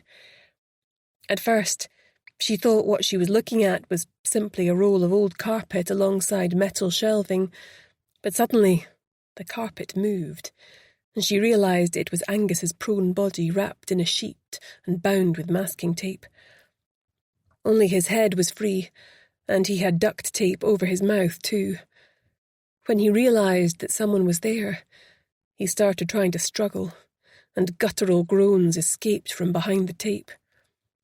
Grace stepped over immediately and stooped to rip off the tape from his mouth. He cringed away from her in terror. "Don't hurt me," he yelped. "I won't tell anyone, I promise." This didn't bode well, she thought, viewing him in consternation. "Angus, it's Grace McKenna," she said, cutting his bonds with the small penknife she always carried. "I've come to get you out of here. Stop fighting me. I'm here to help you," she snapped, as he tried to jerk out of her way. Eventually her words started to penetrate, and he simmered down. "I thought I was done for," he muttered. "They're planning to kill me." "I know," she said. She helped him stagger to his feet, then supported him until his legs were strong enough to bear his weight. At first, she'd thought that if she found him, she might be able to persuade him to go back upstairs with her to try and spring the girls. but she could see from looking at him that he was too far gone, too crazed with terror to be of any assistance. Hurriedly, she weighed up her options. None of them good. She wanted nothing more than to get Angus out and flee with him to the police, but she was also concerned about how quickly Campbell and Walker would react to discovering that such a loose cannon, from their point of view, had managed to escape. They had the means to dispose of the evidence quickly and flee the country back to the US where, no doubt, they had already arranged fake identities to step into. Every decision she could make carried danger for someone. Despite her internal anguish, Grace was able to weigh up her options with the cool logic she had practiced while in her previous position with the police. She would call Jean, who could be here in 30 minutes, and get her to collect Angus from the car park and take him to Grace's flat. He would be safe there until she'd managed to escape with Hannah, and hopefully her client and Beth as well. Right, Angus, here's the deal. Take it or leave it. I'm prepared to get you out of here now and have Jean pick you up and transport you to my flat. I'm going to need you to surrender your phone and promise not to contact the police for 24 hours or until I tell you it's safe to do so. Some of the local police are on the take, and I need to find someone I can trust and who will be receptive to what we have to say. What about Karina? He asked. I can't just leave her behind. Grace sighed. I understand. Really, I do, but right now I've got no option but to view her as complicit in everything that's been going on. The only way forward for her would be to seek a deal with the prosecution in exchange for partial or complete immunity. Right now, I have to focus on getting Hannah, Eliza, and Beth to safety. Fine. You've got a deal, he sighed, handing over his phone. Grace's phone pinged. It was Jean. On my way. Grace felt flooded with relief. At least one of her staff was present and accounted for. She couldn't understand the radio silence from Hannah. Something must have gone badly wrong. After waiting 25 minutes, with her assistance, Angus made it out of the basement entrance to the hospital and, running with his body low and hugging the boundary, he arrived at the car park. Grace stood just inside the door and felt a tug of regret as she saw Jean's cheerful lilac car set off down the hill. If only they were all in it. She was starting to feel it would take nothing short of a miracle for them all to escape this one unscathed. Her heart heavy, she closed the door and was swallowed up once more into the bowels of the clinic. Chapter 51. Jean looked across at Dr. MacDonald as they wound their way down the hill as fast as Jean dared, which wasn't all that fast, given the hairpin bends and sheer drops on the right-hand side of the road. She was fighting a major impulse to drive him straight to the police station in Portobello High Street and blab her guts out to anyone who'd listen. The weight of responsibility sat as heavily in her stomach as a clooty dumpling. It was the not knowing that was the worst. If this was how they treated one of their top doctors and researchers, they were hardly likely to hold back when it came to Hannah, Grace, or their client. For the first time since she'd been working with Grace, she doubted whether she was doing the right thing. She couldn't help but wonder if Grace's feelings about Brodie were clouding her judgment. Whilst she was no fan of his boss, Superintendent Blair, from what she had heard about him, she couldn't conceive of a world in which Brodie himself might be capable of looking the other way for a kickback, financial or otherwise. Admittedly, what Grace had overheard between him and his boss a while back sounded suspicious, but he'd been challenging Blair at the time, not just blithely going along with things. Jean sighed, frustrated. She knew she wouldn't go behind her boss's back. Not yet, at least. Glancing in her rear-view mirror again, she was satisfied they weren't being followed. Just in case, she took a circuitous route to the flat in Portobello, parking in her usual spot in a street facing the sea. It was still bitterly cold. She'd flipped the sign on the office door to closed when she rushed out to collect Angus. As she walked along the esplanade with him on the way to the office, she realised she would have to sit with him in Grace's flat. Although she was tempted to stash him in the back room of the office so she could get some work done. If anyone came after him, he stood a better chance in the flat, with its door phone entry system and the very strong locks on Grace's flat door itself. "How are you with dogs?" she asked, inserting her key in the door adjacent to the agency. "Not good," he said, looking anxious. He really wasn't good for much, thought Jean, uncharitably, before suffering a pang of guilt. "Grace's dog Harvey's a sweetie," she said. "You'll not need to worry about him. I've never heard of anyone being mauled to death by a golden retriever." Apparently, giving the lie to her words, her voice was almost drowned out by Harvey's barking as they started to climb the stairs. Angus went pale, and she noticed a sheen of sweat on his forehead. He dropped further behind her. "It's only me, boy," she soothed the dog as she opened the door to the flat. Harvey was clearly conflicted as he was delighted to see her, but not at all happy about a strange man being ushered into his space. He rushed around him, sniffing and growling deep in his throat until he judged him not to be a threat. As Jean told Angus to take a seat, Harvey positioned himself between Jean and Angus and sat down, never taking his eyes off the visitor. There'd been no further word from either Grace or Hannah, and Jean was now beside herself with worry. She couldn't just hole up here with Dr. MacDonald for all eternity. At some point she would need to take matters into her own hands, irrespective of what Grace had said. She couldn't storm the place single-handed. What was she going to do? Stab them with her knitting needles? She needed backup. "Coffee?" she asked with a sigh. As she was unable to do much else at the moment, she might as well make them both some sandwiches. Mind you, she wasn't all that confident in Grace's food supplies. Unlike her, Grace didn't care much about food, and her cupboards were never that well stocked. However, Jean managed to rustle up something and took them through with a cafetiere of strong coffee to find Angus and Harvey having a staring contest.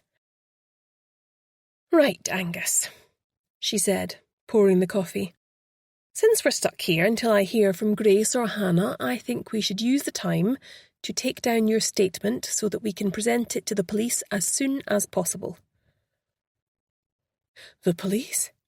he gulped, his eyes widening in alarm. "Yes," said Jean firmly, offering him a sandwich, then picking up her notepad and pen. "Where else did you think this was going to end?" "All I wanted to do was help people," he said in a low voice. "I grew up as the son of an alcoholic. I saw the depths of depravity it was possible to sink to with my own eyes. I also knew that I had an inherited predisposition to addiction and monitored myself constantly. I tried to focus this propensity through a constructive lens. I became obsessed with exercise, then academic endeavour, but ultimately I realised I wanted to focus my energies on treating addiction. I'd lived and studied in the States since I won a scholarship there as an undergraduate. Eventually I set up my own clinic in Boston. I treated wealthy clients with my bespoke programme. This programme addressed the whole person, physically, metabolically and psychologically. In the earlier stages I made extensive use of aversive therapy, which was developed uniquely for each person. I also experimented with judicious use of psychedelics to summon up elements from the patient's own unconscious mind to help them in achieving sobriety. The treatment protocol was longer than the usual period of time and, crucially, supported that individual when they returned to their normal lives. They would have family therapy, support into new hobbies and interests, and ongoing contact with a dedicated pastoral worker. "Sounds expensive," said Jean, looking up from her notepad in which she was scribbling furiously in shorthand to keep up with the torrent of words. Well, it was exorbitant, but incredibly effective. I had leveraged everything I owned to create a massively appealing program to attract the wealthiest elite. Then, when I started turning a profit after a few years, I created a sister facility and started inviting those who were addicted and homeless, applying the exact same pillars of treatment, but with the luxe downgraded to comfortable. I employed dedicated social workers who ensured that when they left us, our patients were assisted into housing and jobs or study routes. Any relapses, and there weren't many, were treated with immediate follow-up. "Sounds laudable," said Jean, then narrowed her eyes as she glared at him. "So, how did we end up here?" she said pointedly, sitting back, wiggling her cramping fingers. Angus sighed, passing a trembling hand across his white face. "Greed, I suppose you might say." "Oh, not greed for more money. I've never been particularly fueled by that except what benefits it can produce for my patients. Greed for acceptance amongst my peers. More clinics, more accolades. Just more, I guess. Growing up, I was a bit of a social outcast, what with my dad's very public drinking, and my mother leaving us for a new life in another country when I was 10. "She left you?" She said she wasn't going to sit and watch me turn into my dad, he said bitterly. She wasn't prepared to lose the prospect of her shiny new life over me. Jean felt the stirrings of sympathy, but cautioned herself to remain objective. She had a job to do here. "How did you meet Karina?" I'd been invited to a few seminars at Magnum Pharmaceuticals. They'd reached out to me saying they were impressed by my work and made a sizable donation. Like a few of the more progressive pharmaceutical companies, they have a philanthropical arm, and they were particularly interested in my work with the homeless, which had formed the basis of a few well-received peer-reviewed papers. I met Karina at one of these events. Oh, she was a brilliant research scientist, and I found her passion for curing society's ills very compelling. We were engaged within a year, and then we were made an offer it was hard to refuse that would advance our work to a new level. It wasn't a hard sell. 2 years later, we were in the wilds of Scotland. Did she tell you what she was working on? Only in the most general terms. For obvious reasons, there was a firewall between the two projects. It was an exciting time for both of us. When did you realise things were not as they seemed? I didn't at first. There were so many success stories. Almost too many.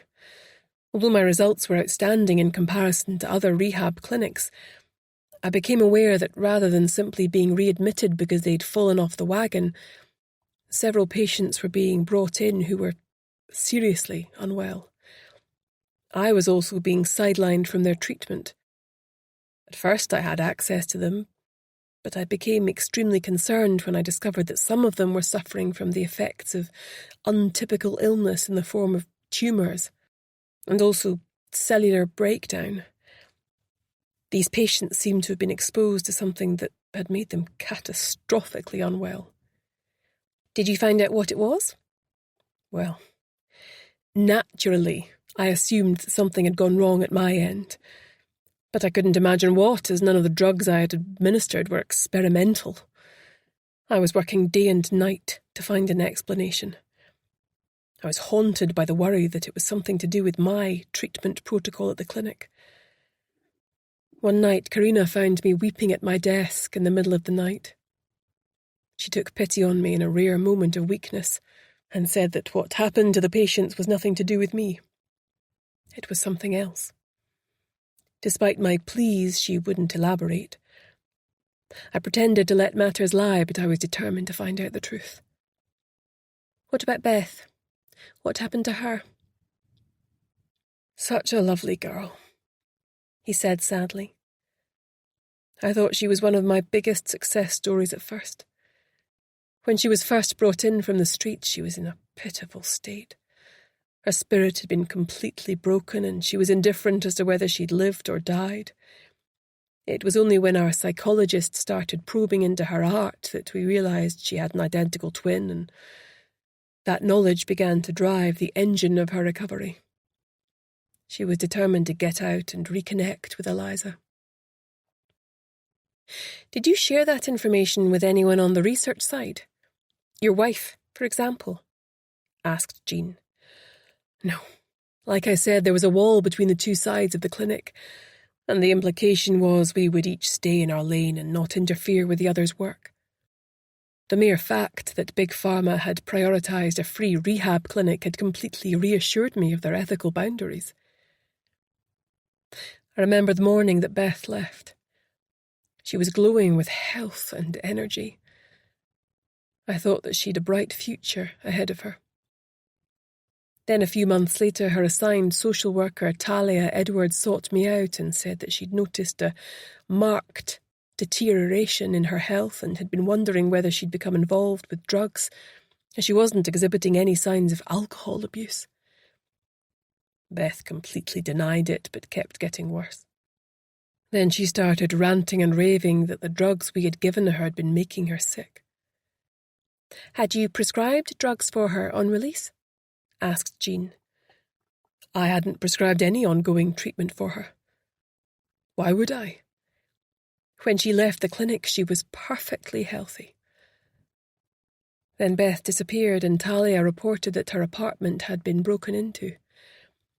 At that stage, the scales slowly started to fall from my eyes, and I realised she'd been admitted in a critically ill state to the clinic hospital, but no one had seen fit to inform me.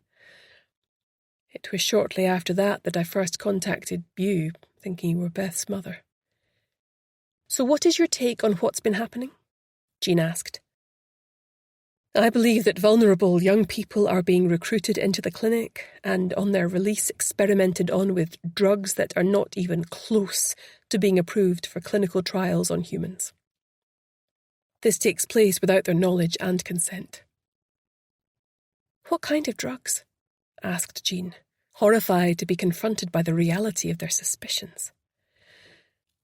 I believe they're working in the field of regenerative medicine, experimenting with drugs to increase healthy longevity.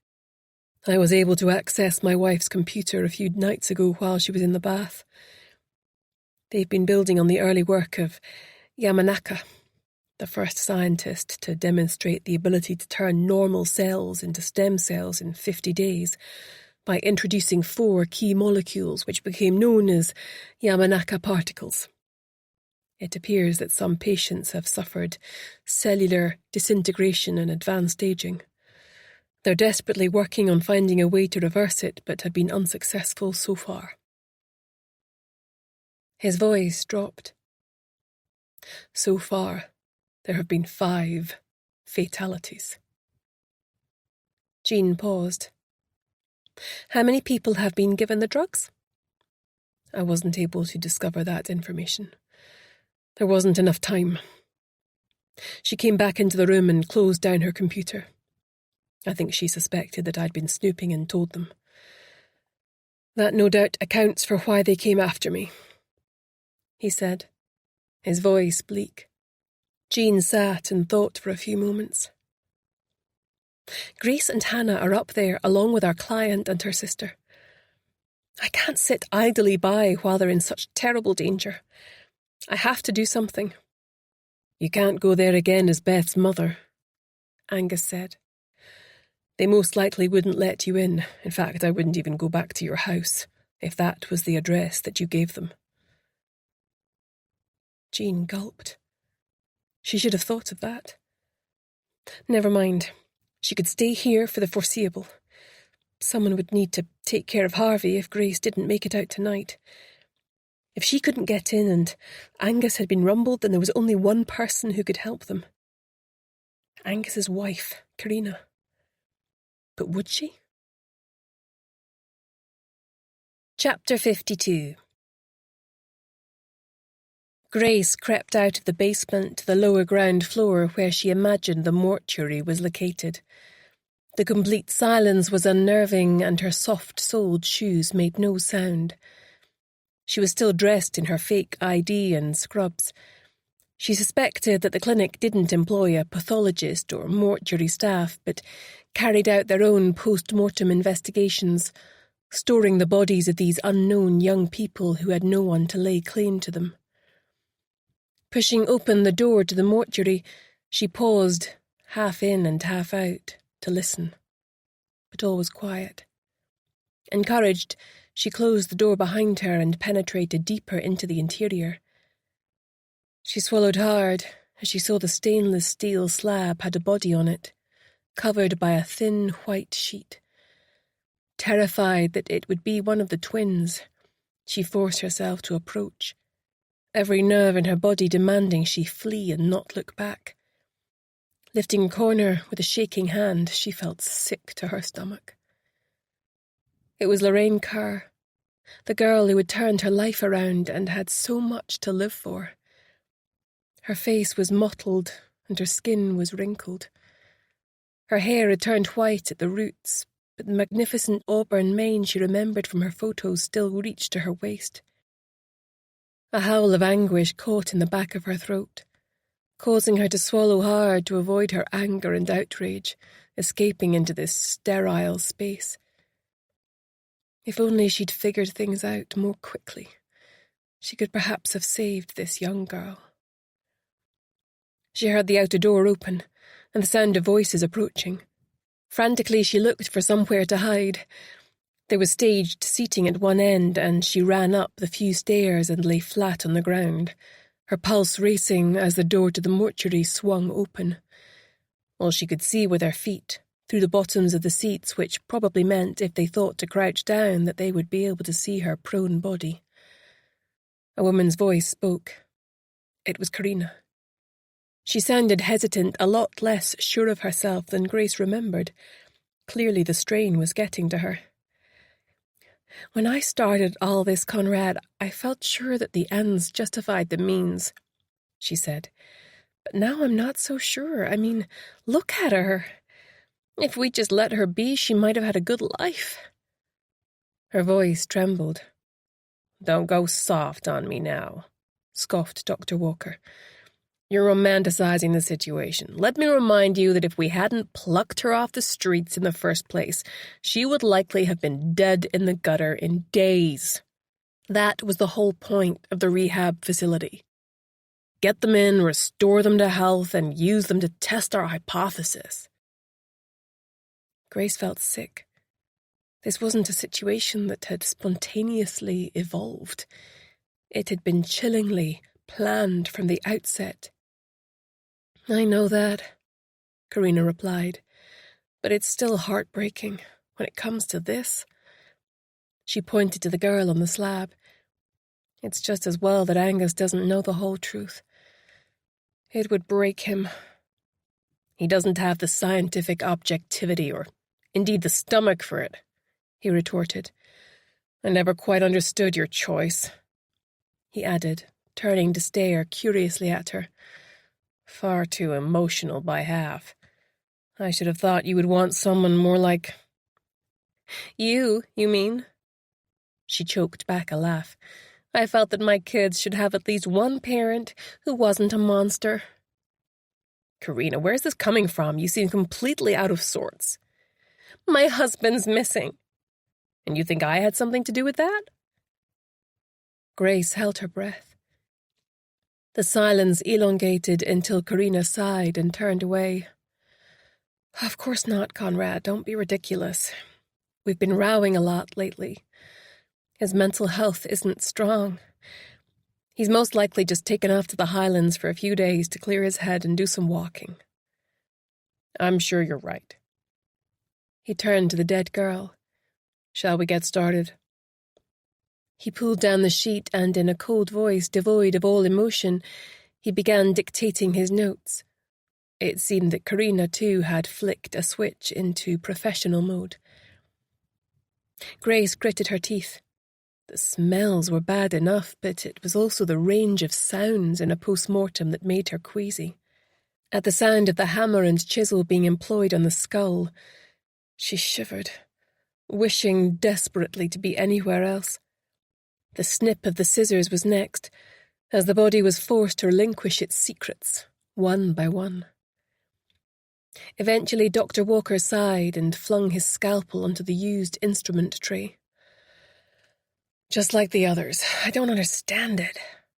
I thought our modifications would have improved the outcome, yet she's showing the same accelerated decay as the others. We're so damn close. If only we had more time, I could crack it completely. I know I could. The 2 bodies they found in the sea, said Karina. It's only a matter of time until the authorities come knocking. We can't go on like this. Even the staff in the clinic are starting to talk amongst themselves. They're becoming suspicious. We can't control the narrative anymore. We need to get out from under this while we still can. Those girls, the identical twins, they could make all the difference. I must have that information before winding this operation up. When else will we get such an opportunity? I'm on the very threshold of a breakthrough that could revolutionize medicine. The greatest scientific discovery of our generation. I have to see it through. To do otherwise is unthinkable. Surely you can see that. Stay with me, Karina. Help me. But those girls are still alive, faltered Karina. The others died, so we were simply making sure that their deaths weren't in vain, that they at least advanced medical science. You surely don't mean to suggest that we kill them? The needs of the many outweigh the needs of the few. His voice was persuasive, reeling her in. If we manage to iron out this defect in the protocol, then it will revolutionize aging and indeed the whole of society. Imagine everyone able to age with grace and dignity. No more cell senescence, outside controlled parameters. Think of the burden aging places on our overstretched society, not to mention the emotional cost of people stretched so thinly they snap, trying to care for elderly relatives who are dead in everything but name. It's a utopian vision, and it's within our reach. I'm convinced of it. You're with me, right? Of course, said Karina. Always, it's just hard, sometimes. No pain, no gain, intoned Dr. Walker. Well, now you just sound like Jane Fonda, Karina said, with a small laugh. Anyway, I'll let you head off and consider your notes. I'll clean up here and put the body away. Grace heard the door swing shut behind him. She stretched her neck, but she could no longer see Karina's white tennis shoes. Where was she? Her heart sank and she twisted her head. You can come out now, said Karina, who had noiselessly crept up the stairs and was now standing staring down at her. Chapter 53. Grace was left with no option but to scramble to her feet and face her. Karina's face was expressionless. Not here, she snapped. With that, Grace was dismissed, and Karina walked away from her, gathering up the various instruments used and placing them in the sterilizer. Grace glanced uneasily at the body on her way past, but it had already been covered up with the sheet, and there was nothing to see. Karina completely ignored her as she slipped past, carrying on with her work as though there had been no interruption. One cool cucumber, thought Grace, feeling nervous turning her back on her, in case she threw a scalpel at her.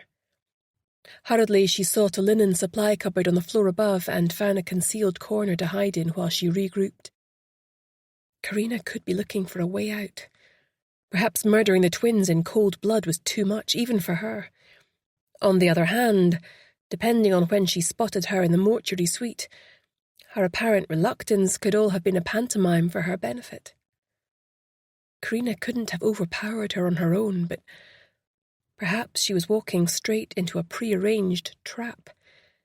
Maybe they both wanted to pump her for how much information she knew and ascertain how many people she'd told.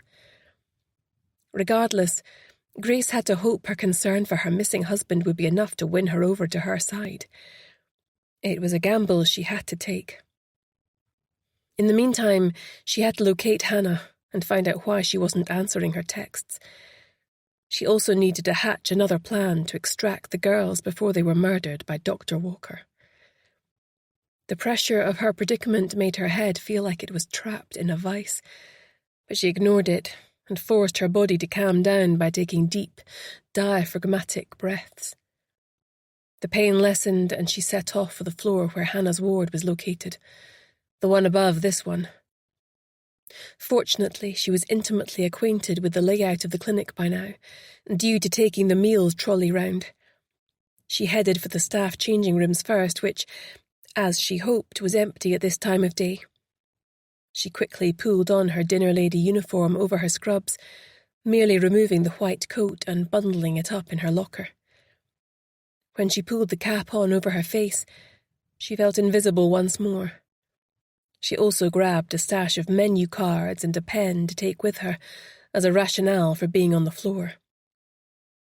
Hearing someone come in, she momentarily froze, but then simply locked her door and turned towards the exit. What she saw in front of her nearly stopped her heart. Not again. It was Julie. However, her nemesis simply walked past her with a blank smile, scarcely registering her presence. She had on her usual hippie layers and artful makeup. Grace carried on walking. It was only when she reached the safety of the stairs that she realized she'd been holding her breath. The woman was haunting her. She carried on up the stairs, composing her face into a blank slate on the way. Entering the ward, she greeted Nurse Kelly pleasantly, waving the menu cards. "They forgot to hand these out earlier," she said. "Are all the rooms occupied today?" There were 12 rooms on each ward. Those whose withdrawal was complete slept in bedrooms on the other side of the rec room. "Only 5 still on the ward," Nurse Kelly said. 3 have been moved over to the other side as they're doing well.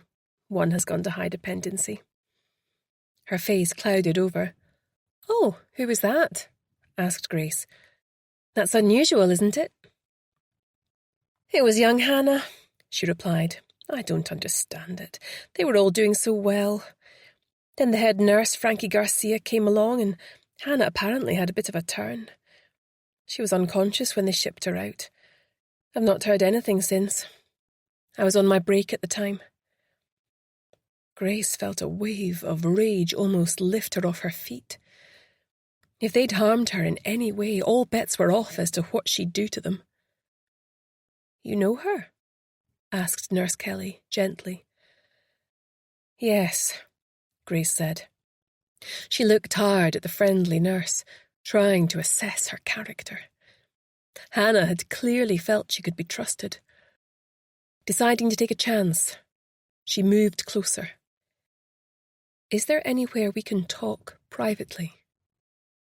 The nurse looked alarmed at first, but then nodded. "We can go in the office. Nobody will bother us there." She led Grace to the other end of the ward and into a small office with a window facing the front of the building. "Okay, so tell me what's really going on here," she said, turning to face Grace and folding her arms. "I'm a private investigator," Grace said, pulling off her cap and stuffing it into her pocket. "Hannah is working with me. She's not an addict and was completely healthy when she was admitted. Dr. Angus MacDonald, who's helping with our investigation, was assaulted and imprisoned, but has now been placed somewhere safe." "But what are you investigating?" asked the nurse, completely astonished at this turn of events. "Our client instructed us in connection with her missing sister. The trail led us here, where we discovered the clinic is dishing out free rehab to get hold of young people who can be nursed back to full health and then, without their knowledge or consent, form part of illegal drug trials. These drugs have caused severe harm to some, if not all, participants. After postmortems, their bodies have been dumped in the sea." The nurse's legs gave way. her face a mask of horror as she collapsed into an upright chair. "But that's monstrous," said Grace. "Indeed it is. I take it you didn't know?" "Of course not. I only support the withdrawal phase and nursing them back to health. I've been uneasy since I heard that Beth was back, but terribly ill. I asked to go and see her, but they said she was in isolation. She'd been so well when she left. We'd become quite close over the time that she was here. I initially thought that she'd simply had a relapse and would be pitching up back on my ward, but she was still in high dependency with no visitors.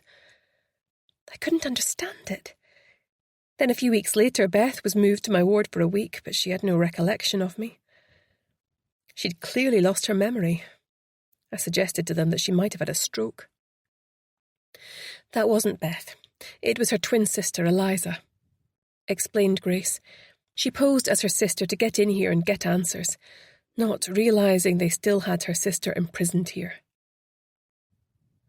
"The head nurse, Frankie Garcia, is involved in whatever's been going on," Nurse Kelly said. "It was after she visited Beth, I guess I should say Eliza, that she suddenly deteriorated and was moved to high dependency. The same happened to your colleague yesterday." She bit her lip. "You weren't to know," reassured Grace. "These people are fanatics and highly dangerous. They've already shown that they view any deaths as merely collateral damage. I need to get the 2 girls and Hannah out to safety, then I'm going straight to the police to close this operation down." "Why not call them first? The girls will need urgent medical care. They could bring ambulances and storm the building. Take them by surprise." "Well, that would be my preferred option," said Grace grimly. "But as they've bought off some of the local police, I'm no longer sure of who I can trust." "I can't believe I'm hearing this," said the shell-shocked nurse, before making a determined effort to pull herself together. "Tell me what you need from me. I want to help. They've made me complicit in what has been going on. Can you access the hospital records for those in high dependency and critical care? I need to find out the location of Beth and Eliza as well as Hannah," said Grace.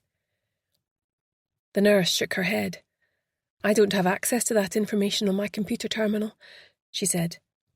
"They said it's for patient security, though I thought it odd at the time." "Does the lift in the high dependency ward go all the way down to the mortuary level?" asked Grace. "Yes," replied the nurse. "They can't go careering all over the hospital with dead bodies." "That's how we'll get them out then," said Grace. "Do you ever take patients from here to the HDU?" "Sometimes, but usually they send their own staff through." "Here's what we'll do," said Grace. "If you get me a hospital gown, I can lie on a trolley and you can say I've been transferred if we're stopped. Then I'll find Hannah and you can locate the twins. The twins can double up on a trolley to look like one person, and we can take a trolley each down in the lift to the mortuary level, where we go out through the fire door and get everyone into my car. Then we drive like the clappers straight to Edinburgh Royal Infirmary." "You make it sound so simple," the nurse said, her face full of doubt. "What if something goes wrong?" "Then I will say I deceived you and take the consequences," said Grace firmly. "You'd do that?" "Of course," said Grace with a warm smile. "You can also squeeze into my car and come with us if you prefer." "I only wish I could," the nurse said, welling up and looking away. "I can't run out on my patients. They need me." She went out into the corridor and came back with a gown. Grace followed her into an empty room on the ward and quickly changed. She was not a fan of the gap at the back. It wasn't ideal for what she had planned, but needs must. She got up on the bed and lay down under the sheet. Nurse Kelly took off the brake. "Ready?" she asked. "Ready," confirmed Grace. Her heart rate rocketed as they set off. The ceiling was all she could see as they made their way along the corridor to the lift to go up a floor. "That's us," said the nurse, sounding nervous. As she opened the lift, the nurse's phone rang. Hurriedly, she snatched it up out of her pocket, but not before Grace had seen the distinctive cover. The phone was Hannah's. Grace sat bolt upright, but it was too late. There were two masked and gowned figures waiting for them. A hypodermic syringe pierced her arm. It was over. As she slid into unconsciousness, she managed to turn her head to look into the eyes of the nurse who was leaning over her now, holding her down. Her eyes sought Nurse Kelly's for an explanation. The nurse stared back at her, blank and unfeeling, no longer wearing her mask of benevolence. The world went black. Chapter 54. Jean woke up stiff and sore after a night on the couch with Harvey, who had a kick like a donkey when he was after more space. Her hair was like a bird's nest when she looked in the mirror. Harvey woofed behind her back. "Yes, I know you need a walk," she murmured. That meant Dr. MacDonald coming with her, as she wasn't letting him out of her sight. She knocked on the door to the spare room where he was perched, ready on the edge of the bed, looking as rough as she was. "Right, Angus. First order of business is walking and feeding Harvey. Then we need to call the police." Angus stiffened in terror. "But how do you know we can trust them? Or which ones they've bought off?" "I don't, but no matter what, there is one officer I do trust. He's Grace's ex-husband, and he would move heaven and earth to prevent anything bad happening to either Grace or Hannah. I'd stake my life on it." Harvey trailed listlessly along the beach. He was clearly missing Grace and wondering when she was coming back. After a short walk to let him do what was required, they turned back towards the flat. "Karina's not a bad person, you know," he said, as they waited on Brodie's arrival. She hadn't told Brodie what it was about, just said that she needed to speak to him urgently at Grace's flat and to tell no one. "Good people can do bad things, but if they keep doing bad things, it changes them," she said. He sighed, but nodded his agreement. "I don't see how we can move on from this. I would never have believed she could deliberately harm people in this way." The doorbell rang and she buzzed Brodie up after telling Angus to go and wait in the bedroom with Harvey until they were done talking. As soon as she opened the door to the flat, Brodie burst in, his face creased with worry. "Where's Grace?" he demanded. "She's in trouble, Brodie, and so is Hannah. What do you mean? What's happened?" His whole body radiated tension. She needed him to calm down and take a more measured approach. "I'll make us some tea," she said in a voice that brooked no argument. "Take a seat.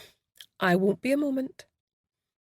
He opened his mouth to protest but stopped himself, clearly realising he needed to calm down and focus. In a few minutes she came back with a tray and had also opened the bedroom door to let Harvey out before closing it on Angus's anxious face. She was going to see what Brodie had to say before letting on that he was here with her. Harvey was ecstatic to see Brodie and sat staring up at him, making soft noises in the back of his throat with a meaty paw on his knee. Brodie stroked him. "I've missed you too, boy," he whispered. Jean cleared her throat and handed him a cup of tea. It felt strange to be hosting in Grace's flat, and she wished with every fibre of her being that her boss was here to take all this heavy responsibility off her. "Grace and Hannah are in grave danger, Brodie. I need you to level with me. Have key people in the police been paid to look the other way in relation to Whiteadder Clinic? Have you?" "Don't be ridiculous," he began. "Brodie, Grace overheard you talking to Superintendent Blair. She knows he's on the take. She's just not sure about you. I need to know if I can trust you or if I need to go elsewhere." She studied him intensely as she was talking. "Grace thinks that of me," he said, the hurt in his eyes unmistakably genuine. Jean shrugged, hardening her heart. "Okay," he sighed, leaning back. Harvey jumped up beside him as though to give him support. Admit things have been difficult of late. What I tell you can't leave this room, Jean, but I need you to tell me exactly what's been going on in relation to the clinic. Grace and Hannah could be in real danger. These people are completely without scruples and likely to become more so as the net closes in. So there is a net, then? Asked Jean, her voice sceptical. I was beginning to wonder if they had some kind of get-out-of-jail-free card. It's not what you think. Well, it is what you think in some respects, Brodie said. You're correct. The clinic has bought influence at the highest police levels, including Superintendent Blair. I went to internal affairs when my suspicions were raised. Since then, I've been working for them, trying to gather solid evidence of the corruption whilst seemingly becoming a part of it. I currently have a very healthy bank balance and have been seen flashing the cash, though of course I have to account for every penny to the investigative team. Jean's head was reeling, but she was relieved that she hadn't misjudged Brodie. That's all very well, but then who's actually investigating the clinic? Another team, entirely, led by Superintendent Alice Gray. They've been trying to gather sufficient evidence to obtain search warrants to blow the place wide open, but still don't have enough. They do now, said Jean quietly. If you'd only told us the truth earlier. Grace has been trying to manage the whole investigation on her own, and now, I fear, she and Hannah are trapped inside the clinic completely at the mercy of the rogue doctors and scientists there. She should have trusted me, he ground out in frustration. You can't exactly blame her, said Jean, banging her mug down on the table. You didn't want to know when she first tried to interest you in our missing client. It's also complicated with Julie being the super's daughter. How was she to know where your loyalties lay? Julie even works there, for goodness sake. What? No, she doesn't, he replied, startled. Art therapy, apparently. 3 mornings a week. She told me she was working for Women's Aid, he said, his tone flat. Anyway, you've evidence linking the clinic to the young people who've disappeared. Yes, Jean said, making a decision. It might be the wrong decision. She had no way of knowing, but right now it was hers to make. I have one of the clinic doctors with me now. He's only recently worked out exactly what's been going on, as he was on the rehabilitation side. His wife Karina is a research scientist and implicated up to the hilt. He's willing to talk in exchange for immunity. Brodie's face cleared. Oh, this is the break we've been waiting for. I won't let you down, Jean. She rose to her feet and brought Dr. MacDonald out to meet him. I'm going to need to call my boss, Superintendent Gray, to obtain authorisation, but I'm sure she'll ask me to bring you in voluntarily to make a statement. If you're able to confirm the illegal operations at the clinic, then she'll no doubt be prepared to speak to the prosecution service on your behalf, requesting immunity from prosecution. I can certainly confirm it, Dr. MacDonald said, looking Brodie straight in the eyes. What about Grace and Hannah? Jean asked. These people are dangerous. They ran Grace off the road deliberately last night and left her for dead in a ravine up in the hills. As soon as we've taken the statement, I'll get a search warrant and assemble a team to go and extract them, Jean. I won't let you down. You have my word. In the meantime, if you hear anything at all, text me on my work phone right away. He passed across his card with all his contact details. Jean walked over to watch them from the bay window as they walked along the esplanade and out of sight, their bodies bent against the wind. Time was not on their side. Although she knew that Brodie would move heaven and earth to rescue Hannah and Grace, it was clearly going to take hours to arrange a team and get everything aligned. She turned to Harvey and bent down to his level. Looks like it's down to you and me, boy, she said, her heart heavy with dread. He solemnly gave her a paw, and she shook it, before standing upright with renewed determination. Come on, boy. Let's go. She clipped on his lead, grabbed her jacket and a scarf from the hook and walked out the door. Chapter 55. Hannah woke up slowly. The winter sun shone brightly through the window. She had no idea what day it was and felt weak and disorientated. Without moving her head, she tried to see what she could of the environment she'd been placed in. There were 3 other occupied beds in the room. She relaxed a bit when she realised there were no medical staff in with them. Next, she wiggled her fingers and toes. To her relief, everything seemed to be in working order. She remembered how horrific it had been to feel paralysis sweeping over her in a wave after that injection. Fortunately, the effect had only been temporary. She never wanted to feel like that again. She slid her legs out of the bed, keeping her body low as she investigated who was in the room with her. To her relief, it was Grace and the 2 girls. No one was awake yet. She crept to the door and looked through the glass window. As she'd suspected, there was a beefy security guard positioned on a chair outside the room. He looked alert, and by the bulge at his hip, he appeared to be carrying a gun. His head swung in her direction, and she quickly ducked out of sight, her heart racing. She ran to Grace's bed and shook her urgently by the shoulder. "Grace, wake up!" Her boss turned away from her, muttering something in her sleep. She tried shaking her again and grabbed hold of her nose for good measure. "Ow!" exclaimed her boss, her bleary eyes opening. "Shh!" whispered Hannah. "Grace, get with it. I need your help."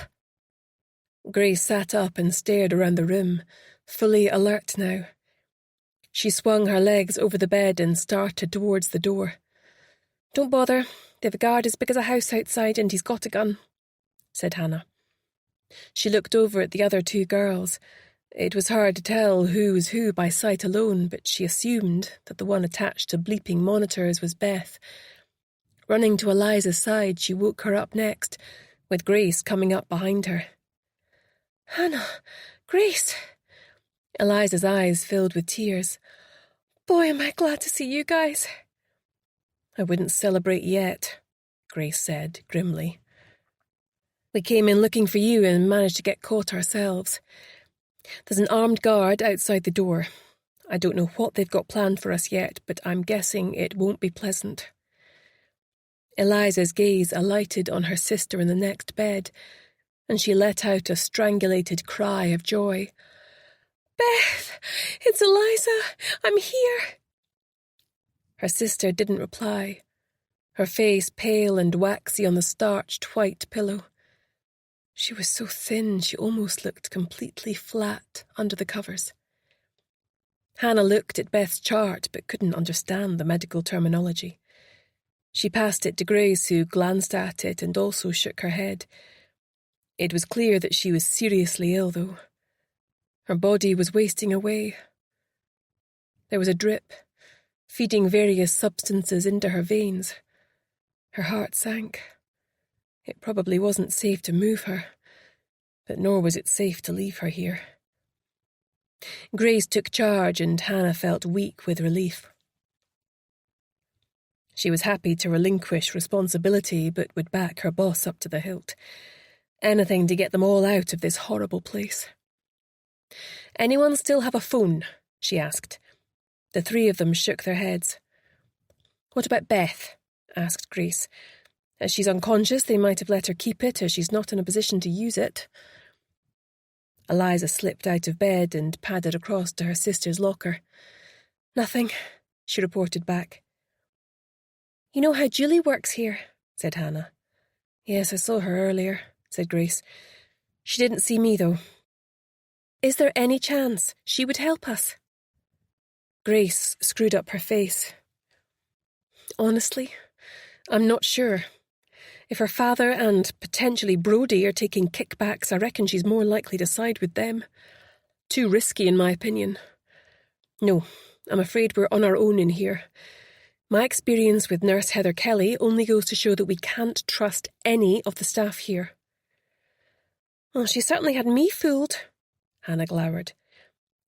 Jean will be working on a plan, she said, refusing to accept that their situation was hopeless.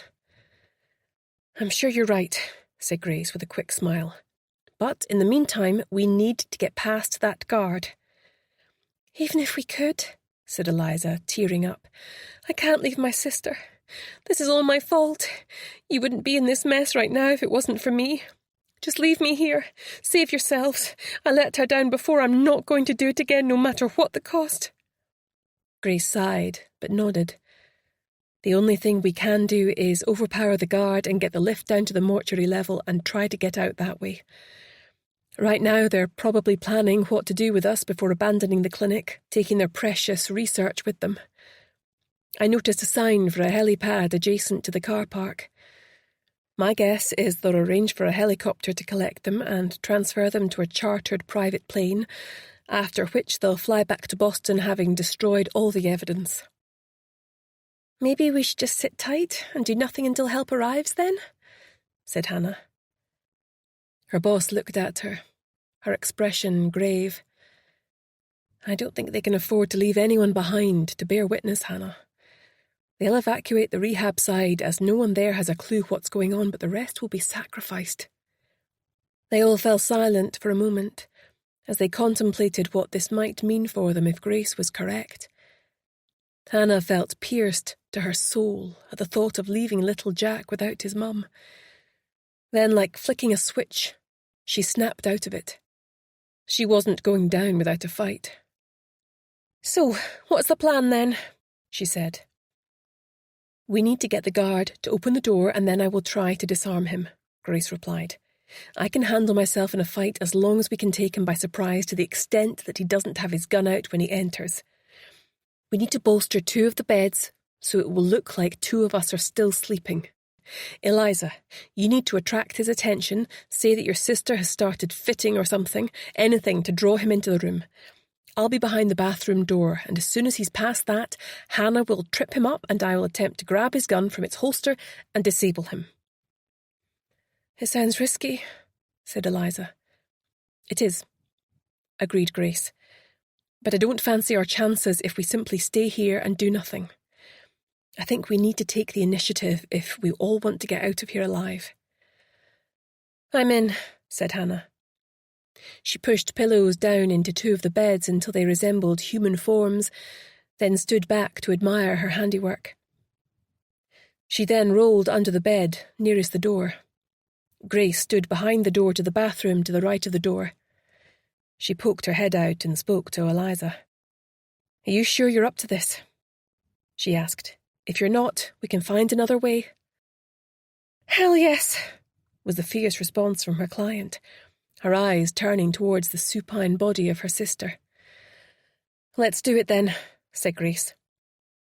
Hannah curled up in a ball concealed by a chair and trailing blanket ready to shoot her legs out at the right moment. Eliza began banging on the door urgently. Help me! My sister, she stopped breathing. I don't know what to do. Please open the door. She needs help. The door burst open, and the security guard stood on the threshold as he glanced around. Eliza was bent over her sister's bed, sobbing. They'd placed the monitor on silent and darkened the screen. Having satisfied himself it was genuine, he rushed forward to check for a pulse, at which point Hannah shot her legs out, causing him to trip, while Grace jumped him from behind, pulling his gun from the holster before he'd even quite worked out what was going on. He went for his radio, but Hannah punched him hard on the side of the head, knocking him out cold. Ow! She yelled, shaking her fist. That hurt! I think it hurt him more, said Grace with a quick grin, as she tied his hands and feet with cords removed from the blinds. He was already starting to come round, so she whipped off his radio and secured it to her own belt. Might come in handy, she said. Help me lift him. It took the 3 of them to deposit his bound and gagged body in the bath, his eyes popping with rage. Grace pulled the shower curtain to conceal him from sight. She then slipped out to the linen cupboard, to obtain a fresh supply of scrubs and masks. Once she returned a few minutes later, the three of them changed, then disconnected Beth from the monitoring equipment. "Look confident," said Grace, after which they opened the door and marched purposefully along the corridor. This ward in the clinic wasn't in regular use, so there was no one at the nurse's station as they rolled by. They'd just reached the lift and opened the doors when another security guard pushed through the double doors at the end of the ward. "Wait!" he yelled, rapidly closing the gap between them as the lift doors opened. Rushing inside, Hannah stabbed the buttons on the lift, but they were painfully slow to close, and as he inserted his hand, the doors started opening again. Grace stabbed at his hand with a scalpel she had obtained from the medical supplies room, and he reflexively withdrew it, shouting in pain and anger. "That's them on to us now," she said, looking worried. "I hoped we might have longer. At this rate, we might have a reception party waiting for us at the bottom." Hannah was terrified. Had they just jumped from the frying pan straight into the fire? The tension built as the lift descended from the 4th floor to the lower basement. Grace positioned herself at the front of the trolley, indicating Hannah and Eliza should stand on either side at the back. "If we have a reception committee, I'll do my best to tackle them. Then one of you press the button and take the lift to another floor. Do not let them capture all of us. Is that understood?" Grace said to Hannah, her gaze fierce. Hannah nodded, a lump in her throat. The lift pinged, and the doors started to open. Chapter 56. Jean pulled into the car park at the clinic, then got Harvey out of the boot and clipped on his lead. She had changed her appearance and hoped she would be unrecognisable as her former self. A visit to the British Heart Foundation charity shop and the costume shop on Portobello High Street had supplied her with an auburn wig, hooped earrings, and a colourful patterned coat. Gosh, she could pass for Julie, she thought, then rebuked herself for being mean. She'd also borrowed a pet therapy coat for Harvey from a lady she knew in the church. It had cost her wine for her friend and nearly a whole packet of titbits to persuade Harvey to wear it. She presented Grace's scarf to Harvey, who sniffed it and wagged his tail. Since their first case, which had shown Grace he had natural ability as a scent dog, Grace had done a little training with him. But even so, Jean knew it was a long shot. She bent down to him and stared into his warm brown eyes. "Harvey, I need you to be a very good boy. Grace is in trouble, and so is Hannah." More wags. "So we need to get in there and find them." He cocked his head to one side, picking up on the gravity of her tone. She presented the scarf again and he sniffed it, then looked up at her, puzzled. Jean handed him a titbit and threw the scarf round her neck. She was completely bonkers for even attempting this, but needs must. Throwing her head back and nailing on a confident smile, she walked straight up to the door and entered, sticking her head into reception. Harvey did likewise. "Oh, cute dog," cooed the receptionist, smiling.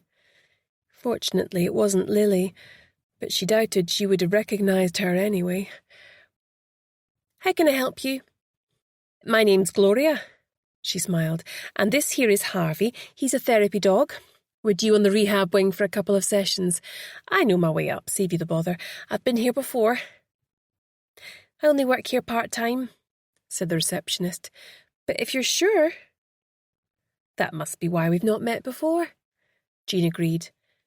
She glanced at her watch. "If you could just buzz me through, I don't want to be late for them." With a loud click, the door opened into the interior of the building and they walked through. She was stopped by a young nurse and also a beauty therapist as she made her way up the stairs. No one found her appearance here odd, as Grace had told her they had loads of people coming in to deliver short courses and extramural activities to prevent the rehab patients from becoming bored. It certainly had the vibe of a spa rather than a clinic, with a tiled mosaic floor and rose-pink walls. Even the smell was of essential oils rather than the more clinical smell of a hospital setting. It was like two separate facilities incorporated into one, she thought. She decided she would make her way to the top floor and then check each floor until she found them. She realised that there was no way they could get into the HDU or ICU areas, but if she didn't find them in the remaining parts, then she would at least know that they were in one of those two places and be able to advise Brodie and his team accordingly. She decided to keep to the stairs rather than take the lift, as she didn't want to encounter a bunch of people she might not be able to get away from. She knew her story could easily be pulled apart. Not everyone was a dog lover. Jean wandered along what seemed to be the leisure space on the first floor. The young people she met seemed happy and healthy, clad in an assortment of gym clothes and normal stuff. There was even a handful dressed in fencing gear on their way to a class, their voices animated as they waited for the studio door to open. It was time to move to the next level. Making her way back to the stairs, she nearly ran slap-bang into Julie. The shock almost stopped her in her tracks. What on earth was she doing here? Harvey stopped and growled low in his throat, his ears flat against his head. "Get that mangy thing away from me!" snarled Julie, backing away. She hadn't recognised Harvey, though clearly he had her number. Although she'd never met Julie, she'd seen pictures of her on social media. "I'm so sorry," said Jean brightly. "We're just on our way to a pet therapy session. The doctors felt it might help some of the patients." Julie snorted in disbelief, rolling the whites of her eyes. "Give them some horrible disease, more like," she said, stomping past her. Harvey looked like he was tempted to nip her ankles on the way by. "You and me both, boy," she whispered as she carried on upstairs. Finally, huffing and puffing, they were at the fourth floor. I really need to start doing more exercise, thought Jean, her calves trembling like blancmange. "Steady, boy," she murmured, presenting the scarf once more, along with a titbit. Harvey would need to go on a diet at this rate, she thought. "Find Grace and Hannah, boy," she murmured. "Seek them out." Then she opened the door, checked the coast was clear, and unclipped his lead. Harvey loped off, his nose to the ground. Hurriedly she followed him.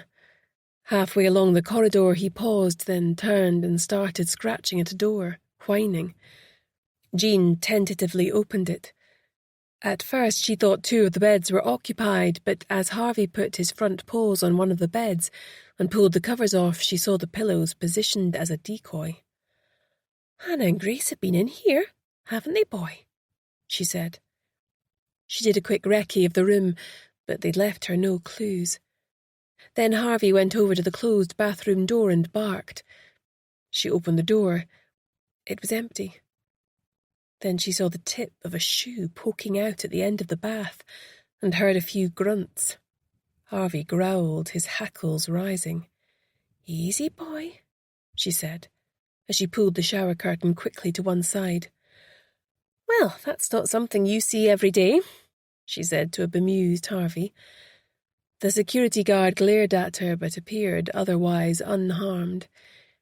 She pulled the shower curtain across again and moved back into the corridor.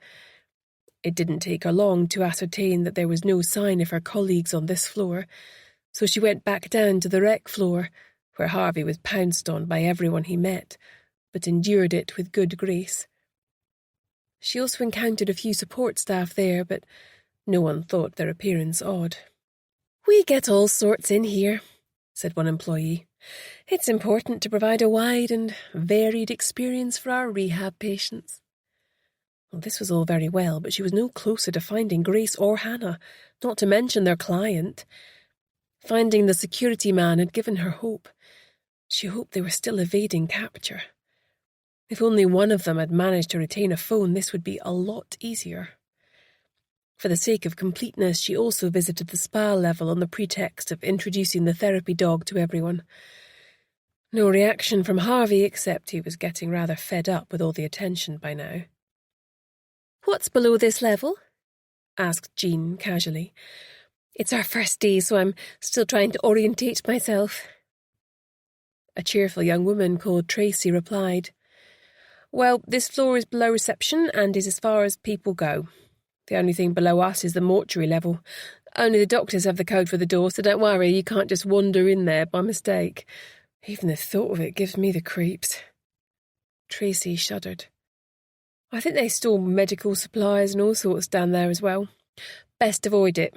Don't want to give this handsome chap nightmares, do we?" She cooed, prompting pleading eyes from Harvey as she leaned in for a hug. Jean produced a titbit from behind her back and he licked his lips. As she stood up, Jean noticed she'd left a lipstick kiss on the top of his big head. "Lovely to meet you," she said, tugging on the lead. Harvey didn't need to be asked twice. "I'll be sure to steer clear." As they left the spa, the more she thought about it, the more likely it seemed that Grace and Hannah would head to the mortuary. She didn't know the code, but with a bit of luck she wouldn't need one for the lift. The trick would be finding an empty one. She waited in the spa corridor, having called the lift. With a ping, the lift doors started to open, but fortunately it was filled with a crowd heading to the spa. Entering after them, she closed the door and pressed the button to go to the next floor down. In the lift, she once again presented the scarf to Harvey. "Seek her out, boy," she whispered, as the lift stopped with a clunk. The doors opened and Jean braced herself, but no one was there. She walked with Harvey into various storerooms, still not hearing a sound. She felt the souls of the dead pressing on her as she entered the mortuary itself. The smell of disinfectant and formaldehyde didn't entirely mask other, more earthy odours. As she pushed through into the interior, she gasped in horror. There was a body on the table. Instinctively her eyes slid away but then swiveled back, puzzled. The body had a drip attached to it on a stand. Surely that wasn't right. Feeling sick with apprehension, she lifted the sheet, only to recognise Eliza. She looked like she was barely clinging to life, forcing herself to touch her forehead. She was relieved to find her still warm. "Eliza, wake up," she hissed. "I'm here to help you."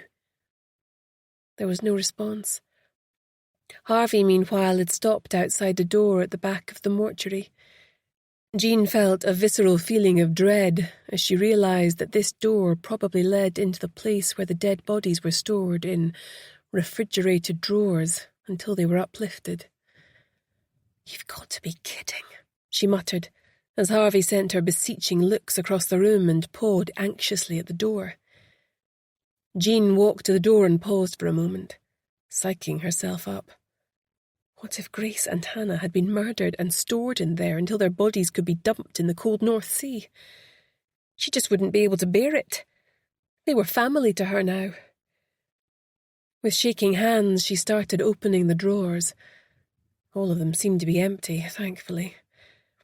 Then she started to pull out one that was heavier and contained a body draped in a sheet. Hesitantly, she peeled back the sheet to reveal Hannah, eyes wide open and staring at her. "Boo!" said Hannah, irrepressible as ever. "Are you trying to give me a heart attack?"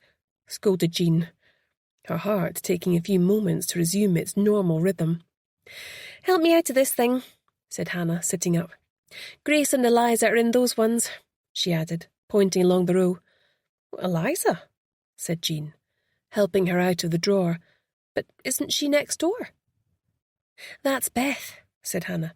"She's proper sick, so we didn't dare put her in one of the drawers as she's on a drip." Hannah patted Harvey, who was looking at her as though she'd lost her mind, then quickly opened the drawers that Grace and Eliza were in. They each clambered out with help. Harvey threw himself at Grace, whimpering with joy, and she gave him a heartfelt hug. I contacted Brodie, Jean quickly said. Grace looked worried. It's okay, he's on our side. He's been working with internal affairs on this one and reporting to Superintendent Alice Gray.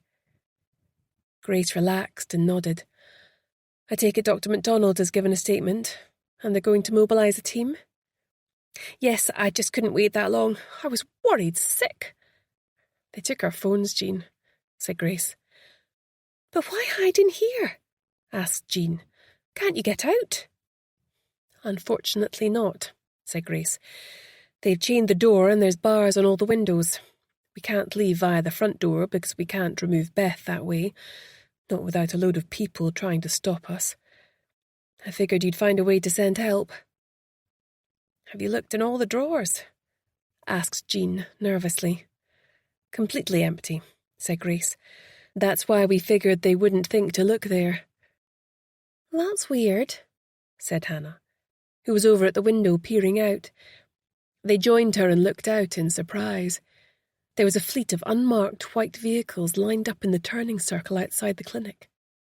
People were loading equipment and large boxes into the vans under the supervision of Dr. Anna Campbell. Suddenly she turned and waved at them, her expression a rictus of a smile, her eyes dark with hatred. They know we're in here, said Grace.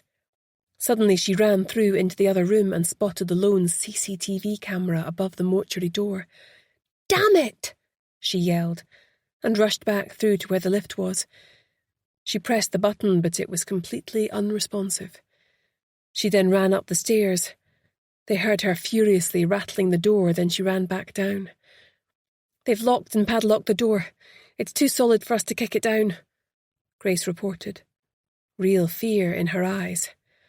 We've played right into their hands. They intend for us to perish in here. Jean glanced out of the window and saw Dr. Walker dragging his daughter Lily by the hand off in the direction of the helipad. She was sobbing and trying to resist, but to no avail. Grace stopped abruptly and sniffed the air. Can you smell that? She asked them. Hannah and Eliza paused too, looking horrified as their brains registered what they were smelling. Harvey whined and paced up and down uneasily. It was the smell of burning. Chapter 57. Grace quelled her own rising panic at their situation and took control. Jean, give me your phone, she snapped. Jean handed it over and she immediately called Brodie on his personal number, praying he would pick up. Fortunately, he did. Excuse me, I have to take this, she heard him say. Grace, what the hell is going on? I can't find Jean either. Listen, Brodie, she shouted over the noise of an approaching helicopter. We're in trouble, big trouble. The clinic staff are loading stuff into unmarked white transits. I can't make out any of the reg numbers, but they're going to be leaving the clinic imminently. You're going to have to intercept them. I'm not yet sure which way they're headed. I think the main players will leave by helicopter to go to a private plane, so you need to contact all local airfields. He barked out orders to someone immediately. Anything else? Are you hurt? Yes, they've set the building on fire. They've evacuated the clinic into coaches which are readying themselves to leave. These people will be largely innocent. As for us, we're trapped in the mortuary. Jean, Hannah, Eliza, Beth, and... Her voice broke. Harvey, we need fire engines and some cutting gear to break us out. Again she heard him yelling out instructions. Christ, Grace. Anything else? He asked. I think that about covers it, she said. The words, I love you, sprang unbidden into her mind, but she didn't voice them.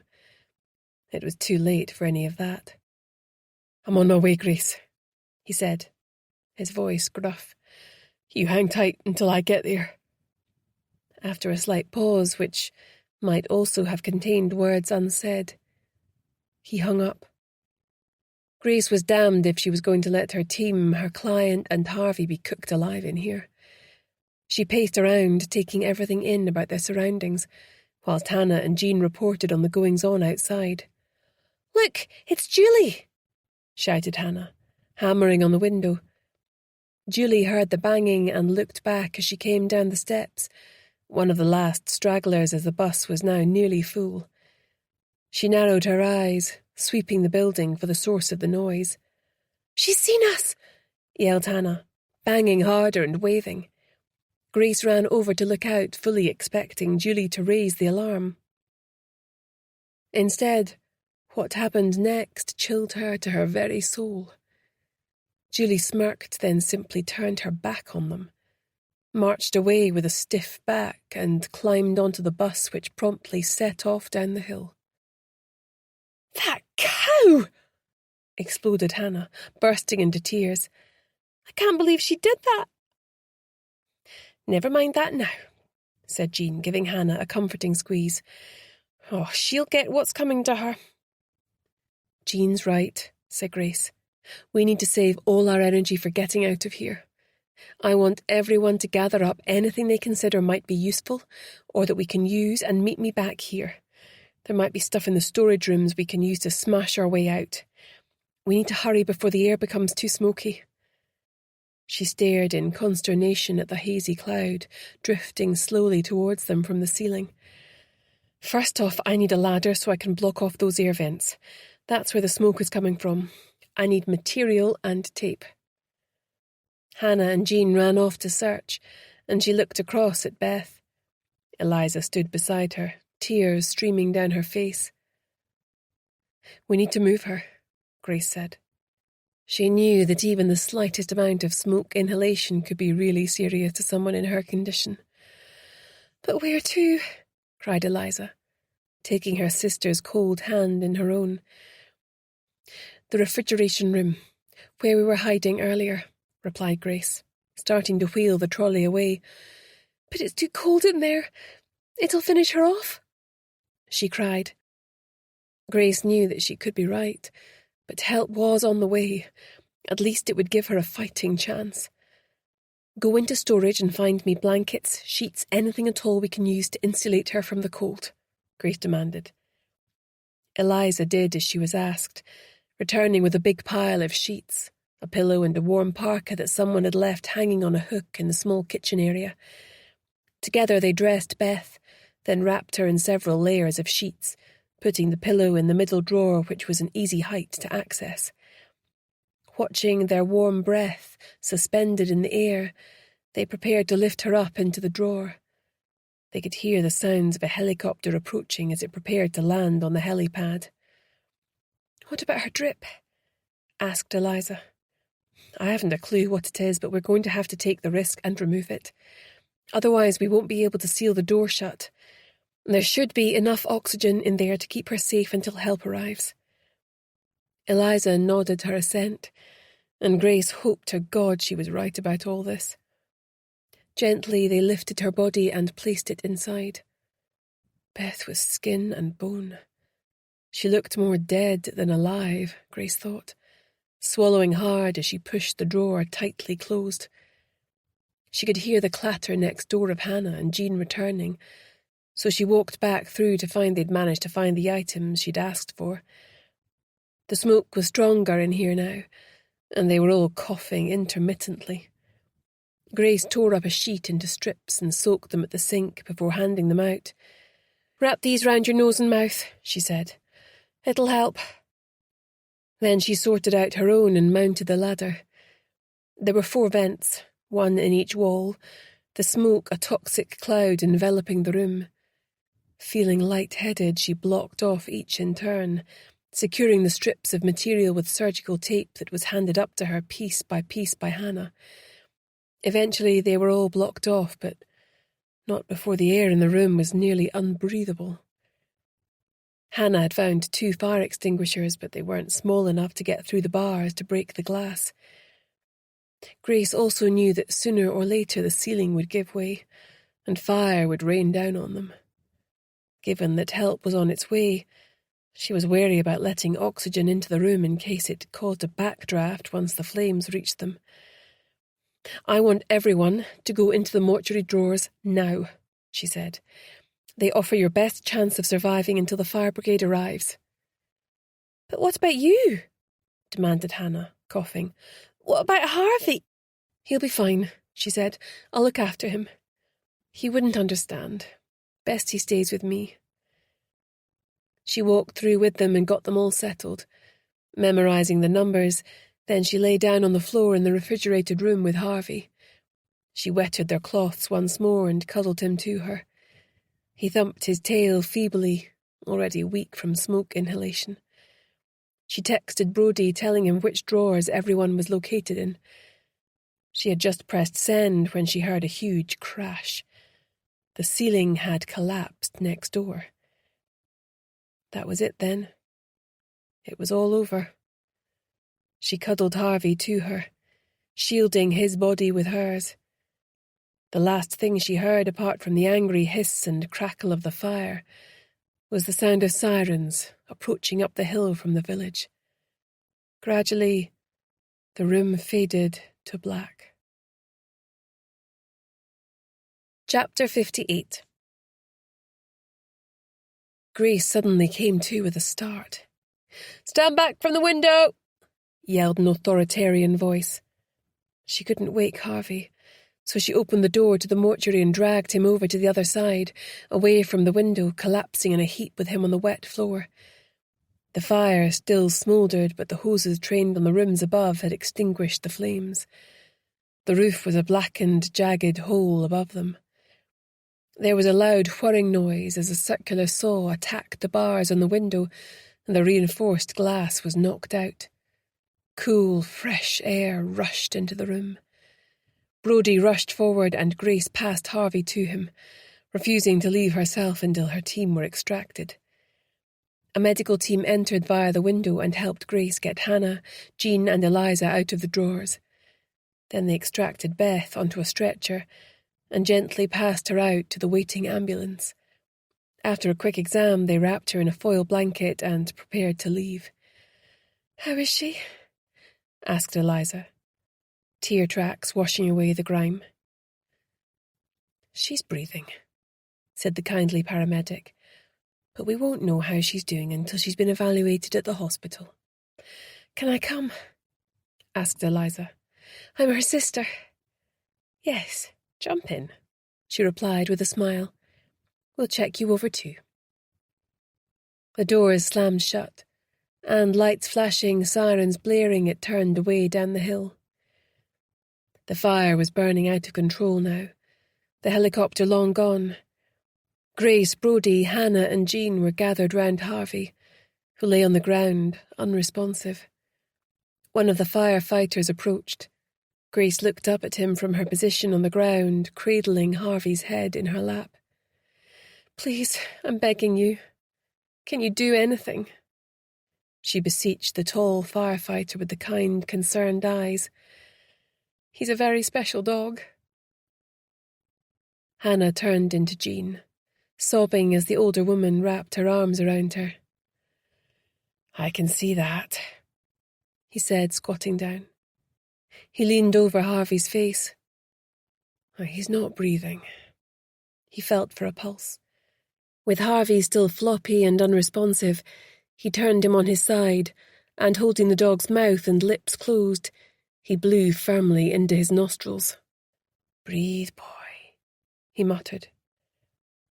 After a couple of minutes, Harvey's chest started to rise and fall on his own. His eyes remained closed, but he attempted a feeble wag. Then his eyes struggled open and he tried to get up. "Easy, boy," the firefighter said, giving him a reassuring pat. Grace cuddled Harvey, tears streaming down her face. "How can I ever thank you?" she gasped. "I don't even know your name."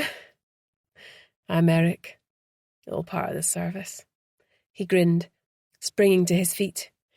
"You'll need to get him to the vet right away." "I'll take him," said Jean to Grace. "You got way more of the smoke than we did. You need to go to hospital and get checked out." "Nonsense, I'm fine," protested Grace, her hacking cough as the air hit the back of her throat, exposing the lie. She stumbled back against the firefighter and he steadied her. They turned back to look at the building. It was an inferno now, and there had been a few explosions from within.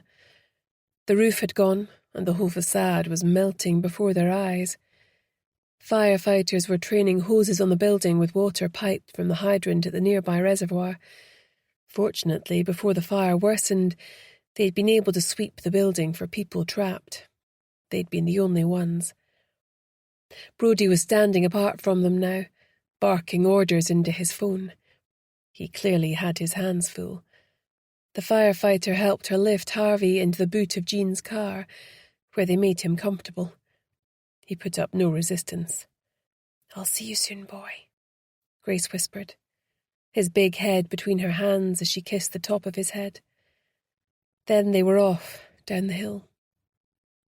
Eric, the firefighter, turned to Grace and, in a voice that brooked no argument, he said, "Right you, into that ambulance, now." Grace opened her mouth to protest, but thought better of it and meekly got in.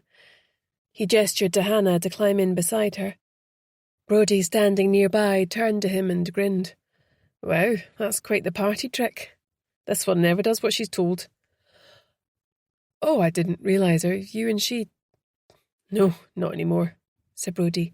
"Grace," he shouted, "I'll be in touch about the case. Keep me posted on Harvey." She nodded and attempted a smile, then slumped back in her seat, a spent force. The doors were closed with a bang and the ambulance set off, more quietly this time. "There's something I need to tell you about Julie," said Hannah. "She's not pregnant." Grace pulled her mask down. "You mean she lost the baby?" she wheezed. "No," replied Hannah, her lips tight with anger. "She was never pregnant. I saw her strap on a pregnancy bump in the changing rooms." "Unbelievable," muttered Grace.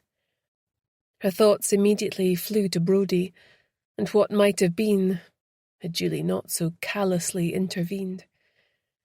Now that the adrenaline was leaving her system, she was too exhausted to speak. As she pulled the mask back up and closed her eyes, all she could see was Julie's smirking face as she turned her back on her and walked away, leaving them all to burn. Chapter 59. A week later, Grace was sitting with Harvey, snuggled up on the couch. It was cold out, and she stretched out her feet towards the warmth of the stove burning in the hearth. Fire was such a weird thing when you thought about it. It could support life, or it could take it away. After seeing the full brute force it could command, she would always be wary around it. Apart from a hacking cough and a sore throat, she had got off lightly. Harvey had made a full recovery and was loving life, being spoiled rotten by them all. Her thoughts turned to their client and her sister. Beth had recovered consciousness and been stabilised, though she was still in hospital undergoing a battery of tests as they tried to work out just what had been done to her and whether it was possible to reverse it. She had a long road ahead of her, but her sister was a constant presence at her side, supported by Ben. The buzzer sounded and her body tensed. She'd asked Brodie to come round to update her on the case insofar as the clinic was concerned, but also to break the news to him about Julie. It was going to be a tough conversation. She buzzed him up and opened the door, emptying the kettle into the cafetiere and bringing everything through on a tray to the coffee table. He stood in the doorway, his eyes seeking out Harvey, who wagged his tail furiously and lifted his head but didn't get down from the sofa. "I see he's enjoying his new invalid status," he said to Grace, taking a seat beside the fire. Grace poured the coffee and handed him a cup, along with some fruitcake delivered by Jean earlier. "Positively milking it," she said, squeezing back on the couch. "The vet has sorted him out and he's got a clean bill of health. But we came so close to losing him." "I'm glad your client found her sister and that she's hopefully on the mend," he said. "No help from you," she felt like saying, but didn't. He read it on her face anyway and looked down. "I'm sorry I wasn't there for you, Grace. It was complicated. At first, when you alerted me about the clinic, I was intrigued and well up for looking into it. I couldn't understand why I was getting so much pushback from the super. He in turn seemed to be getting grief from his boss, and I started to realise it extended all the way up to the top. It didn't help that I was living with Julie and she was expecting our child." Grace said nothing, feeling sick about what she would soon have to reveal. Anyway, I started probing deeper and felt more and more concerned. Blair told me that if I kept pushing, it would have an adverse effect on my career. I had no option but to involve internal affairs. "Superintendent Alice Gray," Grace said. "Yes, since then I've been working for her, gathering intel on the clinic and finding out to what extent certain officers in the force have been covering up the stink in exchange for massive backhanders." "So you kept your distance," said Grace. "I had no choice. I was tasked with rooting out the corruption in the force and working independently to get into the clinic and investigate the missing kids whilst maintaining the illusion that the police weren't involved at all. It hasn't been easy. And you were relying on me to do half the job for you," she said, her tone studiedly neutral. No matter how angry she was with him, she had to bear in mind the fact that she was about to shatter his world into a million pieces. "I knew you would get it done," he said simply. "Alice Gray is a fan. As you no doubt saw in the news, we managed to arrest them at Lucas, where they had a private jet fuelled and ready to go. Needless to say, they've lawyered up with the big boys, but the testimony that Beth can provide will be invaluable. Angus is also willing to testify and has been granted full immunity. The lawyer acting for his wife is trying to negotiate for a plea deal that will result in a lighter sentence, but I doubt she's going to swing it. We've got enough without her. They deleted the trial information from their hard drives, but took some of it with them on portable drives, which we managed to recover when they were arrested. Also, Ben has provided us with all the information he managed to obtain by hacking into their systems. It's not admissible as evidence due to how it was obtained, but it has helped to inform the investigation. He downloaded screeds of information about their illegal trials and research materials. Lawyers or no lawyers, I reckon we've got them. They thought they were so clever burning the clinic to the ground." "What about the 2 bodies who washed up? Have you managed to identify them now?"